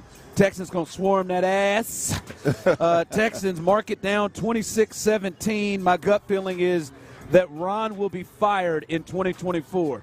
Well, I mean, I guess that could happen. I mean, hell, the ball's standing right here. If that's going to happen, tell him go on, pull the trigger now, man. Let's do it at FanFest. He might do it, man. Hell, I don't know, man. I mean, oh my God! You keep praying on that. You need to talk to the Lord, friend. And I want you to know, sir, I hope that you keep your job, and I hope you're able to support your great family. That's right. Even if they don't like you. I hope that you're able to support your family. I'm glad. I'm certain they don't Ron's like a better man than Show was. I'm certain Ron's a better man than Show was. Show would have took the low road on that one. Yeah. All right, Tyler, let me hear your gut feeling. Now, you're the most confident Houston sports fan I've ever seen in my life, except for when it comes to the Houston Rockets. What is your gut feeling in this game coming up on Sunday? Well, not much is changing with that, man. In all seriousness, I think this is about to be – I think it's going to be a statement game for the rookie quarterback C.J. Stroud and for D'Amico Ryans. I think this is a statement game at the end of this rookie season for our quarterback, and it's going to make a statement of, hey, we're here, we're not going nowhere. Get ready for this. Get ready for this action for several years in the AFC South, Colts. And I think they're going to win, and I think they're going to win big. Oh, you think you got them winning big? 31-13. Oh, 30. Oh, he's got to score 31-13. Are you going to put a little money on Tyler, that? come on, man. I already got money on it, Clint. I love it. Boy, Tyler, you really. I mean, you and the thing is, and it took me about 6 months to get to know Tyler. He believes this. Oh, yeah. He believes this in his heart of hearts. He believes this. Tyler did not believe the Astros were going to lose that game, I believe, until the 9th. It was 11 to whatever. Why is he bringing up old stuff? I'm just saying. I'm just telling his belief. Mm-hmm. His belief is as strong as ever. Listen, I feel good for the Texans in this game. As we've looked at it, the Jonathan Grenard injury is something that, and him being out is something that kind of made me pause a bit. I just don't like it. Winner take all, up and down defense, and your best defensive player this year is out of the game. That when you say it out loud, that one's hard. I feel good for the Texans. The only thing is for me is what keeps me and makes me nervous for the Texans is I just don't know what Gardner Minshew's going to show up. That's my thing is I just don't know what Gardner Minshew is going to show up. And does he have one of those games where Gardner kind of goes off and he's feeling himself like we've seen quarterbacks be able to do against the Texans? Or is it just the Gardner Minshew that plays at a average place, an average space? That's just my thing is I don't know what you're going to get from him. And that's what kind of makes me nervous in this game. But I do think the Texans have the better team going in, even without Grenard. So I feel pretty good about them moving on. The part that scares me is Jonathan Taylor. If this just so happens to be the game where Jonathan Taylor and this offensive line decides to get it together, we're going to have our hands full, man. We could have some problems. That's the one, because then you control the game. You just continue to pound and make it a long game, and in the fourth quarter, who knows what can happen. But Jonathan Taylor's the one that scares me. Is him and that offensive line really is I mean it's hopefully this ain't the game where he makes that. Well, I mean, yeah, and if he's successful, obviously that helps Gardner Minshew, right? Yeah, and if they're able to run the football effectively in the game tomorrow. So that's coming up. Gut feelings. How are you feeling? I think every single person on the text line feels good about this game. I have not encountered one person who has concern of the Texans losing this game, and I love the confidence in it. As we are here live here at FanFest for the college football playoff national championship game between Michigan and Washington, but for Houston, for this city, everything and all eyes are on tomorrow's game in Indy, and you know what this means. When you have, hey, you win, you go to the playoffs. You lose, you go home. That means we're looking at a lot of pressure. There's a lot of pressure, and I'm curious from you. And I did a poll, and it was interesting who won the poll. I'm curious from you, who do you feel has the most pressure walking into this game for the Texans? Walking into this game tomorrow, who do you feel has the most pressure coming into this game? It's another easy one for me, man. You keep throwing these lobs. You keep putting it on the tee. Oh, this is easy for you. It's DeMeco Ryans, and it's DeMeco Ryans, the defensive play caller. Oh, yeah. You if you're DeMeco Ryans, you take the job, and I think the head coach is, hey, man, he's ultimately big picture.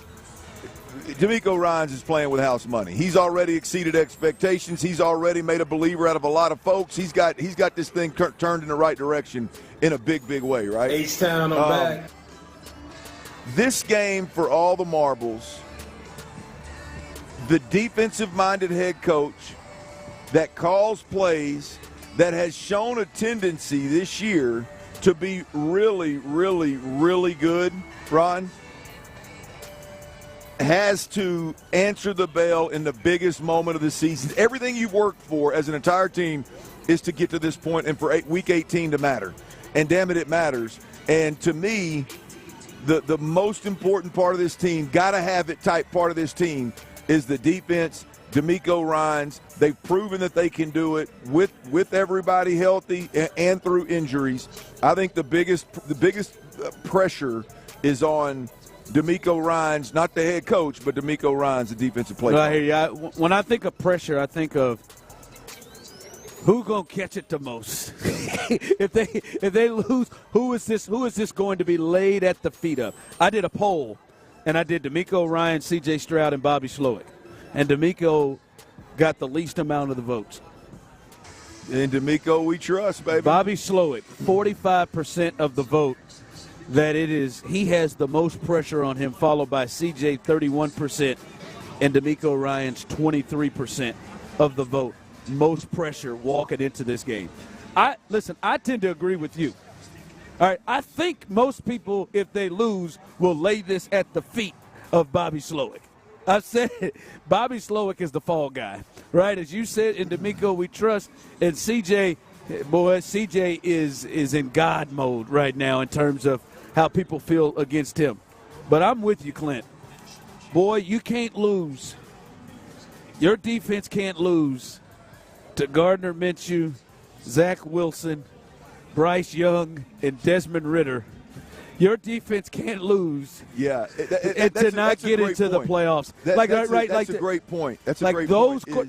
That's what this game symbols to me is when you say those four quarterbacks in those games, and CJ would have played in all of them, stopped you from getting to the playoffs. That's a great point. And next time we circle back to this topic, I'm going to steal it.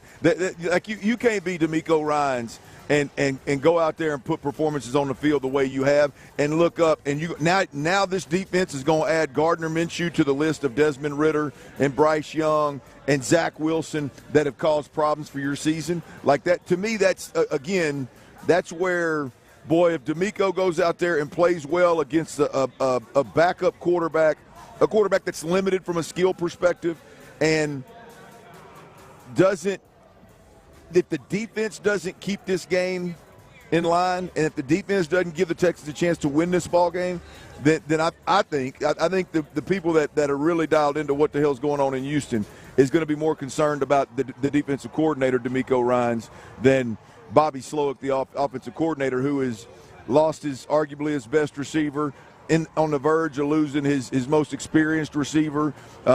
Lost another one of his depth guys that's gone for $150 this year. Hasn't been able to generate a run game. Has his quarterback playing at an MVP caliber level.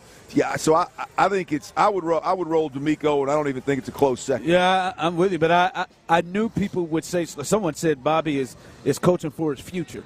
That's crazy. Well, maybe if you're talking, you're right. He's coaching for his future as a head coach. Yeah, I think he's in a good spot there.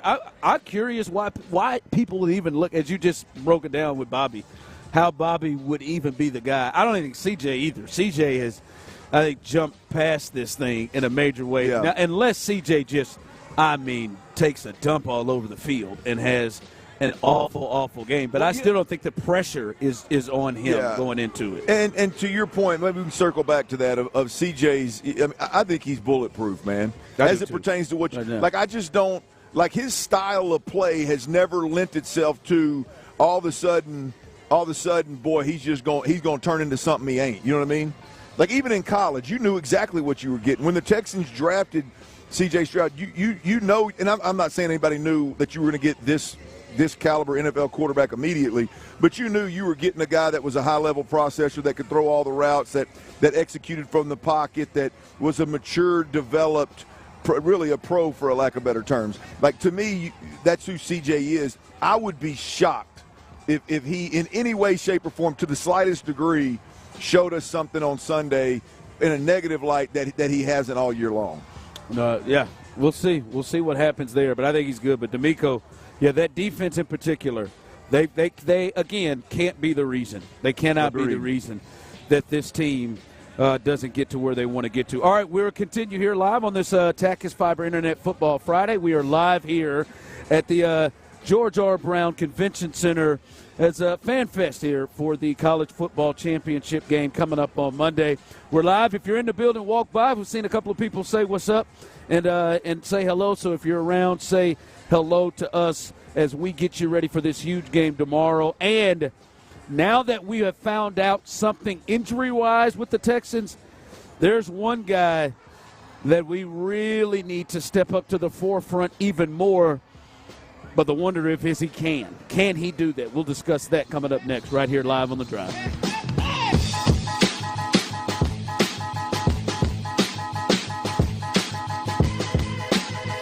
C.J. Stroud may be preparing for the biggest game of his young NFL career. But if you ask him, this is just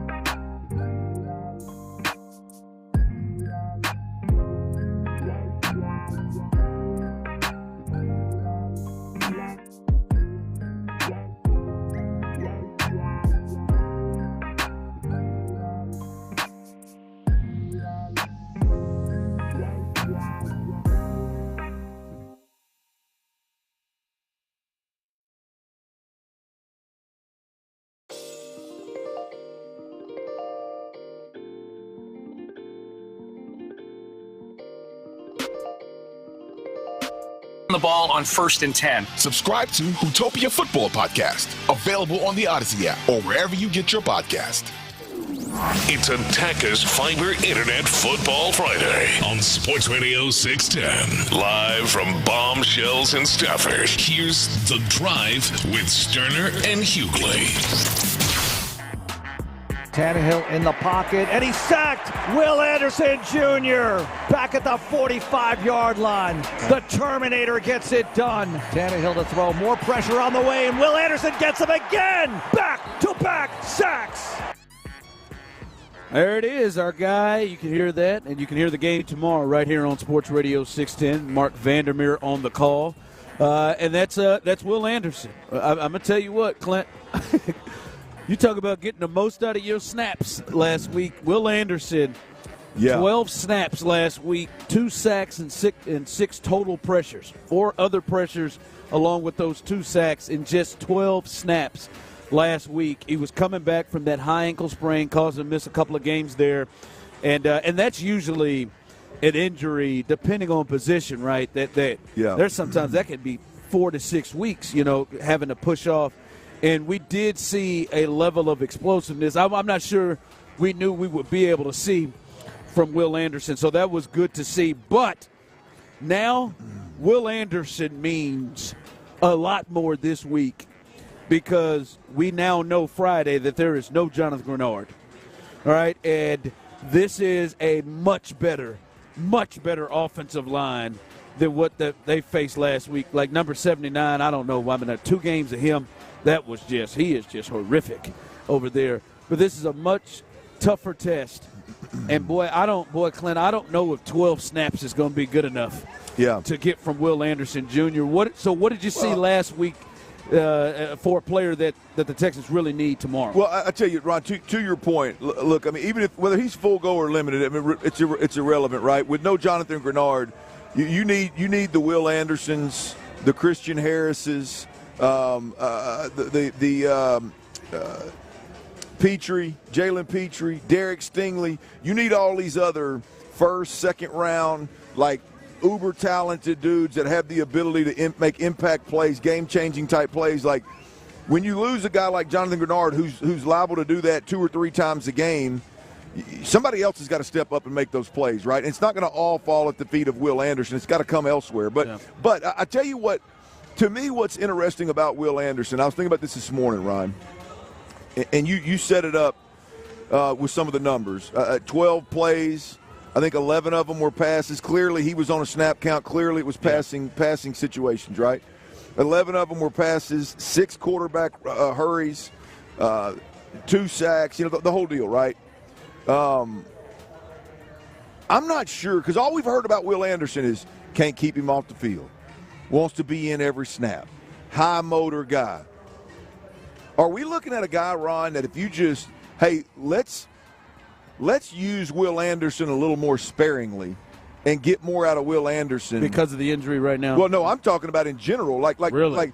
Well, and I don't mean he's still obviously a starter and plays the bulk of the snaps. But is this a sign that D'Amico can sit down with Will and say, "Told you so"? Right now, when I tell you to come off the field, bring your ass over there, stand by me, rest a little bit. And then when we do get you back in the game, you're full go. My point is Will Anderson actually a better player if he has fewer snaps than 90% of the damn snaps the defense is playing?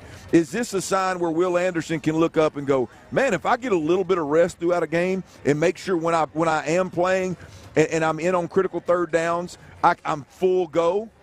Like, was last week a sign? I'm there. I'm there with Will Anderson. Where he knew he had a select amount of plays. It was, let it all hang out. And again, he's never going to go from being a starting pitcher in a rotation to being a closer that throws 9 pitches. I mean, he's never going to make that. I'm not talking about that drastic, but is.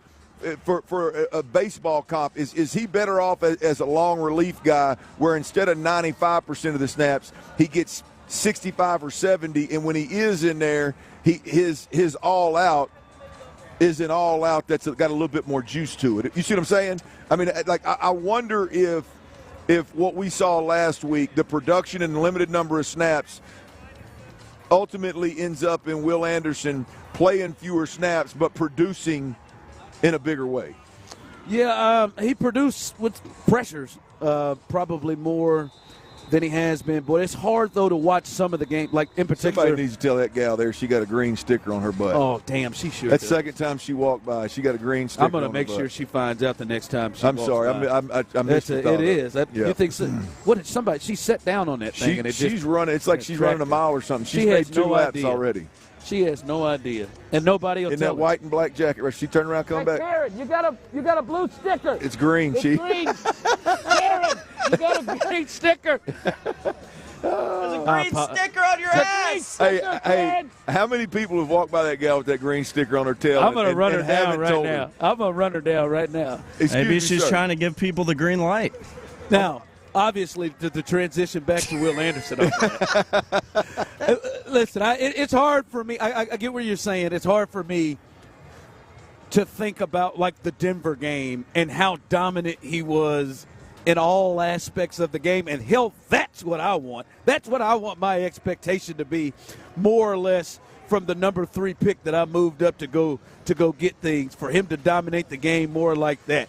Now, the other part is, you got to feel comfortable about the guys that are replacing him, right? Like, you got to feel comfortable about that game in and game out, that, all right, I'm okay with Jerry Hughes or Barnett getting a certain amount of snaps to that I'll be all right with him coming off the field. And that's where like this year right now, I would feel comfortable with that, Ron. I would feel comfortable with those guys, trusting those guys to get more run. Right here, ma'am, in the black and white. Karen. Ma'am, in the black and white. Ma'am, you got to agree.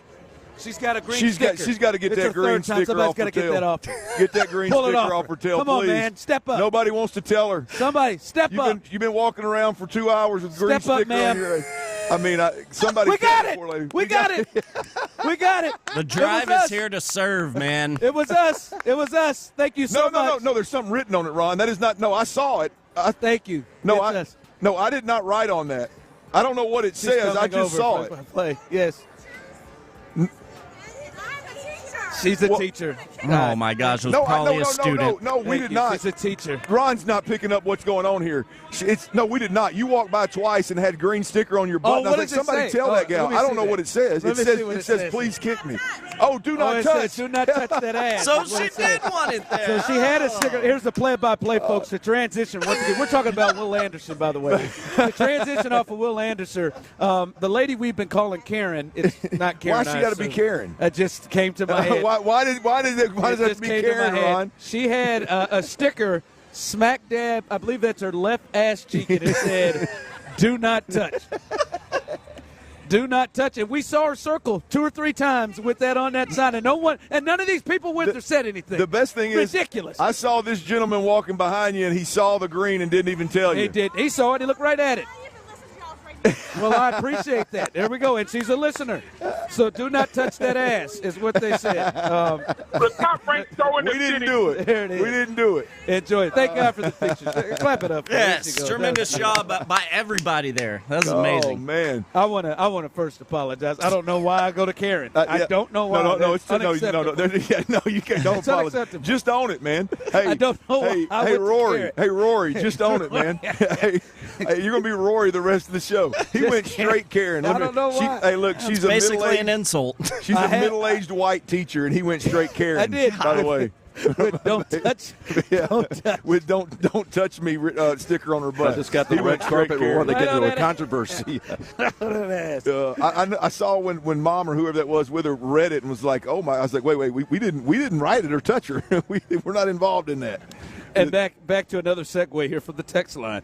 For the 3rd overall pick, you want him on the field as much as possible. Can't have him on the sidelines for 50%. No. of the I snap. didn't say 50%. I didn't say 50%. I'm just saying clearly we've seen Will Anderson, and we've heard them talk about Will Anderson in a way of like, you know, they can't get him to come off the field. They can't drag him off the field. They have to convince him to take rest. Is this a sign that Will Anderson, like, hey man, if you just get a little bit of rest, if you give Jerry Hughes and Derek Barnett, if you give them a handful of these reps in the first quarter and the first half, and then you got more juice in the second half, I don't think that's far-fetched. We're not talking about a guy that's been productive that just okay, he's been productive, let me cut his reps. We're talking about a guy that the head coach and the defensive coordinator has gone on and on about all year long about having to drag him off the damn practice field and drag him off the game field when it's not his turn to rush the quarterback. And so that I'm just could last week be used as a sign to this guy of, hey man, buy into this rest I'm asking you to get a little bit. Buy into giving somebody else a couple of reps, and then you'll eat at a different level when you're in there. I mean, he's still going to be a mainstay in the defense. I'm not in any way, shape, or form talking about splitting reps with anybody, but damn, I'd rather not have to drag you off the field. You just want him as much as full go as it was. Yeah. Real quick, where the hell is Karen teaching? It's Friday. Hell, did she call off? She work? said this whole setup here. This is all benefiting teachers. Oh. And she's a teacher. Now She's a to your teacher, point, so I mean, she's out. I guess they hadn't gone back to school yet. They haven't. Mine are all in school. Well, yours just went back today, didn't they, or yesterday? Yesterday. Yeah, so maybe her Maybe school they still out. Maybe her school might still be out, Ron. Need to put Karen out there. Yeah, maybe she's not a Karen or not Karen, and maybe she's not she's not skipping schools, Ron. All right, let's look at this, man. The most important man on the field, C.J. Stroud. We've seen C.J. Stroud play a lot of different ways this season. What version of C.J. Stroud do the Texans need for them to win this game on Saturday? What version of C.J. do they need for them to win this game on Saturday? We'll continue as we're live here on this Takis Fiber Internet Football Friday, live here on The Drive. We're going to give you your flowers for sure. Join The Drive with Stoerner and Hughley. Live from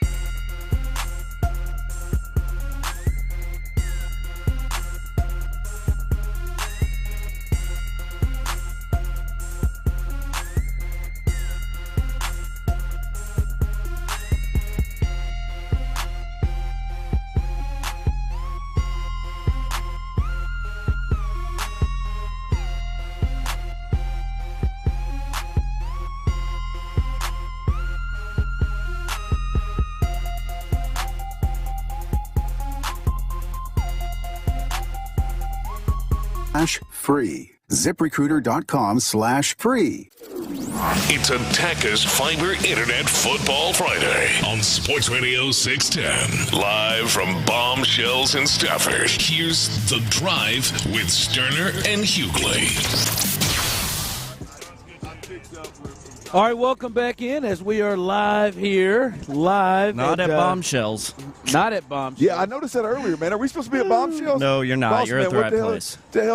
Boss man, what the hell did you do, man? We're supposed to be at Bombshells, and we're out here watching kiddos throw footballs. How'd that work? I'll get it taken care of. No worries. No worries. Everybody's looking at me like I got three heads. My lovely wife, I thought that was a. I'm very happy where I am today. Oh man, relax a little bit, man. Courtney ain't worried about you, baby. Courtney ain't worried about you, man. Yeah, she ain't. She really ain't. To be honest with you, she ain't. But we are not at Bombshells, a lovely establishment. We're at the convention center as we're right in the middle of Fan Fest. Oh, my man, dog, you hit three of them bad boys. My goodness, running through. We see the kids are having fun out here. Running through drills, doing different things, and it's a good time as they're getting set for Michigan and Washington in the college football championship game coming up on Monday. I've already texted my sister-in-law and my cousin with kiddos that of the age that would enjoy this. The setups out here of all the different. I mean, it's. Well, what's this fella doing? It's absolutely ridiculous what all these kids have. What happened? This gentleman right here on the sprint man. Don't do it. That looks like Coach Dick Olin. Running a 40. Now, let me tell you what Dick Olin would not do. Dick Olin wouldn't get on that turf unless he was coaching somebody to do something. I'll tell you, man, you get in here and get a little excited about yourself real quick. Well, I mean, I'm just surprised that old fella there, he stayed upright. I mean, I'd be afraid that I'd deal turf monster would get me if I was over there. I'm telling you, man, I would trip and roll underneath that whole deal right there. No, having a good time out here, enjoying ourselves here and getting ready for this huge game. And Clint, this is a lot of times about your best players and quarterbacks in these big games, and that is C.J. Stroud for the Houston Texans. And I'm throwing this out to you and the people, everybody, 713-572-4610. Those on YouTube, Twitch, however you are listening to us, you can jump in on this. What version of C.J. Stroud do the Texans need to win this game? Because, Clint, I remember talking to Sean last week, and Sean was saying, boy, in these big moments, great players step up and become great. See, that had been me. Great players step up and become great. And I thought to myself, in the game against the Titans, I didn't think they needed C.J. Stroud to go and throw a cape on. To me, I felt like, hey, just be solid. You're a better team, clearly. The only way I felt the Titans had a chance is if the Texans helped them. And just be solid, make the plays, make the right plays. You don't have to come out here and be Superman to win this game. This is obviously a better opponent on the road. What version do you think they need to see of CJ? Look, you give me last week CJ Stroud +1. I don't blame this on C.J. Stroud. I blame this on the plan and them trying to protect him. But you give me. We heard Dan Orlovsky talk yesterday about C.J. Stroud holding the football in the red zone more than anybody in the league. Last week, his mindset, he wasn't going to hold the football in the red zone. They were going to be okay with field goals. Give me the mindset of C.J. Stroud last week, and the +1 is Bobby Slowick, D'Amico Ryans taking the handcuffs off and going, hey, man, when we get in the red zone, go make a play. So I don't know if that makes sense to anybody out there, but C.J. Stroud last week, because I think all that zone defense you're going to see, he's going to have to be patient, extremely patient, complete 75% of your balls, and then when it's time, be more calculated and take that shot. Because there are games you've played where you walked in, I got to make plays today. And then other games of, hey, just be solid. This is the best way to win. I don't think that the Texans need Tampa Bay Bucks or Cincinnati Bengals. Agreed. C.J. Stroud in this game. I don't think there may be some upcoming games if they're able to win this one where it's got to be hey, for them to win this game, CJ's got to be great. I remember the Cincinnati game, we were saying CJ's got to match Joe Burrow. He's got to try to match Joe Burrow, and God, he not only matched him, outplayed him in that game. Even though this is a win or go home, you're on the road against a division opponent. I don't necessarily think that they need him to be the best we've seen, the best where he is just, we're coming out of here and it's 350 yards and he's thrown 4 touchdown passes and he has been the MVP type guy. Now, no one's saying he don't have to be that, but I do think this is closer to, like last week, don't make the pivotal mistake. Make the plays that are there, take the plays, and go and do what you need to do to win the game. Well, a lot of it, Ron, to me, and especially we're talking about it beforehand, right? A good chunk of it is simple: is who is your opponent? Know your opponent, right? You don't have a quarterback over there that's got the ability to roll up 30 plus in a heartbeat, unless you make a bunch of mistakes or you turn the football over or whatever. But just going into the game, you don't see Gardner Minshew being a guy that's going to go out there and from the pocket just absolutely shred.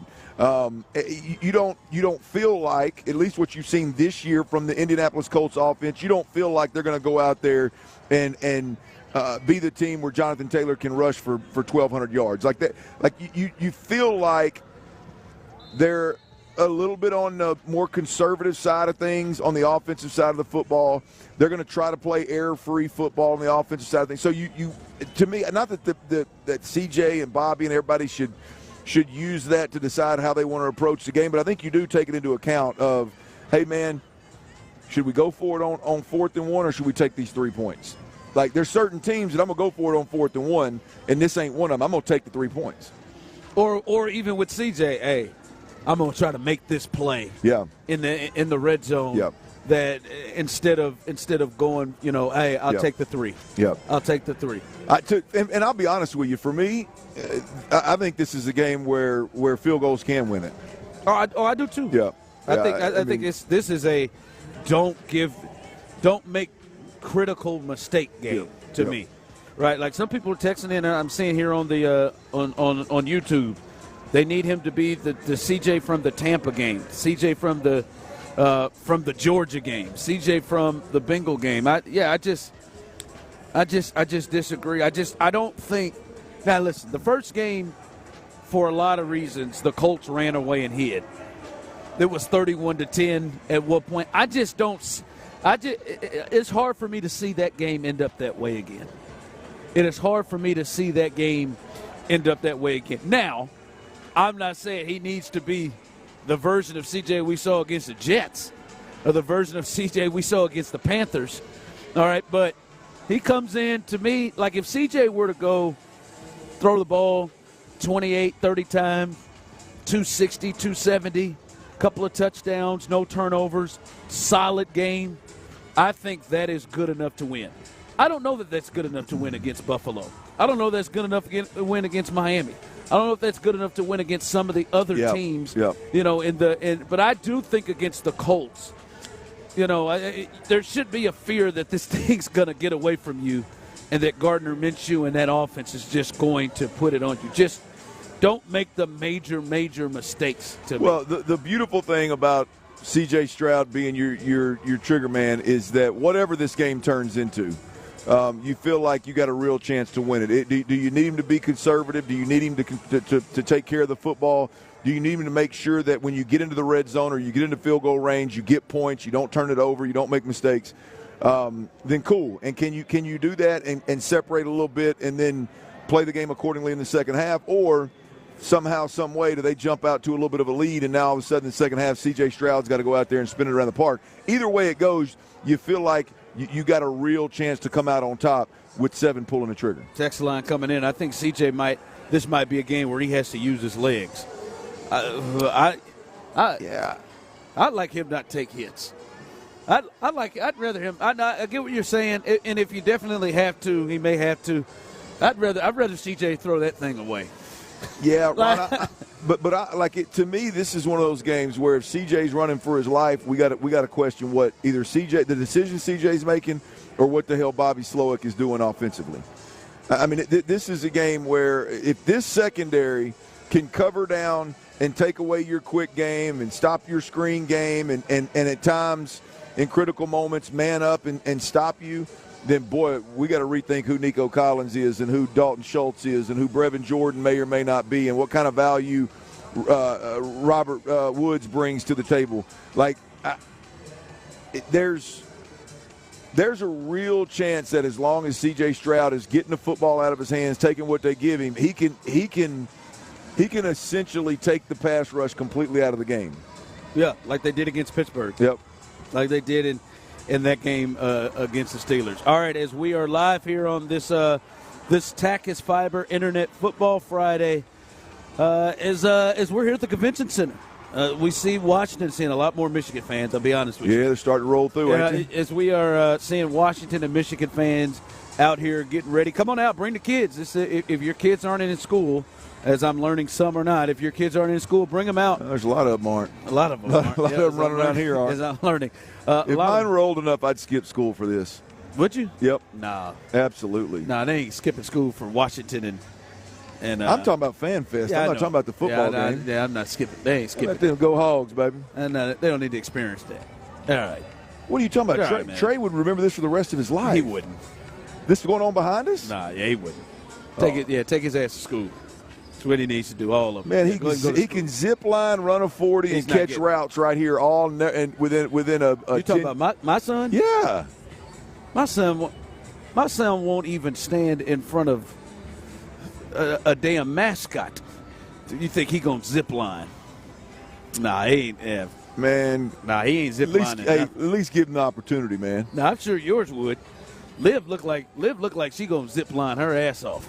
Feel like she'll get down there and do it. Yeah, now. she ain't got at this point in time. She hasn't shown much fear. Now I'm assuming that's gonna change, but right now, boy, she ain't scared of much. That's for damn sure. Ain't scared of nothing. All right, coming up as we continue here on getting you ready for this big game, we'll continue to update you on what's going on injury-wise. There's one player we are still looking at. We'll let you know the latest on that, as well as what else is happening around the league in these games that matter coming up on Sunday. And we bid farewell to a champion, a Houston Astro champion, Michael Brantley. He decides his career is done. We'll discuss all of that coming up next, live right here on The Drive. The Pro Bowl games will have a little Texans flavor.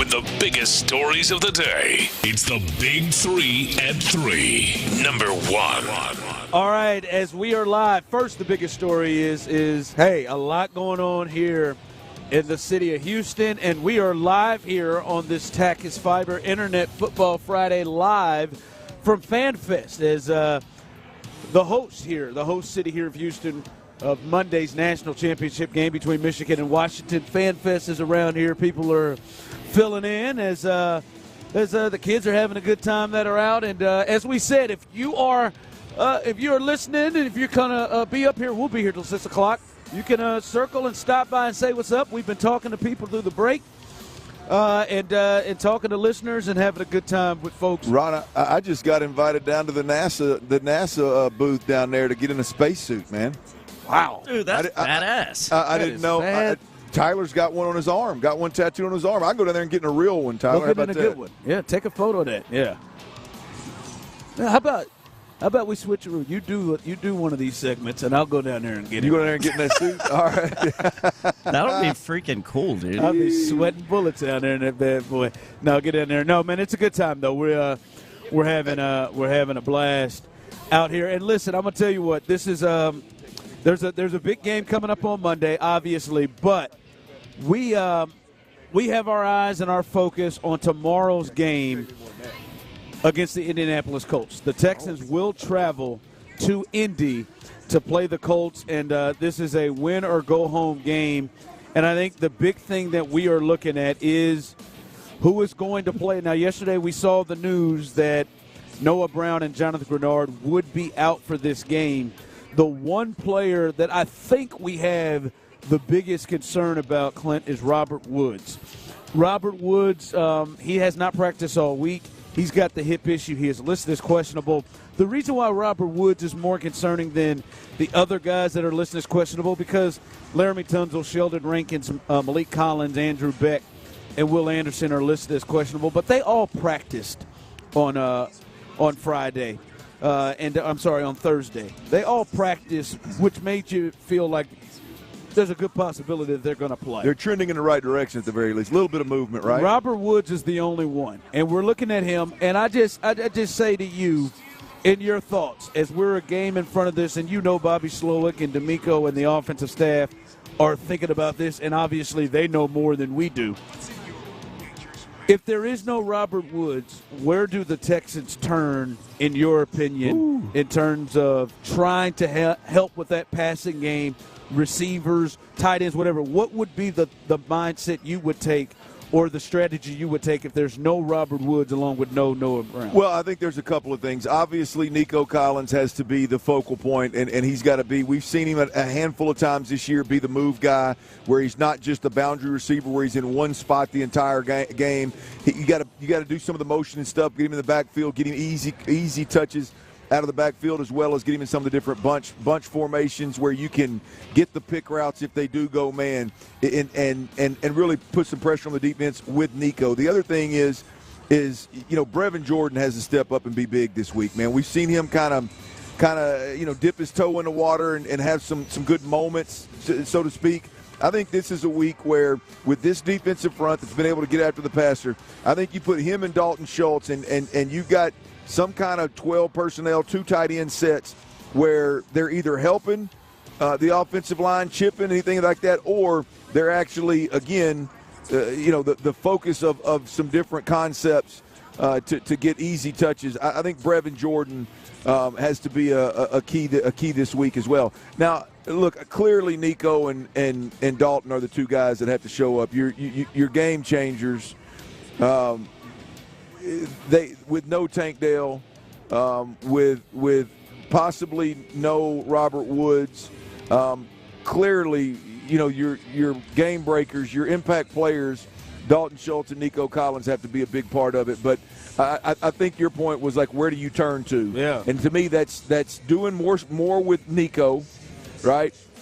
Making sure Brevin, and really it's not about making sure, it's more about, hey, Brevin, we're going to get you the rock, go make a damn play. And then we talked about this before. I think the add-in immediately is Steven Sims. Like I don't want – like this isn't the day where we try to see if John Mechie can create a little separation and make a play. This isn't the day. John Mechie's not the answer. No, not for me. Not for me. Now, if it just so happens that way, because if you're down Robert Woods and Noah Brown and Tank Dell, those guys are going to have to be on the field. And they're going to have to be a part of some of those bunch formations I'm talking about. Some of those different 11 and 12 personnel settings that we're talking about. But when it's all said and done, I'm talking about what do you do if Nico and Dalton are really your only two known impact players? You got to get more out of Nico. You got to use him in a different way. Brevin Jordan has to show up, and then beyond that is where there's got to be a package for Steven Sims. They are running a zone, and they run a zone. Hell, I think I saw a stat they were in zone 90+% of the time the first game against the Texans. I mean, the thought would be, boy, you gotta really take away Nico. Do you have concern they could do that? Even the zone, I think helps the cause of that for the Texans. But immediately your mindset would be, God, there's no Tank Dell, there's no Robert Woods, there's no Noah Brown. Like you're saying, as you said about John Mechie, I'm sure they would think the same thing. Xavier Hutchinson hasn't exactly, made plays or did things that make you concerned. The one guy, and he hurt him in the first game, was Nico Collins. That's my thought is, are they going to take that away? Because CJ going to probably looking that way. Well, that was my first point. Really, ultimately, Ron, is like you can roll a safety over the top of a corner. You can expand a linebacker to Nico if he's just your boundary receiver, and there's not a whole lot of movement with Nico, right? When you look at how do you counterpunch if they're going to try to roll safeties to you, expand backers, well, you move that guy, right? You move that guy consistently. And I think Nico, being a veteran guy that's well-versed in this offense, should have the ability to do that. But that's how you do it. I mean, you don't let them take him away. There's no way. Like Bobby Slowick, I don't care if Nico's the only guy. I don't care if Dalton and Brevin and everybody's hurt. The offensive play caller can make it impossible for 4 quarters take one guy out of the game. Right? I mean, they can make it impossible. Now,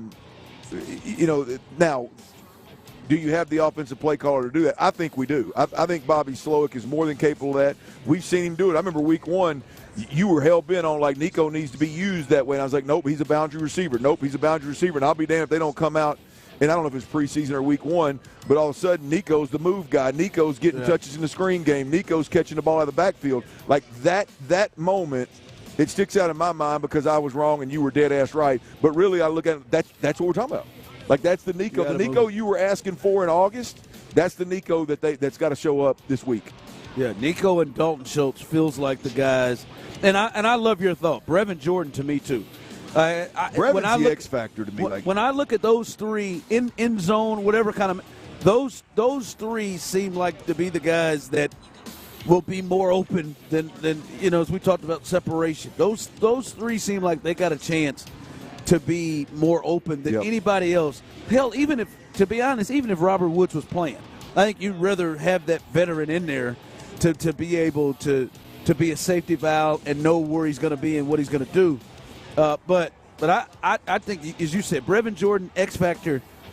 Like, there's some plays there that can be made with him out there. Some double 10-yard plays, 15-yard plays. There's some plays that can be made there with him. Yep. Yeah. So that is the latest. Robert Woods is the one that we are watching and waiting for. I would imagine we may not hear about that until tomorrow. I would imagine they may hold that thing down for some time until tomorrow. So that is the absolute latest there. As they're fairly healthy. No Jonathan Renard, obviously the big one. No Noah Brown, but waiting on Robert Woods. Big 3 at 3, number 2. All right, as the Texans have their big game, also the division is up for grabs. A chance to host a playoff game, and the Jags, they were able to defeat the Panthers last week with Trevor Lawrence on the bench. It looks like earlier in the week they were pretty positive about getting Trevor Lawrence and Christian Kirk back, which would be huge for them. Christian Kirk was a big miss for them, somebody that they that Trevor, I think, trusts more than anybody else in his receiving core. But the reports are today, Clint, that the Jags are iffy about Trevor Lawrence playing with the division on the line in Tennessee. Coach Doug Peterson said he needs to see Trevor Lawrence throw the ball a little harder in practice Friday to test his sprained right AC joint, and the decision to start Lawrence against Tennessee could go all the way up to kickoff, is what he said. It's day-to-day, Peterson said. Today will be a big day for him, as well as Saturday, to see how he is progressing. Well, I've been in this exact situation with an AC joint, and I couldn't get my elbow above my shoulder. I tried in pregame, couldn't throw it 5 yards, literally couldn't get my elbow above my shoulder, went in, and this was back in 99. They stuck a damn needle longer than my middle finger. I could have picked any finger. That middle one I'm a little fond of, them old rods, in my damn AC joint, and shot that thing up. And I'm going to tell you the difference. All of a sudden, the pain goes away, and you can spin it. You can throw it now, but it's a control issue. Like I lost a significant amount of touch and a significant amount of accuracy with my shoulder deadened. Now, I know medicine has come a long way in the last 20 years, and so there may be a better way to deal with it. But I know this, that for all the Texans fans out there that are holding out hope that the division can still be won by the Houston Texans, in my opinion, the only hope that we have, or chance that we have, the Tennessee Titans to beat the Jacksonville Jaguars if Trevor Lawrence doesn't play, or if Trevher Lawrence tries to play and he doesn't have his arm strength. He doesn't have. I mean, I'm looking at a report 4 hours ago from Ian Rappaport, and basically the report you made was spot on. But here's how Ian summed it up. He'll ramp up and try to throw more today. Hey, man, you got a game in 2 days, man. I mean, so that stuck out to me when you say try to get him to throw the ball harder. Yeah. Well, you just can't. I mean, you can't get your elbow above your shoulder, and you need to get your elbow above your shoulder in order to snap that thing. And Trevor Lawrence is a big pocket passing, like with very traditional mechanics, if you will. And it's going to be, if he can't get that elbow up, if he can't get any pop on the ball, it could be a problem for Jacksonville. Now, I think the Titans have absolutely quit. They sure did look like they did last week. Yeah, look, I don't think they have anything to play for. I don't think there's no identity on the offensive side of the ball, so I don't think they have a chance in hell, to be honest with you. But if you do, if that game's going to go wonky, if that game's going to go sideways, it's going to go sideways because Trevor's not in there holding that thing together. Yeah, that was surprising to see that Mike Vrabel team appear to just shut it down. Absolutely. The way they did. And it is in Tennessee, but, I mean – that game is very similar to the Texans game last week. But if Jacksonville gets up early on them, I just would think it's only human nature with some of them cats. Hey, man, let's not get hurt going into this offseason, yep. Baby. Let's not. I mean, you want to put stuff on tape, but it's about ready to get this thing rolling through. So that is the latest. Trevor Lawrence, if you're hoping for the Texans' chances to win the division, host a playoff game instead of having to go on the road. If the Texans win, the Jags lose. That would be the case. Trevor Lawrence, it's iffy if he plays on Sunday against the Tennessee Titans. Big 3 at 3. Number 3. All right, Tyler, I don't know if you're going to be all right. I mean, we may have to pour one out and grab boys to men here. The hell are you talking about? In just a bit, because we lost Michael Brantley. Ah, yes. Uncle Mike? Yeah, we lost Michael Brantley. Not to death, folks. He's retired. He has announced he's retired from the game of baseball after 15 years in the major leagues with the Astros, Cleveland before that.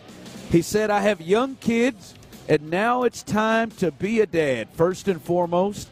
He said, so Michael Brantley, a guy who came here, won a championship with the Astros, had some injuries that kind of hurt him at the end, but still a really good player for the Astros, somebody that I think people will have fond memories for.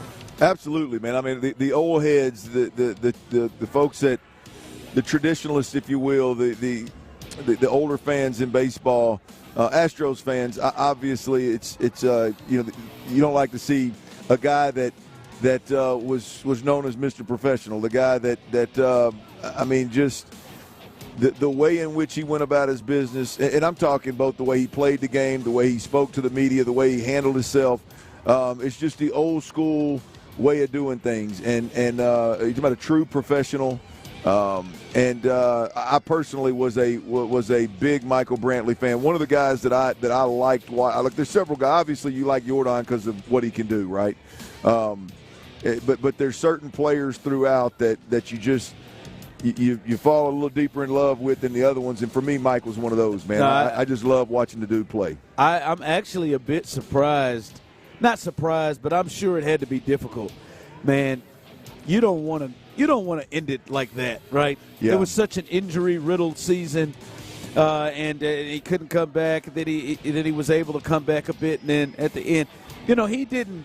Generally, guys, if they can, they would love to end it the way they want to end it going out and playing like that. He missed so much of the season last year, but I can completely respect this thing, man. I won a championship. I made my money. I got these young kids, man, and hell, who's tired? It obviously, clearly, a lot of hard work to get his body back to that spot. Well, I mean, you think, Ron, I mean, I don't know where you're at, but I can speak for myself, man. If I had a career where I made enough money to sit and hang with my kids for the next 4 or 5 years and pick them up from school every day and be there, it'd be tough for me not to make that decision as well, man. Yeah, but man, football, you play football your whole life, you're at that top of that top level. Sometimes you want to hang in there. I think now that we know he's retiring, it's really a damn shame Mickey didn't be able to get on the field. No question. Now that we know he's retiring, that his father had to stand up there in the stands. Got the coach from the damn bleachers. That's a damn shame. I mean, it ought to be a shame. That's bull job. I'm sure that was on Dusty. Ought to be a shame. Damn it, Dusty. Damn it, Dusty. All right. We'll take care of business with our friends with Mo Karam Law and get you their official Friday injury report. And I want you to think about this. We're 1 day away, one sleep away from this huge game. If you had to select one, the number one Indianapolis Colt that concerns you and keeps you up going into this game on Saturday, the number one Colt that concerns you and keeps you up. We'll discuss that coming up next. The Texans' first matchup against Indy didn't go as planned, but that doesn't.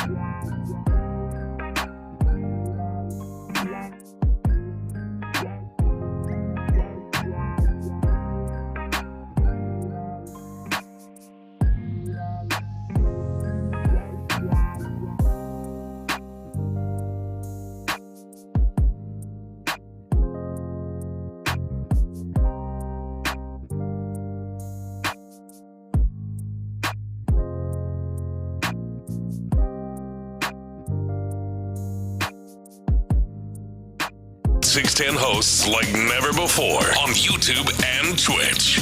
Houston's sports leader, Sports Radio 610. It's Attacker's Fiber Internet Football Friday on Sports Radio 610. Live from Fan Central at the George R. Brown Convention Center. Here's The Drive with Stoerner and Hughley. I really, really want one of them big hats. Those big hats. I've seen them circle around here. They got the real oversized hat. I really want one of them big hats. Do you really? I do. What logo would you put on it? I really don't care the logo right now. I just want one of them. You on Jayhawk? Oh, that'd be fine. I think that's the only route you should go. I'd like a Sports Radio 610 one. Oh, okay. Now we're getting boy, it's hard to get a polo around these joints, and you're gonna get a new hat, huh? One of them big hats, huh? That's what we're gonna do. Damn. That's what we're gonna do. Can't get a jacket, huh? Yeah, I want one of them jackets, man. Let me get. Hey, man, I'm gonna order me one of them Christmas sweaters like Pendergast did. Pendergast done got the plug somewhere. I saw Boss Man's jacket earlier. I said, man, that's nice. Boss Man got a jacket? Well, he went ahead and created. He put that logo on that chest. I got a feeling Boss Man put that together. I'm gonna do that. Boss Man got to connect in his personal life, I think, on that one right there. Yeah, that's smart for him, man. But no, man, it's I'm gonna get me one of them hats. I want next time that guy comes around. I ain't gonna do that. I got probably. Is somebody selling them? I've seen multiple people with them. But you said next time that guy comes around, is somebody walking around selling them? No, this next time that guy comes around, I'm going to ask him if he can let me put it on. If you just borrow it for a picture? Yeah, I don't have too much grease in my hair today, so it'll be all right. I mean, I think you should challenge him. I think you should grease it up and then see if he'll say anything about it. Grease it up, see if he say anything. You make him really – I'm assuming – I didn't see him. I'm going to assume it's a white guy. How much do you think the Bad Boys run? I'm going to assume it's a white guy, right? Oh, hell no. These damn things are $125? Yeah. 4 payments of $31.25. See there, you can bust that thing up, man. $125? But you be the only guy in town with one, man. Wow. Well, it was a good thought. Yeah, I mean, the thing is, you're not gonna get a lot of wear out of that, are you? No, not for $125. I mean, I in my mind, I thought if it was $5, you're not gonna get a whole lot of wear out of that, though, are you? But in my mind, Clint Tyler, I was thinking, I'll give him $55 for that. I'll give him $50-$60 for that. Damn, that thing's $125. Oh man, we got the Sports Radio 610 logo on it. Well, if it has Sports Radio 610 logo on it, I believe that should be given to me. You gonna expense it?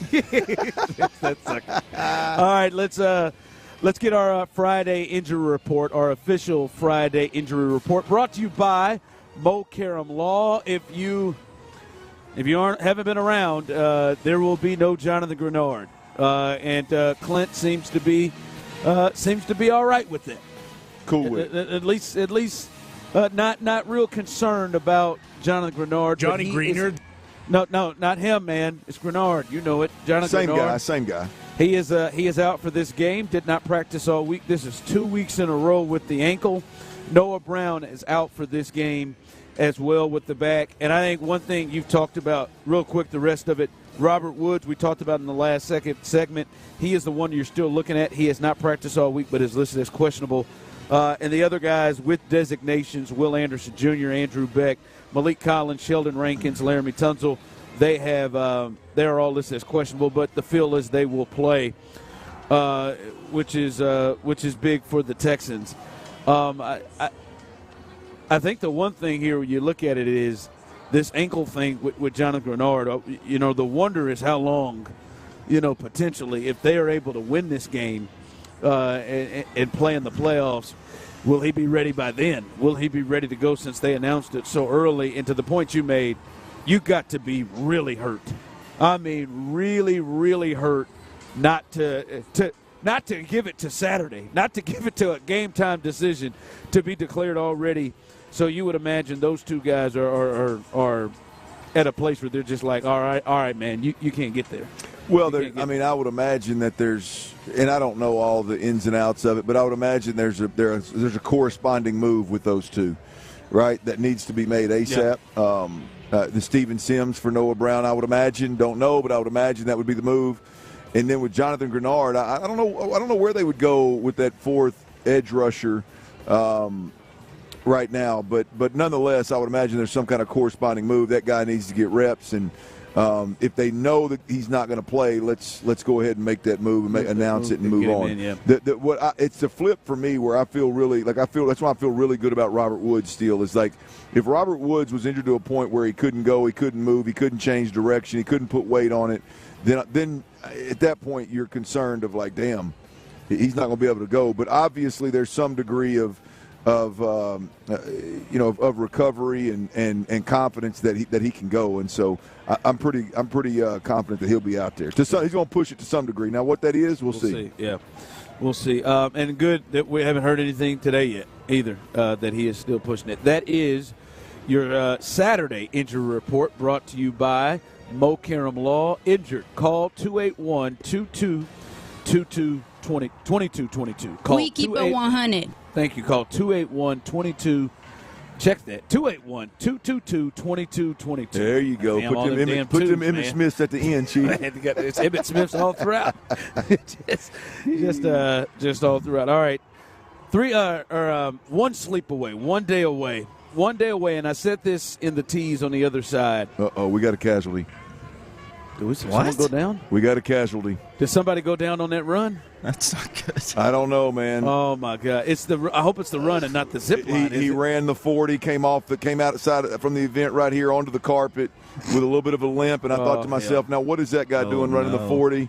And then that limp, he went over to Dad. They're rubbing the patella tendon, man. We don't know what's going on here. At least it's a youngster. Okay, get your foot placement right. Man. What we have set up in front of us is a zip line and then a 40-yard dash, and we have a lot of chance takers out here. I've seen many people that are over the age of 40 who are busting it and looking to pull a hamstring, looking to pull something. Do you think we see a hamstring pulled off the bone before we leave today? I think we do see someone who gets hurt.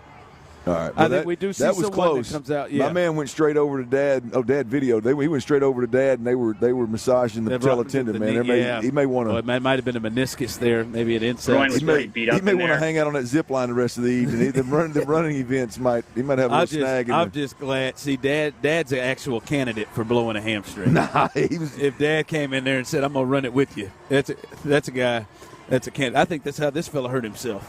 Rolled the ankle here and right there. Now he's on the cart. There he is.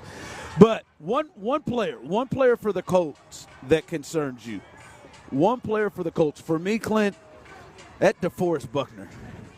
That DeForest Buckner is a one that makes me nervous. One, because of how good DeForest Buckner is. Two, because of who DeForest Buckner is going to be going up against.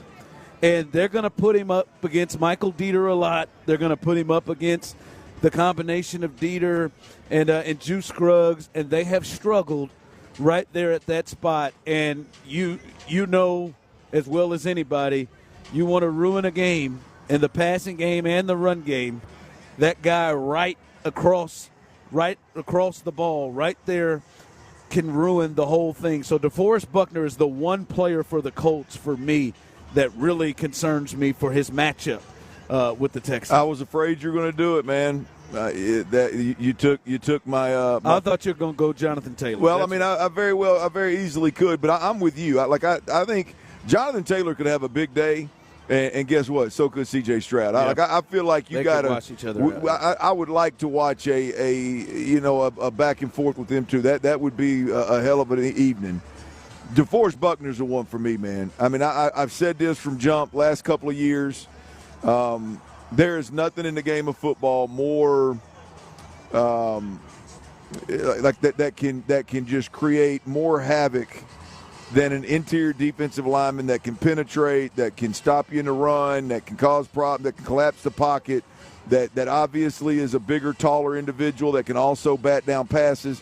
DeForest Buckner's a guy to me that could really, really cause some serious problems. And I'm not just talking about in one situation, one drive, one critical moment.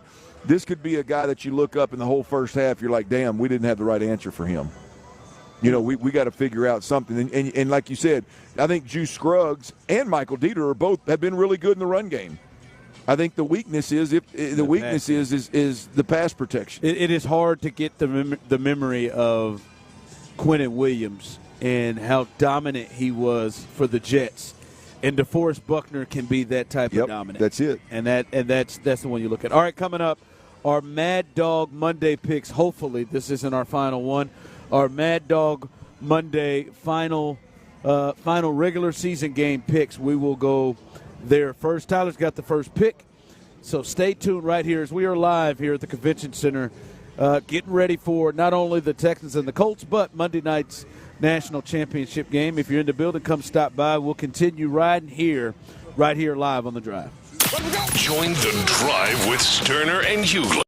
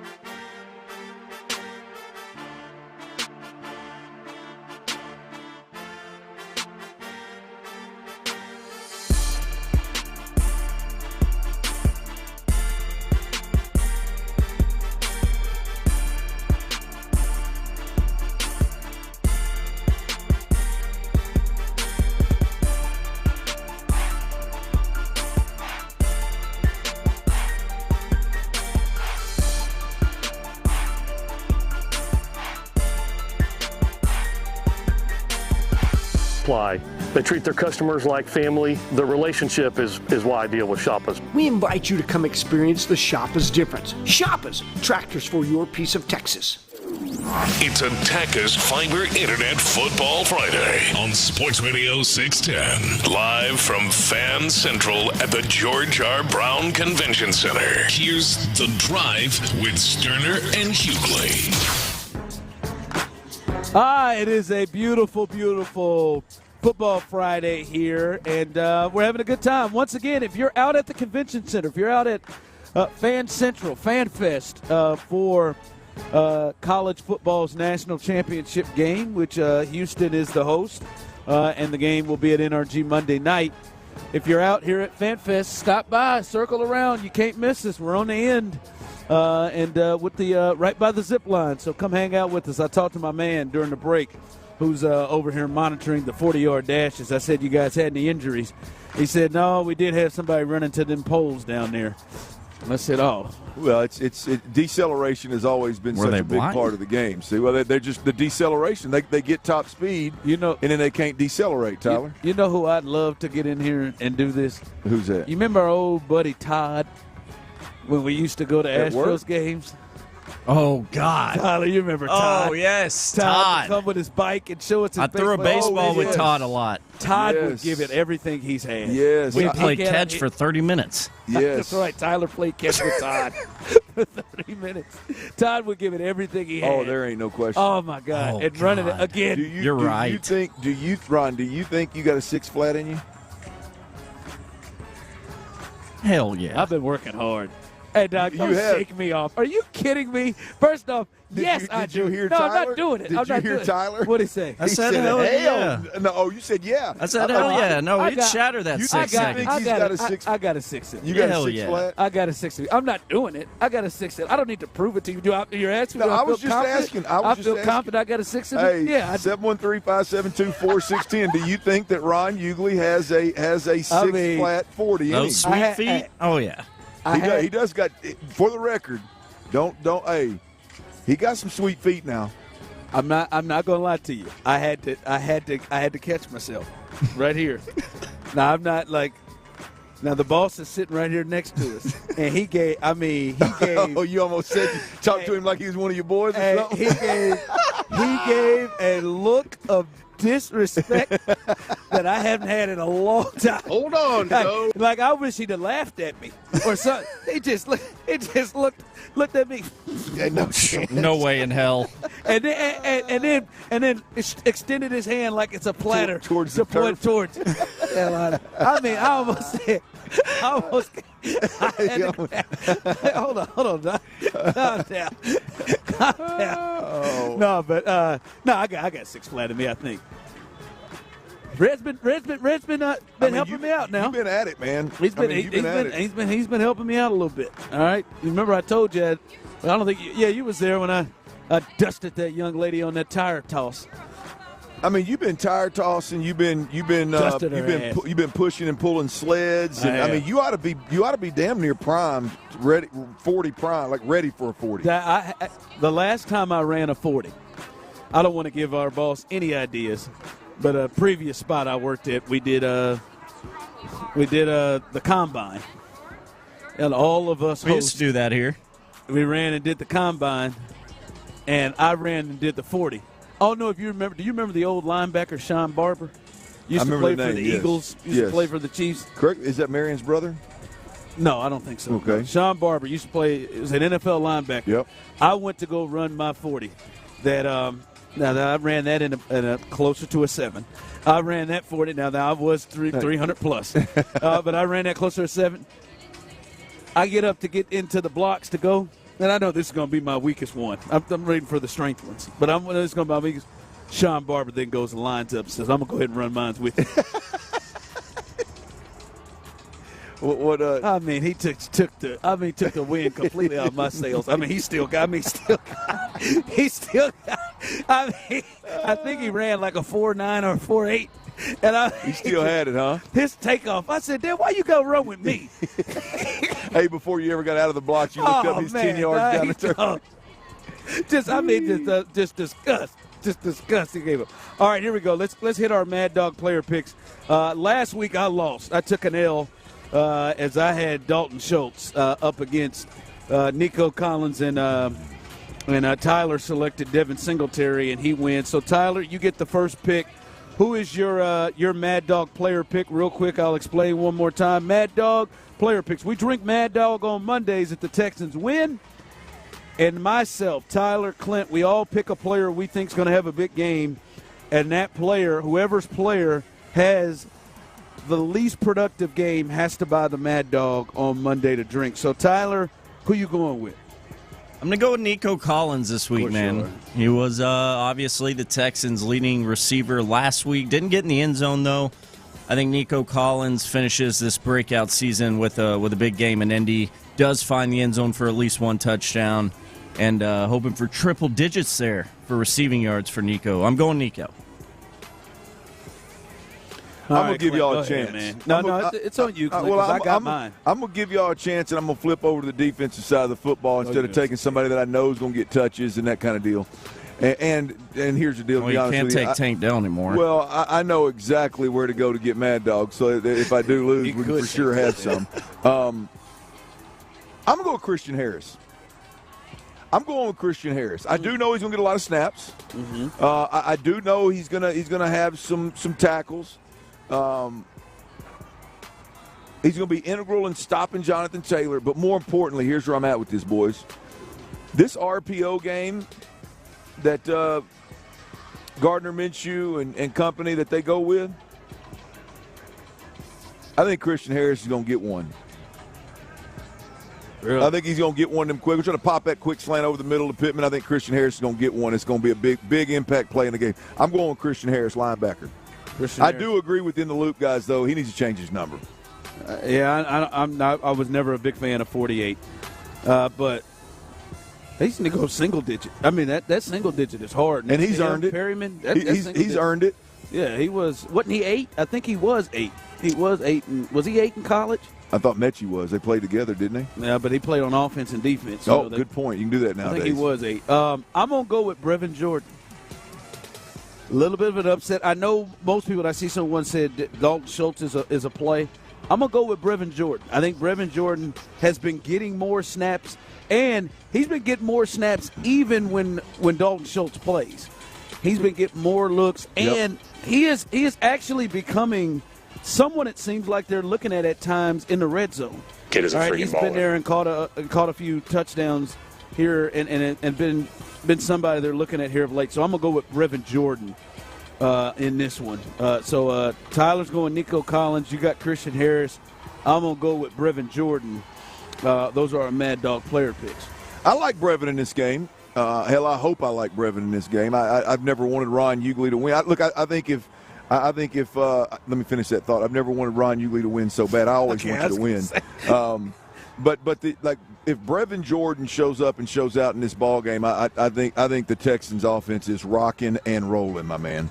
Yeah. You know what I mean? I don't think it's one of them deals where, boy, it's a tough day at the office, but Brevin Jordan has 7 catches for 75 yards and a touchdown. And if Brevin Jordan is rocking and rolling, I think these Texans are scoring points. They're moving the football, and they win it. They win it handily. So I like him in this game. Yeah, I just really don't appreciate what I'm seeing here on the text line and on YouTube and Twitch. Hell no. There's no chance. Even one a fan, the few of them. I love you, Ron, but hell no. You have a 6-inch vertical leap. How do you know this? What do you just look? What, I just look slow? Is that what the deal is? I just look slow? I could pick it up now. Well, I think you're onto something there. I mean, I think it's probably fair to say that you look slow. I mean, I'm just being now. I'm on record. Damn. Well, I mean, is that you calling me fat, or is that you saying? I don't use that term. I'm thick. My body I think shorter, thicker. Like when the shorter, thicker guy or girl walks in the door, you don't think speed. I mean, fat. But I'm here to tell you, with Ron, there's an element of twitch there. There is Ron. Everybody played with this guy, and I'm going to make it fair for everybody. If you're going to bet on this, Ron is really the interior defensive lineman that spatted them ankles. Always. And spatted the ankles, and then you said, he's got good feet. Not spatted the ankles in like he should have never spatted. What the hell is he doing? He ain't moving fast enough to hurt. Ron's the guy that spatted the ankles in high school, and you said, damn, he needs that spat. He got quick feet. I'm just telling y'all, before you go to making bets or bold statements, the feet are quick on Ron Hughley. My man Paul. Seen him move. Hey, guys, if Ron breaks 6 in the 40, I'll drive up and give him $500. I mean, this is ridiculous. This is getting ridiculous. No, what's ridiculous is 500 on the line is that your ass ain't over in that line already. Did you see them two people just go off that it's like they fell out of the sky or something and got yanked up by that cord. I mean, that can't be comfortable. Text and they line, both have whiplash, I promise you. You do look slow. Now, what is that, man? What, my size? Well, my goodness. Like, listen, man. You find that hard to believe? Like, I can see, well, I mean, damn. I mean, just, damn, yeah, your ass looks slow. Like, dog. I mean, oh, Jesus. Oh, man, God, goodness. These kids are about to kill themselves on this 40. Now, that's what I would do, wear my cell phone out. I don't need to prove these things. I know in my heart that I would, I am really annoyed by this. I mean, 6 flat for $500? God, I mean, First off, you limey bastard. Honest to goodness, Tyler, I want you to be truthful and not. You really believe I could? Do you really believe I could break 6? I 100% believe that. Yes. I appreciate that. I think it wouldn't even be close. Tyler, Glenn. I'm just being honest. I don't think there's a chance in hell. If you aren't, people, you need to be watching on YouTube because the looks going on are tremendous. I mean, I'm just being honest. I don't think there's a chance in hell. So what do you think the number would be? It'd be closer to 7 than 6. I'm just telling you. I mean, 6? I mean, that's Ron. There's offensive linemen. There's a handful of offensive linemen in the league that can bust 5. And you think you gonna cap 6? I think I am faster than some offensive linemen in the league. You're definitely lighter than a lot of them. I mean, I don't know. I mean, that's it. I do not. I think I have. You think Big Boy right there got a 6 in him? Ain't no way in hell. I don't know. Ain't no way. But I look better. And he got. I mean, his ass is up to your shoulders. He got legs longer. That's all right. But I'm more fit and I look better than him, easily.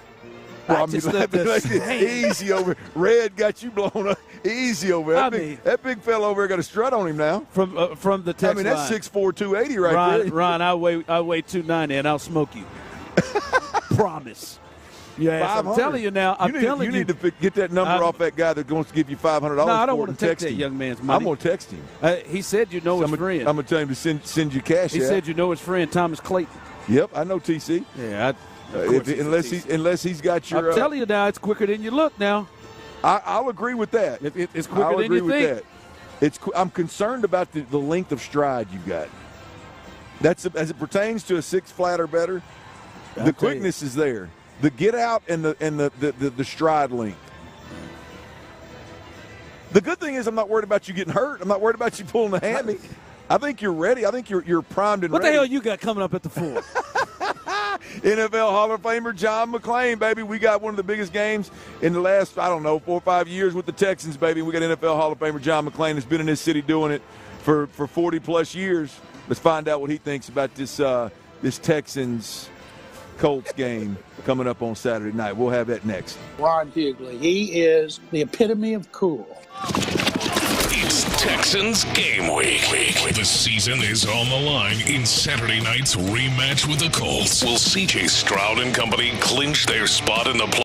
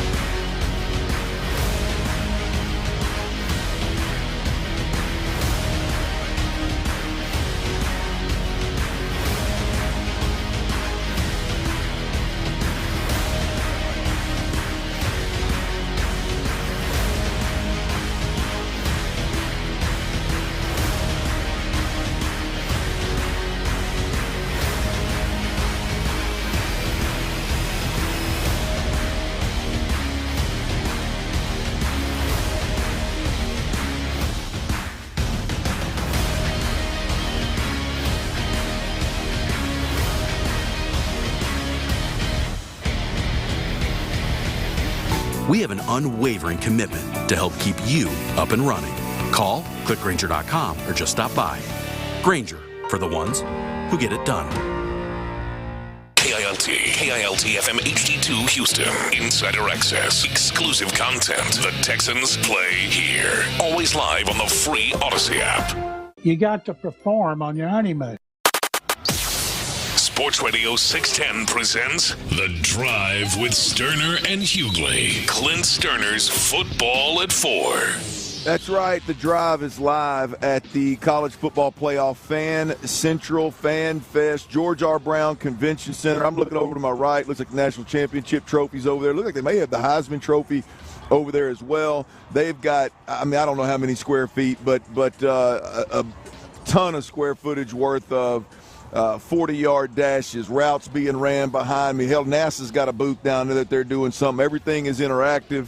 They got a zip line going right in front of us. This is a cool event right here. If you've got your kids out there and you're looking for something to do this weekend, make sure this is on the list. It's not often that you get an opportunity to do this here in Houston.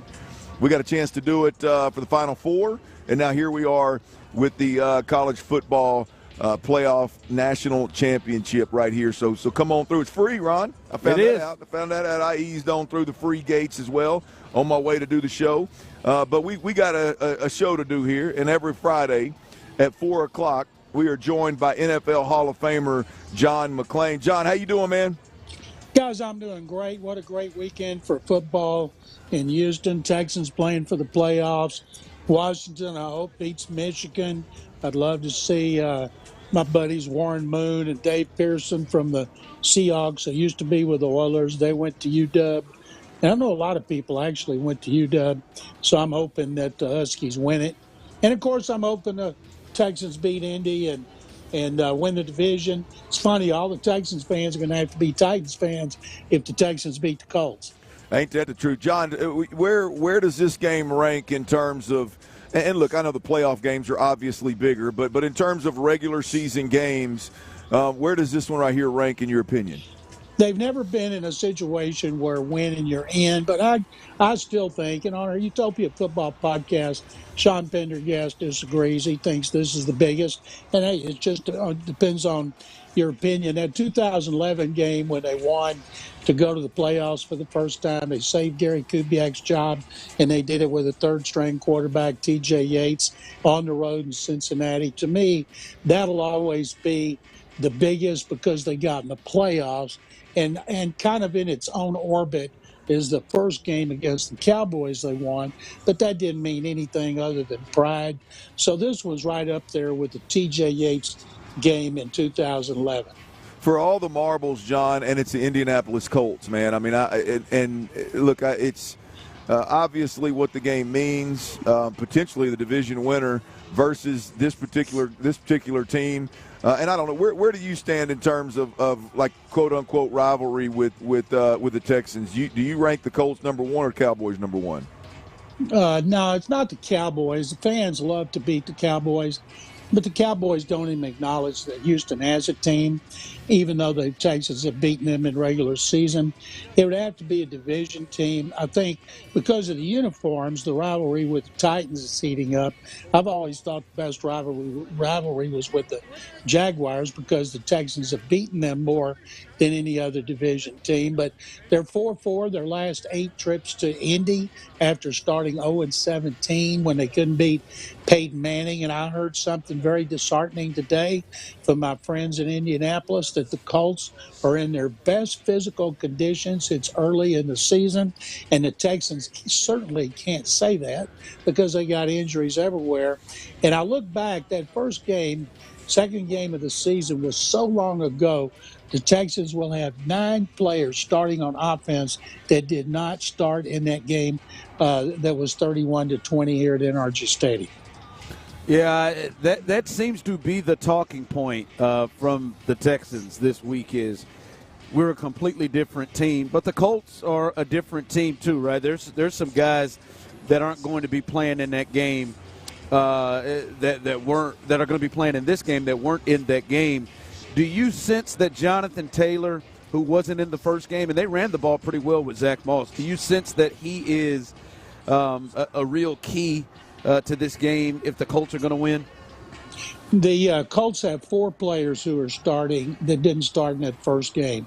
That's how fortunate they've been injury-wise. Anthony Richardson, of course, started at quarterback, got hurt. Gardner Minshew came off the bench and ignited the victory. Texans are 3-0 against him. They're 0-5 against Taylor. But nobody has run on the Texans. It's unbelievable. In the last 4 games, they're giving up 52 yards a game rushing, 88, tied for third in the league, 80 over the last 12 games. That run defense, and it doesn't matter who's out there, has been fantastic. Jonathan Taylor, this sounds impressive, but it pales compared to what Derrick Henry done to him, and they just totally shut him down. In his 5-0 record against the Texans, he's averaged 126 yards rushing, and in the last 3, he's averaged 149. And Zach Moss is supposed to be back. He's missed the last 2 games. Their offensive line is healthy. Can you imagine an offensive line actually being healthy? We certainly can't in Houston. So they're going to try to run the ball, and I feel confident about the Texans' run defense because nobody's run for 90, much less 100. It's the biggest turnaround on the team. So I think they're going to contain the running game, and I think it's going to come down to Stroud and Minshew. John, you mentioned several injuries there. As you look at the Texans in this injury report, I'm hung up on Robert Woods. I mean, ultimately, with no Noah Brown, no Tank Dell, clearly Robert Woods has been an integral part of what they've been able to do when he's healthy. I do believe in the chemistry that he has with C.J. Stroud. And I think this is a week where it's even more important to have that particular guy in the lineup. We don't know exactly if he's going to play, into what degree, if he does play, how healthy he really is. But just your thoughts on the importance of Robert Woods being available this week, and if he's not, what does that look like? Well, then we'll see more of Xavier Hutchinson. We'll see Stroud using the tight ends, Dalton Schultz and Brevin Jordan more. It wouldn't bother me at all if they didn't throw more to Brevin Jordan because he seems like he makes a big play when they do. And I think with Schultz and Jordan, they'd be working the middle of the field. And then they're going to double, I'm guessing, Nico Collins anyway. But Woods came off the bench Sunday, and he did a good job. And in this game, if you can walk, you're playing. And because that, they get it's all or nothing. So anybody that can't play in this game can't walk because it's all hands on deck. It is. John McClain. Speaking of the injuries, I think the biggest injury clearly right now is Jonathan Grenard. I think he's been this team's best defensive player consistently all season long. 12.5 sacks, an alternate to the Pro Bowl. They were able to weather his loss last week against the Titans, but this is a much better offensive line. How big a deal do you think this loss is with Jonathan Grenard this week against the Colts? I think the way Derek Barnett has played in his 3 games here, it's been amazing. He's better here than he was with Philadelphia. He's got sacks, he's gotten pressures, he plays the run. I went back and watched the game again yesterday, and so I could focus more on people. And Khalil Davis started in place of Malik Collins. He plays the run great. Derek Barnett's played better than anybody thought he would. So, of course, they're going to miss Grenard. And we don't know how much Will Anderson Jr. is going to play. If he plays 12 snaps again and gets two sacks and 6 pressures, that'll be great. I wrote a column yesterday about what a big game this is for him to showcase his ability to all those voters who will vote next week for all the awards and the All-Pro team, and he's been playing much better than Jalen Carter. Carter's the leader in Vegas, and he started off really well, but I got all their stats detailed in there, so it's a big game, not just to get in the playoffs, but for the Texans to get some well-deserved individual recognition. John, I mean, tell me if I'm crazy with this thought. Ron and I were talking about it a little earlier, man. We watched Will Anderson just absolutely wreck shop last week with 12 snaps. I mean, it's hard to even if I weren't there and saw it with my own eyes, I'd call you a liar if you threw his stat line out there at me last week. Is it crazy to think after hearing all year long that this guy's his motor, he's nonstop. We have to pull him off the field. He wants to practice every day. Am I crazy to look at what we watched last week and say, maybe it could have been a message to Will Anderson of hey, man, sometimes less is more. See what you can do when you're fully healthy and not fully healthy, but when you're not exhausted, and when we pick and choose when to really let you loose. Could last week be used as a sign for him, or do you think I'm crazy? Well, first of all, we know you're crazy. That's already been established years ago. But, that's up to the coaches.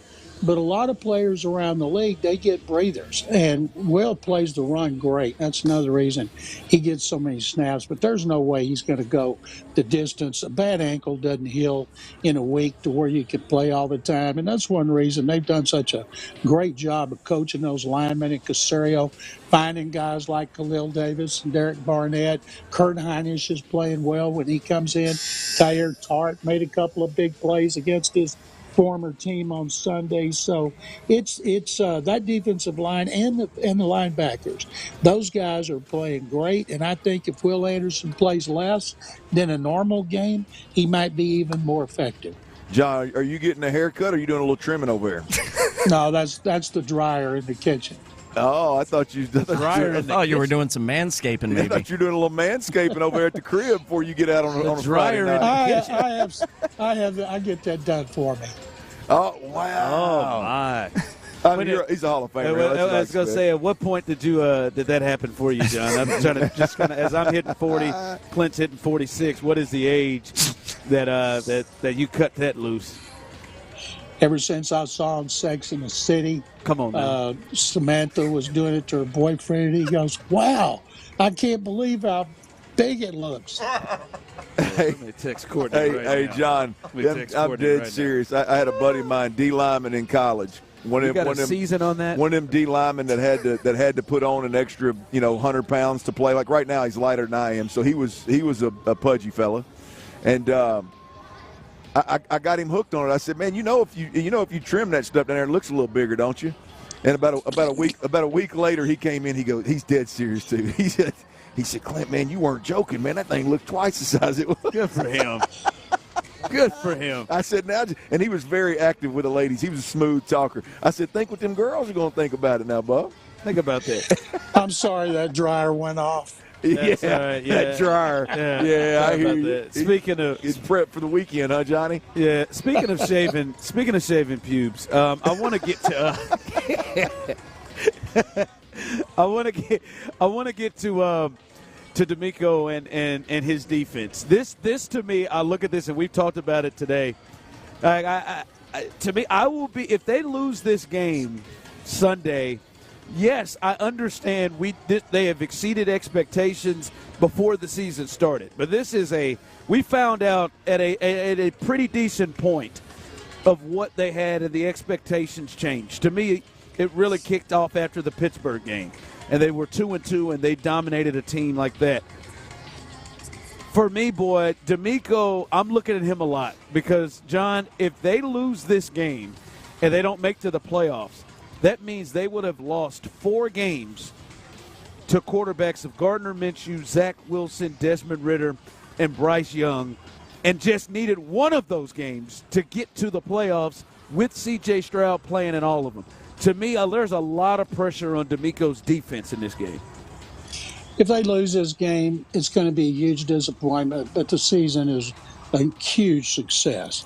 Winning record after being such a dog the last 3 years. But, yes, the worry about defense is not the run defense, it's the coverage, giving up plays down the field.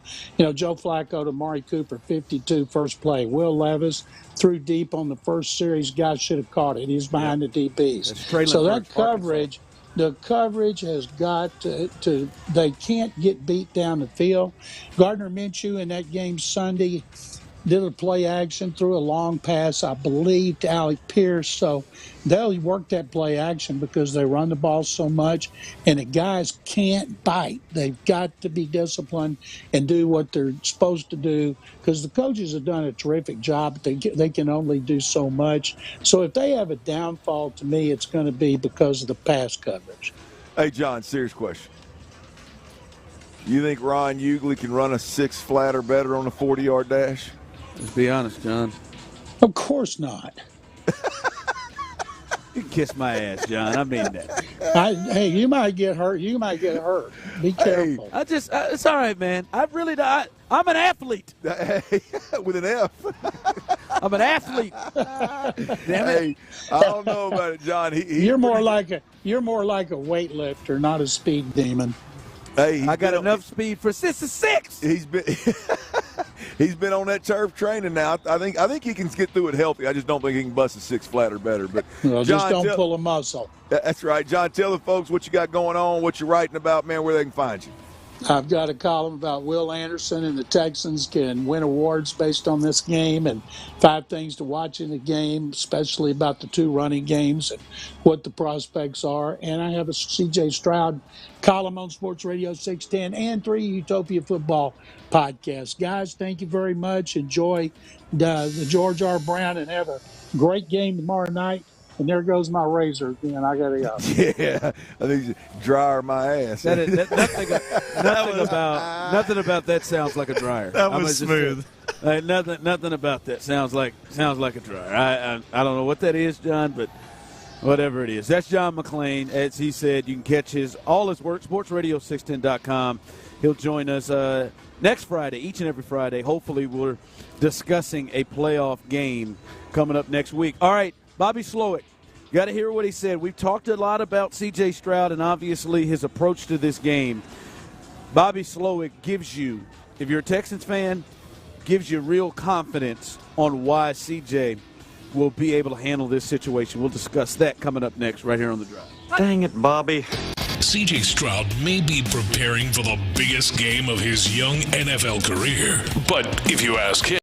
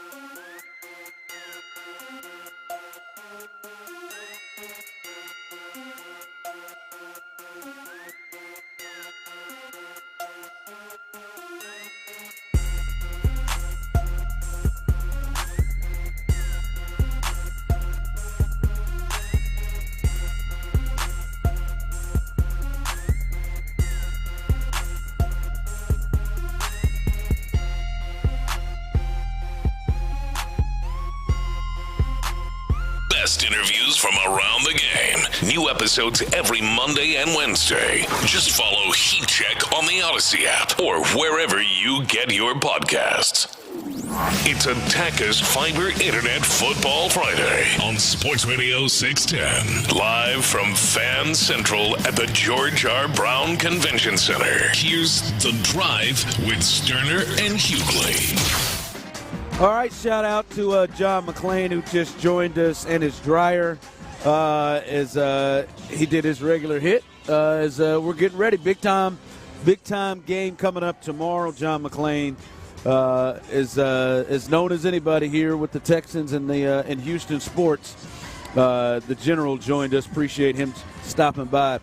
We talked about the offense, talking about C.J. Stroud and what they need from him, and what type of game and what type of game and type of mindset he plays with each and every week, which they'll need coming up tomorrow against the Colts. Here was Bobby Slowick talking about what he sees every single week with C.J. Stroud. The biggest thing when you just play that position that we talk about all the time is controlled aggression. Because you got to be willing, like when the look presents itself, when the hole's there, you got to be ready to rip it, which is a mindset. It's also technique. It's also footwork. It's reps that have been built and trust that have been built with the receivers that are running the routes. So that's like the number one thing we talk about, but then it's quickly followed by what if it's not the right time? You know, what if the hole is just too small? What if a receiver just on this particular rep didn't win? Or, you know, what if you thought it was going to be a look and they rolled to something else? And being able to control those situations and still make a profit on the play, still make it a positive play, get a completion somewhere, gain yards, move forward. I mean, that really is what defines an efficient offense. You know, when you're able to stay ahead of the sticks. When you get on 1st and 10, instead of getting stuck in a 2nd and 10, you get to a 2nd and 6. Like, that's a massive difference for how we can approach the next play. When he said rip it, I felt the tingle, y'all. And when he's massive difference is when I really lost it all, man. Absolutely, man. Football horny clip of the day. Bobby does it again. I think that's ultimately the reason I love that audio right there, Ron, is basically that describes and lays out exactly what makes C.J. Stroud so much better than other rookies that we've watched play from the jump, man. The ability to do that and decipher in a split second, do I pull the trigger and take this shot or do I move on to the next? And repeat it over and over and over again. Everything Bobby Slowick just said is exactly why C.J. Stroud, at one point this year before injury, was playing at an MVP level, and it's exactly why he's going to win Rookie of the Year. Yeah, the controlled aspect of it is that's the part about that I think has been one of the most unique things about him is absolutely his age. Even there were some points, even maybe in the Ravens game, some points maybe early, but really since at least game one, for the most part, he always seems to be in control of what's going on. I'm not saying it's always successful or that he hasn't made mistakes, but it doesn't seem like it's like, well, I am so fooled. I don't know what is going on here. I like, and he seems to have control. And I said this, I think, yesterday. One of the things that's been really intriguing and interesting to me is, as a rookie, I've watched him multiple times. He confused guys in coverage. He messes with and manipulates people in coverage, which is something you don't see a ton of with young guys. So that is one thing. It doesn't mean it's going to result into to everything being perfect. The Jets game, right, was a rough game for him. The Panthers game, those were rough games for him. It didn't seem like he wasn't in control, though. Like, he just made some misses. The reason a lot of these games are rough, Ron, is because there's no like when he is not like doing things at a level that blows all of our minds in terms of whether you talk about knowing when to pull the trigger, taking the shot when it's there, checking it down, the accuracy, the ball placement. Like the problem with this offense is that when he's not doing, which he does that at an unbelievable clip, but the handful of ball games when he's not doing that, whether it's because of the game plan or he's just not seeing things clear, whatever, the games he's not doing that, there's no complimentary. Right? Early on, it was like Bobby didn't know him, he didn't know Bobby, so it was a shot in the dark. But like as the season moves on, it's like he doesn't have the ability to go, okay, I'm not seeing things and these shots ain't falling. I can lean on a run game, or I can lean on a great screen game, or I can rely on a guy that's going to win a 50-50 ball, and let me take this shot and get a chunk play that way. It's that there's no counter punch, there's no complimentary piece to what he brings to the table. When they get that right, it's going to be, it's going to be a hell of an offense. But to me, that's why right now, when this offense bogs down, it's because it's so reliant on C.J. Stroud that nobody can be perfect all the time. Nobody can carry the load the way C.J. does all the time. It's been mind-blowing that he's done it as well as he has and as often as he has, if we're being honest. We got a hammy. We got a hammy. We got a hammy. We got a hammy. Damn it, Bill. And it's real, too. It's a real one. That is, oh, my, Tyler, it is pulled. As soon as he tried to pull up in front of that gate. He's going to step over here to the side. Oh, my God. Oh, it's hurting worse. It's hurting worse. It's hurting worse. No, don't sit down on it. Yeah, we lost it. It's hurting worse than he thought. Man, he got on that same color green I had on yesterday. He did. He's in sage green. This is great. He pulled a hammy. Forest green. Hey, Tyler, all joking aside, his wife and 3 kids are embarrassed of him right now. He went over here and said, look at his face. Look at his face. He's like, look at his face. He's like, I don't know. This may just be a strain. I may be able to walk. I may have pulled it off the bone. He sat down. He is hurting, Jack. You gotta stretch, dude. Look at it. Hey. She looked over at him and he just shook her off. Come on, get up. Oh, get up. Is it all right? Did you pull it? Damn it. Gotta stretch, bro. See, you did too much. You did too much. It's a limp, too. I mean. She is ashamed of you. You came out here and got yourself hurt. She should be ashamed. That's the hammy, and that's look at it. That's hurting, baby. That's gonna hurt in the morning. Oh, but you need some ice. Damn it. Call the trainer. That's gonna hurt in the morning. His hair is perfectly combed, but I mean that hamstring. Look at boy, that's a real. My man had to grab a seat immediately. Hell no, man, I ain't running no damn. Hey, it's like I almost considered it too. It's like the coach on the sideline said, "No, don't walk to the sideline. Take it. We need a timeout. Take a seat, man." That thing is stiffened up on him. Get down there. I'm gonna send the trainer to you, man. Damn it, man. Took us to 4:32. But my man pulled up. I saw him. He grabbed it. Now he going to try to be tough.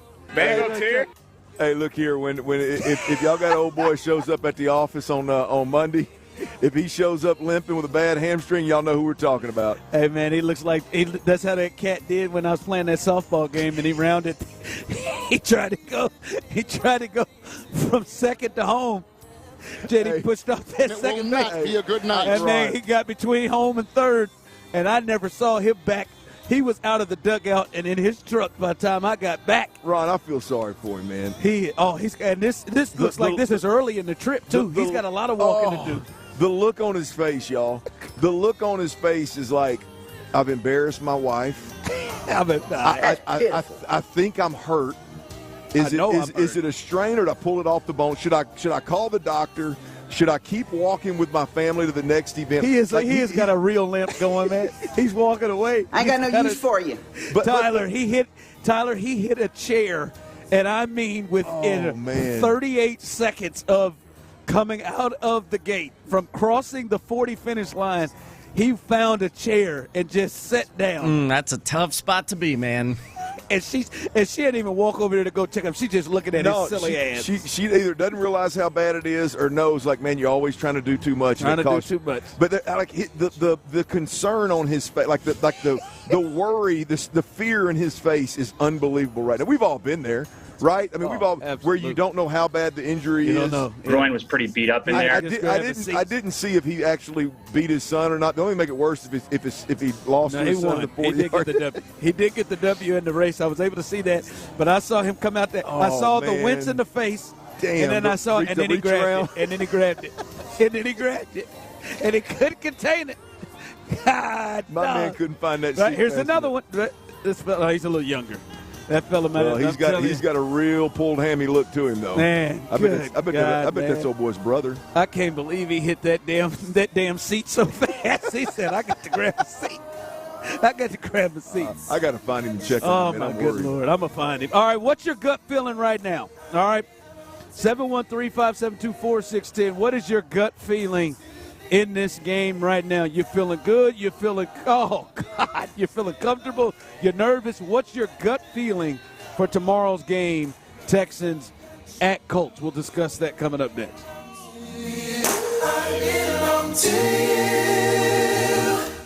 The Pro Bowl games will have a little Texans flair in 2024. Laramie Tunsil is heading to Orlando for his 4th appearance, while 6 other Texans, including C.J. Stroud and Will Anderson, were named as alternates. Not a bad showing at all for our H-Town crew. Congrats, LT.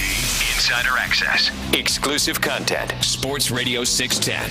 The Texans play here. Texting enrolls you into reoccurring automated text messages. Consent not required to purchase. Message and data rates may apply. Hey, Dan, how you doing? Haven't seen you around the gym for a while. Yeah, I've really fallen off. Since I turned 40, I just don't get the results I used to get. Could be lower testosterone. Lower T? Yeah, I went through it a while back. Once you hit 40, your body has less free testosterone. I got Nugenix Total T, and it's made a huge difference for me.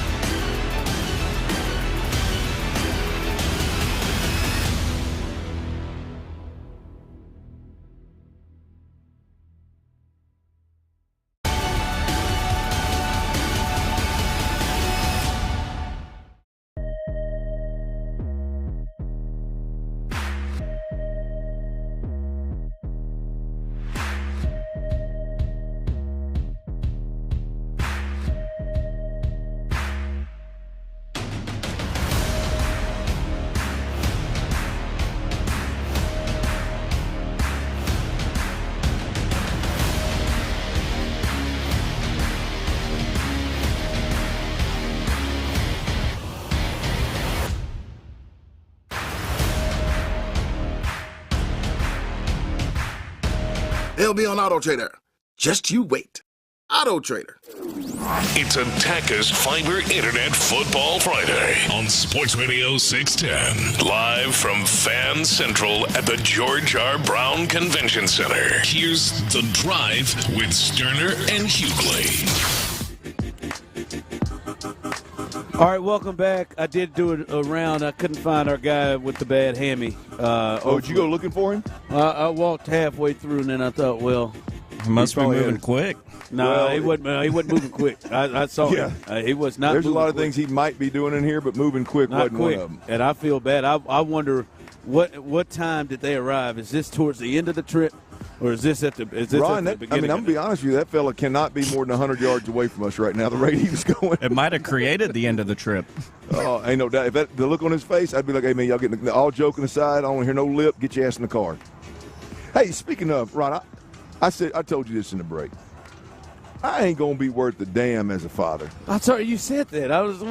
What happened? I mean, I'm just watching, the different families and everything, man. I can already tell I'm gonna annoy the hell out of my kids and my wife probably. You just watch families walking around, walking by, and you're like, I'd slap the hell out of my kid if they did that. You know I would make the argument that might make you a better parent. Well, I mean, it's just nonstop though. I mean, it would be one thing. Like I can't tell you how many families I've seen walk by, and one or more of the kids is staring at a phone while they're walking. If anybody in the family stopped, they wouldn't see nothing. It would be a train wreck. I mean, they'd run right up. They'd just run over everybody. Like and that's something. Why would anybody be worried about that? I mean, we don't do phones anyway. We're not doing it, trying to keep them off all that stuff anyway. At least that's a thought now when they're kids, babies. But I don't know. I don't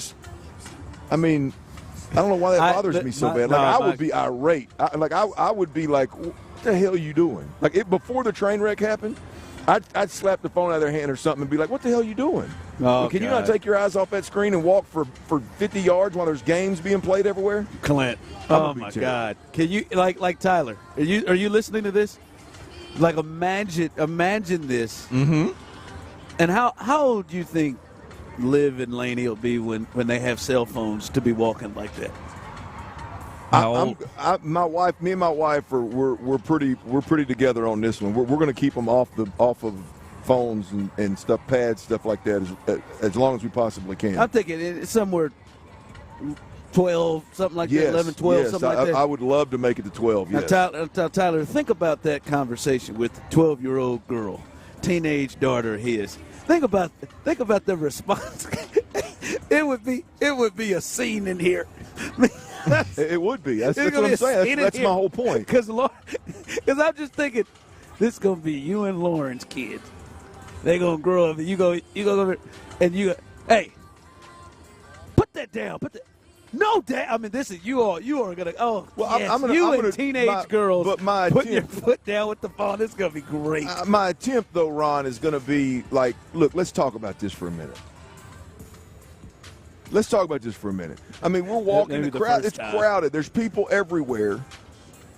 And you got your nose in your phone. And I'm not talking about looking down, because I got my phone in my hand a lot. I'm not the one. I'm talking about I've watched them walk 25, 30 yards across here in front of us with their nose and never look up. I hope that there's going to be enough common sense and conversation had to where it's like, hey, we just can't do that. We can't do it. I can't wait to see how they respond. Like, it's just not going. They're going to hate me. They're going to hate me. Clint seems like the guy. You're just going to take it from them. Oh yeah, and I'll overdo it. I'll snatch the phone. All right, you want to do that? Then you're not going to have the phone the rest of the time, and it'll ruin the rest of the trip, the rest of the day, and I'll be so hard headed that I won't give it back. One of my kids is already 13. I still haven't given her a phone. What's wrong with this guy, man? I'm pouring my heart out to you about fatherhood, and you're bringing up your dogs that can't handle. I'm a father. They can't handle phones. I want to be a part of the conversation, man. Too much, man. Trying too hard. Yeah, I don't know, man. Ron, my kids. You there? My kids, and we're talking about humans from the text line. My kids, My kid made it to 9. We thought 12-2, Clint, won't happen. By 7, they're going to be asking, guaranteed. Oh, she's 2 and asking. Yeah, they're not. But here's the interesting thing. I'm not talking about phones. By that, I can wait. I'm talking about phones here, Ron. Look, I mean, it's crazy. My daughter will pick my phone up, and because of the way I when she's with electronics, she'll bring my phone to me and hand it to me. If it's somebody that lets her on the phone, she picks it up and runs with it and tries to get on it. I mean, it's like she's smart. I mean, it's, and I'm not saying, look, I'm not necessarily opposed to my kids having a pad or watching a phone. My problem is when they're dependent on it and when they can't take no for an answer. Yeah. Right? That's what I'm scared of. But it's easy to say when I got a 1-month-old and a 2-year-old. So we'll see how it goes. My son is almost 10 coming up later on this month. He ain't getting the phone. He got a watch. He got a watch where he has limited people he can contact, and he can talk to me on, and we can completely see where he's on it and where he's at. And no phone. Yeah. Hey, good for you. That's you. Hey, no, I can hold it.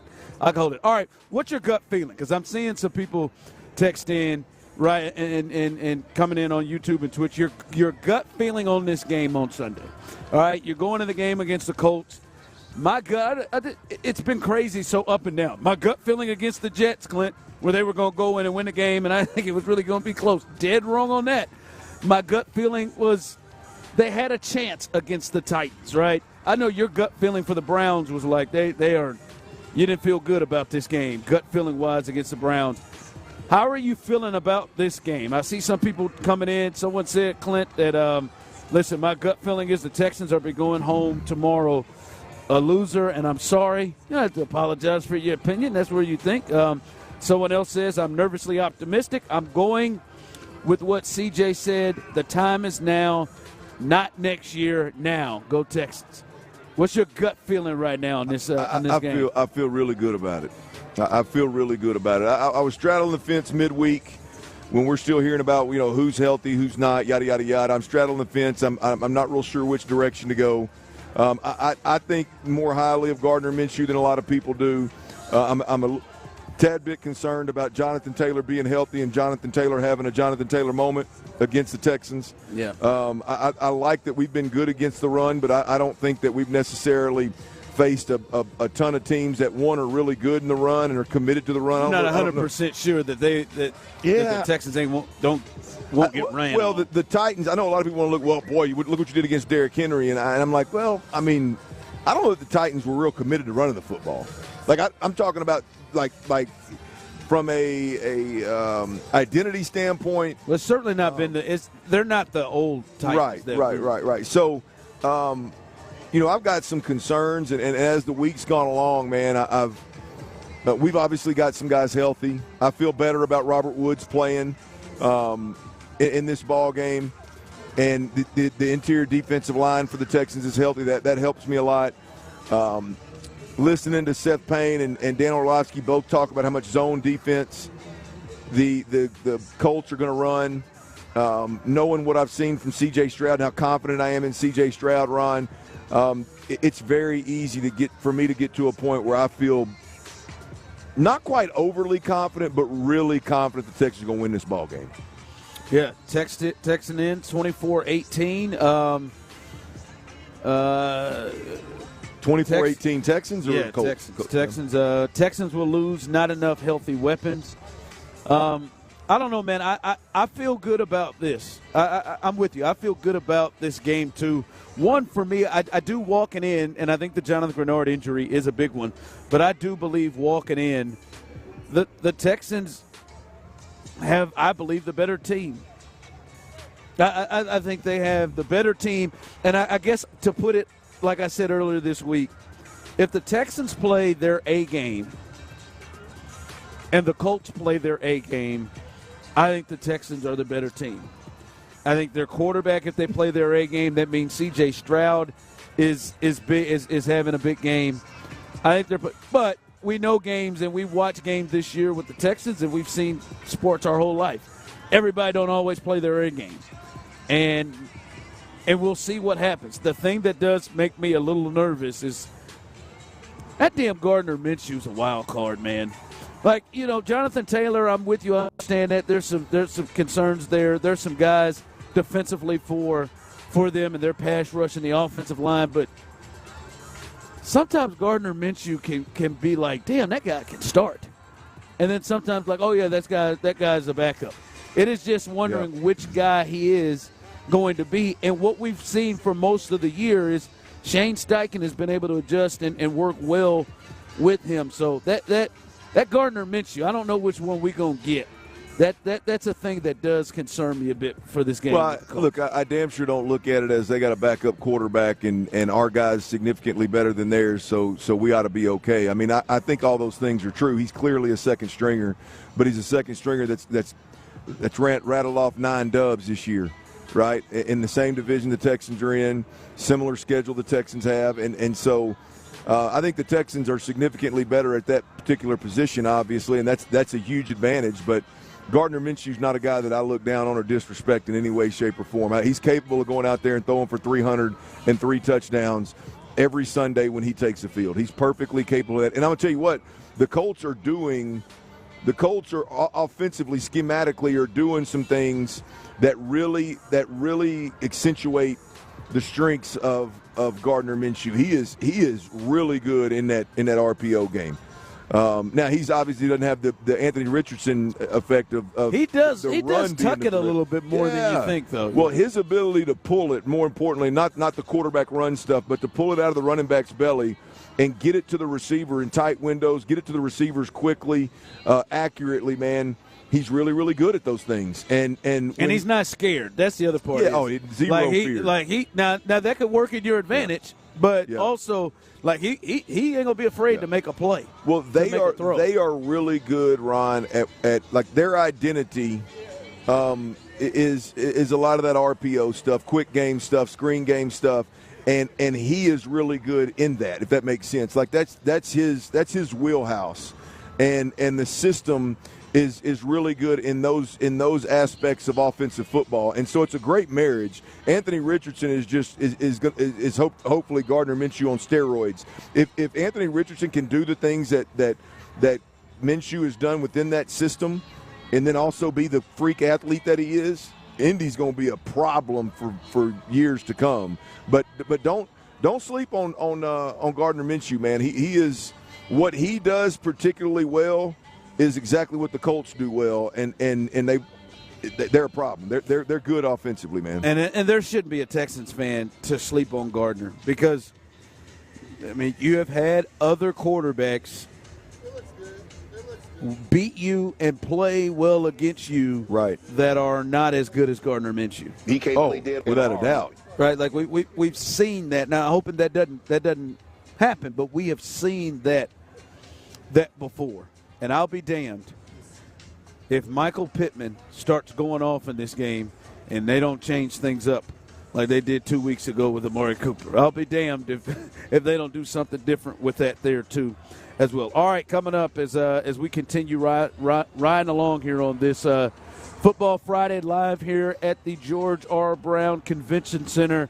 Let's do a little 5 o'clock fire and get you the absolute latest on the Texans and the Colts injury-wise and what's going on around the league. We'll discuss that, continuing to discuss that coming up next. All right, look, if you've lived a little bit, then you know one thing, man. You got to value and worry about the things that you can control, right? Control the controllables. And, look, addressing that hair loss problem that you deal with every morning when you look in the mirror before you go to work, it's no exception, y'all. My friends over at Advanced Hair Restoration, they can reverse years and sometimes even decades of hair loss, and they do it all with a simple one-day treatment, man. I'm talking your own natural hair beginning to regrow the very next day, and the best part about this is it's backed by Advanced Hair's Guarantee. That's right, they guaranteed Advanced Hair's treatments. They work for bald spots, receding hairlines, thinning. They work for men, women, younger, and older. So if you've got an issue, when you look in the mirror every morning before you go to work or every morning before you go to school, you don't like what's staring back at you as it pertains to your hair, Advanced Hair's top-rated physicians are waiting on you. They've changed tens of thousands of lives, and it's your turn. Why? because advanced hair is available right here in our beautiful city of Houston as we speak, man. Schedule your free consultation today by calling 832-688-HAIR. That's 832-688-HAIR. Right now, they're offering special financing. They're offering 250 free hair grafts and possible $250 off, man. Right now is a great time to call Advanced Hair and get those issues that you've been dealing with addressed. 832-688-HAIR or advancedhair.com. Again, that's advancedhair.com. Fix your wig, man. The Texans' first matchup against Indy didn't go as planned.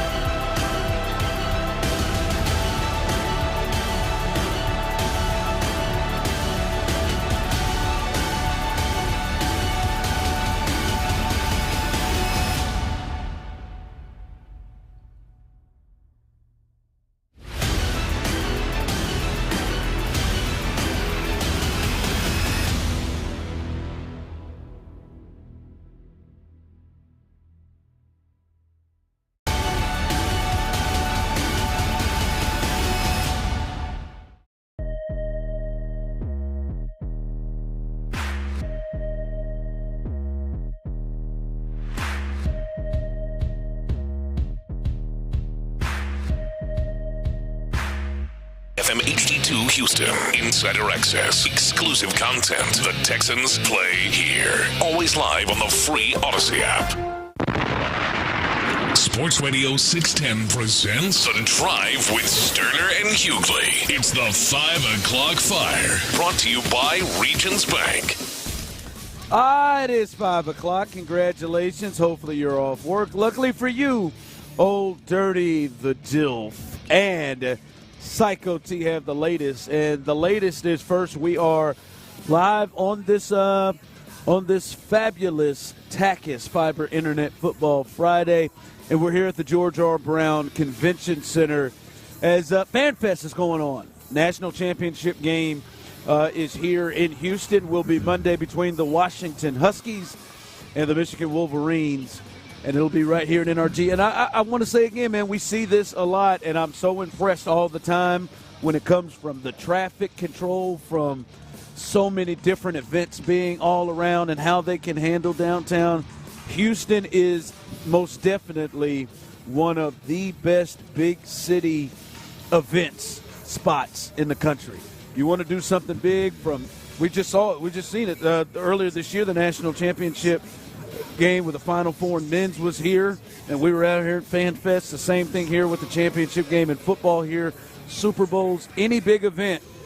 This is a city that handles it well. Bury me in the H. Traffic, I just drive right in almost, and you don't have to do it. They seem to handle that really well, and they've got everything you need all in these close spots. So great job by the city as well putting this together, as they always do. Absolutely, man. It blows my mind. Look, when we came out here for the Final Four, man, it's the first time I'd ever been to a fan. I guess I'd been to the SEC Championship Fan Fest. I'd taken part in that before, and it was big, and it was cool. It was in Atlanta. It was big, and it was cool. It was a fun event, but as my memory serves me, it pales in comparison to what the layout is here for the Final Four. And definitely this right here is very similar to the Final Four. They do it big. They leave no stone unturned, and it's something that if you're listening, if you're not here today, man, I'd make it a plan to be out here this weekend. Whatever you do, if you run the 40-yard dash, realize that they got the blockade set up 2 yards too far back, and your last step, you're gonna bust your ass if you ain't careful. You're gonna be forced to have to hurdle something, and there ain't. But one person I'm questioning the powers that be over here, because they moved the barricade back, and now people can step on the opposite carpet that doesn't have any stickum on it, and so they're slipping. So I saw you walk over there and talk to somebody. Well, I'm worried about the moms and dads that are walking out of the bathroom and tripping over the carpet here. Now this is the 40-yard. The guys that are signing the waivers up here to run this 40. When you run the 40 here in a minute, you got to sign a waiver. Oh, I don't know. Hell, I would if there were my money tied up in that damn thing, you'd sign a waiver. You damn right. Like that dude over there that just pulled his hammy over there. Oh yeah, he's got an insurance claim. There ain't no if it's off the bone. If it's off the bone, he can make a little money, man. There ain't no doubt. But this whole setup right here with that barricade back off the turf like that's just you're setting people up, man. Setting people up, making people think twice about doing it. And some people just aren't thinking twice, and they're doing it anyway. All right.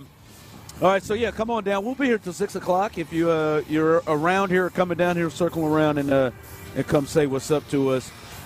Clint, we've talked about the injury things the last 2 days. The Colts, and if you missed it with John McClain, he spoke to this as well.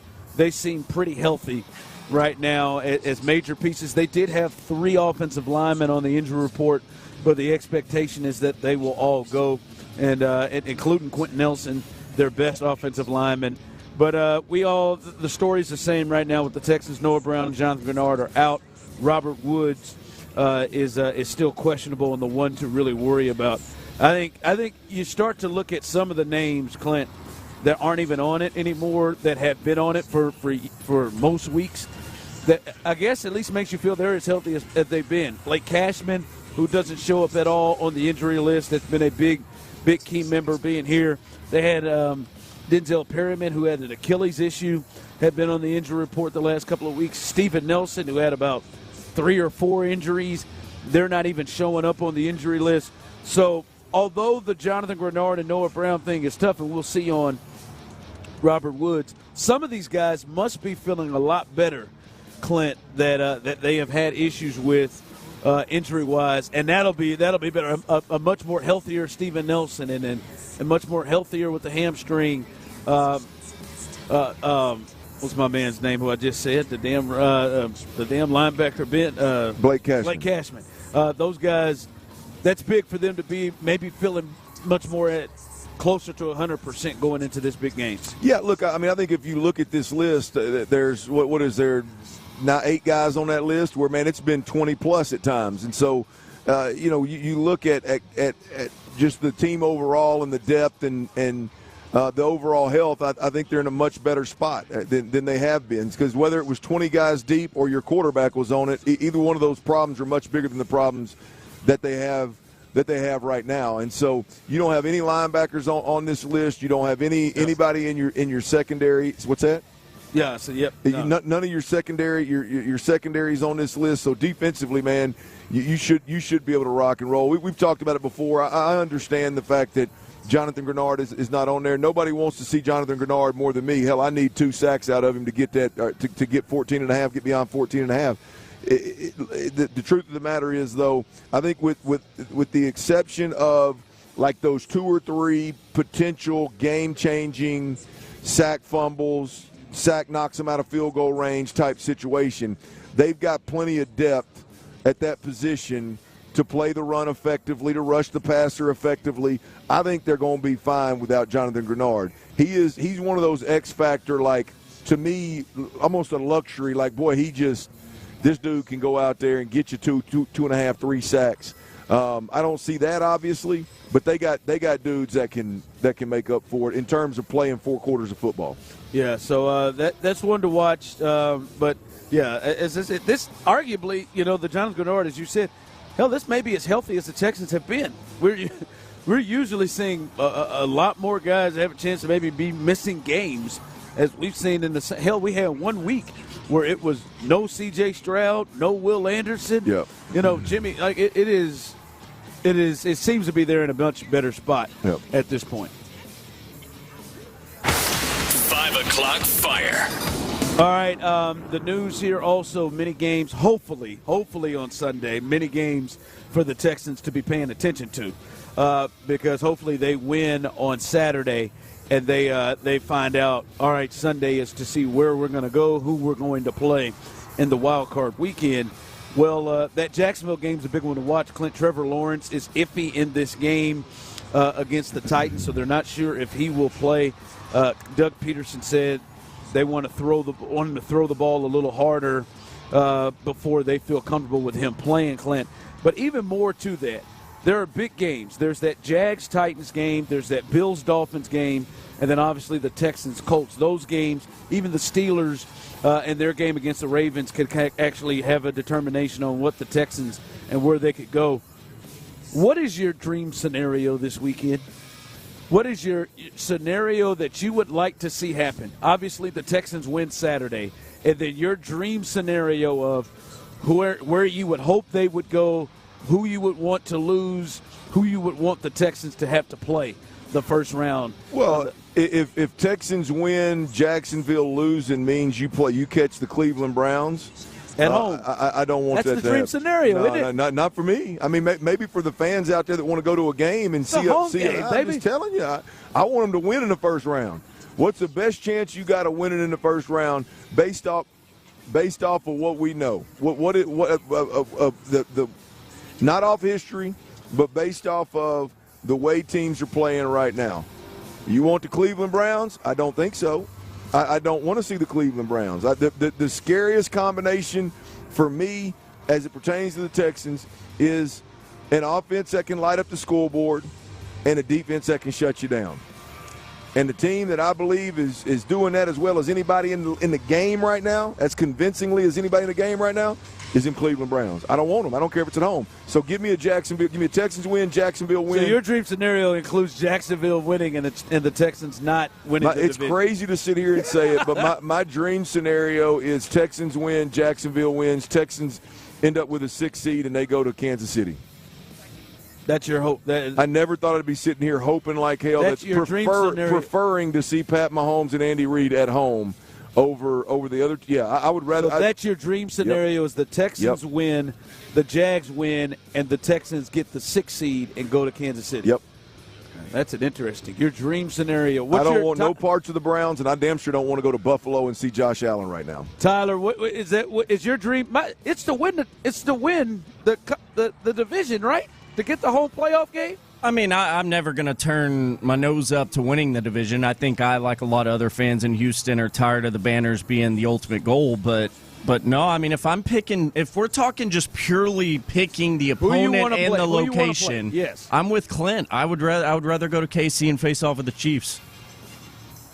Maybe we could go to the Mercury Room. I don't want that Browns defense, even if it is at NRG Stadium. I don't want Myles Garrett. And CJ is playing in the game. Yeah, and I'm not saying it's right. I mean, maybe I'm wrong on this. I want the home game every time. I get that. I would rather have the home game every time. The home game, especially the home game, over going to the most experienced team in the field. Amari Cooper made it look easy, didn't he? 250. But I got confidence it wouldn't look like that again. God, I hope with not. With Case's ass rolling around every time I look back Charlie on it, I'm Heck like, is still golly. There. Man, come on, that ain't gonna happen again. Man, he didn't even. And Amari half the time looked like he was running with a pulled hamstring. He was he pulling had up a bad something as he crossed the goal line, didn't he? Yeah, he did. Am I crazy? That's crazy. Yeah, to me, I'm not saying crazy. I got to take the home game, man. Didn't have a protractor out there. Yeah. Someone Ocho texted, Clint and I are the smartest people in the city in regards to the Browns. And listen, and my deal is, a part of me is I am not as much a believer in the Browns, and I've seen what they've done, especially playing them, just playing them, and then first off they kicked your ass up and down the field just playing, but you didn't have your dudes. There was no Will Anderson. There's no CJ Stroud. That's enough, to be honest, right? And so I'd rather have the damn home game. Yeah, that's what I'd rather have. Controlled weather. Give me that damn thing. 5 o'clock fire. All right, Houston Astros, they're going to say goodbye to Michael Brantley. Now, I think that was going to be the case anyway, but Michael Brantley is retiring from baseball. Said he wants to spend some more time with his family and his young kids. This coming from Brian McTaggart. Jim Crane, the owner of your Houston Astros, said he'll talk to Brantley about staying involved with the team in a part-time role from his home in Florida. He was great in the locker room and could be a guy that could be helpful coaching or doing whatever he likes to do, particularly being down close to spring training. So they're going to continue to have him. Hopefully that means his dad, too, as a part of the organization in some form or fashion. That's crazy, boy. He did he's made this thing. You're going to be a part of this thing, Jim Crane said. Yeah, no, this is. I think it's a great move. I think it's a great move. I mean, I don't think, and I'm not one that thinks it's a great move with every great former player. I don't know that every player's lifestyle is cut out for being a coach and not playing and being around the team and having no responsibilities and just being an influence. I don't know that every former player that was a great player is cut out for that, but definitely 100% as you look at how Michael Brantley played the game, approached the game, how professional he is, how he knows this clubhouse inside and out. Again, the more people that you can keep, players, coaches, that you can keep in the fold that understand what makes the Astros special outside of clearly the talent is the clubhouse. The more you can keep those guys around and in the fold, I'm here for that, man. And Michael Brantley is definitely a guy that that I would like to see the Astros keep in the fold, and I think would be a good idea. Yeah, I wonder how much he wants to get into coaching. I think obviously to this point part-time, he doesn't want to do that right away. He said in his statement this is the time for him to spend time with his young kids. Yeah. But he grew up with a father that's been a hitting coach. And I saw someone text in earlier talking about, man, I'd love for him to be our hitting coach. He seemed like he'd be a good hitting coach, although you never know with guys that are really good hitters or really good at something, if that would be annoying to them that other people can't figure out or see things that they see. Right. But he seems like a guy that works pretty good with young players. If he wants to, I think he could be a really, really good potential hitting coach. And whatever he does in Florida with this team. Yeah, he could be from a coaching perspective. I mean, hell, he could be from a coaching baseball perspective. He can do anything he wants to in that field. He's been around it his whole. Sure. I mean, his dad's been a hitting coach, like growing up with one. Yeah. I mean, I don't. I'm with you though. It'd be hard to lean into. Man, I want to spend time with my kids, and all of a sudden you take a role that involves you keeping the same hours that you did as a player in terms of travel and all that. That doesn't make a whole hell of a lot of sense. But however he wants to be involved with the Astros, he also has some real front office kind of tendencies too. Like he's got some real evaluator front office type vibe to him as well. Even killed. We'll see what happens. But Michael Brantley retiring 15 years in the majors. Michael Brantley shutting it down.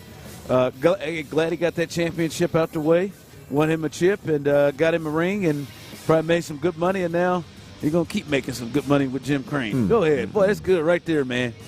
How much does one man need? You make an impact, and they're just going to keep paying you. Damn. Imagine what Altuve gets when he retires. Woo! Love that money. The spot he gets when he retires. The next one, you know who the next one's going to be? Verlander. Oh, that's Crane's guy, too. Hell yeah, man. We'll pay you. Hell, you want to be vice president of something. Stick around this clubhouse. Verlander. George Brett's been the vice president, wink, wink, of baseball operations for 32 years with the Kansas City. Has he really? Just get paid. Just get paid. Keep your name attached, man. Just get paid. All right, think about this. Do the Texans think about it in this game, of the opponent they're playing on the road, do the Texans need the Cincinnati Bengal, Tampa Bay Buccaneer version of C.J. Stroud to win this game? Do they need that version of C.J. Stroud? We'll discuss that coming up next. It's Texans game week. The season is on the line in Saturday night's rematch with the Colts.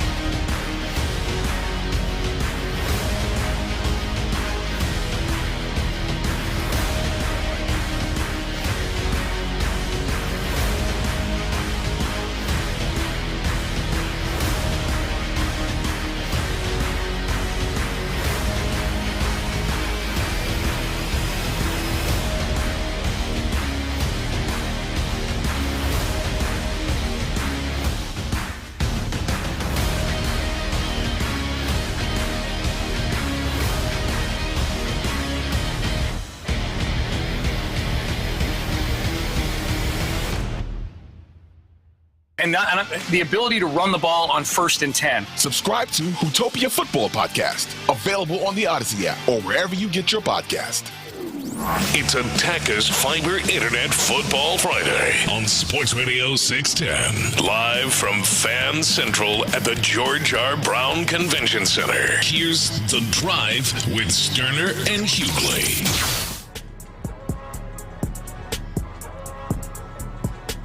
All right, welcome back in as we continue rolling through on this Football Friday, live from the George R. Brown Convention Center. As Fan Fest is going on, and Tyler, this is no longer becoming a joke right now. Clint's highly concerned, and hell, I am too. I mean, we're gonna get somebody hurt out here. I think they need to ban adults. Did someone else go down? It's every fourth, like anybody that can run a sub 640. Mm-hmm. Anybody. Which Ron can do. I mean, it's just one of them deals where if you're not pulling up, you got to be pulling up at 30. If you finish through the line, what's going on here is the turf stops. Oh no! And regular carpet that's been laid over the hard floor here begins, right? Well, the rail was right at the end of the turf, so some people, like one of every 20 of them, would kind of run into the wall, and the wall would fall over. So they've taken and moved the wall back onto the carpet, which invites all the kids to step on the gray carpet, not the turf, as their last step. And now they're stepping on it on purpose, thinking it's going to grab, and it's not. They're just busting. We've got tailbones here. Now you've got a news gal up here, right in the middle of the finish line. Oh my God, she's in trouble. Terrible. If the guy down there is it an older person? I don't know, but if they didn't unleash about 5 of them running the 40 together right now, they ain't. They're not doing it right. She is so close, and she's insane. And the camera crew. People are sliding right into her. Like what it is. Oh my God! Oh, that's their dude. That's one of their guys. He could have gone down. I'm telling you, it is dangerous. Like I need y'all to pull your phones out and start videoing. They are sliding. I mean, they are 2-foot slides. I've called 3 or 4 people safe at the plate. I mean, Tyler, I would film it, but I think seriously, it's gonna they'll get sued. Yeah, that sounds like a bad. That one they're dude being landed set up right for a on his failure. tailbone. The crazy thing is there's 3 adult males that keep picking the rail up and this carpet up every time somebody busts it, and don't ever move it. I just think this should be just for kids. The kids are able to pull up. These oh God. That's step on the carpet. Oh, he stopped. That was a good stop. That was a good stop. He had Reggie Bush's deceleration. Yeah, he did. I don't. I got Russell Maryland's. You got Warren Sapp's. He got pretty good deceleration. Got Nate Newton. That's funny. Not another Nate that's put on weight. All right. What's the version of CJ? Do you think? And it's 713-572-4610. Those of you on YouTube and Twitch, you can jump in on this. Do you think the Texans, Clint, because we watched it, there have been some, as my old buddy, the late Therese Praylor would say, it's just going to have a over my dead body game where you just like, I'm just not going to allow you to lose. And we've seen CJ have a couple of those in November. Do you think that the Texans need from CJ to have a Buccaneers-type performance, a Bengals-type performance where he is clearly the best player on the field, and afterwards they're talking about this dude may be MVP worthy? Do you think that they need him to have that type of performance against the Colts on Sunday? No, I don't. No, I think this is a game that field goals and limiting the turnovers, limiting the negative plays. I think you can win with those. When you look at what C.J. Stroud did last week, let's count this. Let's say what I think C.J. Stroud needs is last week's game +1, if that makes sense. I don't need you to put the team on your back. I don't need you to go throw for 350 and 310. It'd be nice. It'd be nice if you get that. But what we need is 70+% completion. Manage the game. We don't need you extending plays and holding the football and taking a bunch of risk. When I say C.J. Stroud last week versus the Titans +1, I think there's going to be a couple of times in the game where he's going to have to take a little bit of a risk in holding the football in the red zone, maybe to let somebody uncover for a touchdown. I do think we're going to need a little bit of that along the way, but not a ton of it. Not put the team on your back. Let's be C.J. Stroud versus Georgia and run all over the place for 4 quarters and try to make things happen consistently. Yeah, last week, Clint, I felt like just play a solid game. Like we've seen some of the great quarterbacks step in and do that. Just do what they need. Yep. Like that one, the only way that they would have a chance to win that game, something that Josh Allen doesn't figure out a lot. Josh Allen's going to play the same way regardless. Yeah. There was. I'm gonna finish this point, and then we're gonna have to get to this fella. There was this point where they played the Jets earlier this year, and all Josh Allen had to do was not turn the. I'm sorry. God, I wish I videoed that. There is a guy. I'm sorry, Tyler Drive family. There's a fella here he's taking this very serious. Tyler, this guy looks like he is preparing for the combine. Tyler, is he stretching? Because that's what they need to be doing. He has done some runs. No. Let me explain to you what he just did. He's a younger fella. Oh my God, what's he doing? Younger fella he's probably been some kind of athlete. He's a good size guy. He's gonna go down. He's deciding they've talked him into running, so he's going to go down there and run this 40. But before he did, ma'am, I think you should move. The active warm up was A skip, B skip.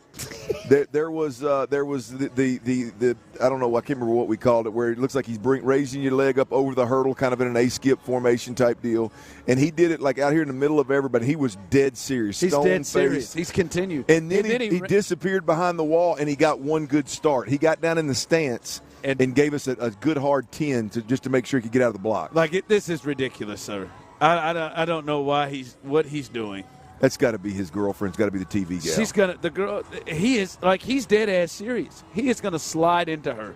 There is no way he is going to decelerate before he reaches that fence. There's no way. Looks like a mid-size. I almost don't want to leave to go to break until we see this. He's either a larger tight end or a smaller tackle that's probably hit the weights a little bit since he quit playing and hadn't done as much running, so he's a little bulkier. And it's got the makings of an injury. He is not going to stop. He is not going to be able to stop. Is this him? First off, for everything here he comes. He's getting it. Oh, it's the arm pump. Oh, they're racing each other. He just got his ass kicked. This guy's got to be every bit of 25 years older than him. And he gave up and quit at the end. Now he wants to go for one more. He's called for one more. This fella I am so disappointed in this guy. Are you kidding me, sir? He did all of that. And then came out there and got his ass whipped. I'm talking about ran. I mean whipped. This dude looks like I'm going to tell you appearance. You described him. You said maybe a tackle or a tight end. He looked like he went against an IT person. IT person. This guy I think he's actually an on-air personality on Telemundo. And I think he's hurt. I think it's just wow. He's hurt. He's been talking all kinds. Wow. Hey, great job, sir. Great job, sir. You in the blue jacket. You in the blue jacket. Great job. Hell of a job. You whooped his ass. Great job, sir. There, you did it. It ain't just about the software, is it? You did all that stretching. You did a 10-foot start, and he dusted you. I can't believe it. Unbelievable. You got to be kidding me. I thought you were going to kill that guy. Come on, man. Now, back to C.J. Stroud, though. I do. I think he has to. I don't think he has to just come out here and do what he did last week and not do nothing. He's hurt. Now he's injured. He didn't have to, not just – he's got to make a couple of plays in this game. I just think he needs to do what the game causes. All right, if it gets in a big – they get behind like they're down 14 like they were before. Right. And now he's got to go throw on his cape. But just do what the game calls for. I don't think he has to come out and say, there are some games you're like, I got to score touchdowns every time.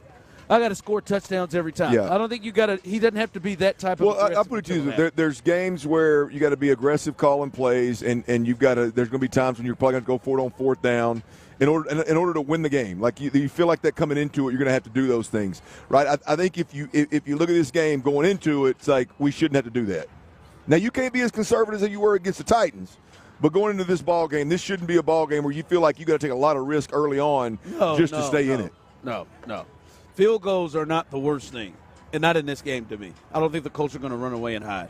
All right, coming up, we haven't had it for 2 damn weeks. Hopefully the best of the week returns this week. I'm not sure what's going on. I know Tyler's been off the last couple of Fridays. That doesn't mean that he just doesn't do it. Generally he does, but he has not done it the last 2 weeks. Hopefully we have the best of the week, our favorite segment each week, coming up next. All right, Clint Stoerner here for Mokaram Law Firm. I'm talking about one of the nation's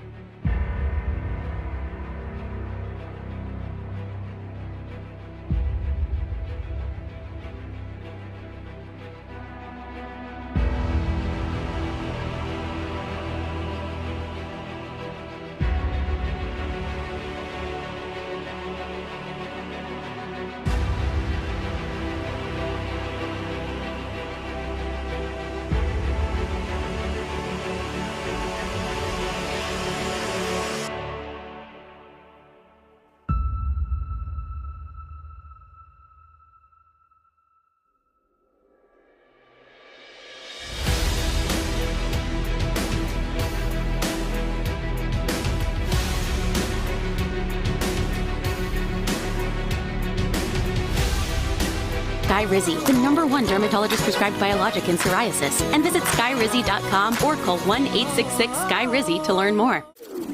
It's a Taka's Fiber Internet Football Friday on Sports Radio 610. Live from Fan Central at the George R. Brown Convention Center. Here's The Drive with Stoerner and Hughley.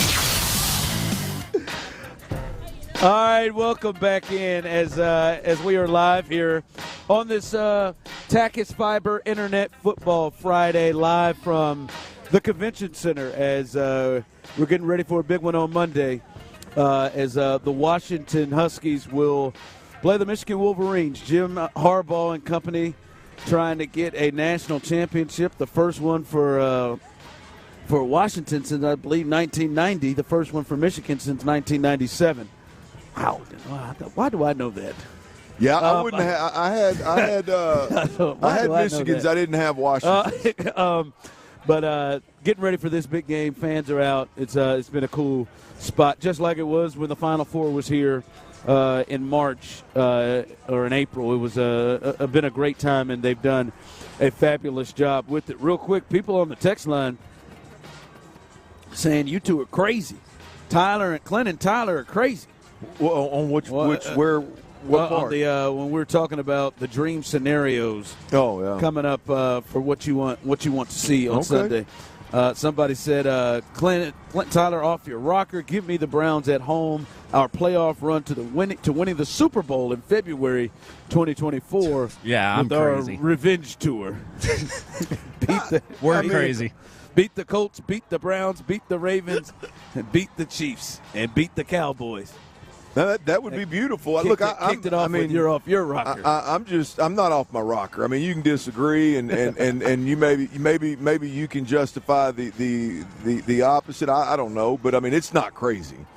I mean, it's not one bit crazy. Get the hell out of here. Trust me, if it were crazy, Ron is dialed into the Chiefs as much as anybody. If it were crazy, Ron would be like, man, you done lost your damn mind. It clearly ain't crazy.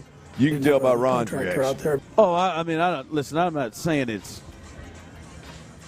I'm not saying it's crazy. I don't think that the Texans would beat the Chiefs in a playoff game in Arrowhead, but I'm not saying it. I don't think it's crazy. The Browns, though, I think we were pushing the Browns up a little bit too much at this point. I will say, something I just thought of, Ron, with this discussion we're having. Don't go to crawfishing now at 5:40. I'm not. No, I just remembered something. I think I said it on this very show this week, but I just remembered. I mean, the Browns really, the defense is scary, but on the road this year, they haven't really been that scary. The great performances we've seen from this Browns defense game in and game out this season has been whenever they're at home in Cleveland. Yeah, it's just this run has been against the Jets, a depleted Texans team, and the Bears under Flacco, and so we'll see. They don't scare me, but no, I mean it's not crazy. It's not crazy insane. All right, coming up, let's do what we do. Finally, we got best of the week. We've missed it. It's been 2 weeks. We missed it. Has it been 2 weeks? They didn't do it last week. Oh, wow. I wasn't here. Tyler, we've established it. 2 weeks, you've bro. tried to establish it, but that doesn't mean nothing. And you were here Monday through Thursday. Okay, you know what? Anytime y'all miss from now on, I'm going to need Clint Stoerner to pre-record a Clint Stoerner's Football at 4. I'm going to need you to record at least a few segments, bringing us into segments. You've agreed to it. You've agreed to it. You did. When? Remember that time you'd have bought the whiskey? Yes. You bought the whiskey because you said, "All right, when I'm not here, I'll No. do it." I was here once, and I didn't get to it early on when we were doing the best of the week. Sometimes I'm not here. I ain't got the time to give you the best of the week, man. I'm okay either way, but I think you may want to check that audio. Y'all find it for me and tell me where I can find it. I don't know how. I'm busy making the best of the week. I'm pretty sure Tyler Milner said, "Y'all find it. You better take it to the bank. You're going to have best of the week on Friday." I certainly did. And if I don't, then blah, blah, blah, blah, blah. I certainly did. Because that one time, man, Tyler felt bad for like 2 weeks. I had to tell him, man, dude, stop, man. Okay, I don't know, man. I'm just I'm good either way, but I just that audio. You know what he said. Let's hear it. The best of the week. Son of a bitch. The best of the week on The Drive with Stoerner and Hughley. That's going to do it. The Texans take down Tennessee 26-3. Take another big step toward the postseason with the horseshoe up next. Big win for Houston. Sean Bajani in for Ron Hughley. Clint Stoerner back from taking care of the gals at the Casa. Happy New Year, Clint. I went over to the rich people side last night to show my boy the fireworks, because that's where they all pop. We're watching from this side of the tracks. I know what you mean. I was like we're a block tailgating away. on the other side of the tracks. The Milners are fixing it. They're setting them off, boys, at 11:45. I'm nominating Ron Hughley for the slime off on In the Loop. Oh, wow. That's a hell of a way to start the show from his seat. What's going on here? Today is your 900th episode of The Drive. And your boy ain't here. Your boy's chilling, hungover. He's not hungover. I don't know what he's doing. Come on now. Come on now. He had to have drank last night. Nope. He's locked in, and here you are nominating for a slime off, man. It's his 900th episode. It's New Year's Day. It's after the biggest win of the season for the Texans. I think it's Bush League. I think what you're doing right now is Bush League. This is the first time that I've ever. I mean, I've heard people badmouth Ron a lot. Come on, to be now. honest with you, and show, and it's never bothered me. I mean, this is bothering me a bit. I got to address something. First of all, let me ask you two. Well, I think I know this about Tyler, so because he's passed out on a crapper. But is both of y'all cool with like taking a dump wherever you need to take a dump? When necessary. When necessary, yeah. I mean, ideally, I'm not in some nasty ass public bathroom, but if you got to go, you got to go. The urge hits you at a game. I've dropped a deuce more than once at NRG Stadium. When the urge hits, I'm just finding the nearest porcelain. I'm sitting down. I got to find a toilet. Can we put one thing to bed? College football bowl games are going nowhere. We're not going to have fewer games. We're not going to do away with bowl games. It's just plumb ass silly. Every time I have a conversation with somebody in and around the college football landscape, one bowl game stinks, or they have to move it from the Bahamas to Charlotte because the stadium in the Bahamas is getting worked on. Feed you, dine you, host you, house you. That's it. And who passes up on that? Who passes up on that right there, Mayor? That guy should have been kicked out a long time ago. Forgiving double rods? Yes. If I'm at a game and somebody turns around and throws double rods in my face, we won't have a problem. And I'm going to be the ass. I don't doubt that, but you have to handle yourself accordingly. No. You're an NFL owner. No, you ain't. We're wordsmiths. There should be a way we can say it without. I'm not a or word. you cannot say anything. I'm damn sure not a wordsmith. That is, and I don't know if Clint's a wordsmith either. Shoot. Oh, you know. You know the answer to that question. I'm damn sure not a wordsmith. But I mean, she'd get the point. Fresh. Too much. I know what we doing, Doug. Just welcoming you back here, man. To KILTAN, KILT HD2. The Drive is live. That's right. The Drive is live. Trust me, I've peed in several cups for drug tests for jobs. A good 10. Yeah, Minshew would need your pee for sure. Yeah. He's got to be a daily user. I bet he wears jorts with no draws and doesn't wear deodorant. That's a good way to get chafed and be stinky. Hey, jorts, no draws, sleeveless pearl snaps, no deodorant. Ron is on the floor. The hell with it. Oh. I ain't put no drawers over these, baby. Let me zip this up carefully. Oh, hell. Right here. Ma'am, in the black and white. Ma'am, in the black and white. Ma'am, you got it. Get that green Pull it sticker off off her tail, Come please. on, man. Step up. Nobody wants to tell her. Somebody, step up. You've been walking around for 2 hours with green Step up, sticker on ma'am. your We got it. We got it. We got it. She's a teacher. Oh, my gosh. It was probably a student. No, we did not. She's a teacher. Ron's not picking up what's going on here. Oh, do not touch. Says, do not touch that ass. So she did want it there. So she had a sticker. Here's the play-by-play, folks. The transition. Once again, we're talking about Will Anderson, by the way. She's a listener. So do not touch that ass is what they said. Hey, thank you, Tyler Milner. The best of the week on The Drive with Stoerner and Hughley. That's why we love it. We love the best of the week, and I want to start by saying I did not know that Sean Pajani came out with shots fired. I did not know Monday that Sean came out and really tried to put me on blast.